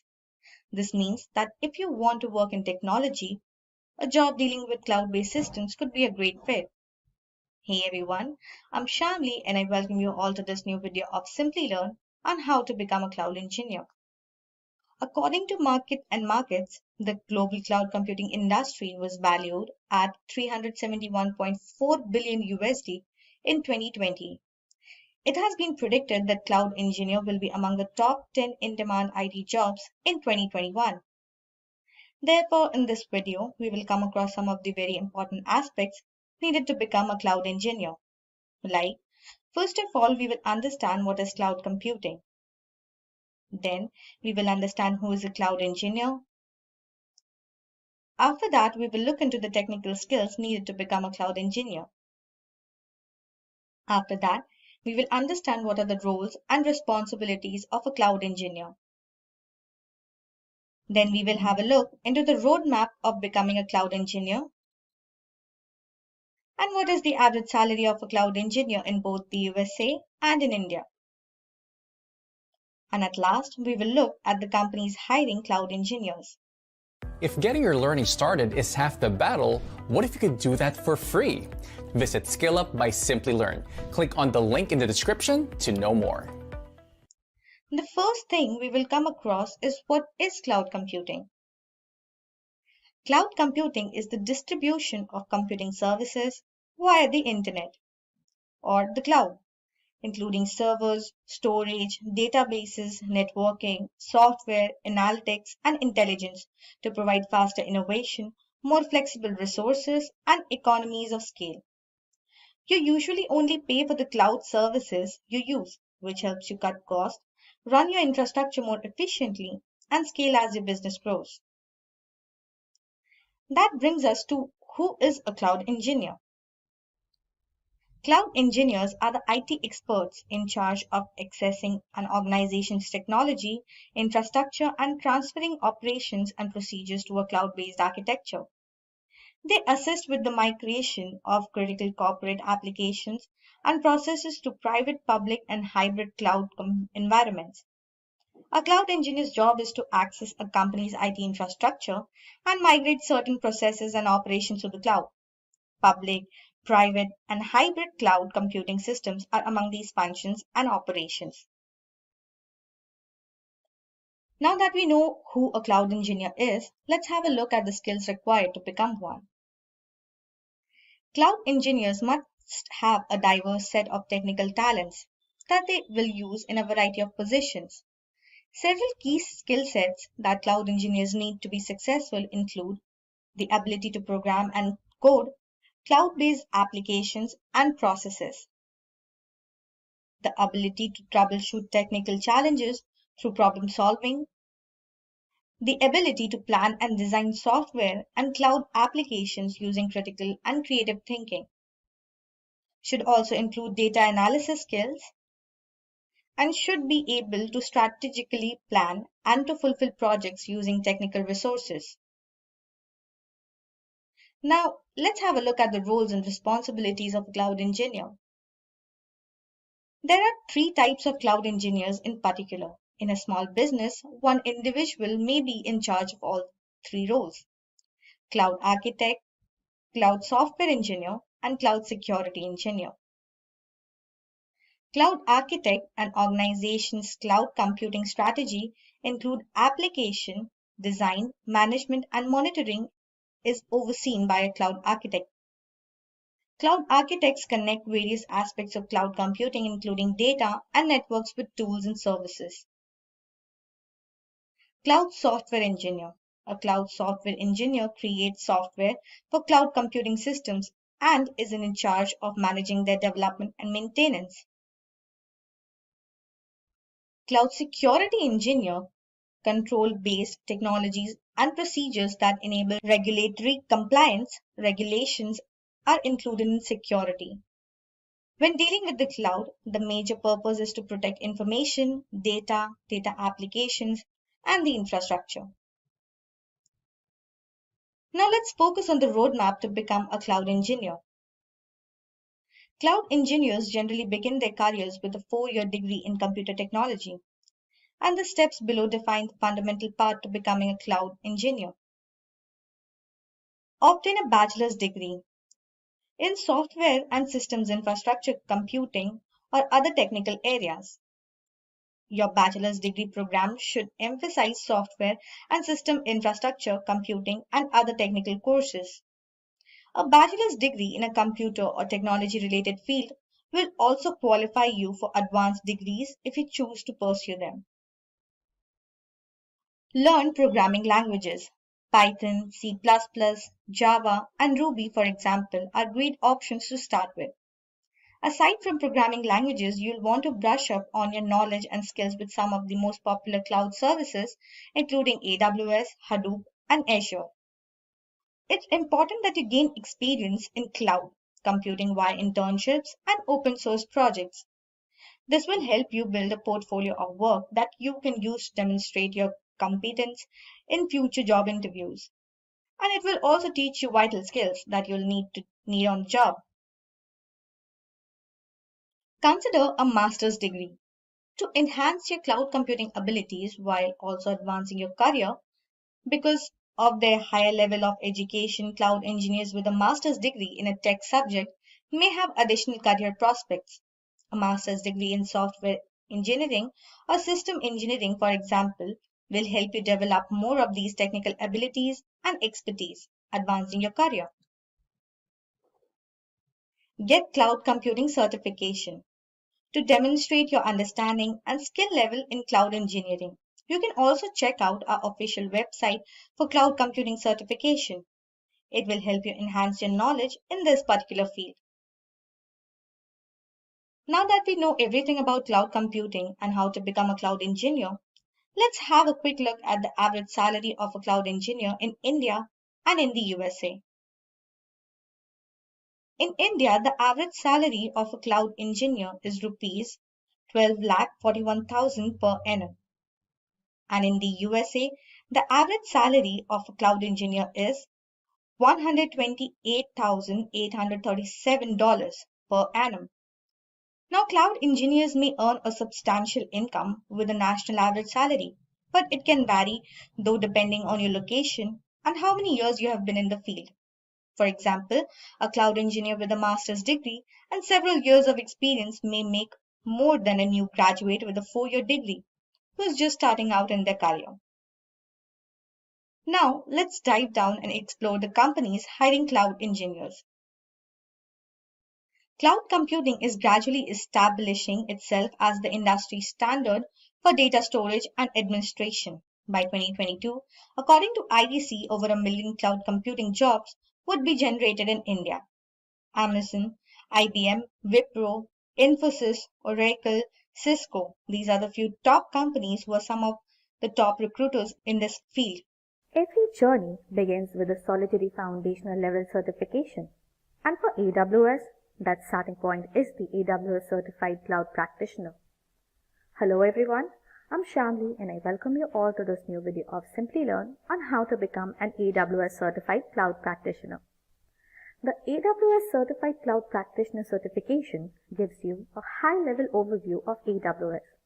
It doesn't go into a great detail about any one service. Instead, focuses on the overall structure of AWS and a basic understanding of what the various services accomplish. So, in this video, I will take you through the path of becoming a successful AWS certified cloud practitioner. Starting with what is an AWS cloud practitioner, followed by the eligibility criteria for the exam. Then we will discuss the exam objectives. Then we will look into the exam content, followed by how to prepare for the exam. Then we will have a look at some of the sample questions for your reference. And then we'll discuss some tips you should remember while taking the exam. So without any further delay, let's get started with the video. So what is an AWS Cloud Practitioner? The AWS Certified Cloud Practitioner certification is a foundational level test designed for people who can successfully show an overall understanding of the AWS cloud, according to Amazon. The skills necessary for specific employment types such as developers, administrators, and solution architects are not assessed by this certification. AWS recommends that you have at least 6 months of AWS cloud experience. Now, let's look into the eligibility criteria for the exam to proceed further. Anyone with a basic understanding of the AWS platform should take the exam. We recommend that you have the following factors before taking this exam. First, 6 months of AWS cloud experience. Second, understanding IT services and how they are used in the AWS cloud platform is a must. And third is basic understanding of AWS services and use cases, invoicing and pricing mechanisms, security concepts, and how the cloud affects your organization. Moving on, let's have an overview of the exam. The exam consists of 65 questions and has a 90-minute time restriction. To pass the exam, you must get at least 700 out of 1000 points, that is 70%. The exam has multiple choice, one right response from 4 possibilities, and multiple response questions, 2 correct responses from 5 options.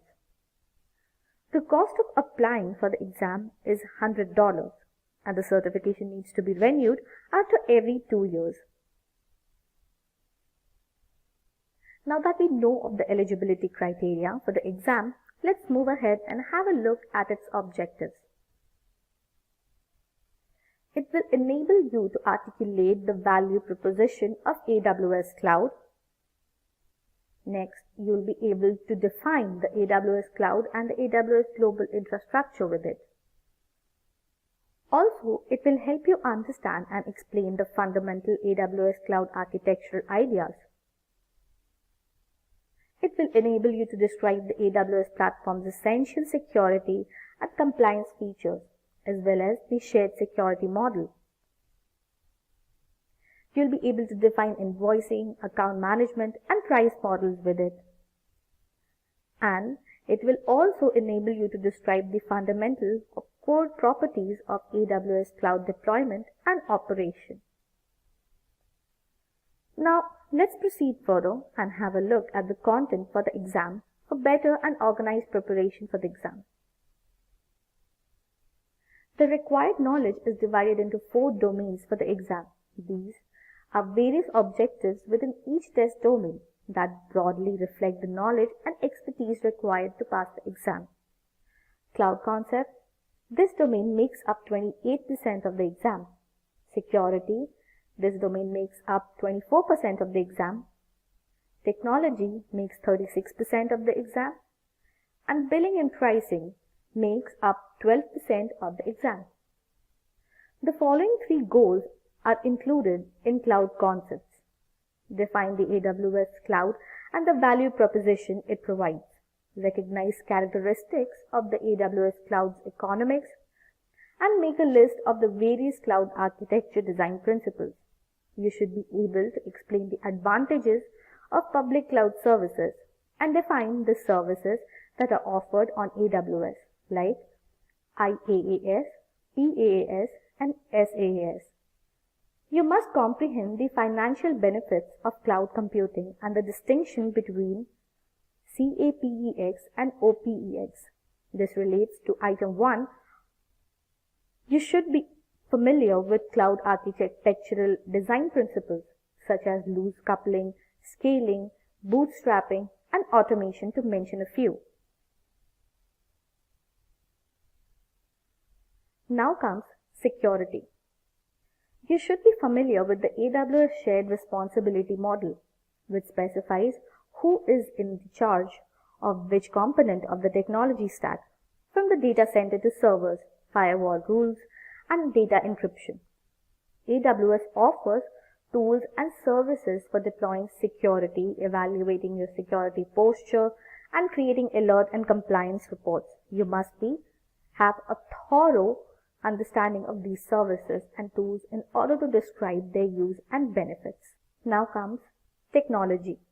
You must know what the basic AWS services are and how they are used. You usually don't need a thorough understanding of a service's specifics, but you do need to comprehend its goal, benefits, and use cases. EC2, ECS, Lambda, Lightsail, EBS, EFS, S3, RDS, DynamoDB, Redshift, Elastic Load Balancing, Autoscaling, CloudFront, Root, S3, CloudWatch, CloudTrail, and SNS are all core services. You should be familiar with the AWS Cloud's worldwide infrastructure. Regions, availability zones, and edge locations are all part of this. Then comes billing and pricing. The majority of AWS services are available on a pay-per-use basis. However, there are also alternatives to save money by signing 1 or 3-year contract with a variety of payment options. You must comprehend these models and the services to which they apply. Make sure you know what AWS will charge you and what will be free. Inbound data transport, for example, is free, whereas outbound data transfer is usually expensive. VPC, CloudFormation, and IAM are all free services, but the resources you generate with them may not be. You must be aware of the potential for cost to arise. Now let's have a look at how to prepare for the exam. Step 1. Start with AWS training classes. AWS Cloud Practitioner Essentials, AWS Cloud Practitioner Technical Essentials, and Cloud Business Essentials are a few courses that will help you build your knowledge in AWS. Step 2. Go through exam guides for AWS Certified Cloud Practitioner certification because they give you an idea of important concepts to focus on for the exam, as well as give you an overview of all the exam objectives and the pattern of questions. Step 3. Get familiar with subject areas. Before the exam, analyze the important subjects for the exam and keep polishing your knowledge in that area by constant revisions. Step 4. Self-study to build your strength. Self-study is ample to clear this exam. Just go through the AWS training, go through the study material available online, and keep revising. Step 5.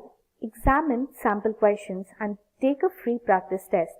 Practice sample papers from various websites present online to see where you stand and how much you know and how much time you take to keep a track of your performance and improve yourself. And 6. Schedule the exam and get certified. Once you feel you are ready, prepared, and confident, enroll for the exam. Choose a center near you for the AWS Cloud Practitioner exam website and just register yourself. So let me give you a glimpse of some sample questions based on each domain. First question: which feature of AWS allows you to deploy a new application for which the requirements may change over time? Option 1, elasticity. Option 2, fault tolerance. Option 3, disposable resources. And option 4, high availability. The answer is option 1. You can deploy your app without worrying about whether it will require more or less resources in the future, thanks to elasticity. Infrastructure can scale up and down on demand thanks to elasticity. Question 2. Which AWS service is used to enable multi-factor authentication? Option 1. Amazon STS. Option 2. AWS IAM. Option 3. Amazon EC2. And option 4. AWS KMS. Well, the answer is option 2. IAM is used to manage multi-factor authentication and to securely regulate individual and group access to AWS resources. Question 3. A company would like to maximize their potential volume and RI discounts across multiple accounts and also apply service control policies on member accounts. What can they use to gain these benefits? Option 1. AWS budgets. Option 2. AWS Cost Explorer. Option 3. AWS IAM. Option 4. AWS Organizations. Well, the answer is option 4. AWS Organizations allow you to create groups of AWS accounts and then administer policies across all of them from a single location. Consolidated billing is available in both feature sets of AWS Organizations, allowing you to set up a single payment method in the organization master account while still receiving invoices for individual activity in each member account. Question 4. What advantages do you get from using the AWS cloud? You have to choose any two. Option 1. Trade capital expense for variable expense. Option 2. Stop guessing about capacity. Option 3. Increase capital expenditure. Option 4. Gain greater control of the infrastructure layer. And option 5. Comply with all local security compliance programs. Well, the answer is option 1 and 2. You may pay on a variable OPEX basis for the resources you use and grow on demand using public cloud services like AWS. So you never have to guess how much resources you need to deploy. Question 5. Under the AWS shared responsibility model, what is the customer responsible for? Choose 2. Option 1. Physical security of the data center. Option 2. Replacement and disposal of disk drivers. Option 3. Configuration of security groups. Option 4. Patch management of infrastructure. And option 5. Encryption of customer data. The answer is option 3 and 5. Customers are responsible for creating security groups, network ACLs, updating their operating systems, and encrypting their data, while AWS is responsible for the physical security of the DC, the replacement of obsolete disk drivers, and infrastructure patch management. Question 6. What are 2 ways an AWS customer can reduce their monthly spend? Choose 2. Option 1. Turn off your resources that are not being used. Option 2. Use more power efficient instance types. Option 3. Preserve capacity where suitable. Option 4. Be efficient with the usage of security groups. And option 5. Reduce the amount of data ingress charges.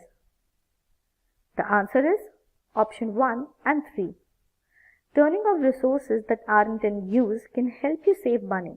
Reserved instances can also help you save money on a monthly basis without committing to a 1 or 3 year contract, which is ideal for predictable workloads.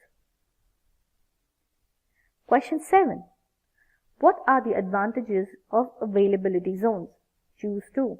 Option 1. They allow regional disaster recovery. Option 2. They provide fault isolation. Option 3. They enable the caching of data for faster delivery to end users. Option 4. They are connected by low latency network connections. And option 5. They enable you to connect your on-premises networks to AWS to form a hybrid cloud. The answer is option 2 and 4. Each AWS region has numerous availability zones, which are unique locations. Each AZ is designed to be isolated from other failures. A data center is an AZ, and in some situations, an AZ is made up of numerous data centers. Within area, AZ provides low-cost, low-latency network connectivity to other zones within that region. This allows you to synchronously duplicate your data between data centers, allowing the failover to be automated and visible to your users. Question 8. Which AWS support plans provide support via email, chat, and phone? Choose any two. Option 1, Basic. Option 2, Business. Option 3, Developer. Option 4, Global. And Option 5, Enterprise. The answer is Option 2 and 5. Only the business and enterprise programs offer email, chat, and phone assistance. Now that we have discussed all the important aspects required for AWS Cloud Practitioner exam, let me give you some tips you should remember while taking the exam. First, start by answering questions you are familiar with to prevent spending time on tough ones. It will give you confidence as well as save you from wasting your time on trying tough questions. Second, keep track of your time and learn how to manage it in order to complete all the questions. Distribute your time according to the time available to the number of questions so that you can work on each question precisely. Third, analyze the question first, then respond, as there may be traps in the questions. Focus on keywords and try to read them 2 to 3 times for better understanding. Sometimes it is said that answer lies in the question itself.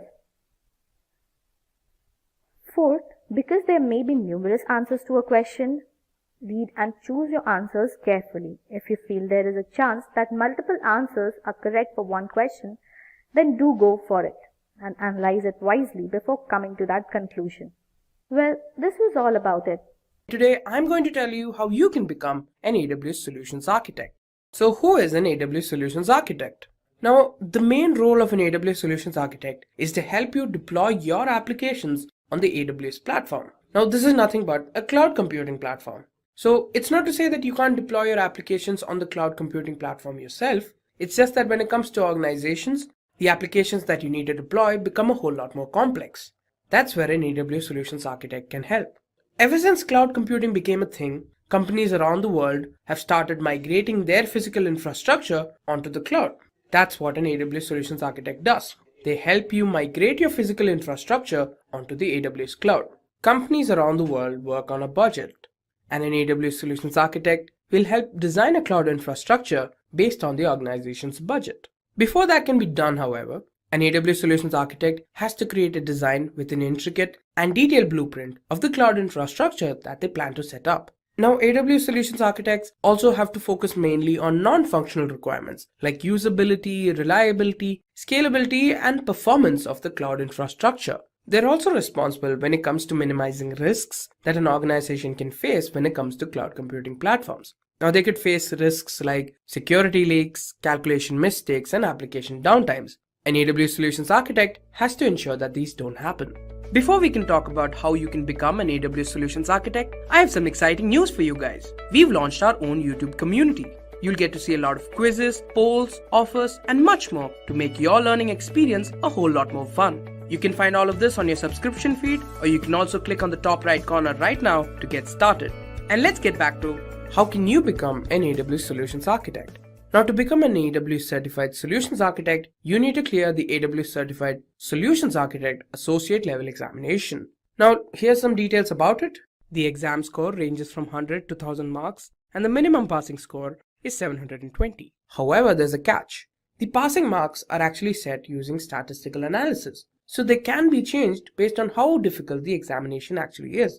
The exam fee is $150. And you can also take a practice examination, which costs $20. Now, regardless of the examination you take, be it Solutions Architect, SysOps Administrator, or Developer, any associate level examination costs $150. For the professional level examination, it's $300. Now, if you want to learn more about the AWS certifications, I suggest you click on the top right corner and watch our video AWS certifications in 10 minutes to learn more.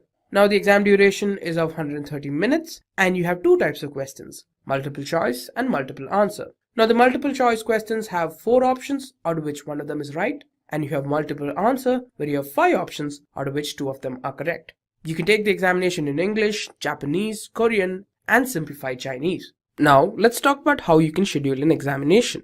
First, let's go to Google and search for AWS certifications. Click on the first link. So on this page, we can go to the bottom and find the different certifications AWS provides. Click on Architect and select the AWS Certified Solutions Architect Associate certification. Click on Register Now. And here you need to click on the AWS certification account. You can sign in with your Amazon account or create a new one. I already have an Amazon account that I'll be using for signing in here. In case you don't, you can click on the Create Your Amazon Account button here and create an account for yourself.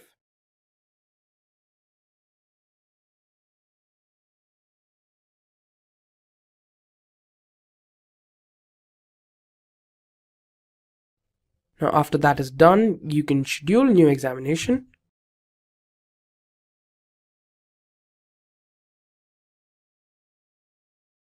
And you can scroll down to the bottom. Here, AWS Certified Solutions Architect Associate Level Certification. Click on Schedule Exam. Press Continue. And here you need to select your language, which I'm assuming is English. I'm from India, so I don't need to change anything here, but you can change your country or time zone and other details based on your requirement. And select your preferred month. I want to do it in October. Now select Search for Exam Center. Select the one that's closest to you. I'm going to select this one. And here you can select the day that you want to take your test and the time available. I want to do it on the 15th. I select the time that I want and press Continue. Now you can go through all the details here, change them if you want to, otherwise you can press Continue. After this is done, close. And here we have the final step, which is the fees. You can enter your details here and pay now to finish the process. Now let's look at an outline of the exam content. Now what you're going to see in the exam are 5 major domains, and here you have each of the domains with their respective weightages. First, you have at 34% designing resilient architectures. At 24%, you have both defining performant architectures and specifying secure applications and architectures. At 10%, you have designing cost-optimized architectures, and at 6%, you have defining operationally excellent architectures. Now let's look at each of these domains in detail. Now the first domain, or design resilient architectures, can be divided into 4 parts. Firstly, you need to know how you can choose reliable or resilient storage using services like AWS S3, AWS Glacier, and AWS EBS. Then you have how you can design decoupling mechanisms using AWS Services. Now this is possible with the help of AWS SNS. Now these aren't the only services that enable this, these are just some of the services. Then how you can design a multi-tier architecture solution. Now this is important because you need to know how you can create a solution that involves several other services. Then you need to know how you can design highly available and fault-tolerant architectures. Now for the second domain, defining performant architectures. First, you have how to choose performance storages and databases. Services that are used are AWS RDS, AWS Redshift, and AWS DynamoDB. The second step is how you can apply caching to improve performance. A service that can be used for this is AWS Elastic Cache. Third, how you can design solutions with elasticity and scalability.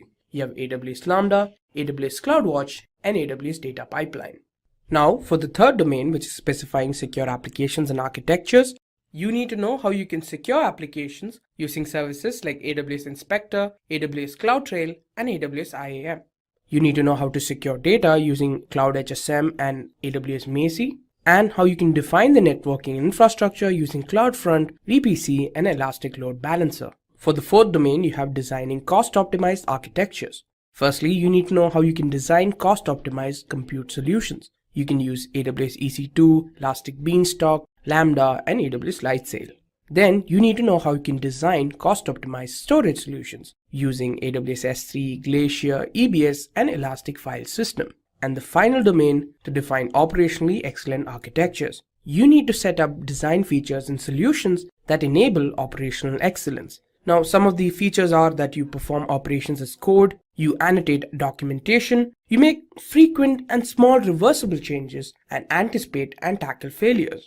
Now, let's have a look at the job opportunities when it comes to AWS Solutions Architects. Now, if you have a look at this graph, you can see that AWS has always provided a lot more job postings as compared to the other two giants in the cloud computing domain, which are Microsoft Azure and Google Cloud Platform.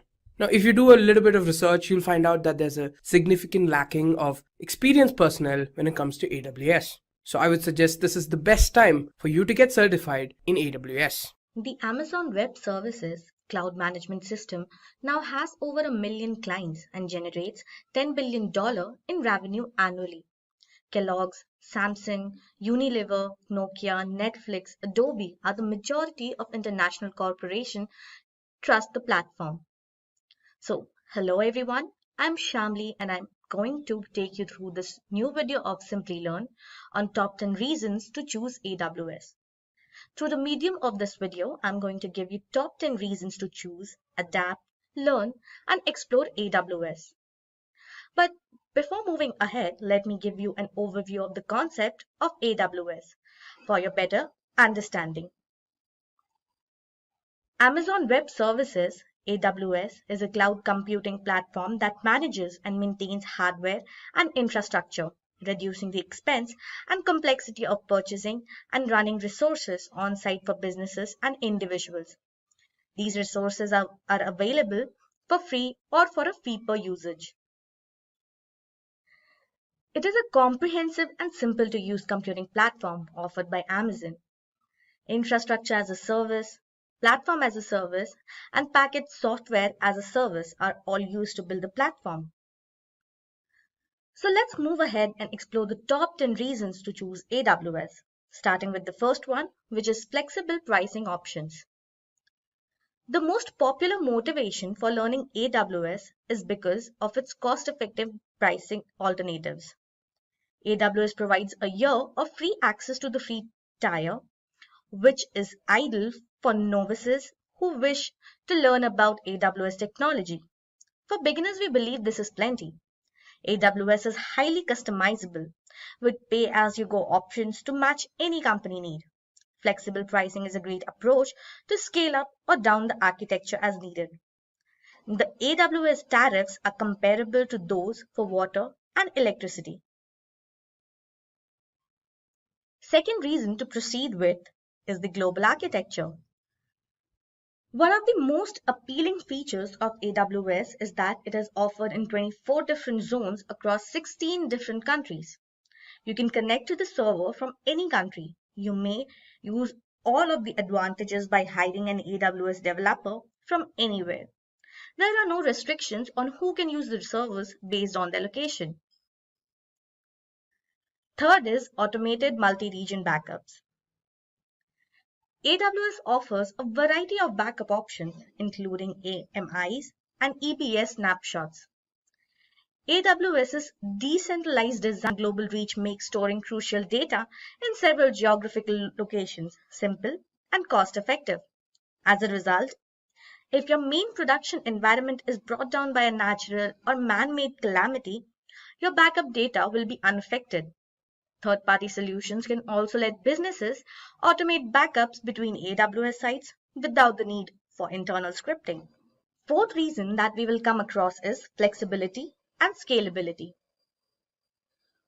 One of the most valuable AWS features is its flexibility. It lets you pick your operating system, programming language, web application platform, database, and other services. AWS provides a virtual environment in which your application may load all of the services it requires. It also makes data migration easier. When demand increases or drops, autoscaling and elastic load balancing techniques are automatically scaled up or down via AWS. AWS approaches are useful for dealing with unpredictably high or unpredictable loads. Organizations gain from lower cost and more user satisfaction as a result of this.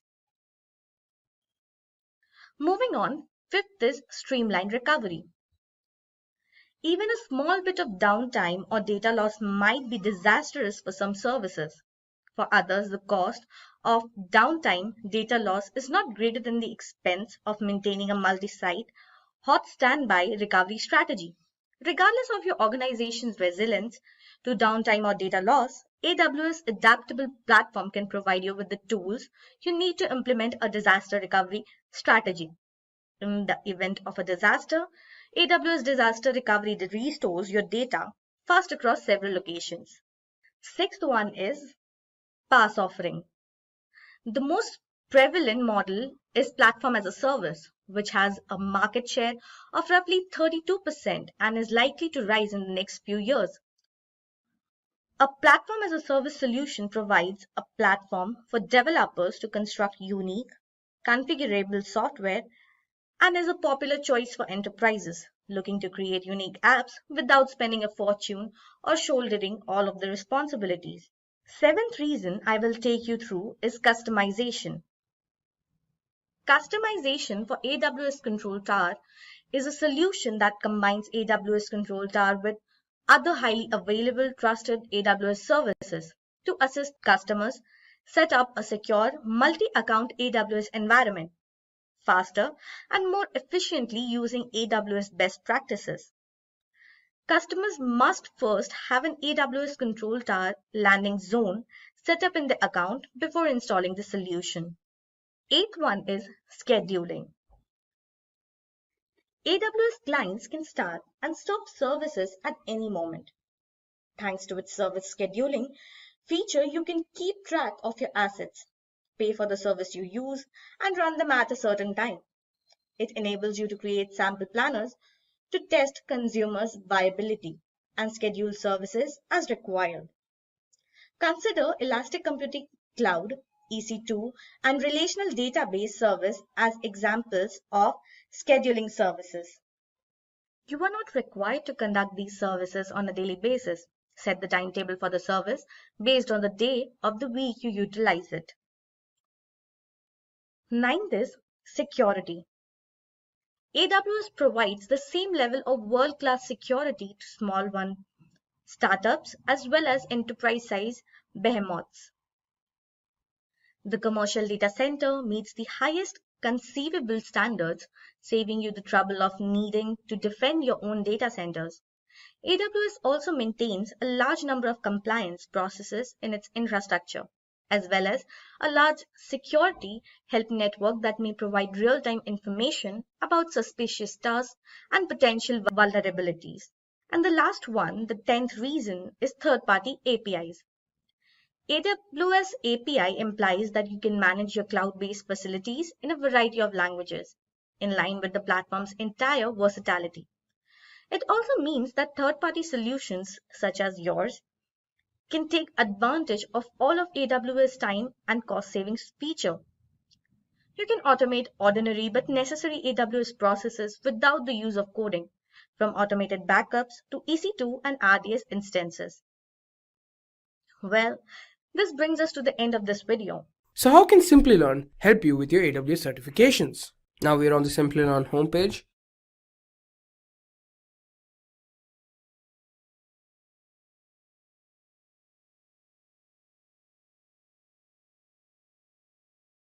And here we have the AWS Solutions Architect course.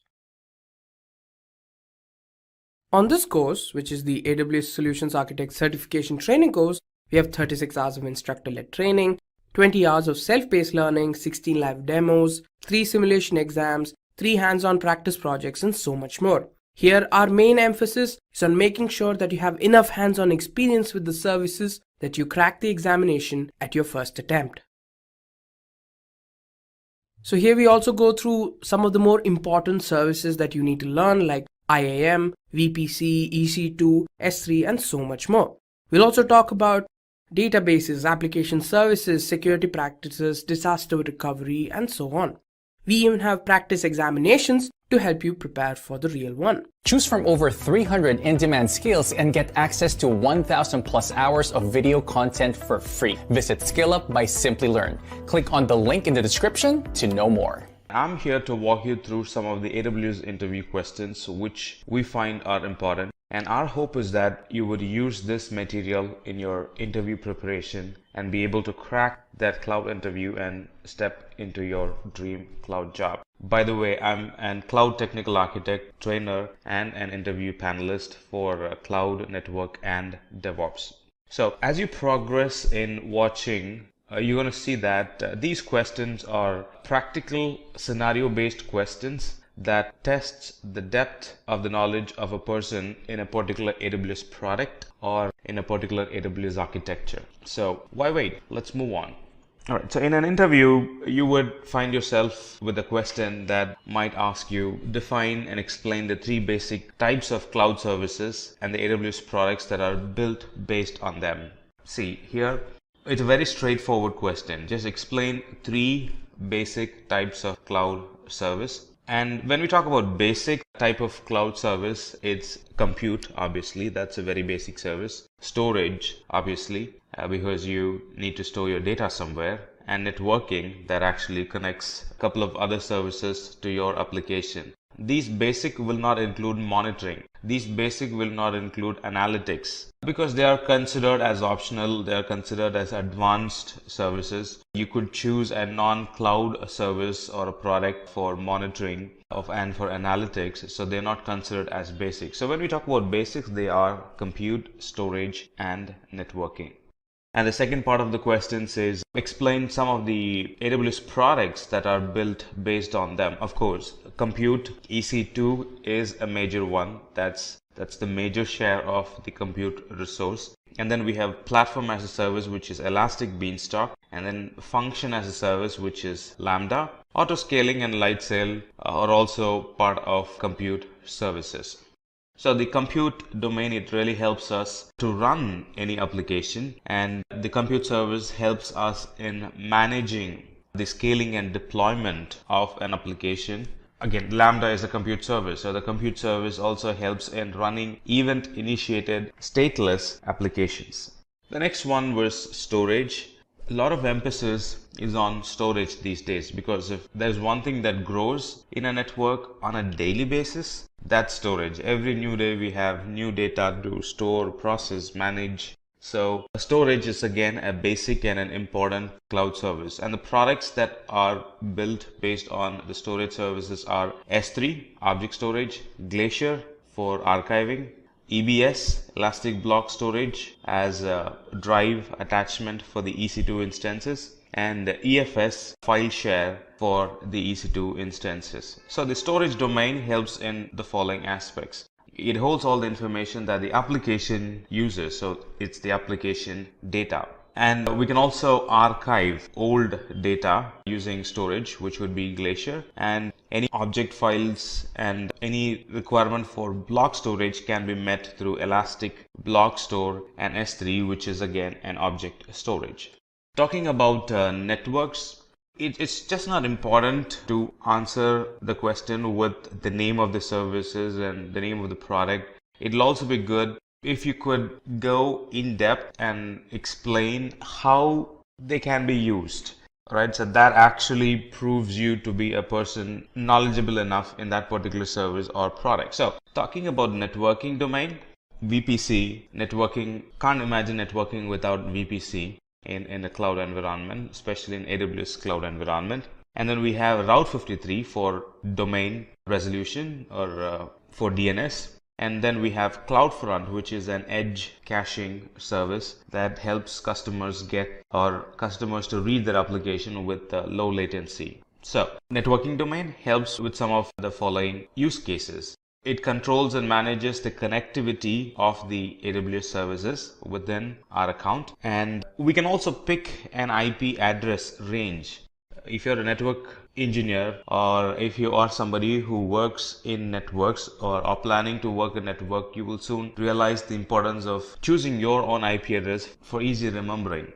So having an option to have your own IP address in the cloud, own range of IP address in the cloud, It really helps, really helps in cloud networking. The other question that gets asked would be the difference between the availability zone and the region.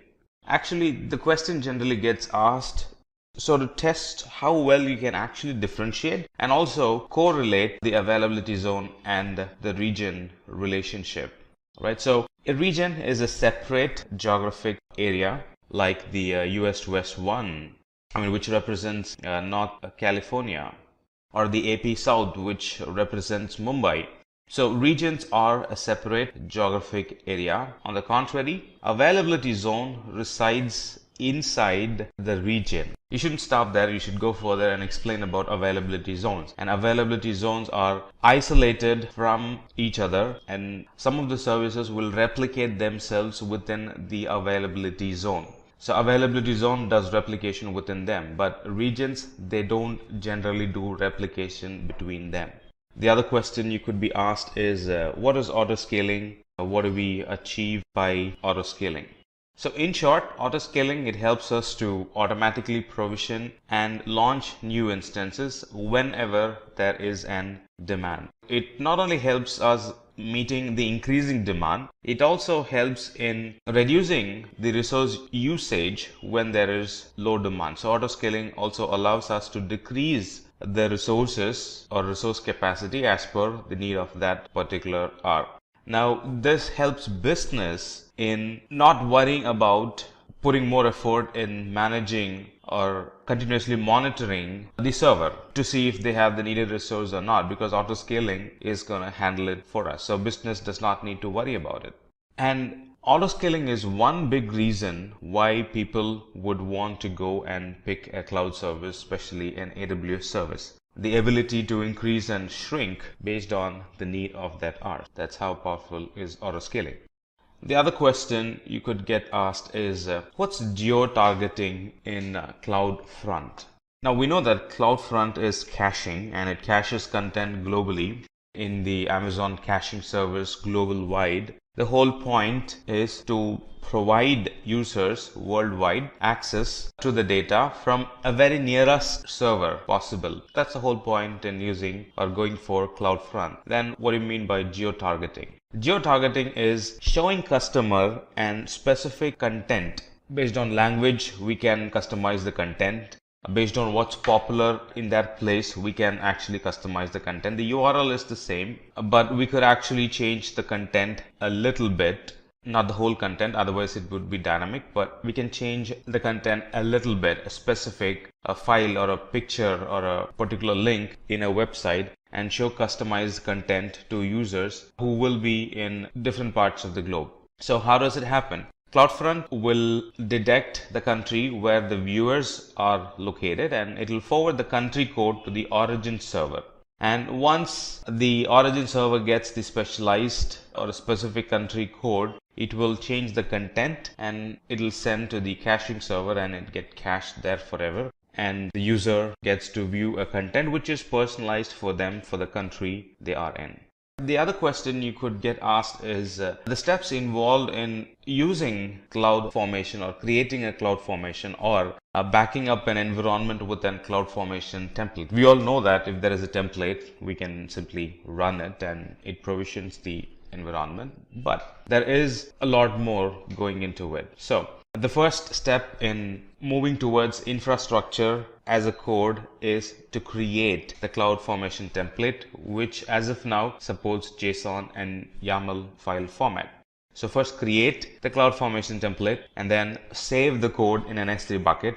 S3 bucket serves as the repository for our code, and then from the CloudFormation call the file in the S3 bucket and create a stack. And now CloudFormation uses the file, reads the file, understands services that are being called, understands the order, understands how they are connected with each other. CloudFormation is actually an intelligent service. It understands the relation. Based on the code, it would understand the relationship between the different services, and it would set an order for itself and then would provision the services one after the other. Let's say a service has a dependency, and the dependent service, the other service which this service, let's say service A and B, service B is dependent on service A, let's say. CloudFormation is an intelligent service. It would provision the resource A first and then would provision resource B. What happens if we inverse the order? If we inverse the order, resource B first gets provision, and because it does not have dependency, chances that the CloudFormation's default behavior is that if something is not provisioned properly, if something is not healthy, it would roll back. Chances that the environment provisioning will roll back. So to avoid that, CloudFormation first provisions all the services that has or that's dependent by another service. So it provisions those services first and then provisions the services that has dependencies. And if you're being hired for a DevOps or if the interviewer wanted to test your skill on systems side, this definitely would be a question in his list. How do you upgrade or downgrade a system with near zero downtime? Now everybody's moving towards zero downtime or near zero downtime. All of them want their application to be highly available. So the question would be, how do you actually upgrade or downgrade a system with near zero downtime? Now we all know that I can upgrade an EC2 instance to a better EC2 instance by changing the instance type, stopping and starting. But stopping and starting is going to cause a downtime, right? So you should be answering, or you should be thinking in those terms, because that's a wrong answer. Specifically, the interviewer wants to know, how do you upgrade a system with zero downtime? So upgrading system with zero downtime, it includes launching another system parallelly with the bigger EC2 instance type or with a bigger capacity, and install all that's needed. If you're going to use an AMI of the old machine, well and good. You don't have to go through installing all the updates and installing all the application. From the AMI, once you've launched it in a bigger instance, locally test the application to see if it is working. Don't put it on production yet. Test the application to see if it is working. And if the application works, we can actually swap. If your server is behind Route 53, let's say, all that you could do is go to Route 53, update the information with the new IP address of the new server, and that's going to send traffic to the new server now. So the cutover is handled. Or if you're using static IP, you can actually remove the static IP from the old machine and assign it to the new machine. That's one way of doing it. Or if you are using Elastic NIC card, you can actually remove the NIC card from the old machine and attach the NIC card to the new machine. So that way we would get near zero downtime. If you're hired for an architect level, you should be worrying about cost as well, along with the technology. And this question would test how well you manage cost. So what are the tools and techniques we can use in AWS to identify and know that we are paying the correct amount for the resources that we are using? Or how do you get a visibility of your AWS resources running? One way is to check the billing. There's a place where you can check the top services that were utilized. It could be free and it could be paid service as well. Top services that can be utilized. It's actually in the dashboard of the cost management console. So that table here shows the top 5 most used services. So looking at it, you can get it. All right, so I'm using a lot of storage. I'm using a lot of EC2. Why is storage high? You can go ahead and try to justify that, and you will find if you are storing things that shouldn't be storing, and then clean it up. Why is compute capacity so high? Why is data transfer so high? So if you start thinking in those levels, you'll be able to dig in and clean up unnecessary and be able to save your bill.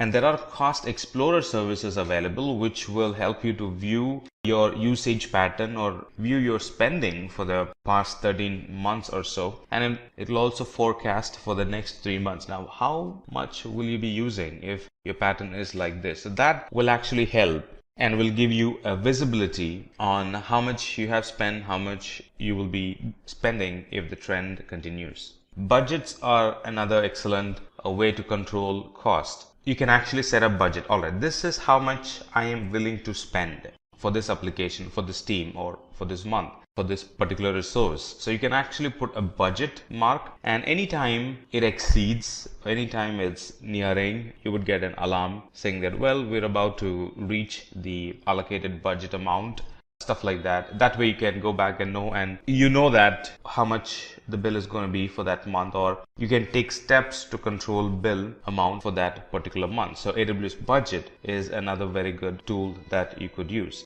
Cost allocation tags helps in identifying which team or which resource has spent more in that particular month.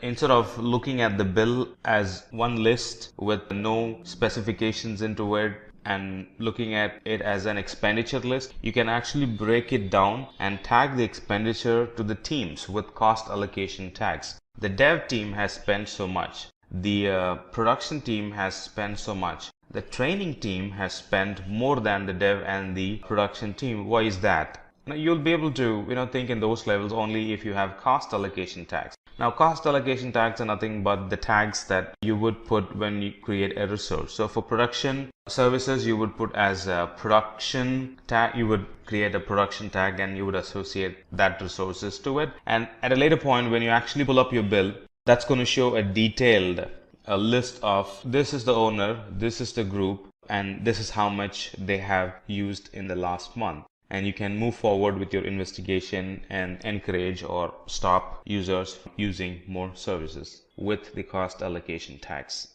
The other famous question is, are there any other tools or is there any other way of accessing AWS resource other than the console? Console is GUI, right? So in other words, other than GUI, how would you use the AWS resource and how familiar are you with those tools and technologies? The other tools that are available that we can leverage and access the AWS resource are, of course, PuTTY. You can configure PuTTY to access the AWS resources, like log into an EC2 instance. An EC2 instance does not always have to be logged in through the console. You could use PuTTY to log into an EC2 instance, and like the jump box, like the proxy machine, and like the gateway machine, and from there you can actually access the rest of the resources. So this is an alternative to the console. And of course, we have the AWS CLI in any of the Linux machines or Windows machines. We can install, so that's point 2, 3 and 4. We can install AWS CLI for Linux, Windows, also for Mac. So we can install them, and from there, from your local machine, we can access, run AWS commands and access, provision, monitor the AWS resources. The other ones are, we can access the AWS resource programmatically using AWS SDK and Eclipse. So these are a bunch of options we have to use the AWS resource other than the console. If you're interviewed in a company or by a company that focuses more on security and want to use AWS native services for their security, then you would come across this question. What services can be used to create a centralized logging solution? The basic services we could use are CloudWatch logs, store them in S3, and then use Elasticsearch to visualize them, and use Kinesis to move the data from S3 to Elasticsearch. Right? So log management, it actually helps organizations to track the relationship between operational and security changes and the events that got triggered based on those logs. Instead of logging into an instance or instead of logging into the environment and checking the resources physically, I can come to a fair conclusion by just looking at the logs. Every time there's a change, the system will scream and it gets tracked in the CloudWatch, and then CloudWatch pushes it to S3. Kinesis pushes the data from S3 to Elasticsearch, and I can do a time-based filter, and I would get a fair understanding of what was going on in the environment for the past 1 hour or whatever the time window that I wanted to look at. So it helps in getting a good understanding of the infrastructure as a whole. All the logs are getting saved in one place, so all the infrastructure logs are getting saved in one place, so it's easy for me to look at it in an infrastructure perspective. So we know the services that can be used, and here are some of the services and how they actually connect to each other. It could be logs that belongs to one account, it could be logs that belongs to multiple accounts. doesn't matter. Those three services are going to work fairly good, and they're going to inject, or they're going to like suck logs from the other accounts, put it in one place and help us to monitor. So as you see, you have CloudWatch here that actually tracks the metrics. You can also use CloudTrail if you want to log API calls as well, push them in an S3 bucket. So there are different types of log. Flow logs are getting captured in an instance. Application logs are getting captured from the same VPC, from a different VPC, from the same account, from a different account. And all of them are analyzed using Elasticsearch using the Kibana client. So step 1 is to deploy the ECS cluster. Step 2 is to restrict access to the ECS cluster because it's valid data. You don't want anybody to put their hands and access their data. So restrict access to the ECS dashboard. And we could use Lambda also to push the data from CloudWatch to the Elasticsearch domain. And then Kibana is actually the graphical tool that helps us to visualize the logs instead of looking at log as just statements or in a bunch of characters, a bunch of files. Kibana helps us to analyze the logs in a graphical or a chart or a bar diagram format.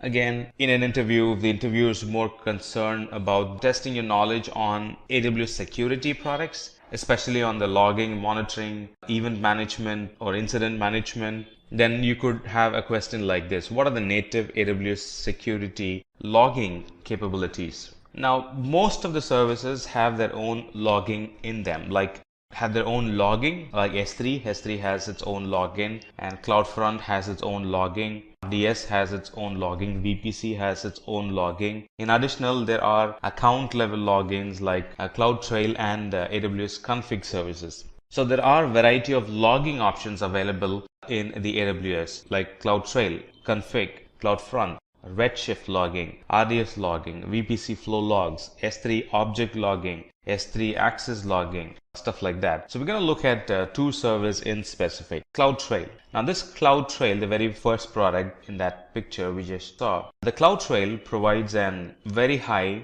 level history of the API calls for all the accounts. And with that, we can actually perform a very good security analysis of our account. And these logs are actually delivered to, you can configure it, they can be delivered to S3 for long time archivals. And based on a particular event, it can also send an email notification to us saying, hey, just got this error, thought I'll let you know, stuff like that. The other one is config service. Now, config service helps us to understand the configuration changes that happened in our environment, and we can also set up notifications based on the configuration changes. So it records the cumulative changes that are made in a short period of time. So if you want to go through the lifetime of a particular resource, what are the things that happened? What are the things it went through? They can be looked at using AWS config.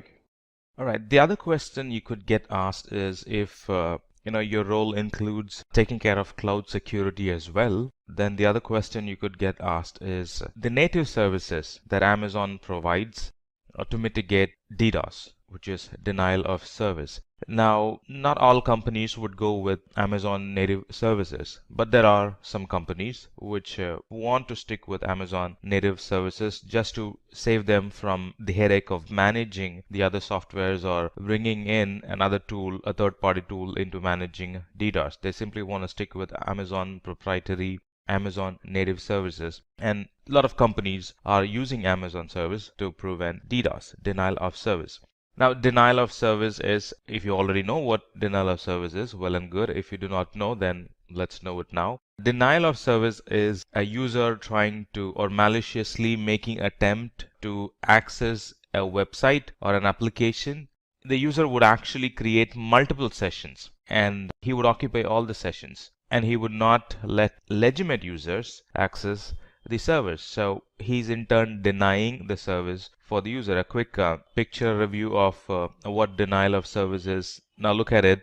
These users, instead of making one connection, they are making multiple connections, and there are cheap software programs available that would actually trigger connections from different computers in the internet with different MAC addresses, so everything kind of looks legitimate for the server, and it would accept those connections and it would keep the sessions open. The actual users won't be able to use them, so that's denying the service for the actual users, denial of service. All right, and distributed denial of service is generating attacks from multiple places, from a distributed environment. So that's distributed denial of service. So the tools, the native tools that helps us to prevent the denial of service attacks in AWS is Cloud Shield and Web Access Firewall, AWS WAF. Now they are the major ones. They are designed to mitigate a denial of service. If your website is often bothered by denial of service, then we should be using AWS Shield or AWS WAF. And there are a couple of other tools that also does. When I say that also does, denial of service is not their primary job, but you could use them for denial of service. Route 53's purpose is to provide DNS. CloudFront is to provide caching. Elastic Load Balancer, ELB's work is to provide load balancing. VPC is to create an secure virtual private environment. But they also support mitigating denial of service, but not to the extent you would get in AWS Shield and AWS WAF. So AWS Shield and WAF are the primary ones, but the rest can also be used to mitigate distributed denial of service. The other tricky question is this actually will test your familiarity with the region and the services available in the region. So when you're trying to provision a service in a particular region, you're not seeing the service in that region. How do we go about fixing it, or how do we go about using the service in the cloud? It's a tricky question. And if you have not gone through such situation, you can totally blow it away. You really need to have a good understanding on regions, the services available in those regions, and what if a particular service is not available, how to go about doing it. The answer is not all services are available in all regions. Anytime Amazon announces a new service, they don't immediately publish them on all regions. They start small, and as and when the traffic increases, as and when it becomes more likable to the customers, they actually move the service to different regions. So as you see in this picture, within America, North Virginia has more services compared to Ohio or compared to North California. So within North America itself, North Virginia is the preferred one. So similarly, there are preferred regions within Europe, Middle East, and Africa, and preferred regions within Asia Pacific. So anytime we don't see a service in a particular region, chances that the service is not available in that region yet, we got to check the documentation and find the nearest region that offers that service and start using the service from that region.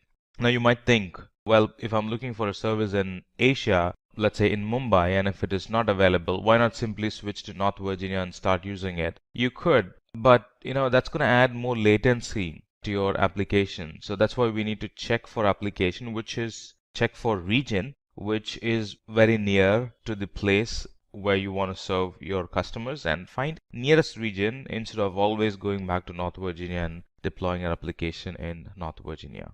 Again, there's a place, there's a link in aws.com that you can go and look for services available in different region, and that's exactly what you're seeing here. And if your service is not available in a particular region, switch to the other region that provides your service, the nearest other region that provides that service, and start using service from there. With the coming up of cloud, a lot of companies have turned down their monitoring team. Instead, they want to go with the monitorings that cloud provides. Nobody wants to, or at least many people don't want to go through the hassle of, at least new startups and new companies that are thinking of having a monitoring environment. Now, they don't want to go with traditional NOC monitoring. Instead, they would like to leverage AWS monitorings available, because it monitors a lot of stuff, not just the availability, but it monitors a lot of stuff like failures, errors. It also triggers emails, stuff like that. So how do you actually set up a monitor to website? How do you set up a monitor to monitor the website metrics in real time in AWS? The simple way, anytime you have a question about monitoring, CloudWatch should strike your mind, because CloudWatch is meant for monitoring, is meant for collecting metrics, is meant for providing graphical representation of what's going on in a particular network at a particular point of time. So CloudWatch. CloudWatch helps us to monitor applications. And using CloudWatch, we can monitor the state changes, not only the state changes, the autoscaling life cycle events. Anytime there are more services added, there is a reduction in the number of servers because of less usage. Very informative messages can be received through CloudWatch. CloudWatch can now support scheduled events. If you want to schedule anything, CloudWatch has an event that would schedule an action. Right, schedule a trigger, time-based, not incident-based. Anything happening and then you get an action happening that's incident-based. On the other hand, you can simply schedule a few things on time-based. So that's possible with CloudWatch. So this CloudWatch integrates very well with a lot of other services like notifications for notifying the user or for notifying the administrator about it, and it can integrate well with Lambda. So to trigger an action, anytime you're designing an auto-healing environment, this CloudWatch can actually monitor and send an email if we are integrating it with SNS, Simple Notification Service, or this CloudWatch can monitor and based on what's happening, it can trigger an event in Lambda, and that would in turn run a function till the environment comes back to normal. So CloudWatch integrates well with a lot of other AWS services. Alright, so CloudWatch has 3 statuses: green when everything is going good, yellow when the service is degraded, and red when the service is not available.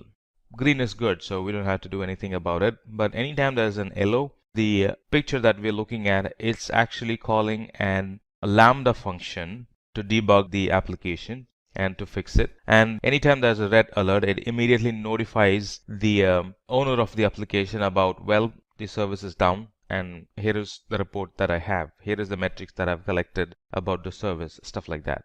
If the job role requires you to manage the servers as well, there are certain job roles which are on the system side. There are certain job roles which is development plus system side. Now you're responsible for the application and the server as well. So if that's the case, you might be tested with some basic questions like the different types of virtualization in AWS and what are the difference between them. Alright, the 3 major types of virtualization are HVM, which is hardware virtual machine.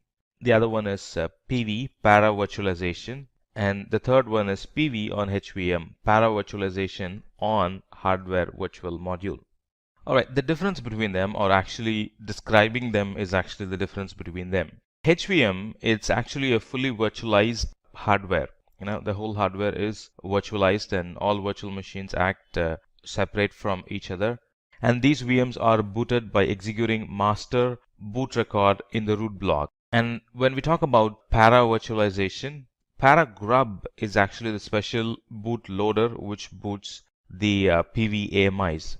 And when we talk about PV on HVM, it's actually the marriage between HVM and PV. And this para virtualization on HVM, in other words, PV on HVM, it actually helps operating system take advantage in storage and the network input output available through the host. Another good question is, name some of the services that are not region specific. Now, you've been taught that all services are within a region and some services are within an availability zone. For example, EC2 is within an availability zone, EBS is within an availability zone, S3 is region specific, DynamoDB is region specific, stuff like that. VPC is both availability and region specific, meaning subnets are availability zone specific and VPC is region specific, stuff like that. So you might have thought, you might have learned in that combination. But there could be some tricky questions that tests you how well you have understood the region, non-region, and availability, non-availability services. I should say there are services that are not region specific. That would be IAM. So we can't have IAM for every availability zone and for every region, which means users will have to use one username and password for one region, and anytime they switch to another region, they will have to use another username and password. That's more work, and that's not a good design as well. Authentication has to be global. So IAM is a global service, and which means it's not region specific. On the other hand, Route 53 is again a regional specific, so we can't have Route 53 for every region. Route 53 is not a region-specific service. It's a global service. And it's one application. Users access from everywhere or from every part of the world. So we can't have one URL or one DNS name for each region if your application is a global application. And then Web Application Firewall works well with CloudFront. Then CloudFront is a region-based service. So the Web Application Firewall, it's not a region-specific service. It's a global service. And CloudFront is again a global service. Though you can cache content on a continent and country basis, it's still considered a global service, right? It's not bound to any region. So when you activate CloudFront, you're activating it away from region or availability zone. So when you're activating a Web Application Firewall, because it's not a region-specific service, you're activating it away from availability zone and regions. So a quick recap: IAM users, groups, roles, and accounts, they are global services. They can be used globally. Route 53 services are offered at edge locations and they are global as well. Web Application Firewall, a service that protects our web application from common web exploits. They are global service as well. CloudFront is Global Content Delivery Network, CDN, and they are offered at edge locations, which are a global service. In other words, non-region specific service or beyond region service. All right, this is another good question as well. In the project that you are being interviewed, if they really want to secure their environment using NAT, or if they are already securing their environment using NAT by any of these two methods like NAT gateway or NAT instances, you can expect this question. What are the difference between a NAT gateway and NAT instances? Now, they both serve the same thing, right? So they're not two different services trying to achieve two different things. They both serve the same thing, but still they do have differences in them, right? On a high level, they both achieve providing NATing for the service behind it, but the difference comes when we talk about the availability of it. NAT gateway is a managed service by Amazon, whereas NAT instance is managed by us. Now I'm talking about the third point, maintenance here. NAT gateway is managed by Amazon. NAT instance is managed by us, and availability of NAT gateway is very high and availability of NAT instance is less compared to the NAT gateway because it's managed by us. It's on an EC2 instance which could actually fail, and if it fails we'll have to relaunch it. But if it is NAT gateway, if something happens to that service, Amazon would take care of reprovisioning it. And talking about bandwidth, it can burst up to 75 gigabits. Traffic through the NAT gateway can burst up to 75 gigabits. But for NAT instance, it actually depends on the server that we launch. And if we are launching a T2 micro, it barely gets any bandwidth. So there's a difference there. And the performance, because it's highly available because of the bigger pipe, 75 gigabits, the performance of the NAT gateway is very high, but the performance of the NAT instance is going to be average. Again, it depends on the size of the NAT instance that we pick. And billing. Billing for NAT gateway is the number of gateways that we provision and the duration for which we use the NAT gateway. But billing for NAT instance is number of instance and the type of instance that we use. Of course, number of instance, duration, and the type of instance that we use. Security in NAT gateway cannot be assigned, meaning it already comes with full packed security. But a NAT instance, security is a bit customizable. I can go and change the security because it's a server managed by me or managed by us. I can always change the security. Well, allow this, don't allow this, stuff like that. Size and load of the NAT gateway is uniform, but the size and the load of the NAT instance changes as per a NAT gateway is a fixed product. But NAT instance can be small instance, can be a big instance, so the size and the load through it varies. Right. The other question you could get asked is, what are the difference between stopping and terminating an EC2 instance? Now you will be able to answer only if you have worked on environments where you have your instance stopped and where you have your instance terminated.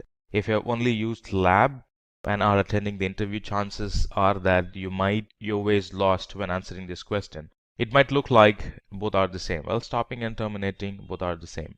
But there is a difference in it.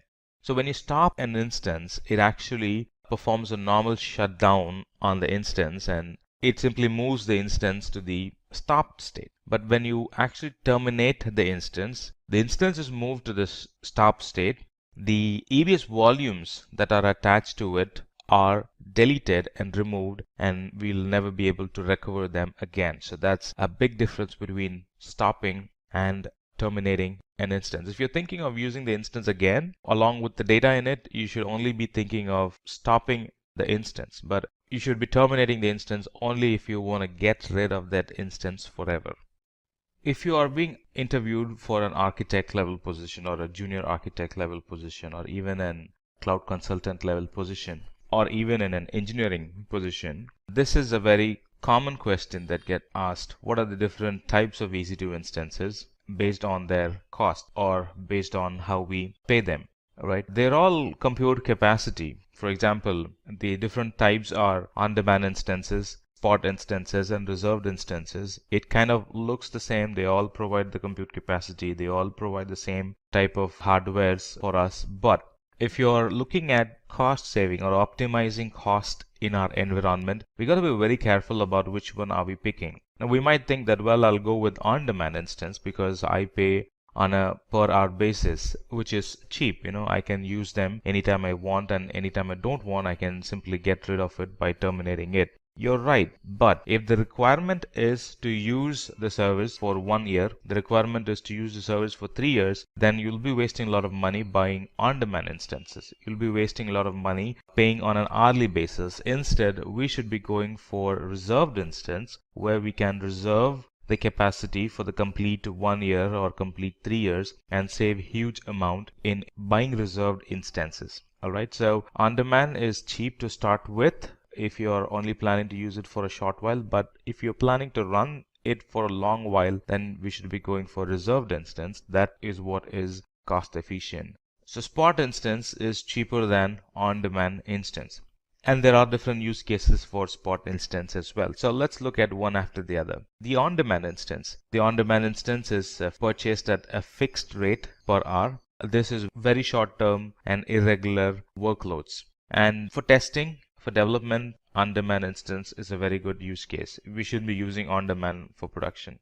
Spot instance. Spot instance allows users to purchase EC2 at a reduced price, and anytime we have more instances, we can always go and sell it in spot instances. I'm referring to anytime we have more reserved instances, we can always sell them in spot instance catalog.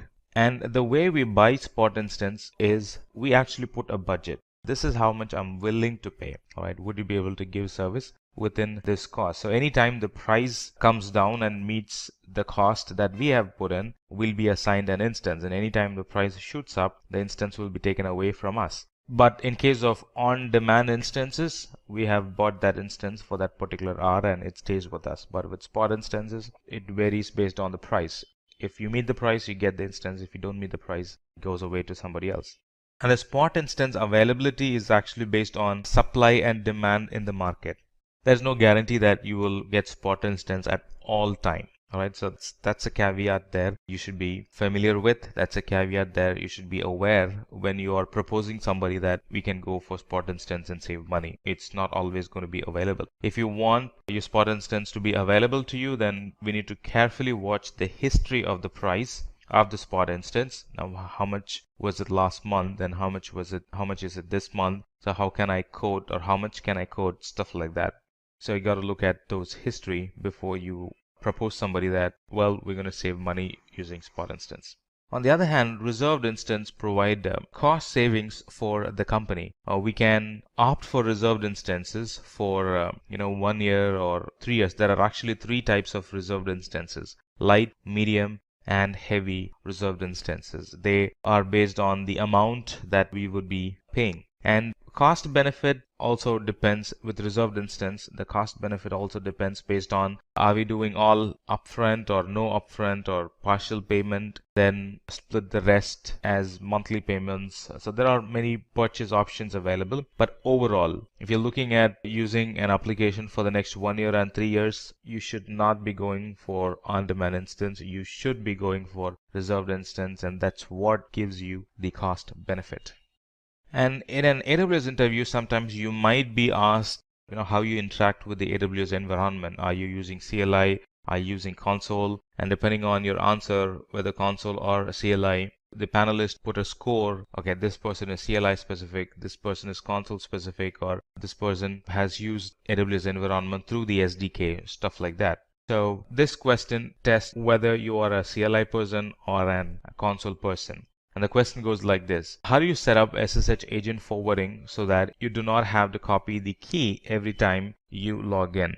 If you have used PuTTY, anytime if you want to log into an EC2 instance, you will have to put the IP and the port number. Along with that, you will have to map, or we will have to map the key in the PuTTY. And this has to be done every time. That's what we would have done in our lab environments, right? But in production environment, using the same key or mapping the same key again and again every time, it's actually an hassle. It's considered as a blocker. So you might want to cache it. You might want to permanently add it in your PuTTY session so you can immediately log in and start using it. So here in the place where you would actually map the private key, there's a quick button that actually fixes or that actually binds your SSH to your PuTTY instance. So we can enable SSH agent forwarding that will actually bind our key to the SSH, and next time when we try to log in, we don't have to always go through mapping the key and trying to log in. Alright, this question, what are Solaris and AX operating systems? Are they available with AWS? That question generally gets asked to test how familiar are you with the AMIs available? How familiar are you with EC2? How familiar are you with the EC2 hardwares available? That basically tests that. Now the first question or the first thought that comes to your mind is, well, everything is available with AWS. I've seen Windows, I've seen Ubuntu, I've seen Red Hat, I've seen Amazon AMIs, and if I don't see my operating system there, I can always go to Marketplace and try them. If I don't find a Marketplace, I can always go to Community and try them. So there are a lot of AMIs available, there are a lot of operating systems available. I will be able to find Solaris and AX, but that's not the case. Solaris and AX are not available with AWS. That's because Solaris uses a different, Solaris does not support, the architecture does not support public cloud currently. The same goes for AX as well. They run on Power CPU and not on Intel, and as of now, Amazon does not provide power machines. This should not be confused with HPC, which is high performance computing. Should not be confused with that. Now these are different hardwares, different CPU itself that the cloud providers they do not provide yet. Another question you could get asked in organizations that would want to automate their infrastructure using Amazon native services would be, how do you actually recover an EC2 instance or auto recover an EC2 instance when it fails? Well, we know that EC2 instances are considered as immutable, meaning irreparable. We don't spend time fixing bugs in an OS, stuff like that. Once an EC2 instance crashes, like it goes on a OS panic, or there are various reasons why it would fail. So we don't have to really worry about fixing it. We can always relaunch that instance and that would fix it. But what if it happens at 2 o'clock in the night? What if it happens during a weekend when nobody's in office looking or monitoring those instances? So you would want to automate that, not only on a weekend or during midnights, but it's general practice good to automate it. So you could face this question, how do you actually automate an EC2 instance once it fails? And the answer to that question is using CloudWatch, we can recover the instance. So as you see, there is an alarm threshold set in CloudWatch. And once the threshold is met, meaning if there is an error, if there is a failure, if the EC2 instance is not responding for a certain while, we can set an alarm. And once the alarm is met, let's say the CPU utilization stayed high for 5 minutes. Right, it's not taking any new connections, or the instance is not pinging for 5 minutes, or in this case it's 2 minutes. It's not pinging, so it's not going to respond connection. So in those cases, you would want to automatically recover that EC2 instance by rebooting the instance. All right, now look at this, the take this action section under the action. So there we have a bunch of options like recover this instance, meaning reboot the instance. So that's how we would recover. The other two options are beyond the scope of the question, but still you can go ahead and apply. just like I'm going to do it. So the other option is stop the instance. That's very useful when you want to stop instances that are having low utilizations. Nobody's using the system as of now. You don't want them to be running and wasting the cloud expenditure. So you can actually set an alarm that stops the EC2 instance that's having low utilization. So somebody was working in an instance and they left it without, or they forgot to shut down that instance, and it gets, they will only use it again the next day morning. So in between there could be like 12 hours that the system is running idle, nobody's using it, and you're paying for it. So you can identify such instances and actually stop them when the CPU utilization is low, meaning nobody is using it. The other one is to terminate. Let's say you want to give system to somebody temporarily and you don't want them to hand the system back to you, right? This is actually an idea. In other words, this is actually the scenario. So you hand over a system to somebody, and when they're done, they're done. We can actually terminate the system. So you could instruct the other person to terminate the system when they're done, and they could forget and the instance could be running forever. Or you can monitor the system after the specified time is over and you can terminate the system. Or best part, you can automate the system termination. So you assign a system to somebody and then turn on this CloudWatch action to terminate the instance when the CPU is low for like 2 hours, meaning they've already left, or CPU is low for 30 minutes, meaning they've already left, stuff like that. So that's possible.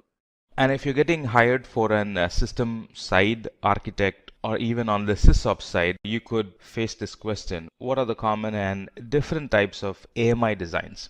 There are a lot of AMI designs. The question is the common ones and the difference between them. So the common ones are the full back AMIs, and the other one is just enough OS AMI, JE OS AMI, and the other one is hybrid type AMIs. So let's look at the difference between them. The full backed AMI, just like the name says, it's fully baked. It's ready to use AMI. This is the simplest AMI to deploy. Can be a bit expensive, it can be a bit cumbersome because you'll have to do a lot of work beforehand. You could use the AMI, so a lot of planning, a lot of thought process will go into it, and the AMI is ready to use, right? You hand over the AMI to somebody and it's ready to use, or if you want to reuse the AMI, it's already ready for you to use. So that's full baked AMI. The other one is just enough operating system AMI. Just like the name says, it has as you can also see in the diagram or in the picture, it covers a part of the OS. All bootstraps are already packed properly, and the security monitoring, logging, and the other stuff are configured at the time of deployment or at the time you would be using it. So not much thought process will go in here. The only focus is on choosing the operating system and what goes, the operating system specific agents or bootstraps that goes into the operating system. That's all we worry about. The advantage of this is it's flexible, meaning you can choose to install additional softwares at the time of deploying, but that's going to require an additional expertise on the person who will be using the AMI. So that's another overhead there. But the advantage is that it's kind of flexible. I can change the configurations during the time of deployment. The other one is a hybrid AMI. Now the hybrid AMI actually falls in between the fully baked AMI and just enough operating system options. So these AMIs have some features of the baked type and some features of the just enough OS type. So as you see, the security monitoring, logging are packed in that AMI, and the runtime environments are installed during the time of a deployment. So this is where the strict company policies would go into the AMI. Company policies like you got to log this, you got to monitor this. These are the ports that generally gets open in all the systems, stuff like that. So they strictly go into the AMI and sits in an AMI format. And during deployment, you have the flexibility of choosing the different runtime and the application that sits in an EC2 instance. Another very famous question you would face in an interview is, how can you recover login to an EC2 instance to which you lost the key? Well, we know that if the key is lost, we can't recover it. There are some organizations that integrate their EC2 instances with an AD. That's different. All right, so you can go and reset the password in the AD and you will be able to log in with the new password. But here the specific tricky question is, you are using a key to log in, and how do you recover if you have lost the key? Generally, companies would have made a backup of the key so we can pick from the backup. But here the specific question is we have lost the key, literally no backups on the key at all. So how can we log in? And we know that we can't log into the instance without the key present with us. So the steps to recover is that make the instance use another key and use that key to log in. Once the key is lost, it's lost forever. We won't be able to recover it. You can't raise a ticket with Amazon. Not possible. They're not going to help. It's beyond the scope. So make the instance use another key. It's only the key that's the problem. You still have valid data in it. You got to recover the data. It's just the key that's having the problem. So we can actually focus on the key part alone and change the key, and that will allow us to log in. So how do we do it?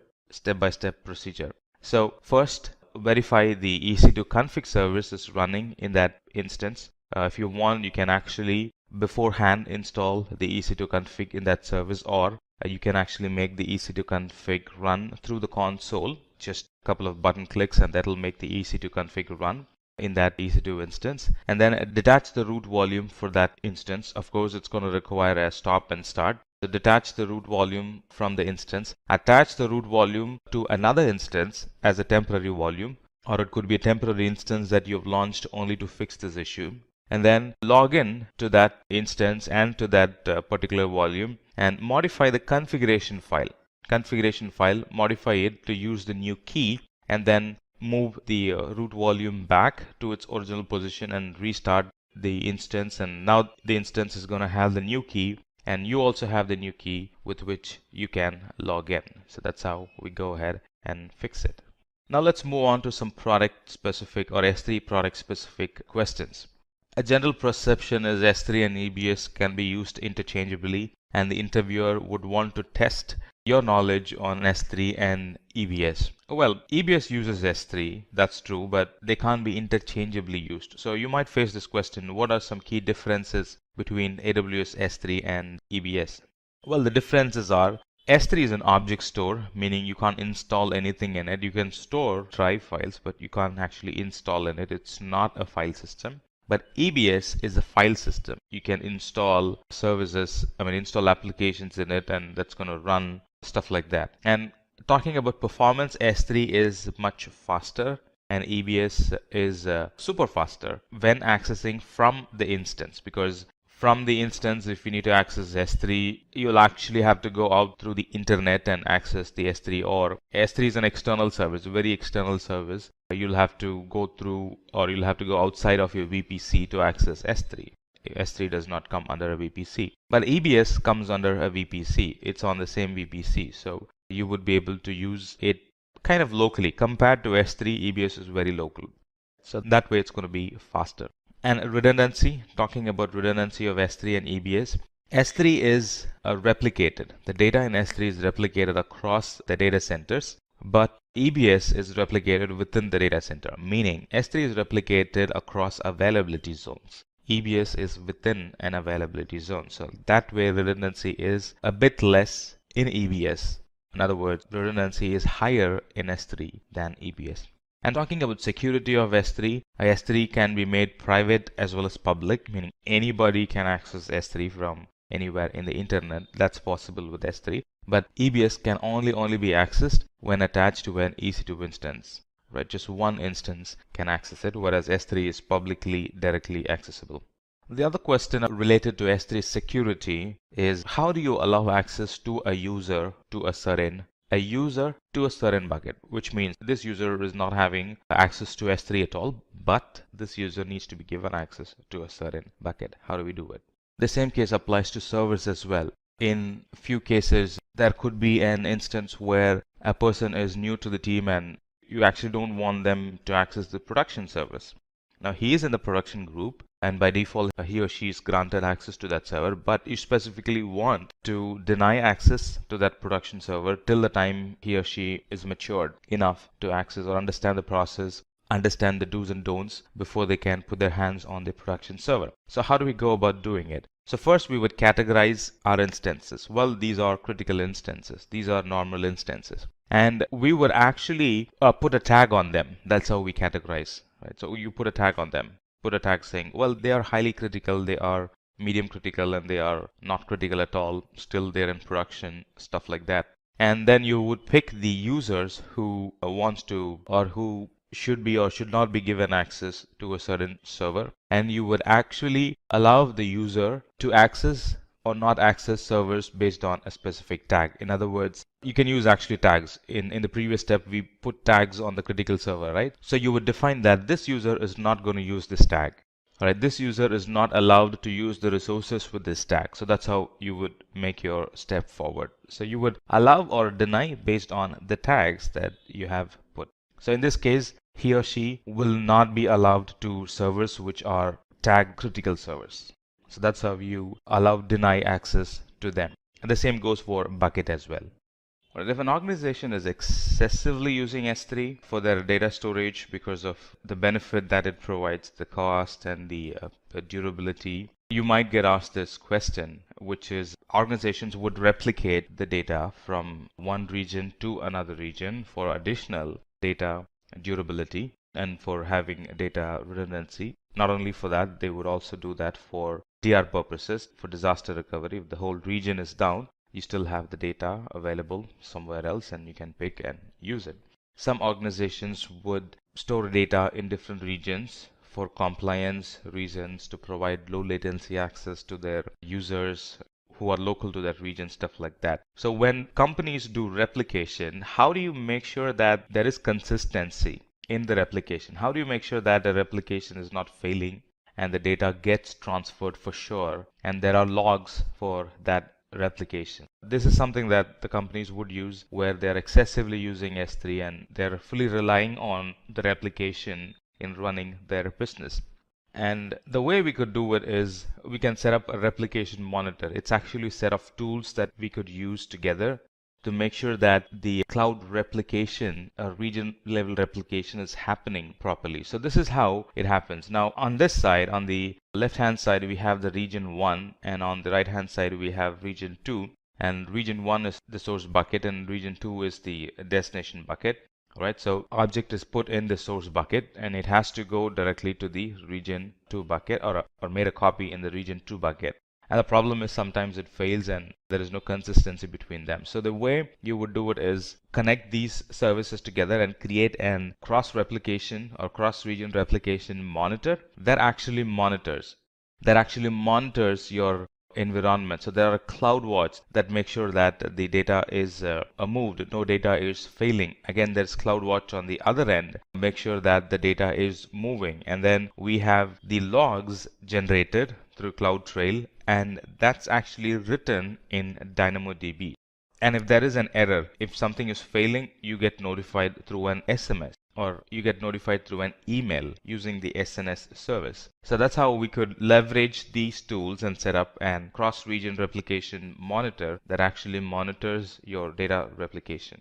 Some common issues that companies face in VPC is that we all know that I can use Route 53 to resolve an IP address externally from the internet, but by default the servers won't connect to the other servers using our custom DNS name. That it does not do that by default. So it's actually a problem. There are some additional things that as an administrator or as an architect or as a person who uses it, you will have to do. And that's what we're going to discuss. So the question could be, VPC is not resolving the server through the DNS. You can access it through the IP, but not through the DNS name. And what could be the issue and how do you go about fixing it? And you will be able to answer this question only if you have done it already. It's a quick and simple step. By default, VPC does not allow, that's the default feature. And we will have to enable the DNS hostname resolution before.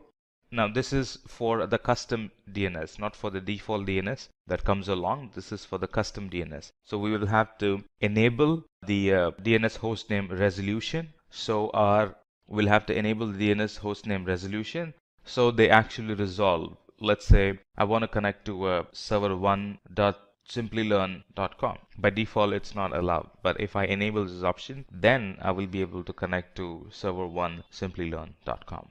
If a company has VPCs in different regions and they have a head office in a central place and the rest of them are branch offices and they are connecting to the head office for access or for saving data or for accessing certain files or certain data or storing data. All right, so they would actually mimic the hub and spoke topology, where you have the VPC, which is centrally in an accessible region, a centrally accessible region, and then you would have a local VPCs or branch offices in different other regions, and they get connected to the VPC in the central location. And the question is, how do you actually connect the multiple sites to a VPC and make communication happen between them? By default, it does not do that. We know that VPCs, they need to be peered between them in order to access the resources. Let's look at this picture, right? So I have like a customer network or branch offices in different parts, and they get connected to a VPC. That's fine. So what we have achieved is those different offices, the remote offices, they are connecting to the VPC and they're talking, but they can't connect or they can't talk to each other.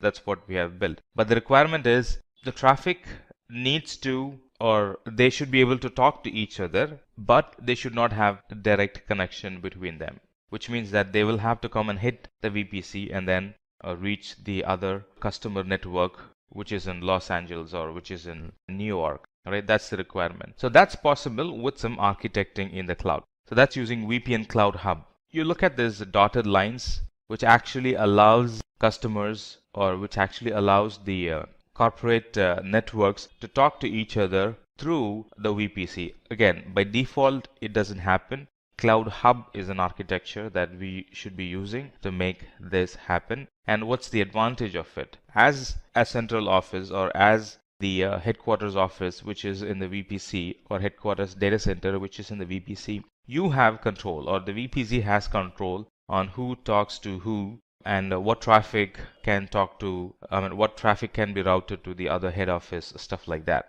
That centralized control is on the VPC. The other question you could get asked is, name and explain some security products and features available in VPC. Well, VPC itself is an security service. It provides a security service to the application, but how do you actually secure the VPC itself? That's the question. And yes, there are products that can actually secure the VPC, or the VPC delivers those products to secure the application.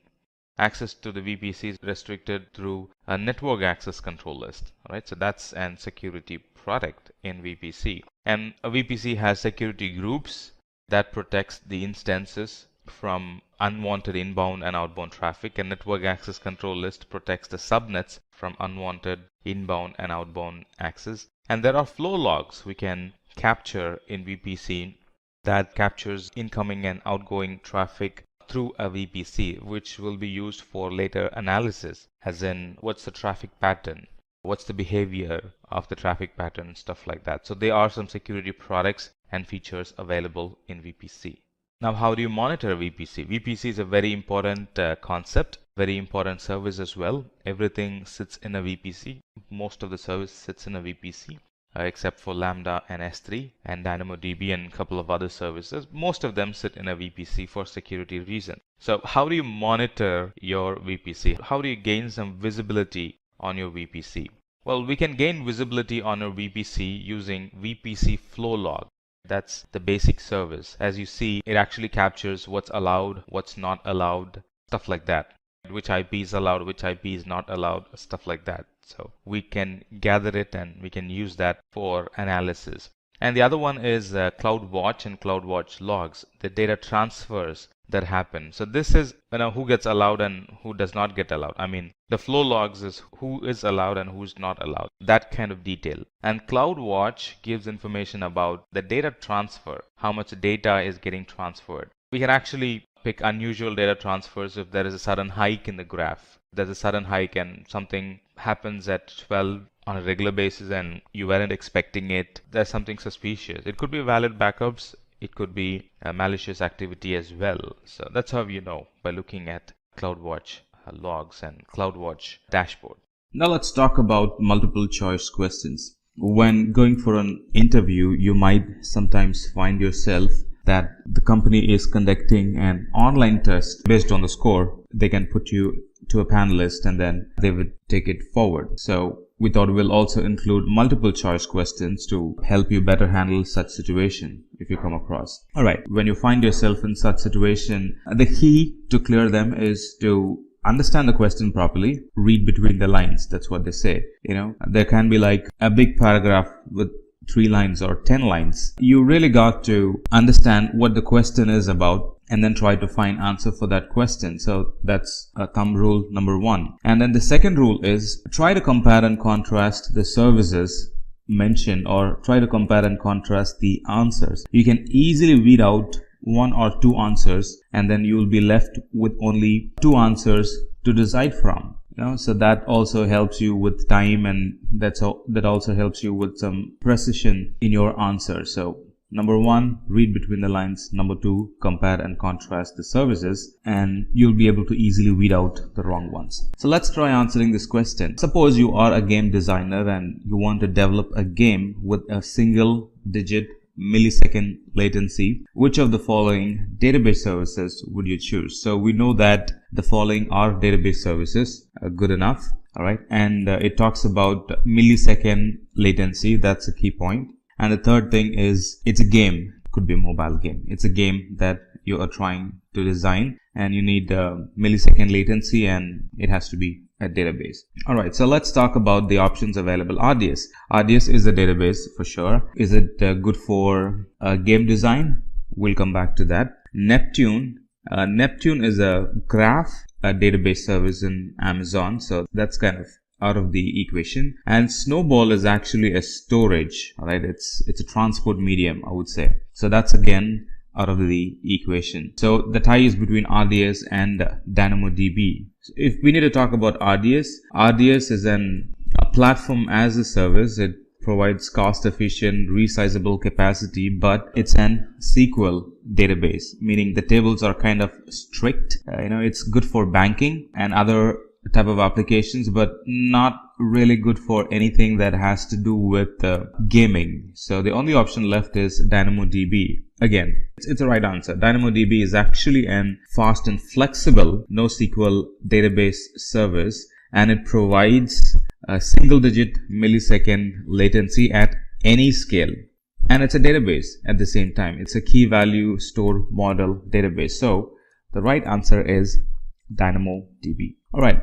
Let's look at the next question. If you need to perform real-time monitoring of AWS services and get actionable insights, which service would you use?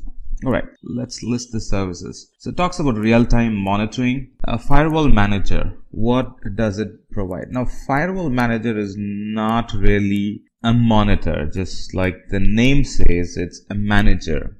It manages multiple firewalls. And AWS GuardDuty is an threat detection service. It does monitoring. It does continuously monitor our environment, but it monitors for threats. All right, only threats. Now let's talk about CloudWatch. CloudWatch is a service that helps to track metrics. It's a service that is used to monitor the environment and give us a system-wide visibility, and also it helps us to store logs. So at the moment it kind of looks like that could be the right answer. We don't know that yet, but we have one more option left. That's EBS. So what's EBS? EBS is a block storage, Elastic Block Store. If we abbreviate EBS, it's Elastic Block Store. So all three of them are easily out of the question. The first one is to manage, second one is to find threats. Of course, it does monitoring. So there's, if there is one relation between CloudWatch and GuardDuty, that's monitoring. So easily we can actually find ourselves slipped towards picking GuardDuty, but know that GuardDuty is only for gaining security insight, but not about gaining AWS service insight. So CloudWatch is a service that helps us to get a system-wide or an AWS-wide or an account-wide, and it has a number of metrics we can monitor and get a very good insight of how a service is performing, be it CPU, be it RAM, be it network utilization, be it connection failures. CloudWatch is a service that helps us perform a real-time monitoring and get some actionable insights on the services. Alright, let's talk about this 33rd question. as a web developer, you are developing an app especially for the mobile platform. All right, there is a mention that this is especially for the mobile platform. So a lot of services gets filtered out, mobile platform. Right, which of the following lets you add user sign up, sign in, and access control to your web and mobile app quickly and easily? All right, so this is all about signing in to your mobile app. So if we need to read between the lines, that's how we can read sign up or sign in into a mobile platform. All right, so we have like 4 options here: Shield, AWS Massey, AWS Inspector, Amazon Cognito. So let's try to weed out services which are not relevant to it. So what's AWS Shield? AWS Shield is actually a service that provides a DDoS mitigation or a DDoS protection, denial of service protection. It's a security feature. Let's talk about the second option. AWS Massey is again a security service that uses machine learning to automatically discover and classify the data. It again talks about security, and this security is all about encrypting or saving the data. It does not come close with signing up and mobile platform. Alright, let's talk about the other one, AWS Inspector. Now, AWS Inspector has something to do with apps. It definitely has something to do with apps. So kind of looks like that's relevant as of now. So it actually helps with improving the security and compliance of the apps that we deploy in the cloud. So kind of looks like it could be because it has to do with apps. The last one, Cognito. Now, Cognito is a service that actually lets the administrator to have control access over web and mobile apps. And it's a service that helps us to sign up and sign in to an mobile and web app. So that very much looks like we found the answer. So Cognito is a service that helps web app and mobile app for sign up and signing in, and also gives the administrator to have control over access control over the web and the mobile app. Pretty much we found it. So it's Cognito. Cognito is a service that helps us to set up, sign in, and have access control over the users who would be using our mobile and web app. Alright, how about this question? You are an ML engineer or a machine learning engineer who is on the lookout for a solution that will discover sensitive information that your enterprise stores in AWS and then uses NLP to classify that data and provide business related insights. Which among the following services would you choose? So we have a bunch of services that's going to help us achieve, or one of it is going to help us achieve the above requirement. So it's a service that deals with machine learning. You're a machine learning engineer who's looking for a service that will help you to discover information at your enterprise store. So we're talking about storage, discover information in store, and then classify the data depending on severity, the sensitivity, classify the data. So which service is that? So firewall manager, just like the name says, it's a manager. And AWS IAM, if we abbreviate it, it's identity and access management. So it's identity and access management, nothing to do with identifying sensitive data and managing it. So the first two is already out of the equation. And then the AWS Massey, we already had a quick definition description for AWS Massey, that it's actually a security service that uses machine learning. Kind of looks like it could be it. It's a security service that uses machine learning, and it discovers and classifies the sensitive information. Not only that, it does not stop there. It goes beyond and protects the sensitive data. AWS Massey kind of looks like, but we still have one more option to look at, which is Cloud HMS. Cloud HMS is also a security service. Kind of looks like that could be the answer as well. And it enables us to generate encryption keys and save the data. So kind of 50% of it. It's a security service. It encrypts, helps us protect the data, but AWS Massey is right on spot. It's a machine learning service. It helps us to classify the data and also to protect the data. So the answer for this question would be AWS Massey. So hope you kind of get it how this is going. So first we apply the thumb rule, identify the question that's being asked, read between the lines, and then try to find the service that meets your requirement. And finding the service is by first weeding out the wrong ones, recollect everything that you've learned about the service and see how well that matches with those hints that you have picked up. And if that doesn't match, weed that out, and you'll end up with two just to decide from at some point, and then it becomes easy for you to decide. Click on the question, submit it, and then move on to the other question in your interview. Alright, so how about this one? You are a system administrator in a company which is running most of its infrastructure on AWS. You are required to track your users and keep a look on how your users are being authenticated. Alright, so this is where the problem statement starts. Alright, you need to keep track of how your users are being authenticated, and you wish to create and manage AWS users and use permissions to allow and deny their access to the AWS resources. Alright, so you are to give them permission, number one, and then, if we put them in the right order, first giving them permissions and then tracking their usage. Let's see which of this service will help us achieve it. IAM is a service that helps us to, looking at the permissions, we can actually predict whether the user or the group will have servers or not. So that helps us to get a track of who's able to use, who's not able to use certain servers and all that stuff. So it kind of looks like, but we have other three options left. Let's look at AWS Firewall Manager. Just like the name says, it's actually a firewall manager. It helps us to manage multiple firewalls. Simple as that. And Shield is a service. It's a service that's used to protect denial of service or distributed denial of service. An API gateway is a service that makes it easy for developers to create, publish, maintain,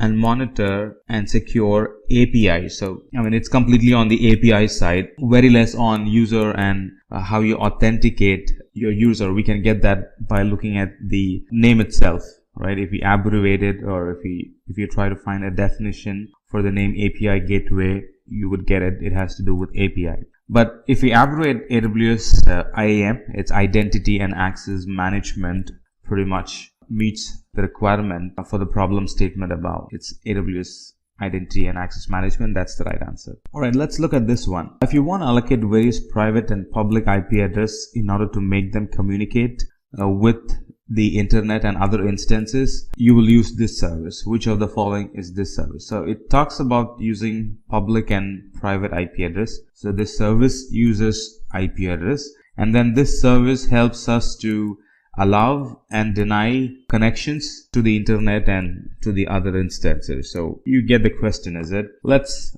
pick the service that helps us achieve it. Route 53. Route 53 is actually a DNS service, right? It's not a service that's used to allow or deny. No, it does not do that. VPC uses public and private IP address. Yes. So kind of looks like VPC helps us to allow, the security in VPC, the security group, the network access control list in a VPC, the routing table in a VPC, that actually helps us to allow or deny a connection to a particular IP address or to a particular service within the VPC or outside of the VPC. So as of now, it kind of looks like it could be, but let's look at the other services. What if we find a service that closely matches to the above requirement than the Amazon VPC?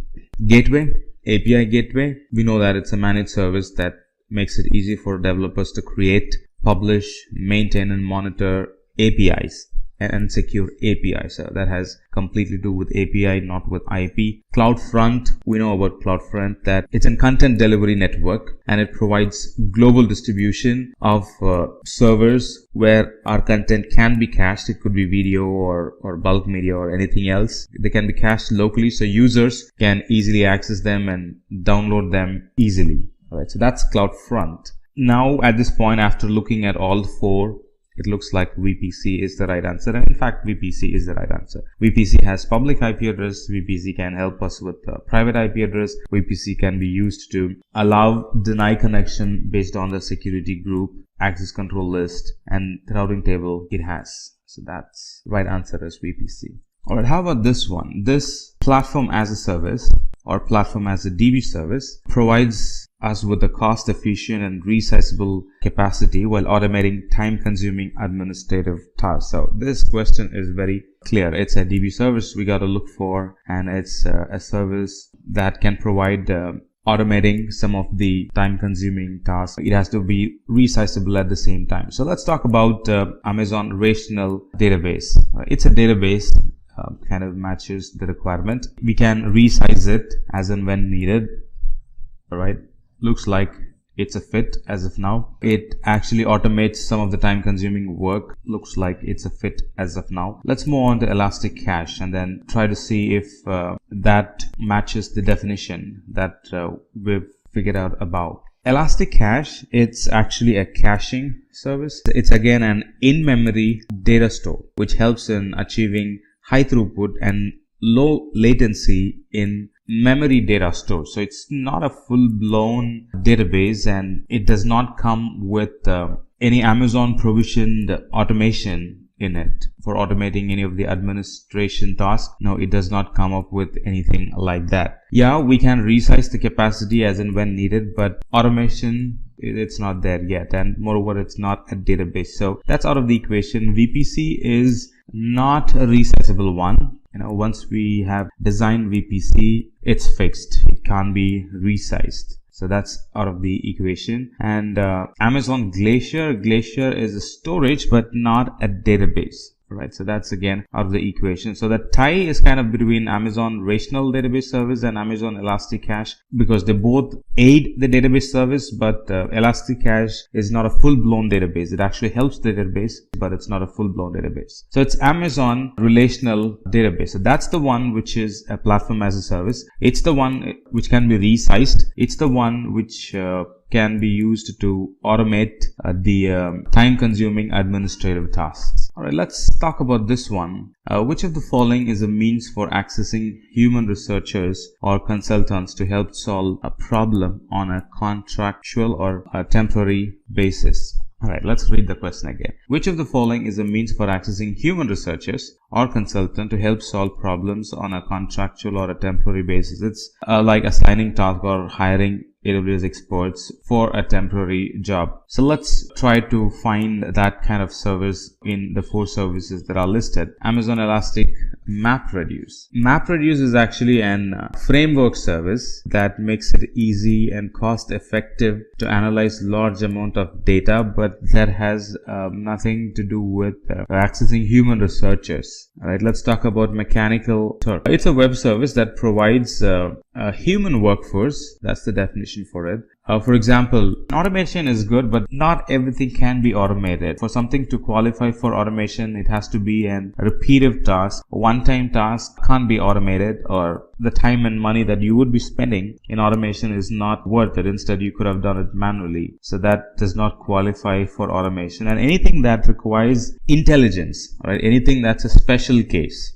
Right? Automation can do repetitive tasks. Automation can do precise work, but it has to be a repetitive task. The scenario, it should have been there already. Only then that can be executed. But if it's a new scenario and it requires appropriate addressing, then it requires human task. So we could hire researchers and consultants who can help solve a problem using Amazon Mechanical Turk. The other 2 are already out of the equation. Now, DevPay is actually a payment system through Amazon, and multi-factor authentication, as it says, it's an authentication system. So the right answer is Amazon Mechanical Turk.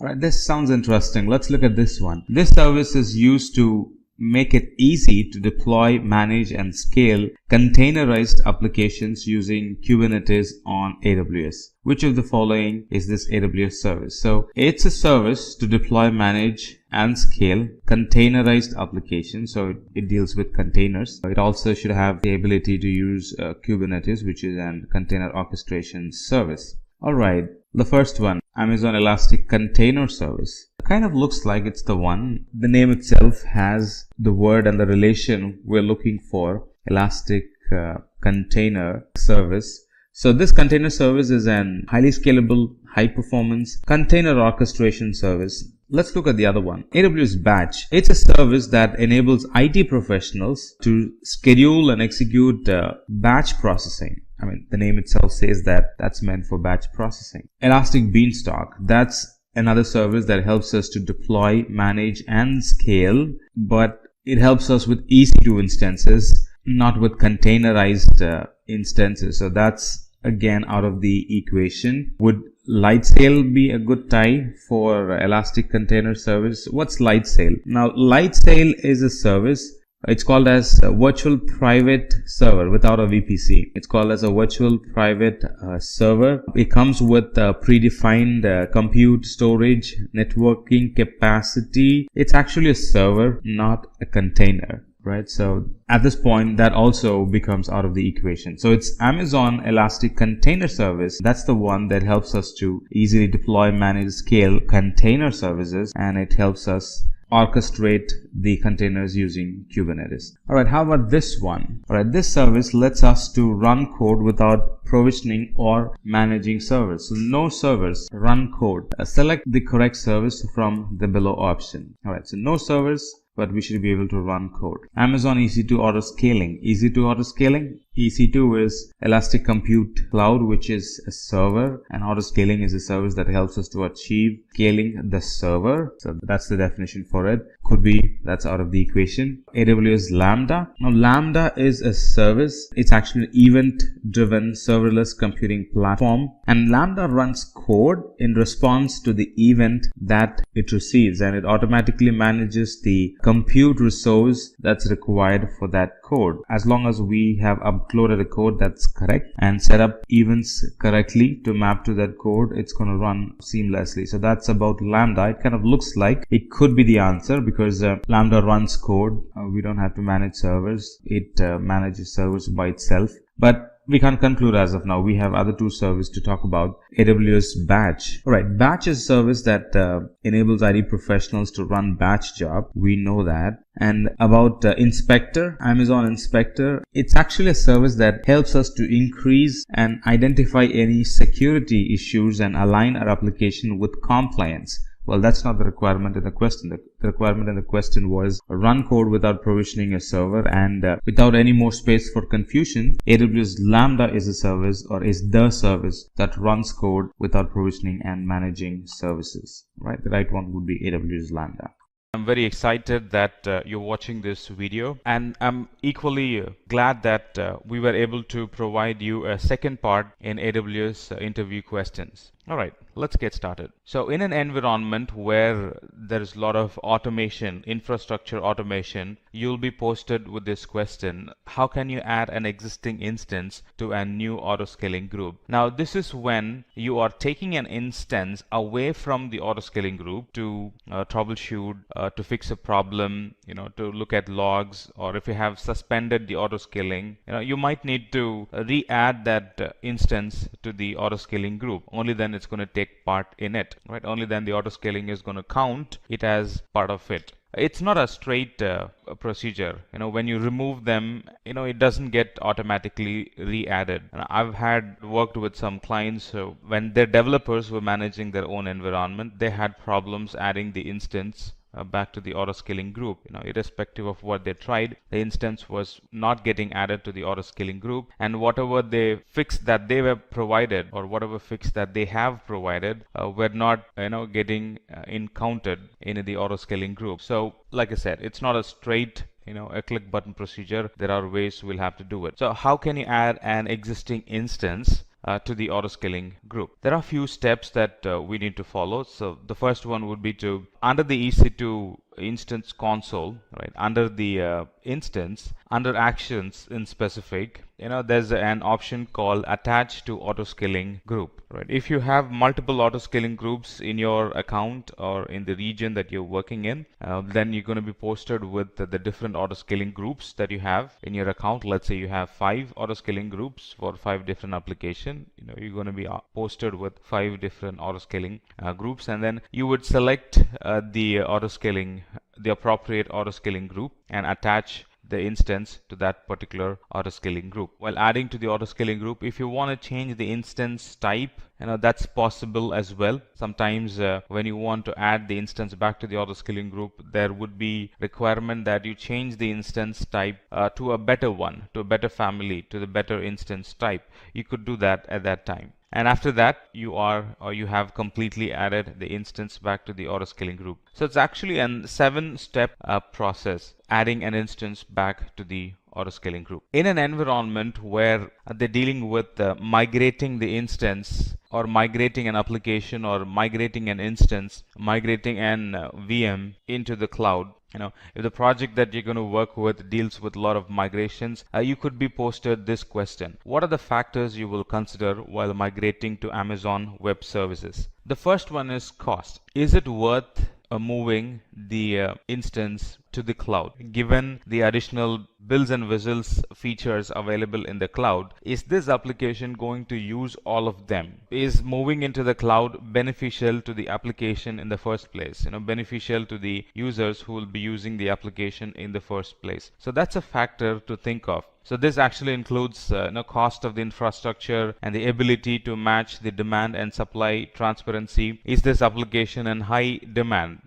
Is it going to be a big loss if the application becomes unavailable for some time? So there are a few things that needs to be considered before we move the application to the cloud. And then if the application needs to be provisioned immediately, is there an urge? Is there an urge to provision the application immediately? That's something that needs to be considered. If the application requires to go online, if the application needs to hit the market immediately, then we would need to move it to the cloud, because in on-premises, procuring or buying an infrastructure, buying the bandwidth, buying the switch port, buying an instance, buying the softwares, buying the license related to it, it's going to take time, at least like 2 weeks or so, before you can bring up an server and launch an application in it, right? So if the application cannot wait, waiting means workforce productivity loss, is it? So we would want to immediately launch instances and put application on top of it. In those cases, if your application is of that type, if there is an urge in making the application go online as soon as possible, then that's a candidate for moving to the cloud. And if the application, or if the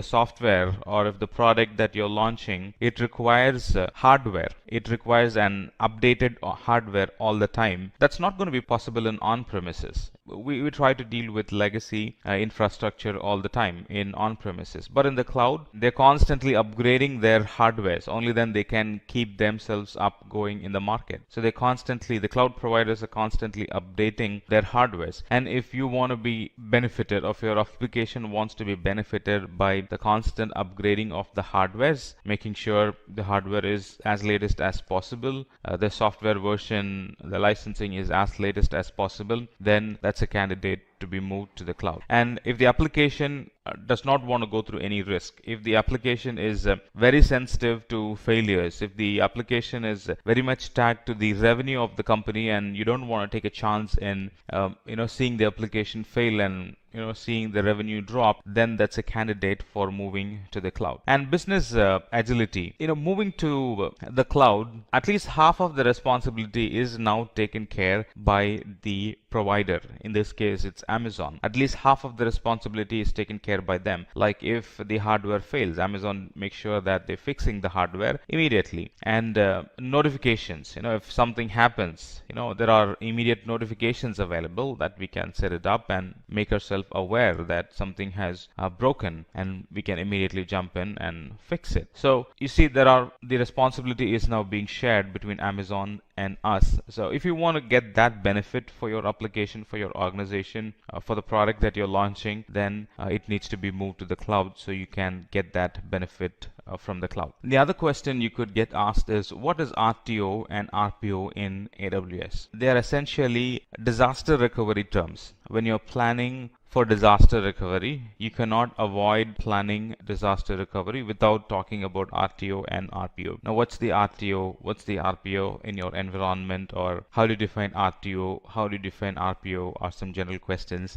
that get asked. RTO is recovery time objective. RTO stands for the maximum time the company is willing to wait for the recovery to happen, or for the recovery to finish when a disaster strikes. So RTO is in the future, right? How much time is it going to take to fix and bring everything to normal? So that's RTO. On the other hand, RPO is recovery point objective, which is the maximum amount of data loss your company is willing to accept as measured in time. RPO always refers to the backups, the number of backups the frequency of the backups, right? Because when an outage happens, you can always go back to the latest backup, right? And if the latest backup was data storage, right? So RPO is the acceptable amount. If the company wants less RPO is 1 hour, then you should be planning on taking backups every 1 hour. If RPO is 12 hours, then you should be planning on taking backups every 12 hours. So that's how RPO and RTO helps disaster recovery. The fourth question you could get asked is if you'd like to transfer huge amount of data, which is the best option among Snowball, Edge, and Snowmobile? Again, this is a question that gets asked if the company is dealing with a lot of data transfer into the cloud, or if the company is dealing with migrating data into the cloud. I'm talking about a huge amount of data in petabytes. Snowball and all of the Snowball series deals with petabyte-sized data migrations. So there are three options available as of now. AWS Snowball is an data transport solution for moving high volume of data into and out of a specified AWS region. On the other hand, AWS Snowball Edge adds additional computing functions. Snowball is simple storage and movement of data, and Snowball Edge has a compute function attached to it. Snowmobile, on the other hand, is an exabyte scale migration service that allows us to transfer data up to 100 petabytes. That's like 100,000 terabytes. So depending on the size of data that we want to transfer from our data center to the cloud, we can rent any of these three services. Let's talk about some CloudFormation questions. This is a classic question. How is AWS CloudFormation different from AWS Elastic Beanstalk? From the surface, they both look like the same. You don't go through the console provisioning resources. You don't go through CLI and provision resources. Both of them provision resources through click button. Right? But underneath, they are actually different services. They aid different services. So knowing that is going to help you understand this question a lot better. Let's talk about the difference between them, and this is what you will be explaining to the interviewer or the panelist. So the CloudFormation service helps you describe and provision all the infrastructure resources in the cloud environment. On the other hand, Elastic Beanstalk provides an simple environment to which we can deploy and run application. CloudFormation gives us an infrastructure, and Elastic Beanstalk gives us a small contained environment in which we can run our application. And CloudFormation supports the infrastructure needs of many different types of application, like the enterprise application, the legacy applications, and any new modern application that you want to have in the cloud. On the other hand, the Elastic Beanstalk, it's a combination of developer tools. They are tools that helps manage the lifecycle of a single application. So CloudFormation, in short, is managing the infrastructure as a whole, and Elastic Beanstalk, in short, is managing and running an application in the cloud. And if the company that you're getting hired is using CloudFormation to manage their infrastructure, or if they're using infrastructure or any of the infrastructure as a code services, then you would definitely face this question: what are the elements of an AWS CloudFormation template? So it has 4 or 5 basic elements, right? And the template is in the form of JSON or in YAML format. Right, so it has parameters, it has outputs, it has data, it has resources, and then the format or the format version or the file format version for the CloudFormation template. So parameter is nothing but it actually lets you to specify the type of EC2 instance that you want, the type of RDS that you want, right?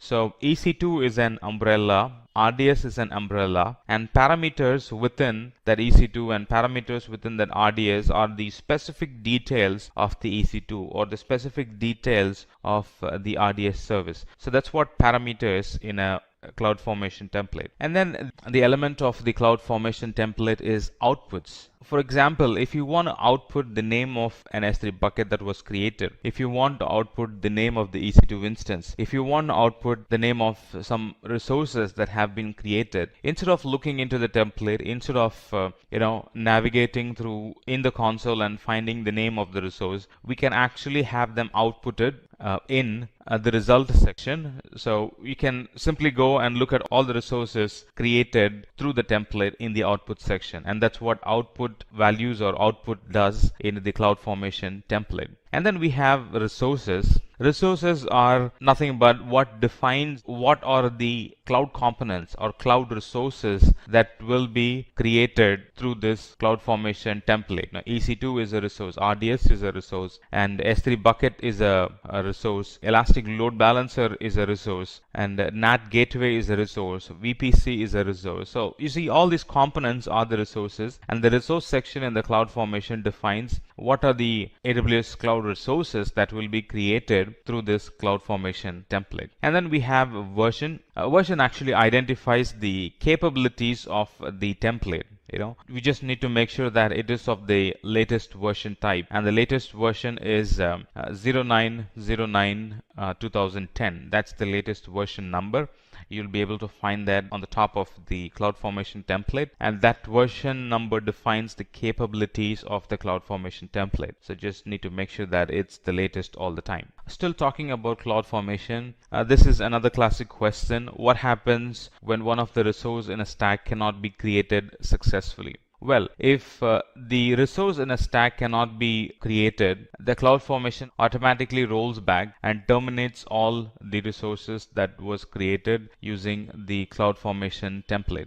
So whatever resources that were created through the CloudFormation template from the beginning, let's say we have created like 10 resources and the 11th resource is now failing, CloudFormation will roll back and delete all the 10 resources that were created previously. And this is very useful when the CloudFormation cannot go forward. CloudFormation cannot create additional resources because we have reached the Elastic IP limits. Elastic IP limit per region is 5, right? And if you have already used 5 IPs and your CloudFormation is trying to buy 3 more IPs, we've hit the soft limit. Till we fix that with Amazon, CloudFormation will not be able to launch additional resources and additional IPs. So it's going to cancel and roll back everything. That's true with a missing EC2 AMI as well. If an AMI is included in the template but the AMI is not actually present, then CloudFormation is going to search for the AMI, and because it's not present, it's going to roll back and delete all the resources that it created. So that's what CloudFormation does. It simply rolls back all the resources that it created. I mean, if it sees a failure, it would simply roll back all the resources that it created. And this feature actually simplifies the system administration and layered solutions built on top of AWS CloudFormation. So at any point, we know that there are no orphan resources in our environment, because something did not work or because there was an CloudFormation executed some, there are no orphan resources in our account. At any point, we can be sure that if CloudFormation is launching a resource and if it's going to fail, and it's going to come back and delete all the resources it's created, so there are no orphan resources in our account. Now let's talk about some questions in Elastic Block Store. Again, if the environment deals with a lot of automation, you could be thrown this question: how can you automate EC2 backup using EBS? It's actually a 6-step process. To automate the EC2 backups, we'll need to write a script to automate the below steps using AWS API. And these are the steps that should be found in the scripts. First, to get the list of instances, and then the script that we are writing should be able to connect to AWS using the API and list the Amazon EBS volumes that are attached locally to the instance. And then it needs to list the snapshots of each volume, make sure the snapshots are present, and it needs to assign a retention period for the snapshot, because over time the snapshots are going to be invalid, right? Once you have some 10 latest snapshots, any snapshot that you have taken before that 10 becomes invalid because you have captured the latest, and 10 snapshot coverage is enough for you. And then the fifth point is to create a snapshot of each volume, create a new snapshot of each volume, and then delete the old snapshot. Anytime a new snapshot gets created, the oldest snapshot in the list needs to go away. So we need to include options, we need to include scripts in our script,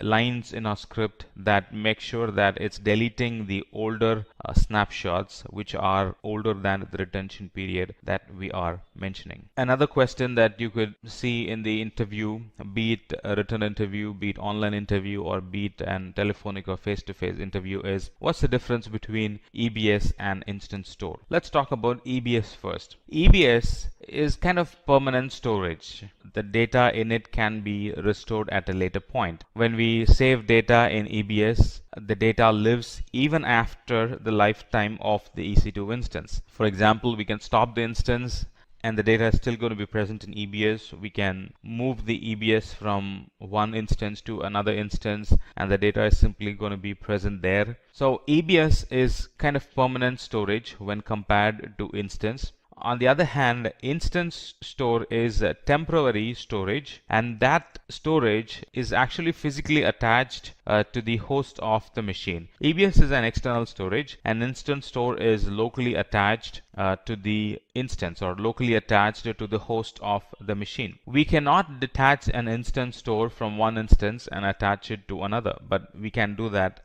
with EBS. So that's a big difference. One is permanent data and another one is EBS is permanent, instance store is volatile data, and instance store, with instance store we won't be able to detach the storage and attach it to another instance. And another feature of instance store is data in an instance store is lost if the disk fails or the instance is stopped or terminated. So instance store is only good for storing cache data. If you want to store permanent data, then we should think of using EBS and not instance store. While talking about storage on the same lines, this is another classic question. How can you take backups of EFS like EBS? And if you can take backup, how do you take that backup? The answer is yes, we can take EFS to EFS backup solution. EFS does not support snapshot.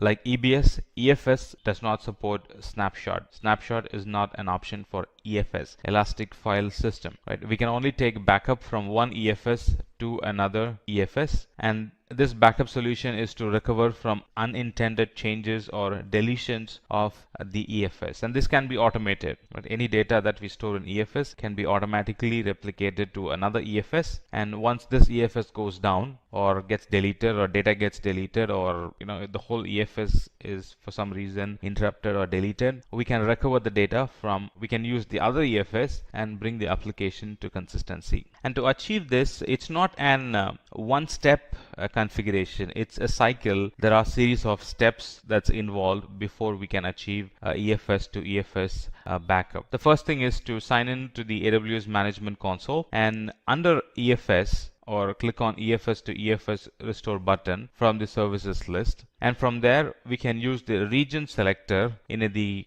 console navigation bar to select the actual region in which we want to work on, and from there ensure that we have selected the right template. Some of the templates would be EFS to EFS backup, granular backups, incremental backups. Right, so there are some templates, the kind of backups that you want to take. Do you want to take granular? Do you want to take increment backups? Stuff like that. And then create a name to that solution, the kind of backup that we have created. And finally review all the configurations that you have done and click on save. And from that point onwards, the data is going to be copied. And from that point onwards, any additional data that you put is going to copy it and replicate it. Now you have an EFS to EFS backup. This is another classic question in companies which deals with data management. There are easy options to create snapshots, but deleting snapshots is not always an click button or a single step configuration. So you might be facing a question like, how do you auto delete old snapshots? And the procedure is like this. Now, as best practice, we will take snapshots of EBS volume to S3. All snapshots get stored in S3. We know that now. And we can use AWS Ops Automator to automatically handle all snapshots. The Ops Automator service, it allows us to create, copy, delete EBS snapshots. So there are CloudFormation templates available for AWS Ops Automator, and this Automator template will scan the environment and it would take snapshots. It would, copy the snapshot from one region to another region if you want, if you're setting up a DR environment. And not only that, based on the retention period that we create, it's going to delete the snapshots which are older than the retention period. So life or managing snapshot is made a lot easier because of this Ops Automator CloudFormation template. Moving into questions in Elastic Load Balancer, this again could be a question in the interview. What are the different types of load balancers in AWS and what's their use case? What's the difference between them? And as of now, as we speak, there are 3 types of load balancers which are available in AWS. The first one being application load balancer. Just like the name says, the application load balancer works on the application layer and deals with HTTP and HTTPS requests. And it also supports path-based routing. For example, simplilearn.com/some web page, simplilearn.com/another website. So it's going to direct the path based on the / value that you give in the URL. So that's path-based routing. So it supports that. And not only that, it can support port-based :8080, :8081, or :8090. Based on that port also, it can take a routing decision, and that's what application load balancer does. On the other hand, we have network load balancer, and the network load balancer makes routing decisions at the transport level. It's faster because it has very less thing to work on. It works on lower OSI layer. It works on a lower layer, so it has very less information to work with than compared with application layer. So comparatively, it's a lot faster and it handles millions of requests per second. And after the load balancer receives a connection, it selects a target group for the default rule using the flow hash routing algorithm. It does simple routing, right? It does not do path-based or port-based routing. It does simple routing, and because of it, it's faster. And then we have classic load balancer, which is kind of expiring as we speak. Amazon is discouraging people using classic load balancer, but there are companies which are still using classic load balancer. They are the ones who were the first one to step into Amazon when classic load balancer was the first load balancer or the only load balancer available at that point. So it supports HTTP, HTTPS, TCP, SSL protocol, and it has a fixed relationship between a load balancer port and the container port. So initially we only had classic load balancer, and then after some point Amazon said, instead of having one load balancer address all type of traffic, we're going to have 2 load balancers called as the child from the classic, 2 load balancer, and one is going to specifically address the application requirement and one is going to specifically address the network requirement, and let's call it as application load balancer and network load balancer. So that's how now we have 2 different load balancers. Talking about load balancer, another classic question could be, what are the different uses of the various load balancer in AWS Elastic load balancing? There are 3 types of load balancer. We just spoke about it. Application load balancer is used if we need flexible application management and TLS termination, and network load balancer if we require extreme performance and the load balancing should happen based on static IPs for the application. And classic load balancer is an old load balancer which is for people who are still running their environment from EC2 classic network. Now this is an older version of VPC, or this is what was present before VPC was created. EC2 classic network is what was present before EC2 was created. So they are the 3 types and they are the use cases of it. Let's talk about some of the security related questions you would face in the interview. When talking about security and firewall in AWS, we cannot avoid discussion talking about WAF, web application firewall, and you would definitely see yourself in this situation where you've been asked how can you use AWS WAF in monitoring your AWS applications. WAF or web application firewall protects our web application from common web exploits. And WAF helps us control which traffic source your application should be allowed or blocked, which traffic from a certain source, which source or which traffic from a certain source should be allowed or blocked your application. With WAF, we can also create custom rules that blocks common attack patterns. If it is a banking application, it has a certain type of attacks, and if it is simple data management, data storage application, it has content management application, it has a separate type of attack. So based on the application type, we can identify a pattern and create rules that would actually block that attack based on the rule that we create. And WAF can be used for three cases. The first one is allow all requests, and then block all requests, and count all requests for a new policy. So it's also an monitoring and management service which actually counts all the policies, or counts all the requests that matches a particular policy that we create. And some of the characteristics we can mention in AWS WAF are the origin IPs and the strings that appear in the request. We can allow block based on origin IP, allow block based on strings that appear in the request. We can allow block or count based on the origin country, length of the request. We can block and count the presence of malicious scripts in an connection. We can count the request headers, or we can allow block a certain request header, and we can count the presence of a malicious SQL code in a connection that we get and that want to reach our application. Still talking about security, what are the different AWS IAM categories we can control? Using AWS IAM, we can do the following. One is create and manage IAM users. And once the user database gets bigger and bigger, we can create and manage them in groups. And in IAM,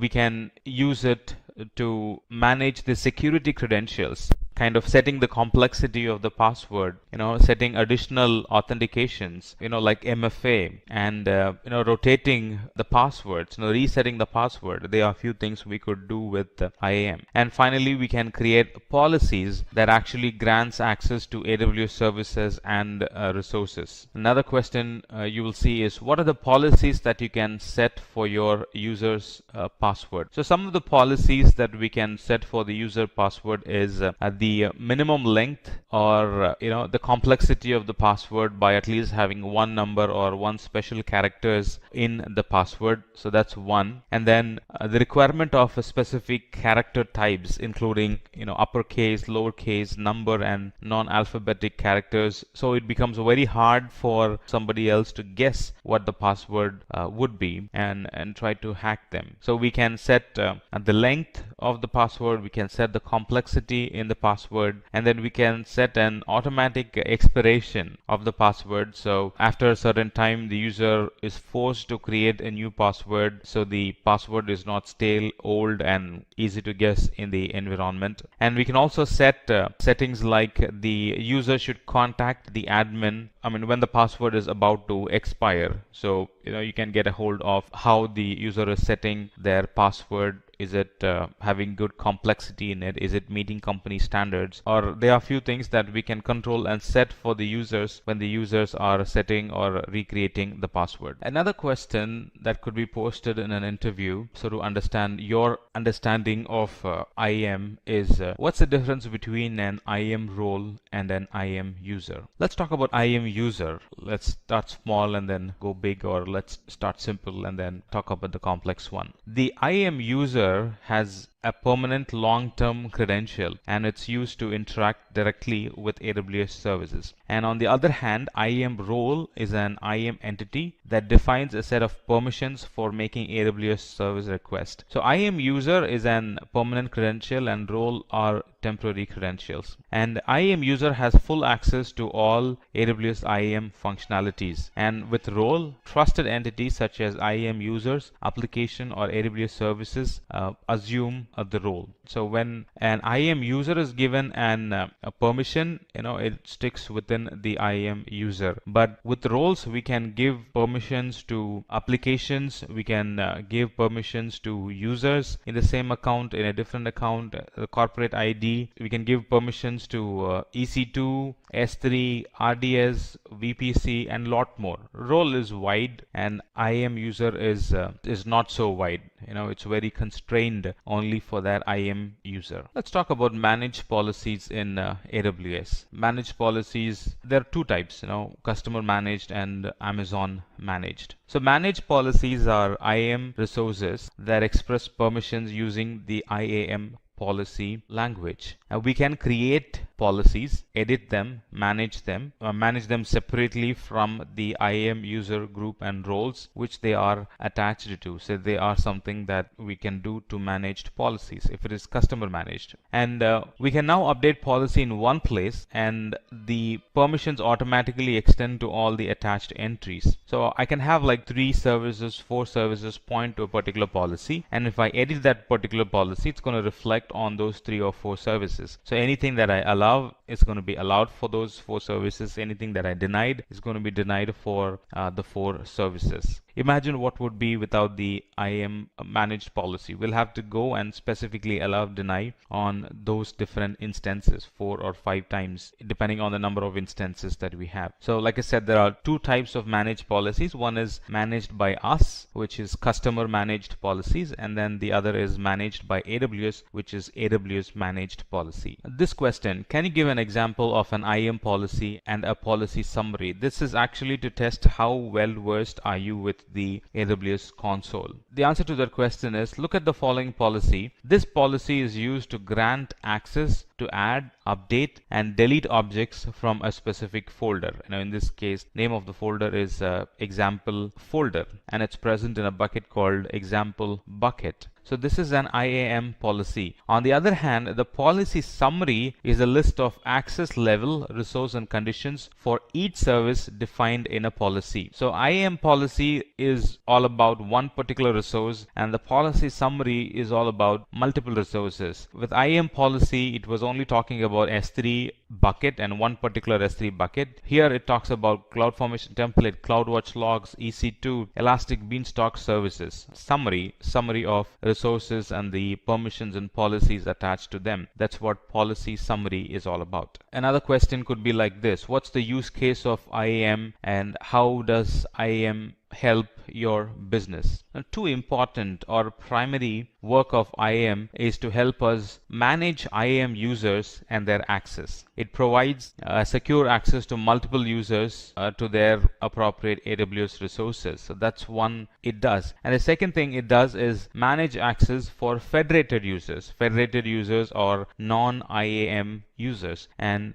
through IAM we can actually allow and provide secure access to resources in our AWS account to our employees without the IAM user. Now, they could be authenticated using the Active Directory, they could be authenticated using the Facebook credential, Google credential, Amazon credential, and a couple of other credentials, third-party identity management, right? So we could actually trust them and we could give them access to our account based on the trust relationship that we have built with the other identity systems. All right, so 2 things. One is manage users and their access manage IAM user and their access in our AWS environment, and second is manage access for federated users who are non-IAM users. And more importantly, IAM is a free service, and with that we'll only be charged for the use of the resources, not for the IAM username and password that we create.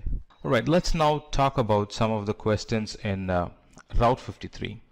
One classic question that could be asked in an interview is, what is the difference between latency-based routing and geo-DNS or geo-based DNS routing? Now, the geo-based DNS routing takes routing decisions on the basis of the geographic location of the request. And on the other hand, the latency-based routing utilizes latency measurements between networks and data centers. Now, latency-based routing is used where you want to give your customers the lowest latency as possible. So that's when we would use latency-based routing. And on the other hand, geo-based routing is when we want to direct customers to different websites based on the country they are browsing from. You could have 2 different or 3 different websites for the same URL.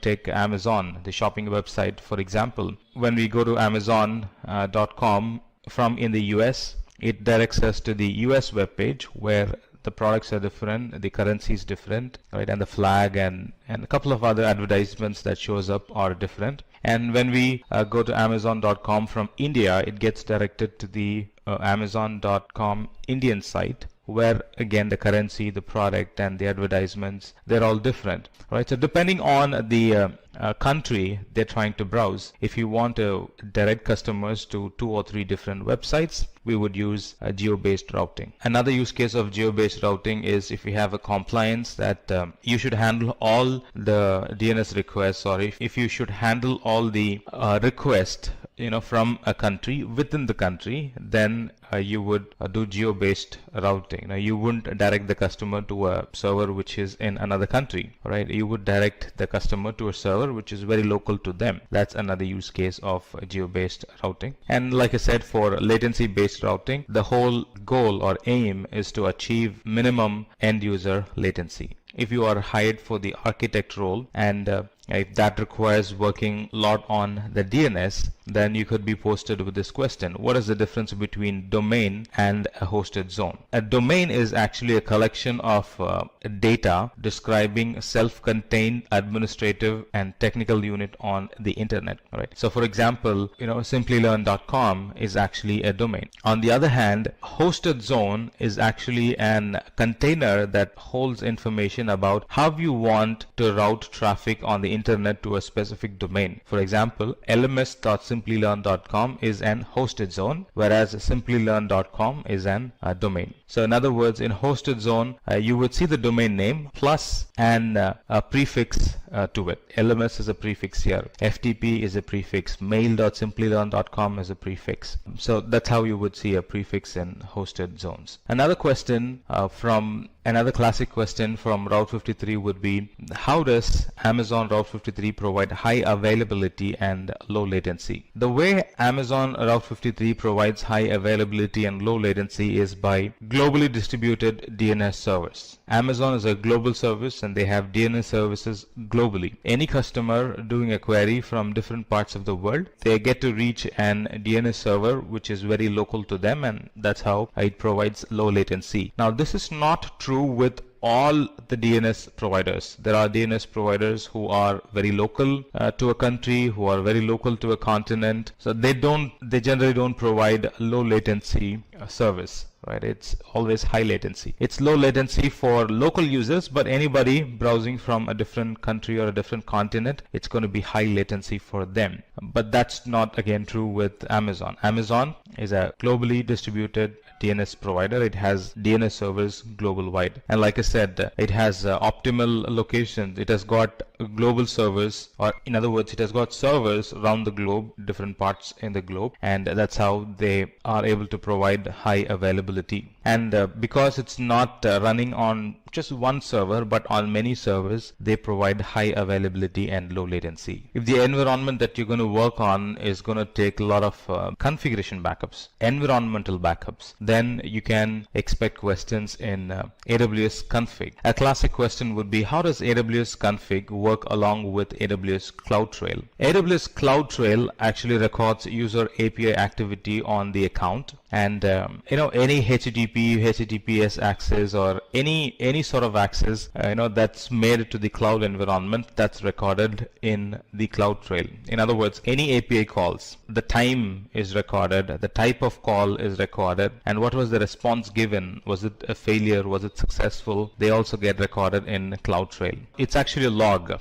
It actually records the activity in your cloud environment. On the other hand, config is a point-in-time configuration details of your resources. For example, at a given point, what are all the resources that were present in my environment? What are all the resources, or what are the configuration in those resources at a given point? They get captured in AWS config, right? So with that information, you can always answer the question: what did my AWS resource look like at a given point in time? That question gets answered when we use AWS config. On the other hand, with CloudTrail, you can answer the question, by looking at the CloudTrail or with the help of CloudTrail, you can easily answer the question, who made an API call to modify this resource? That's answered by CloudTrail. And with the CloudTrail, we can detect if a security group was incorrectly configured and who did that configuration. Let's say there happened to be a downtime and you want to identify Let's say there happened to be a downtime and you want to identify who made that change in the environment. You can simply look at CloudTrail and find out who made the change. And if you want to look at how the environment looked like before the change, you can always look at AWS config. Can AWS configure or AWS config aggregate data across different AWS accounts? Yes, it can. Now this question is actually to test whether you have used AWS config or not. I know some of the services are very local, is it? Some of these services are availability zone specific, some of them are regional specific, and some of them are global services in Amazon. And though some of the services are region services, you still can do some changes, add some configuration to it and collect regional data in it. For example, S3 is a regional service, but still you can collect logs from all of the regions into an S3 bucket in one particular region. That's possible. And CloudTrail is CloudWatch is an regional service, but still you can, with some changes to it,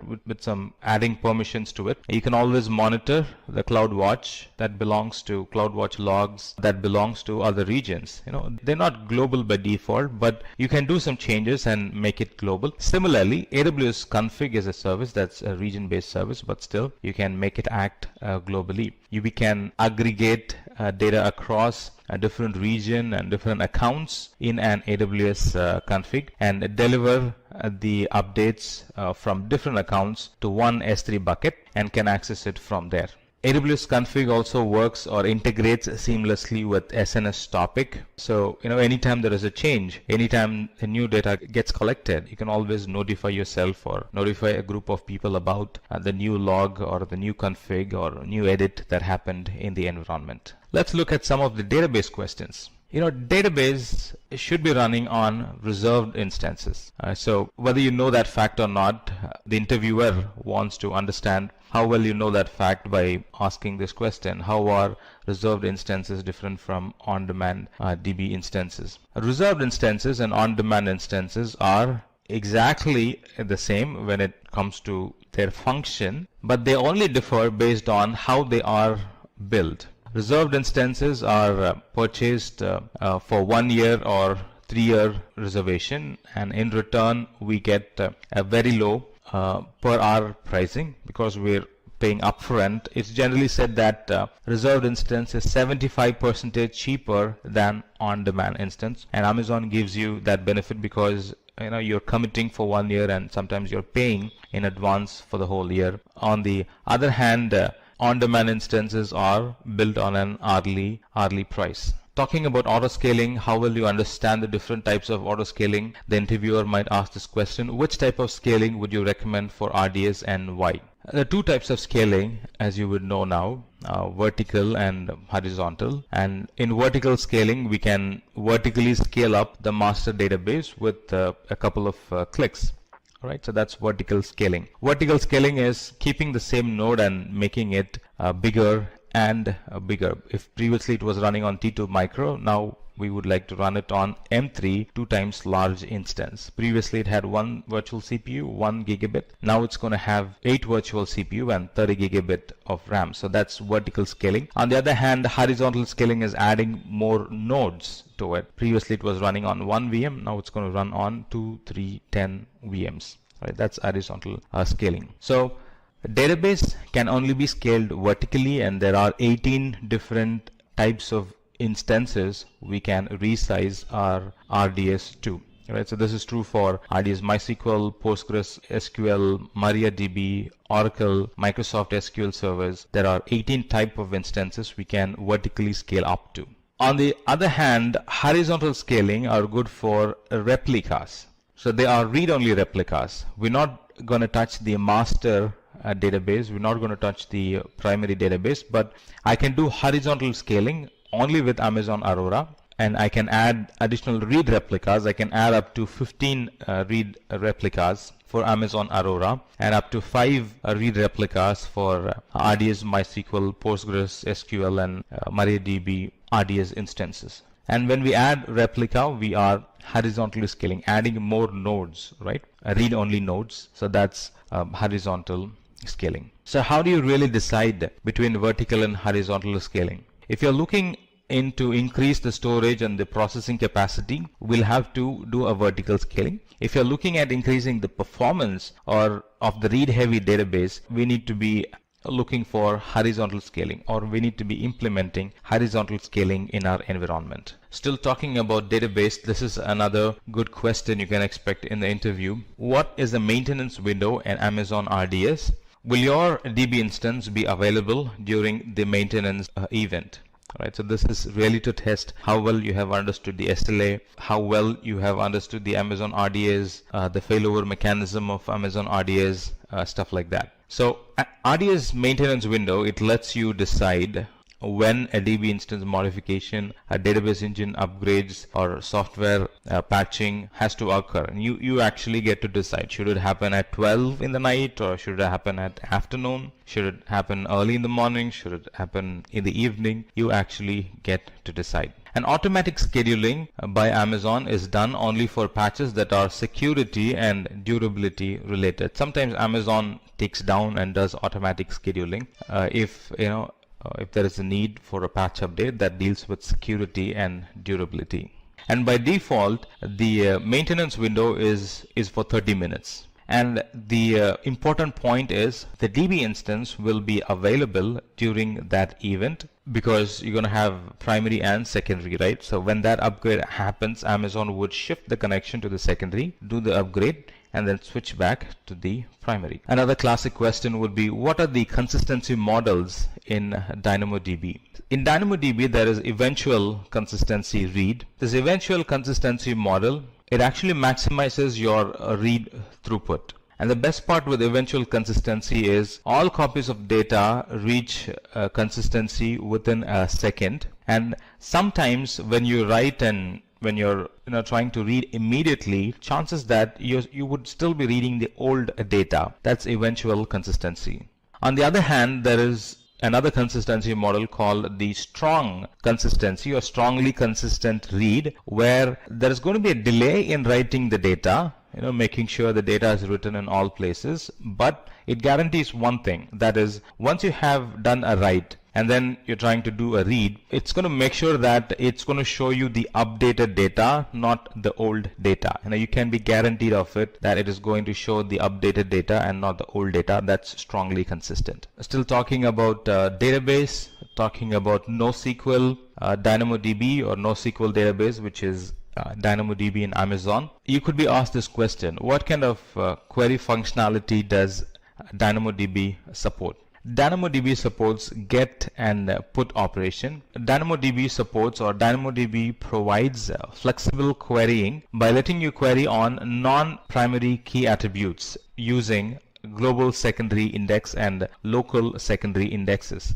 A primary key can be either a single attribute partition key or a composite partition sort key. In other words, a DynamoDB indexes a composite partition sort key as a partition key element and a sort key element. And by holding the partition key, when doing a search or when doing a query, by holding the partition key element constant, we can search across the sort key element to retrieve the other items in that table. And the composite partition sort key should be a combination of user ID partition and a timestamp. So that's what the composite partition sort key is made of. Let's look at some of the multiple choice questions. Sometimes some companies would have a written test or an MCQ type online test before they call you for the first level or before they call you for the second level. So these are some classical questions that companies ask in their multiple choice online questions. Let's look at this question. As a developer, using this pay-per-use service, you can send, store, and receive messages between software components. Which of the following is being referred here?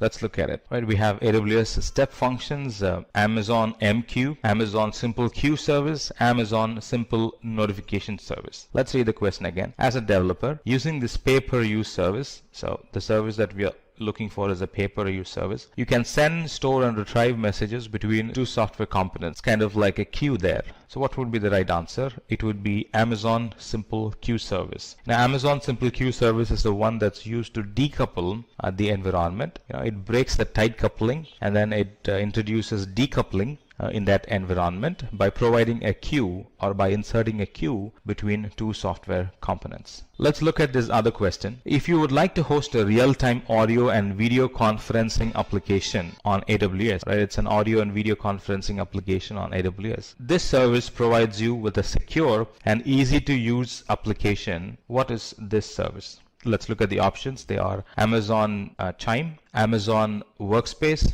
Amazon MQ, Amazon AppStream.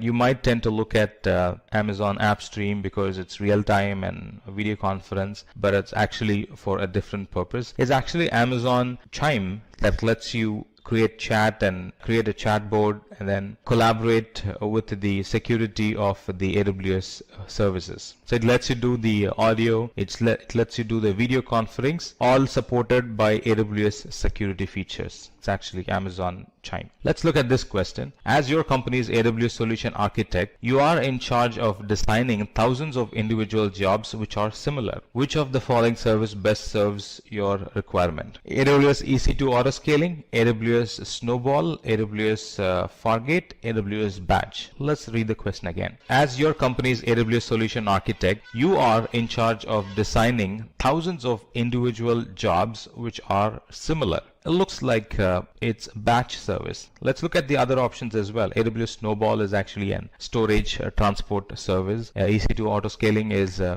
introducing scalability and elasticity in the environment, and AWS Fargate is container services. AWS Batch is the one is being referred here that actually runs thousands of individual jobs which are similar. AWS Batch is the right answer. Right, let's look at the other one. You are a machine learning engineer and you're looking for a service that helps you build and train machine learning models in AWS. Which among the following are we referring to? So we have Amazon SageMaker, AWS Deep Lens, Amazon Comprehend, AWS Device Farm. Let's read the question again. You are a machine learning engineer and you're looking for a service that helps you build and train machine learning models in AWS. Which among the following are referred here? The answer is SageMaker. It provides every developer and data scientist with the ability to build, train, and deploy machine learning models quickly. That's what SageMaker does. Now, for you to be familiar with the products, I would recommend you to simply go through the product description. There's one page available on Amazon that explains all the products, quick, neat, and simple. That really helps you to be very familiar with what the product is all about and what it is capable of. Is it a DB service? Is it a machine learning service? Or is it a monitoring service? Is it a developer service? Stuff like that. So get that information, get that details before you attend an interview, and that should really help to answer or face such questions with great confidence. So the answer is Amazon SageMaker, because that's the one that provides developers and data scientists the ability to build, train, and deploy machine learning models quickly as possible. All right, let's look at this one. Let's say that you are working for your company's ID team and you are designated to adjust the capacity of the AWS resource based on the incoming application and network traffic. How do you do it? So what's the service that actually helps us to adjust the capacity of the AWS resource based on the incoming application? Let's look at it. Amazon VPC, Amazon IAM, Amazon Inspector, Amazon Elastic Load Balancing. Amazon VPC is a networking service. Amazon IAM is an username password authentication. Amazon Inspector is a service that actually does a security audit in our environment. And Amazon Elastic Load Balancer is a service that helps in scalability. That's in one way, indirectly that helps in increasing the availability of the application, right? And monitoring monitoring how much requests are coming in through the Elastic load balancer, we can actually adjust the environment that's running behind it. So the answer is going to be Amazon Elastic Load Balancer. All right, let's look at this question. This cross-platform video game development engine that supports PC, Xbox, PlayStation, iOS, and Android platforms allows developers to build and host their games on Amazon's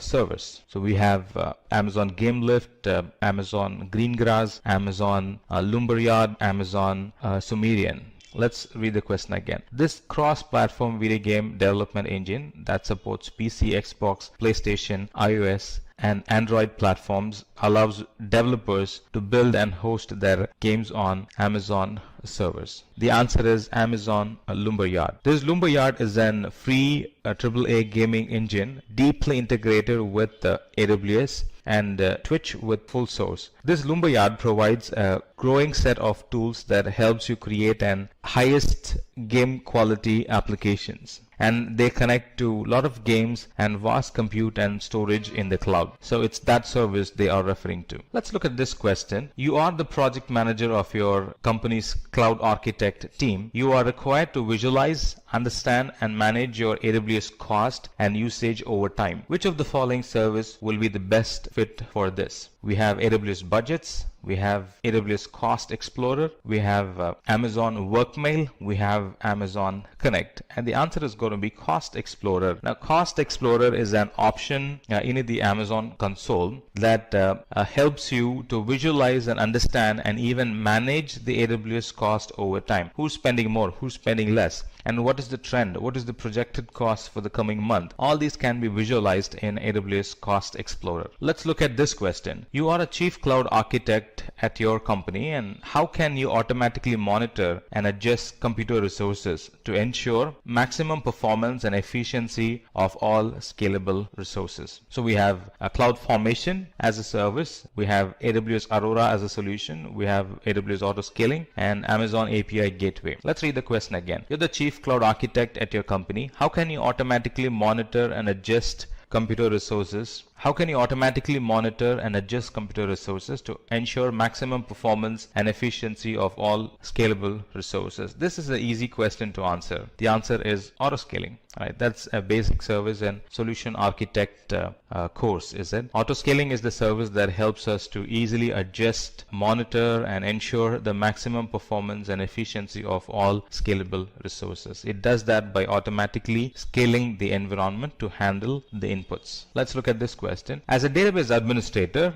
you will use a service that is used to set up and manage databases such as MySQL, MariaDB, and Postgres SQL. Which service are we referring to? Amazon Aurora, Amazon Elastic Cache, AWS RDS, AWS Database Migration Service. Amazon Aurora is Amazon's flavor of the RDS service, and Elastic Cache is the caching service provided by Amazon. They are not full-fledged database. And database migration service, just like the name says, it helps to migrate the database from on-premises to the cloud and from one database flavor to another database flavor. Amazon RDS is the service, is the console, is the service, is the umbrella service that helps us to set up, manage databases like MySQL, MariaDB, and Postgres SQL. It's Amazon RDS. Let's look at this last question. A part of your marketing work requires you to push messages onto Google, Facebook, Windows, and Apple through APIs or AWS Management Console. You will use the following service.